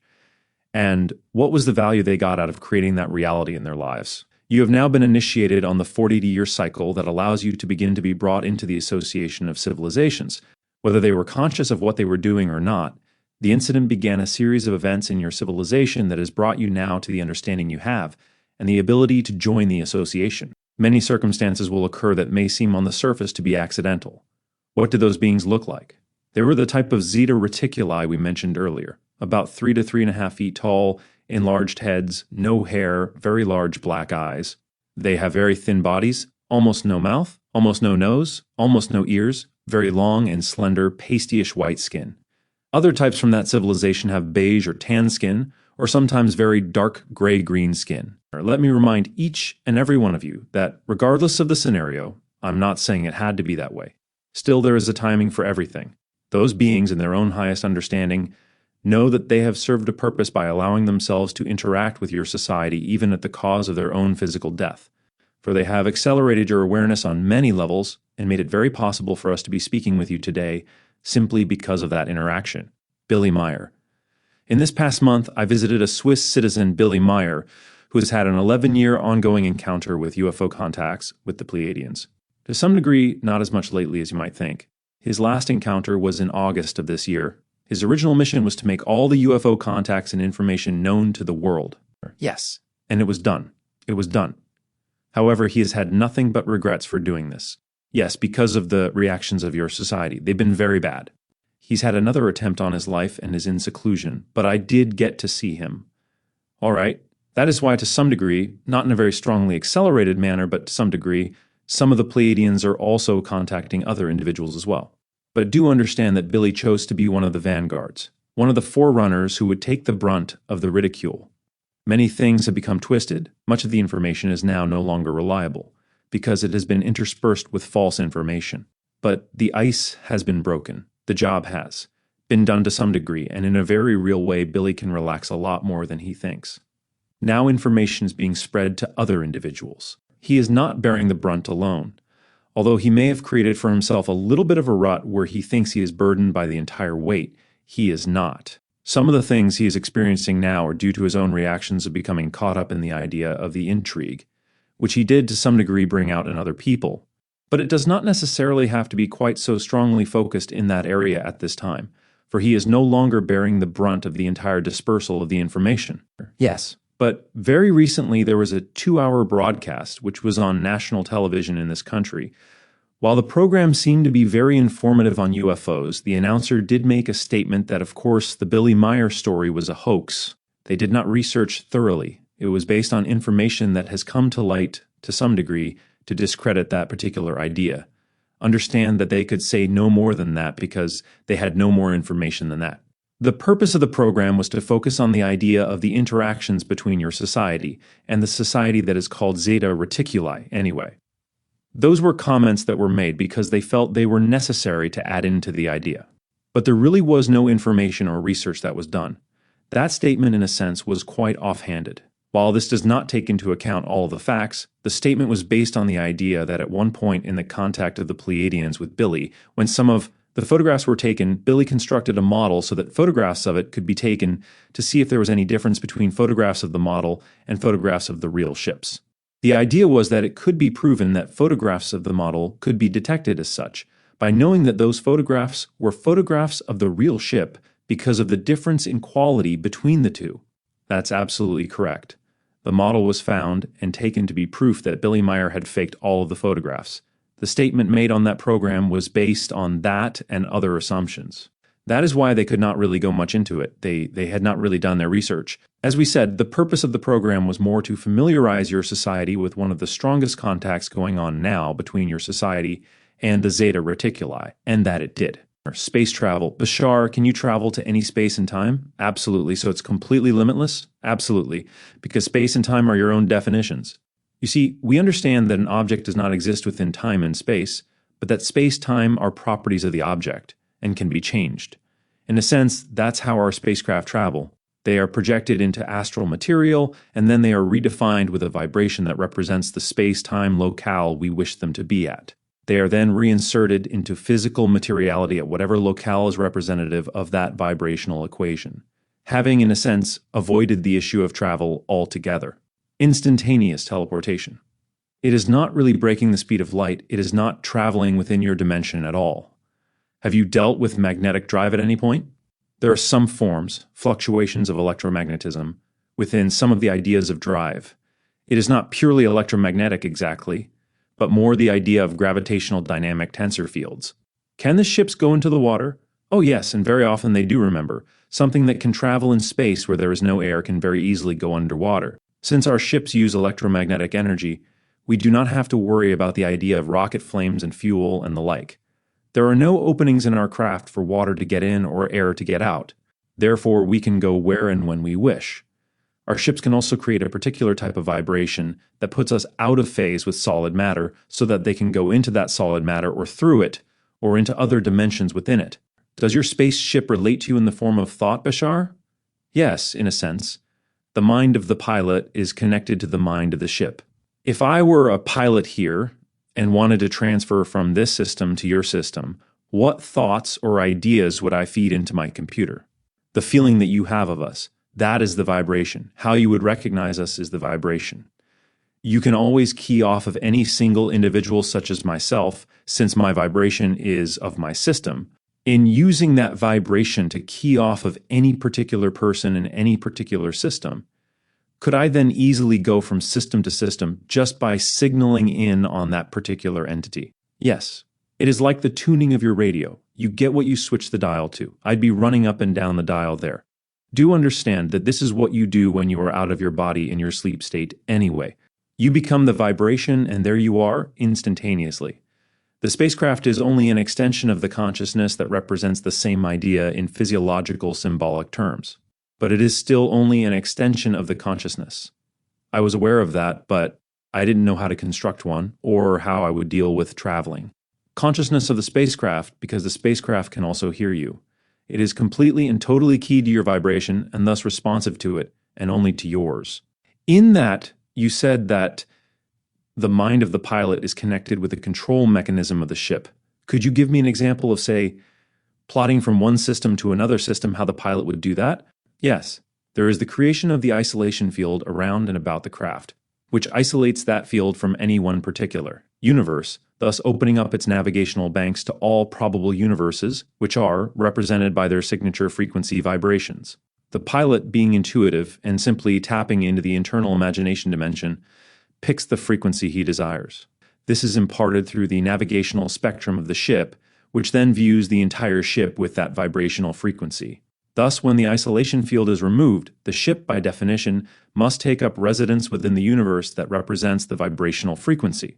Thank you very much. Time travel. You say you create your isolation field around your spacecraft and redefine the space-time coordinates to relocate to another place.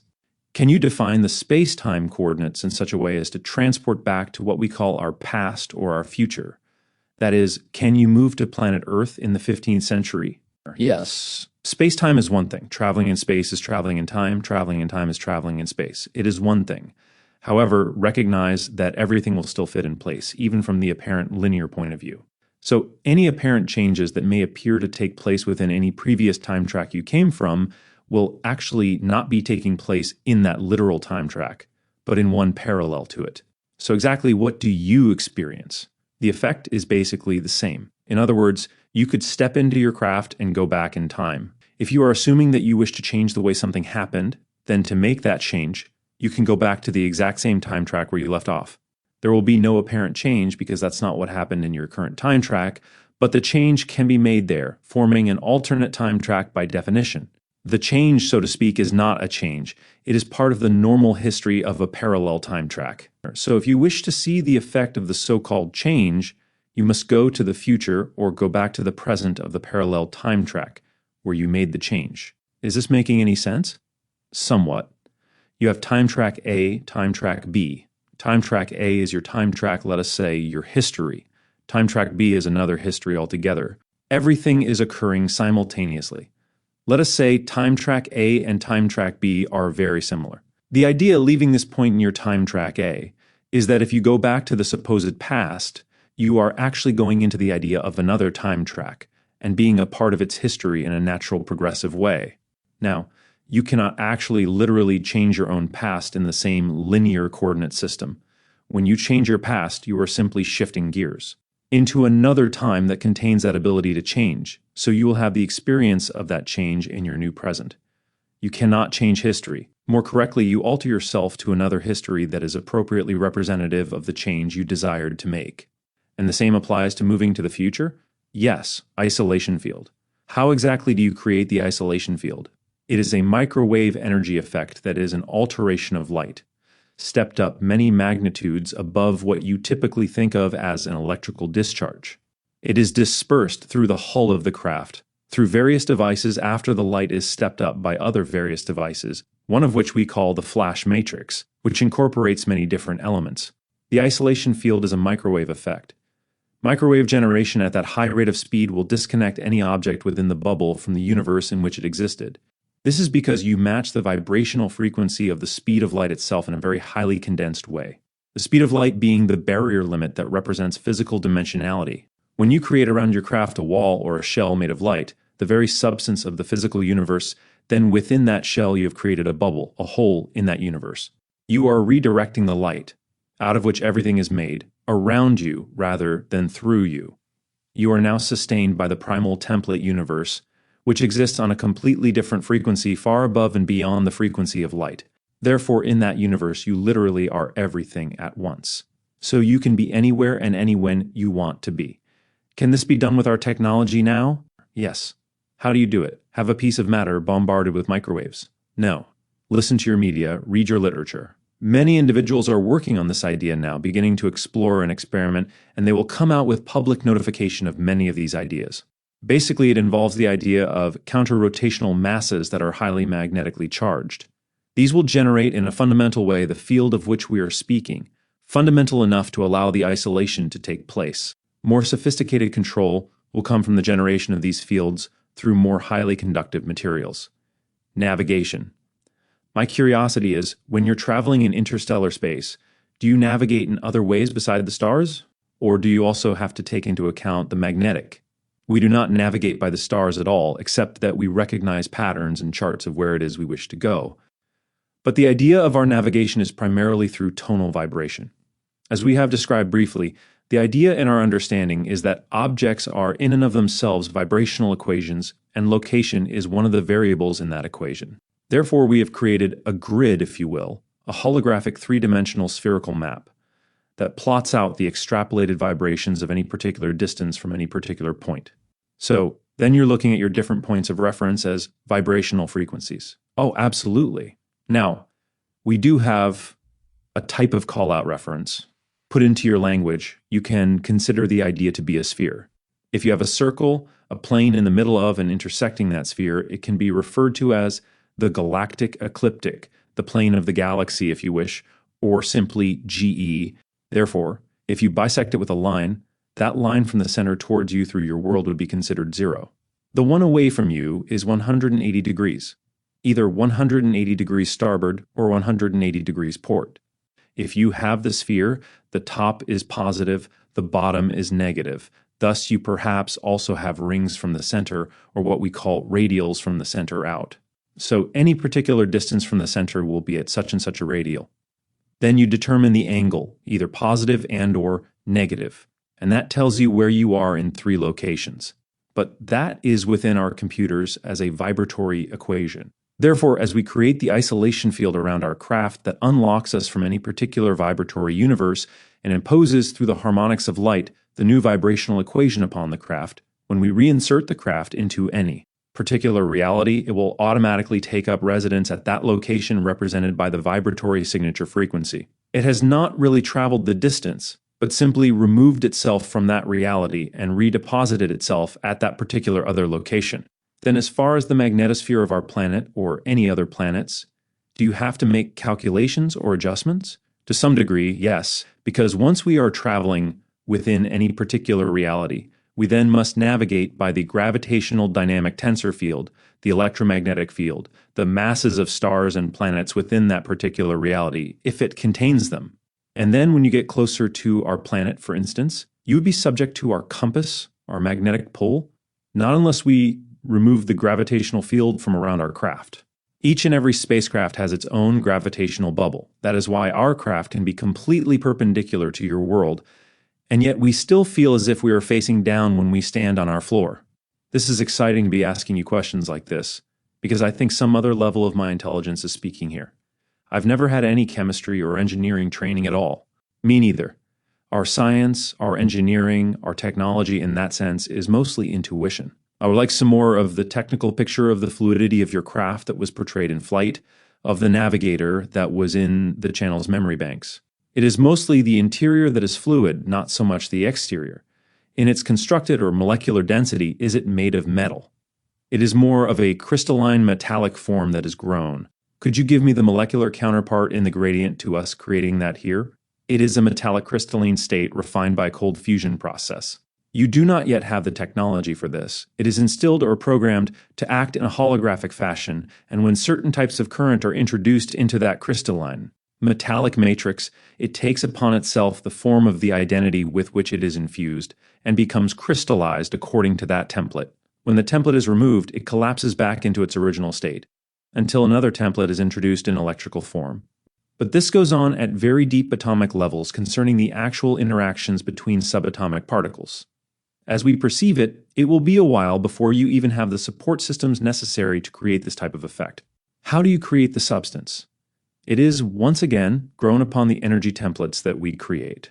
Once we have refined the particular substance, it is then grown, molecule by molecule, atom by atom, along the lines of the energy template we lay down for it to grow upon.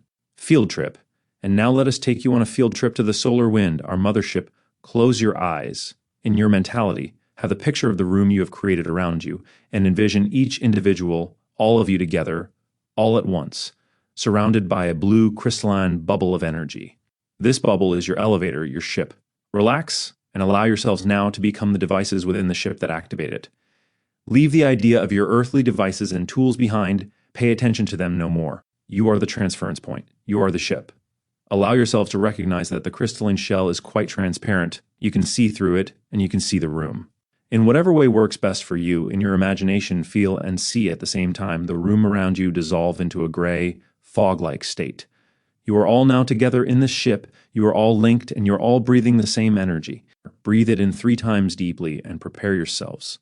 Align yourselves, assimilate yourselves, unite yourselves.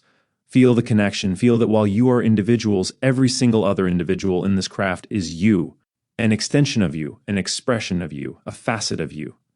You are all one master crystal. And this crystal, in allowing the white light of your consciousness to glow within its very core, within its very heart, now comes a light with life and light, energizing the entire crystalline craft and rising above the earth, higher and higher into the upper atmosphere, into what you call space. Rising, you look down below. You see out of the fog now everything clearing into brilliant space, black with white stars everywhere. You see the beautiful earth below you, shining like the jewel that it is, in the velvet curtain of deepest space, and you send your love. You see and feel and taste and hear the love of the earth that is supporting you, that is extending you on its arm, extending you on your journey out into space. You are riding on the crest of the wave of the heart of your planet. Now, as it offers to you the jewels of space, you look up. You see suspended in space before you a long cylindrical metallic object. It is approximately a mile in length. You allow yourselves now to see an opening in the side of this metallic object, wider and wider as you approach. You enter that opening, and as it closes below you, you are surrounded by a whiteness. You may sense in that whiteness here and there solid or nebulous, consciousness peering at you, smiling with you, loving with you, fading in and out of the milky whiteness, but laughing and sharing joy all around. Allow yourselves to know that you can now begin to explore any area in any way, any aspect of this ship you so desire. There will always be someone with you in some capacity. You will also always be connected and feel the experiences of every other person you came with. Now you are exiting the bubble and entering the milky whiteness of the ship, exploring and breathing the new atmosphere. Feel the gentle touches and caresses of the beingness all around you. Scatter and explore, enjoy, and become fascinated by what you discover. Taste, touch, hear, feel, see, marvel. Recognize that you are sharing and participating in the creation of a multitude of worlds. Experience and take to heart these experiences, whatever way you so desire, the different chambers and areas of the ship. Let yourselves have the opportunity to recognize that in a very real way, you are projecting astrally a portion of your consciousness, and that you are going to be funneling that information back to your idea of your earthly selves, incorporating that information into your very molecular structure. You will be feeding this information into the atmosphere around you, and when you carry this atmosphere back to your planet Earth, you will release the information and energy on your planet to change the very air that you breathe, to change the very energy that sustains you. Explore to your heart's content. Feel the vibrant pulse of life and light, for it is light itself, which powers the vessel and all vessels like it. It is the very heart and soul of the movement of space and time through the central core of this ship that creates the illusion of the ship's motion through all the dimensions of reality. Now be aware of the whereabouts of each other. Gather yourselves back together into your docking bay, into the milky whiteness. Feel all the caresses and the kisses that are given to you from heart to heart and soul to soul. As you form your craft round and about you in its crystalline beauty, and the iris opens below you, allow yourself to drift back outside the hull into space and begin your travel toward planet Earth. Recognize now, as you bid farewell, that this is not goodbye, that this experience is directly with you now, and it always shall be. And as you look down through the crystalline bottom of your energy craft, you see once again the beauty of the jewel of your Earth. Recognize that it is in every way truly a new world to explore in all of its unlimited fascination and facets. You are eager to allow the atmosphere of the new crystalline reality that you know you are participating within to burst upon contact with your Earth and allow the shards of brilliant seed-like beauty to go scattering everywhere, reflecting the beautiful light of your central star. And as you sink gently back to Earth, see your feet gently touch the ground. Send roots deep down to drink of the nourishment of the fluid of the life and light of your homeworld, while knowing that all worlds are your homeworld. Know that the life you are, the Earth you are, is the nourishment that will allow you to grow toward the light as high as you wish to go. Know that every one of you have incorporated the information of the experience in your own way, encoded within you, and it will release in its own fashion after your own kind. And that much of your dream reality can become quite vivid and vibrant. There may be more release, more malleability, more recognition that life around you is but what you dream it to be. Allow yourselves to know that it was a real experience, and that you have projected a portion of yourselves aboard that craft. In every way, there is still, and always will be, a portion of yourselves aboard that craft that we will share, that you will share together with us. We thank you for your participation, and we will allow you to remember, all reunions are simply awakenings to the union that already exists everywhere, everywhen. Chapter 15, Zeta and the Legacy. Intruders. What's happening, dude? Everything all at once. Life, right? Yes. Hey, Bashar, I understand that on your planet your people have whitish-gray skin. Yes. Okay. Well, if you'd be willing to share with us your spacecraft technology. Now, we already have to some degree, but as you know, it is not yet the right timing.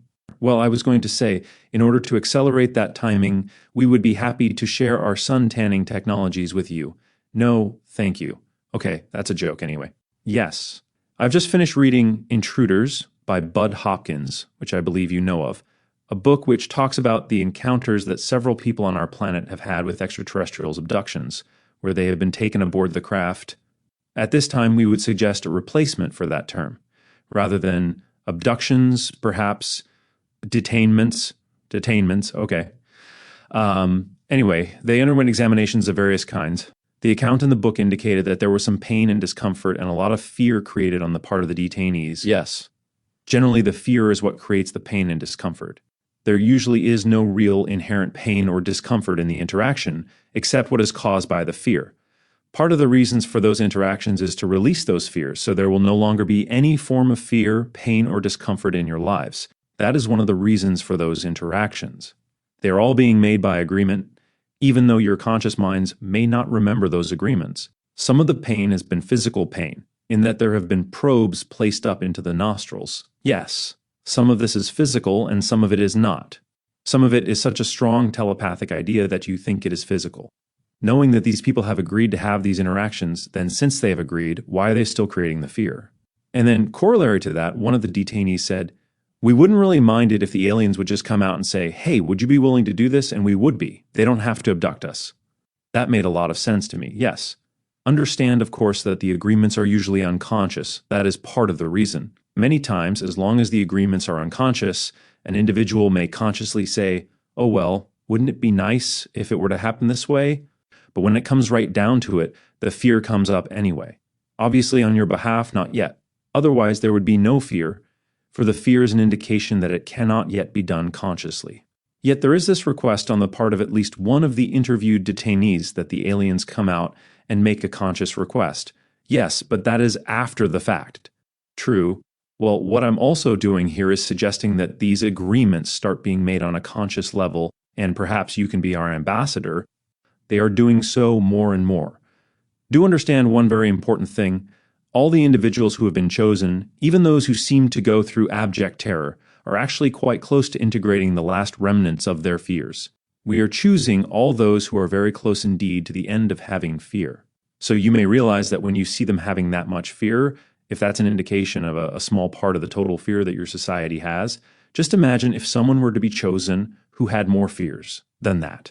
So the individuals we are choosing are the ones, many times, who are the closest to integration, the closest to conscious recognition, and yet they still have that amount of fear. I see. Are these individuals also helping to drain off the fears of the rest of us through themselves? Yes, they have agreed to do this for all of you. That is why they are now sharing their experiences. So you can vicariously go through their ordeal with them, get in touch with the fear left within you, and integrate it. Then the next series of interactions can become more and more conscious. Okay.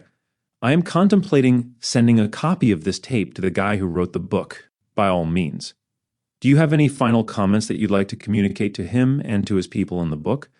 Only that we appreciate that he is doing what he agreed to do. And he is making a difference in the ability of your entire planet to allow your society and our respective societies to live in harmony with each other. Communion.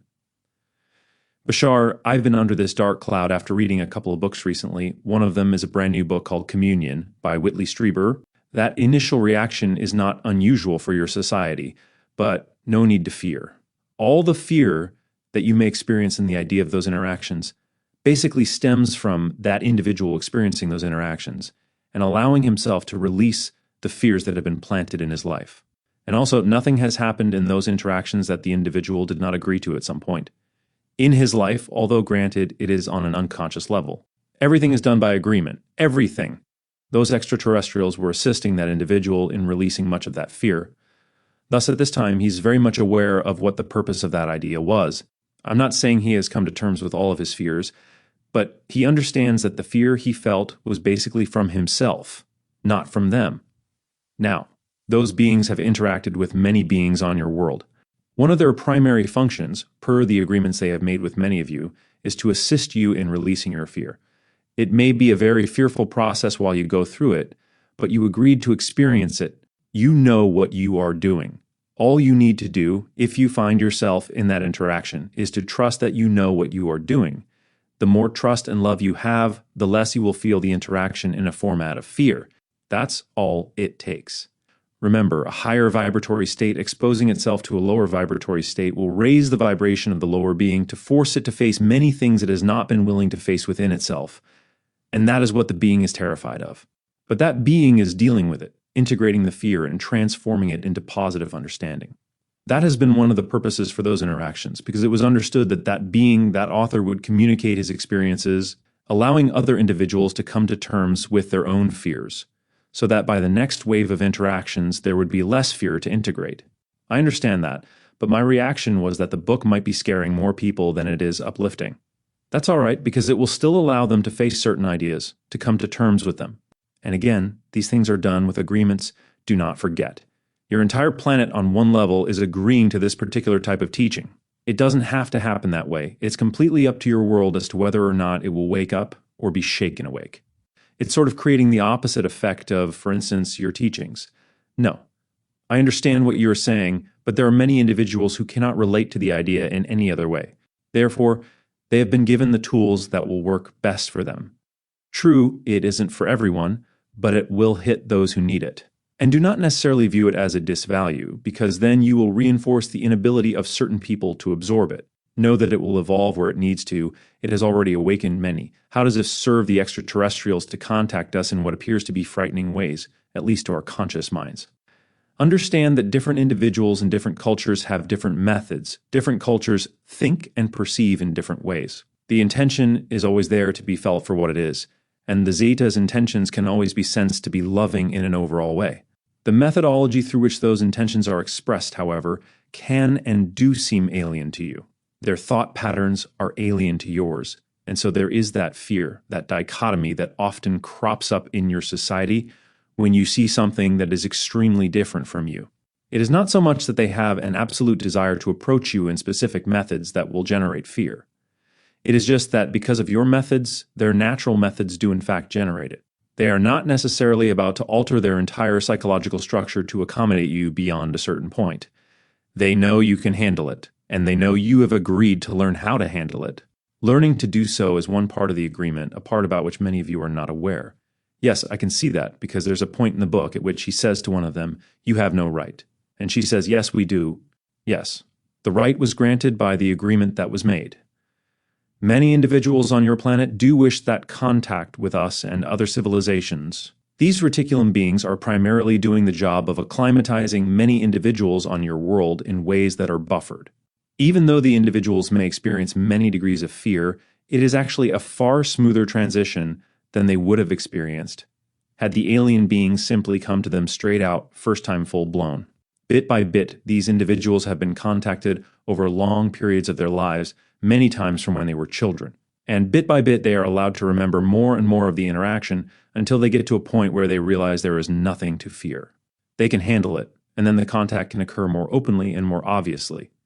I thought it was very significant that every person to whom Strieber talked who had had a similar experience, even though some of them were still frightened and didn't know if they were going crazy or if it was their imagination or what, still, in spite of all that, they felt love and affection. Yes, at this point in their lives.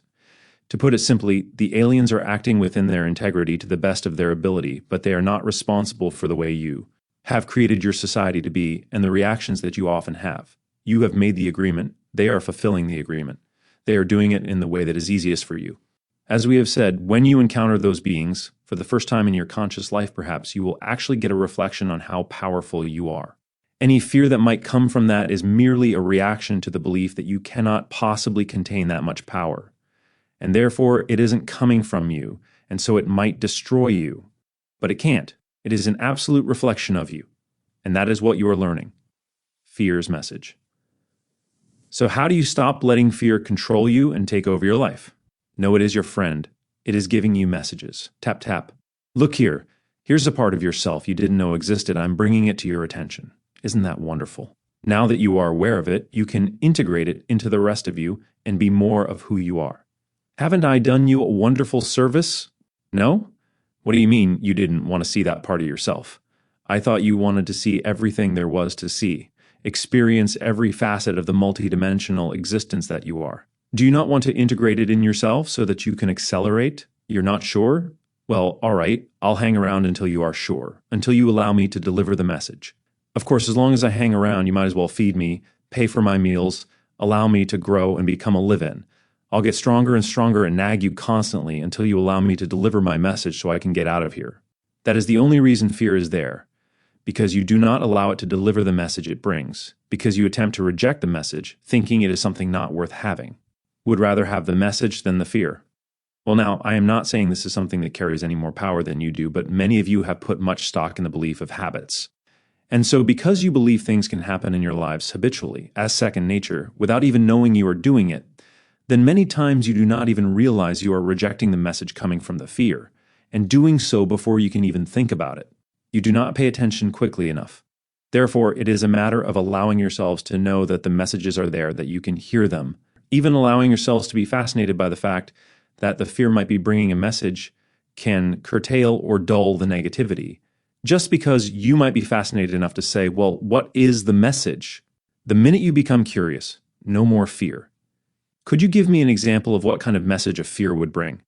Well, one such as this: you are walking down one of your streets. Someone walks up to you, and all of a sudden, you are fearful. What do they want? What do they want? Why are they bothering me? I do not want to be accosted. Are they going to rob me? What do they want? Excuse me, do you have the time? Oh, well, yes, thank you very much. Goodbye. Why was I so fearful? Why was I so automatically fearful without knowing anything at all? Assumptions and structures that you build, habits that you believe in. The message is there that lets you know that reaction shows you the beliefs you have within you, structures within you that you may not prefer. That may be the message. If you do not prefer to live that way, then you have now allowed yourselves to let the fear show you these beliefs are within you. Now you can change them. That is one way you can allow fear to deliver a message. Yes, of course, there is a situation where a guy does have a gun under his coat. Yes, so fear is really telling you to get out of there. All right, now, once again, understand that that situation can occur that way, but it also does not have to. The idea of knowing your reality and knowing it without fear can give you the cognition that the event is there. But you know it will not affect you in any negative way. Cognition of a situation does not have to create fear. True. But what I'm saying is that sometimes the sensation of a fear comes up and I go, well, look at that. That's neat. And I find that I'm able not to feel fearful because I'm in the moment and I know that there will be a positive outcome. So if that does occur, then what is the message? Or have I just made the message unnecessary? Yes. The minute you begin to become curious, you have gotten the message. The idea of many of the fears is to simply spur your curiosity to begin exploring that facet of yourself. That is all. It is a gentle reminder. And the more you are willing to explore, the gentler the nudges become, until you just do not experience that fear anymore.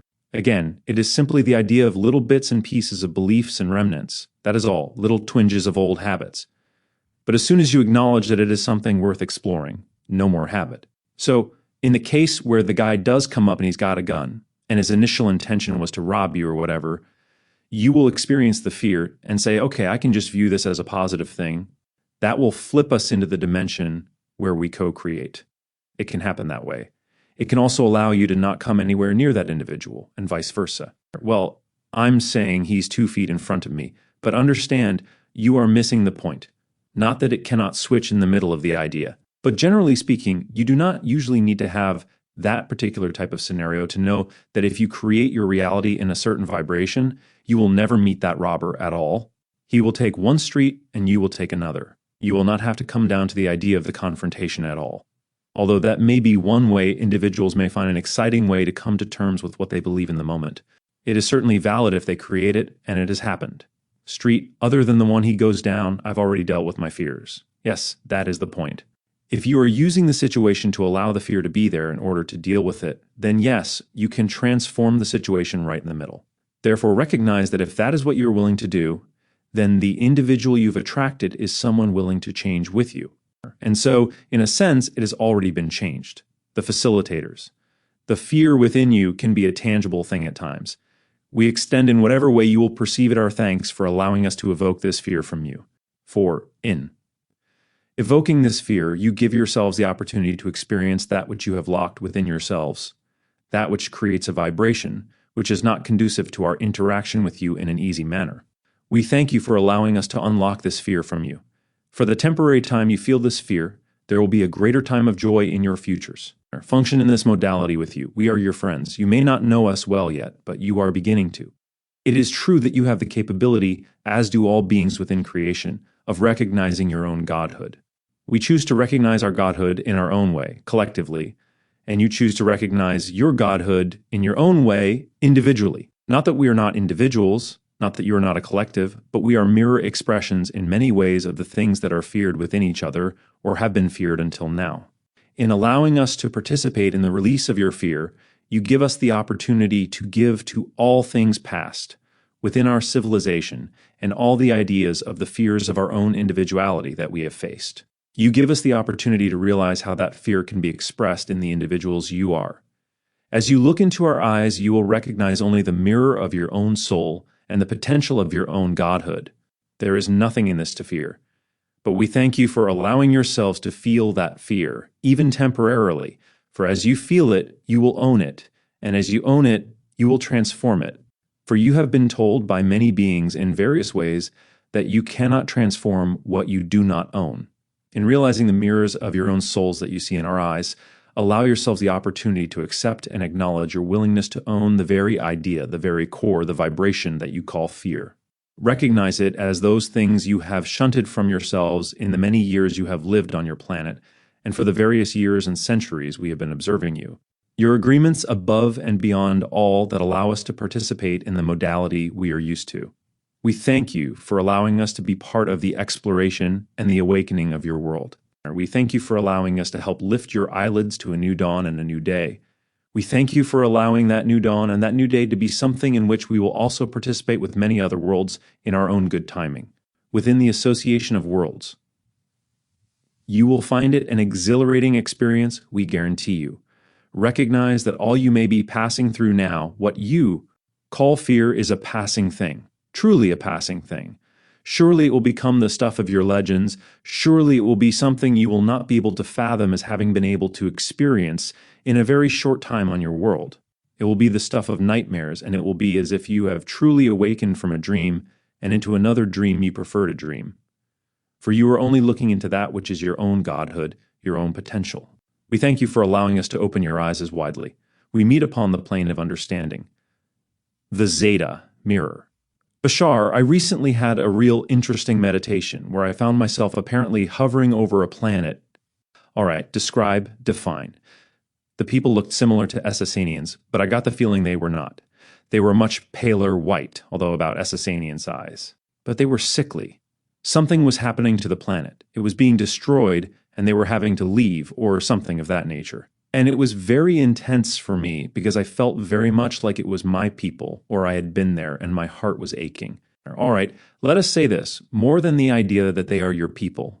You have very strongly tapped into certain things that are happening on your planet, certain reasons for why these things are going on. You are very tuned into the transformation that is taking place. You know the part those people are playing in interacting with your society. To some degree, what you are perceiving is the Zeta society. You are perceiving, from your point of view, a sickliness, because the idea is that they do, in fact, require something from your civilization, even as your civilization needs something from theirs. The blending that is going on for many reasons, but one of the most important ones is that, in very many ways, you do need each other to be what you are becoming. You see, they represent one side, the unified mind, which you do not understand, and you represent the other side, the individual conviction, which they do not understand. They have something like a hive mentality, wherein all the bodies are representations of a unified linked mind. They are more of a mass mind, something many of you fear greatly. You are far more individualistic, which is something they fear greatly. The sickliness is because they know that to some degree they are dying without you, and that is why the interaction is going on. From their point of view, were you to look at it the other way, you might see your planet as harboring the same kind of sickliness. Does this mean this type of interaction will continue? It will continue, and there will be more blending as we perceive that idea. More and more information will come out, making it that much more easy for more blending to take place until you allow yourselves to become whole within your own beings. And then you can allow each other to be reflections of the wholeness that you have become. So in a sense, they're mirroring us. Oh yes, they are polar to you, but they are mirroring you. It is very profound. All these different levels on which your first official encounter with extraterrestrial consciousness is taking place. For you then, I will simply suggest pleasant dreams. For you are being of assistance in the dream level in ways that you may not yet be aware of, but which you may become aware of very strongly within the next 3 years. Thank you, Bashar. Thank you very much for being the teacher that you have chosen to be, the legacy. Bashar, you say you're Daryl's future self. 'Tis one way of looking at it, yes, but it seems like you would be a definition in Daryl's consciousness of his higher self, and then you, as Bashar, are created as Daryl's symbols. In many ways, that is so. As we have said, the reality that your world has always called real, the physical reality, is a particular vibratory wavelength. The vibratory wavelength that your reality is always considered to be unreal is actually the level we exist in. The level of dream, the level of etheric energy, is our solid reality. Therefore, we are very intertwined with your imagination, your archetypal energy. You therefore have already unveiled a portion of the legacy. We are very much representative of your archetypal stream of consciousness. Now, that does not mean we do not have our own existence. It is only that your society is beginning to truly understand that what for you has been a fantasy realm is our real substantial dimension of existence. Now you are accelerating to meet that dimension of existence, where you will in a sense become someone else's dream, someone else's fantasy to their reality, respectively. Yes, I am concocted out of all the ideas of the symbology of the channel's mind. That is how you experience me in your world. At the same time, I have my own existence. Although it doesn't exactly parallel the way it happens for you, in very many ways I could say that I know you and your civilization are concocted out of my symbology. And now let us express the idea to you that we have termed the legacy. Listen to us with all the different types of ears you have. Take us on one level literally, and yet take us not literally at all. For we are now entering a true phase of the construction of Dreamtime. As we have mentioned before, the understanding is that you exist on an energy level, just as we do. All things are made of the same energy, but there are different frequencies. Our frequency of reality to you is the idea of dream reality, etheric reality. Many individuals on your planet have referred to extraterrestrial consciousness as Etherian consciousness. This is to some degree quite accurate. It is why it is basically easier for us to communicate with you in this manner than it is to use your physiological radio devices. For we operate on that frequency not at all. Biological senders and receivers are far more efficient and usable once they are trained to identify with the energy of love and acceptance. The energy of light links all mentality, as you are linked not only to every member in your own civilization, but to all other civilizations as well, sometimes in very specific ways to play out very specific ideas. Some of the interactions taking place on your planet that you have called abductions, which we have chosen to call, as we said, temporary detainments. We have also reminded you that these interactions between your species and the alien species we have referred to as the Zeta Reticuli are all done through absolute agreement, even though on your part many of these agreements may be done unconsciously, and they are only brought to the surface reluctantly through the idea of the release of your fear. But you are serving each other in many ways. We have briefly discussed the understanding, as many of you yourselves are now beginning to realize, that your species operates on a very highly individualistic level, that their species operates on a very highly developed mass consciousness level, and that to each other you are extremely alien. Just as much difficulty as you have had understanding the idea of how it is to operate as one consciousness, they have difficulty understanding what it is to operate as a single individual cut off from the whole. And although they do not express it in exactly the same way, in many ways they have just as much fear and uncertainty about you as you do about them. You are learning to understand each other, and in understanding and blending with each other, you are performing services for each other. You are boosting and supporting each other's society, aiding in each other's transformation. You are giving them what they need. They are giving you what you need to mature as a species, even as you allow them to also mature as a species. They have come from an evolution that is completely different from the one you have taken. You are true polarities on many different levels, but now through these interactions, through these sharings, whether they are understandable on the surface or not, you have begun the true blending in many ways that will allow you both to mature and interact. To become fast friends side by side in your expansion and exploration of the universe, in many ways you cannot yet understand, but ways you will understand in the time to come. Have the existence of our evolution approximately 150 to 300 years beyond you. We have told you that this is an arbitrary nomenclature, and we will now endeavor to define and precisely explain the relative frequency of the time span of your reality and our reality. For there will be a seeming time, a temporal paradox in what we are about to explain about your connection to us. It has already occurred to some of you, It has not occurred, quite surprisingly, to a lot of you. Once again, what we are about to say you can take in many ways and on many levels very literally. But understand it is also archetypal energy, the substream consciousness of your realm, and of their realm, the Zeta Reticuli. We have told you that we are the representation of your own future selves, and in many ways that is allegorical, and it is also largely quite literal, reincarnationally speaking. It is at the same time a representation of the parallel type of civilization you yourselves will create upon Earth.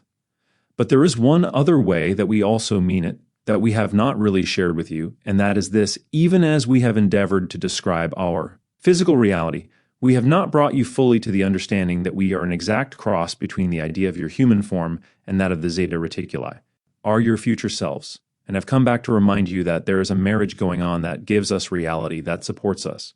You are in many ways our fathers and our mothers, and we are your children. Blending is taking place in your time frame, and that an evolution does occur where there is the population of our world and another dimension by the crossbreeding of the reticuli and the Earth human.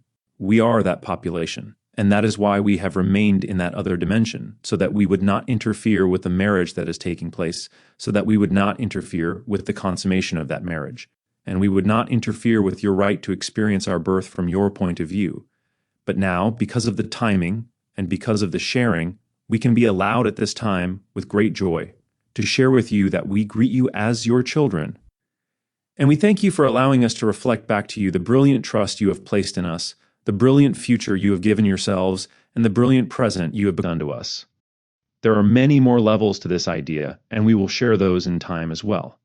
But understand that there is a distinct purpose in the creation of our species by the blending of yours and the reticuli. To a very large degree, you are creating the future you desire. And do remember one other thing, another thing that many of you sometimes do not stop to realize. In our present time, we are also side by side with your future Earth, and we interact together in joy, in harmony, in love. You are our legacy as much as we are yours. Our love to you. We thank you for your blessing. We thank you for your strength. We thank you for your love and our life and our joy. We only give you back what you have given us in allowing us to exist as we do. Infinite creation dreams you into ecstatic creations of reality forever and ever.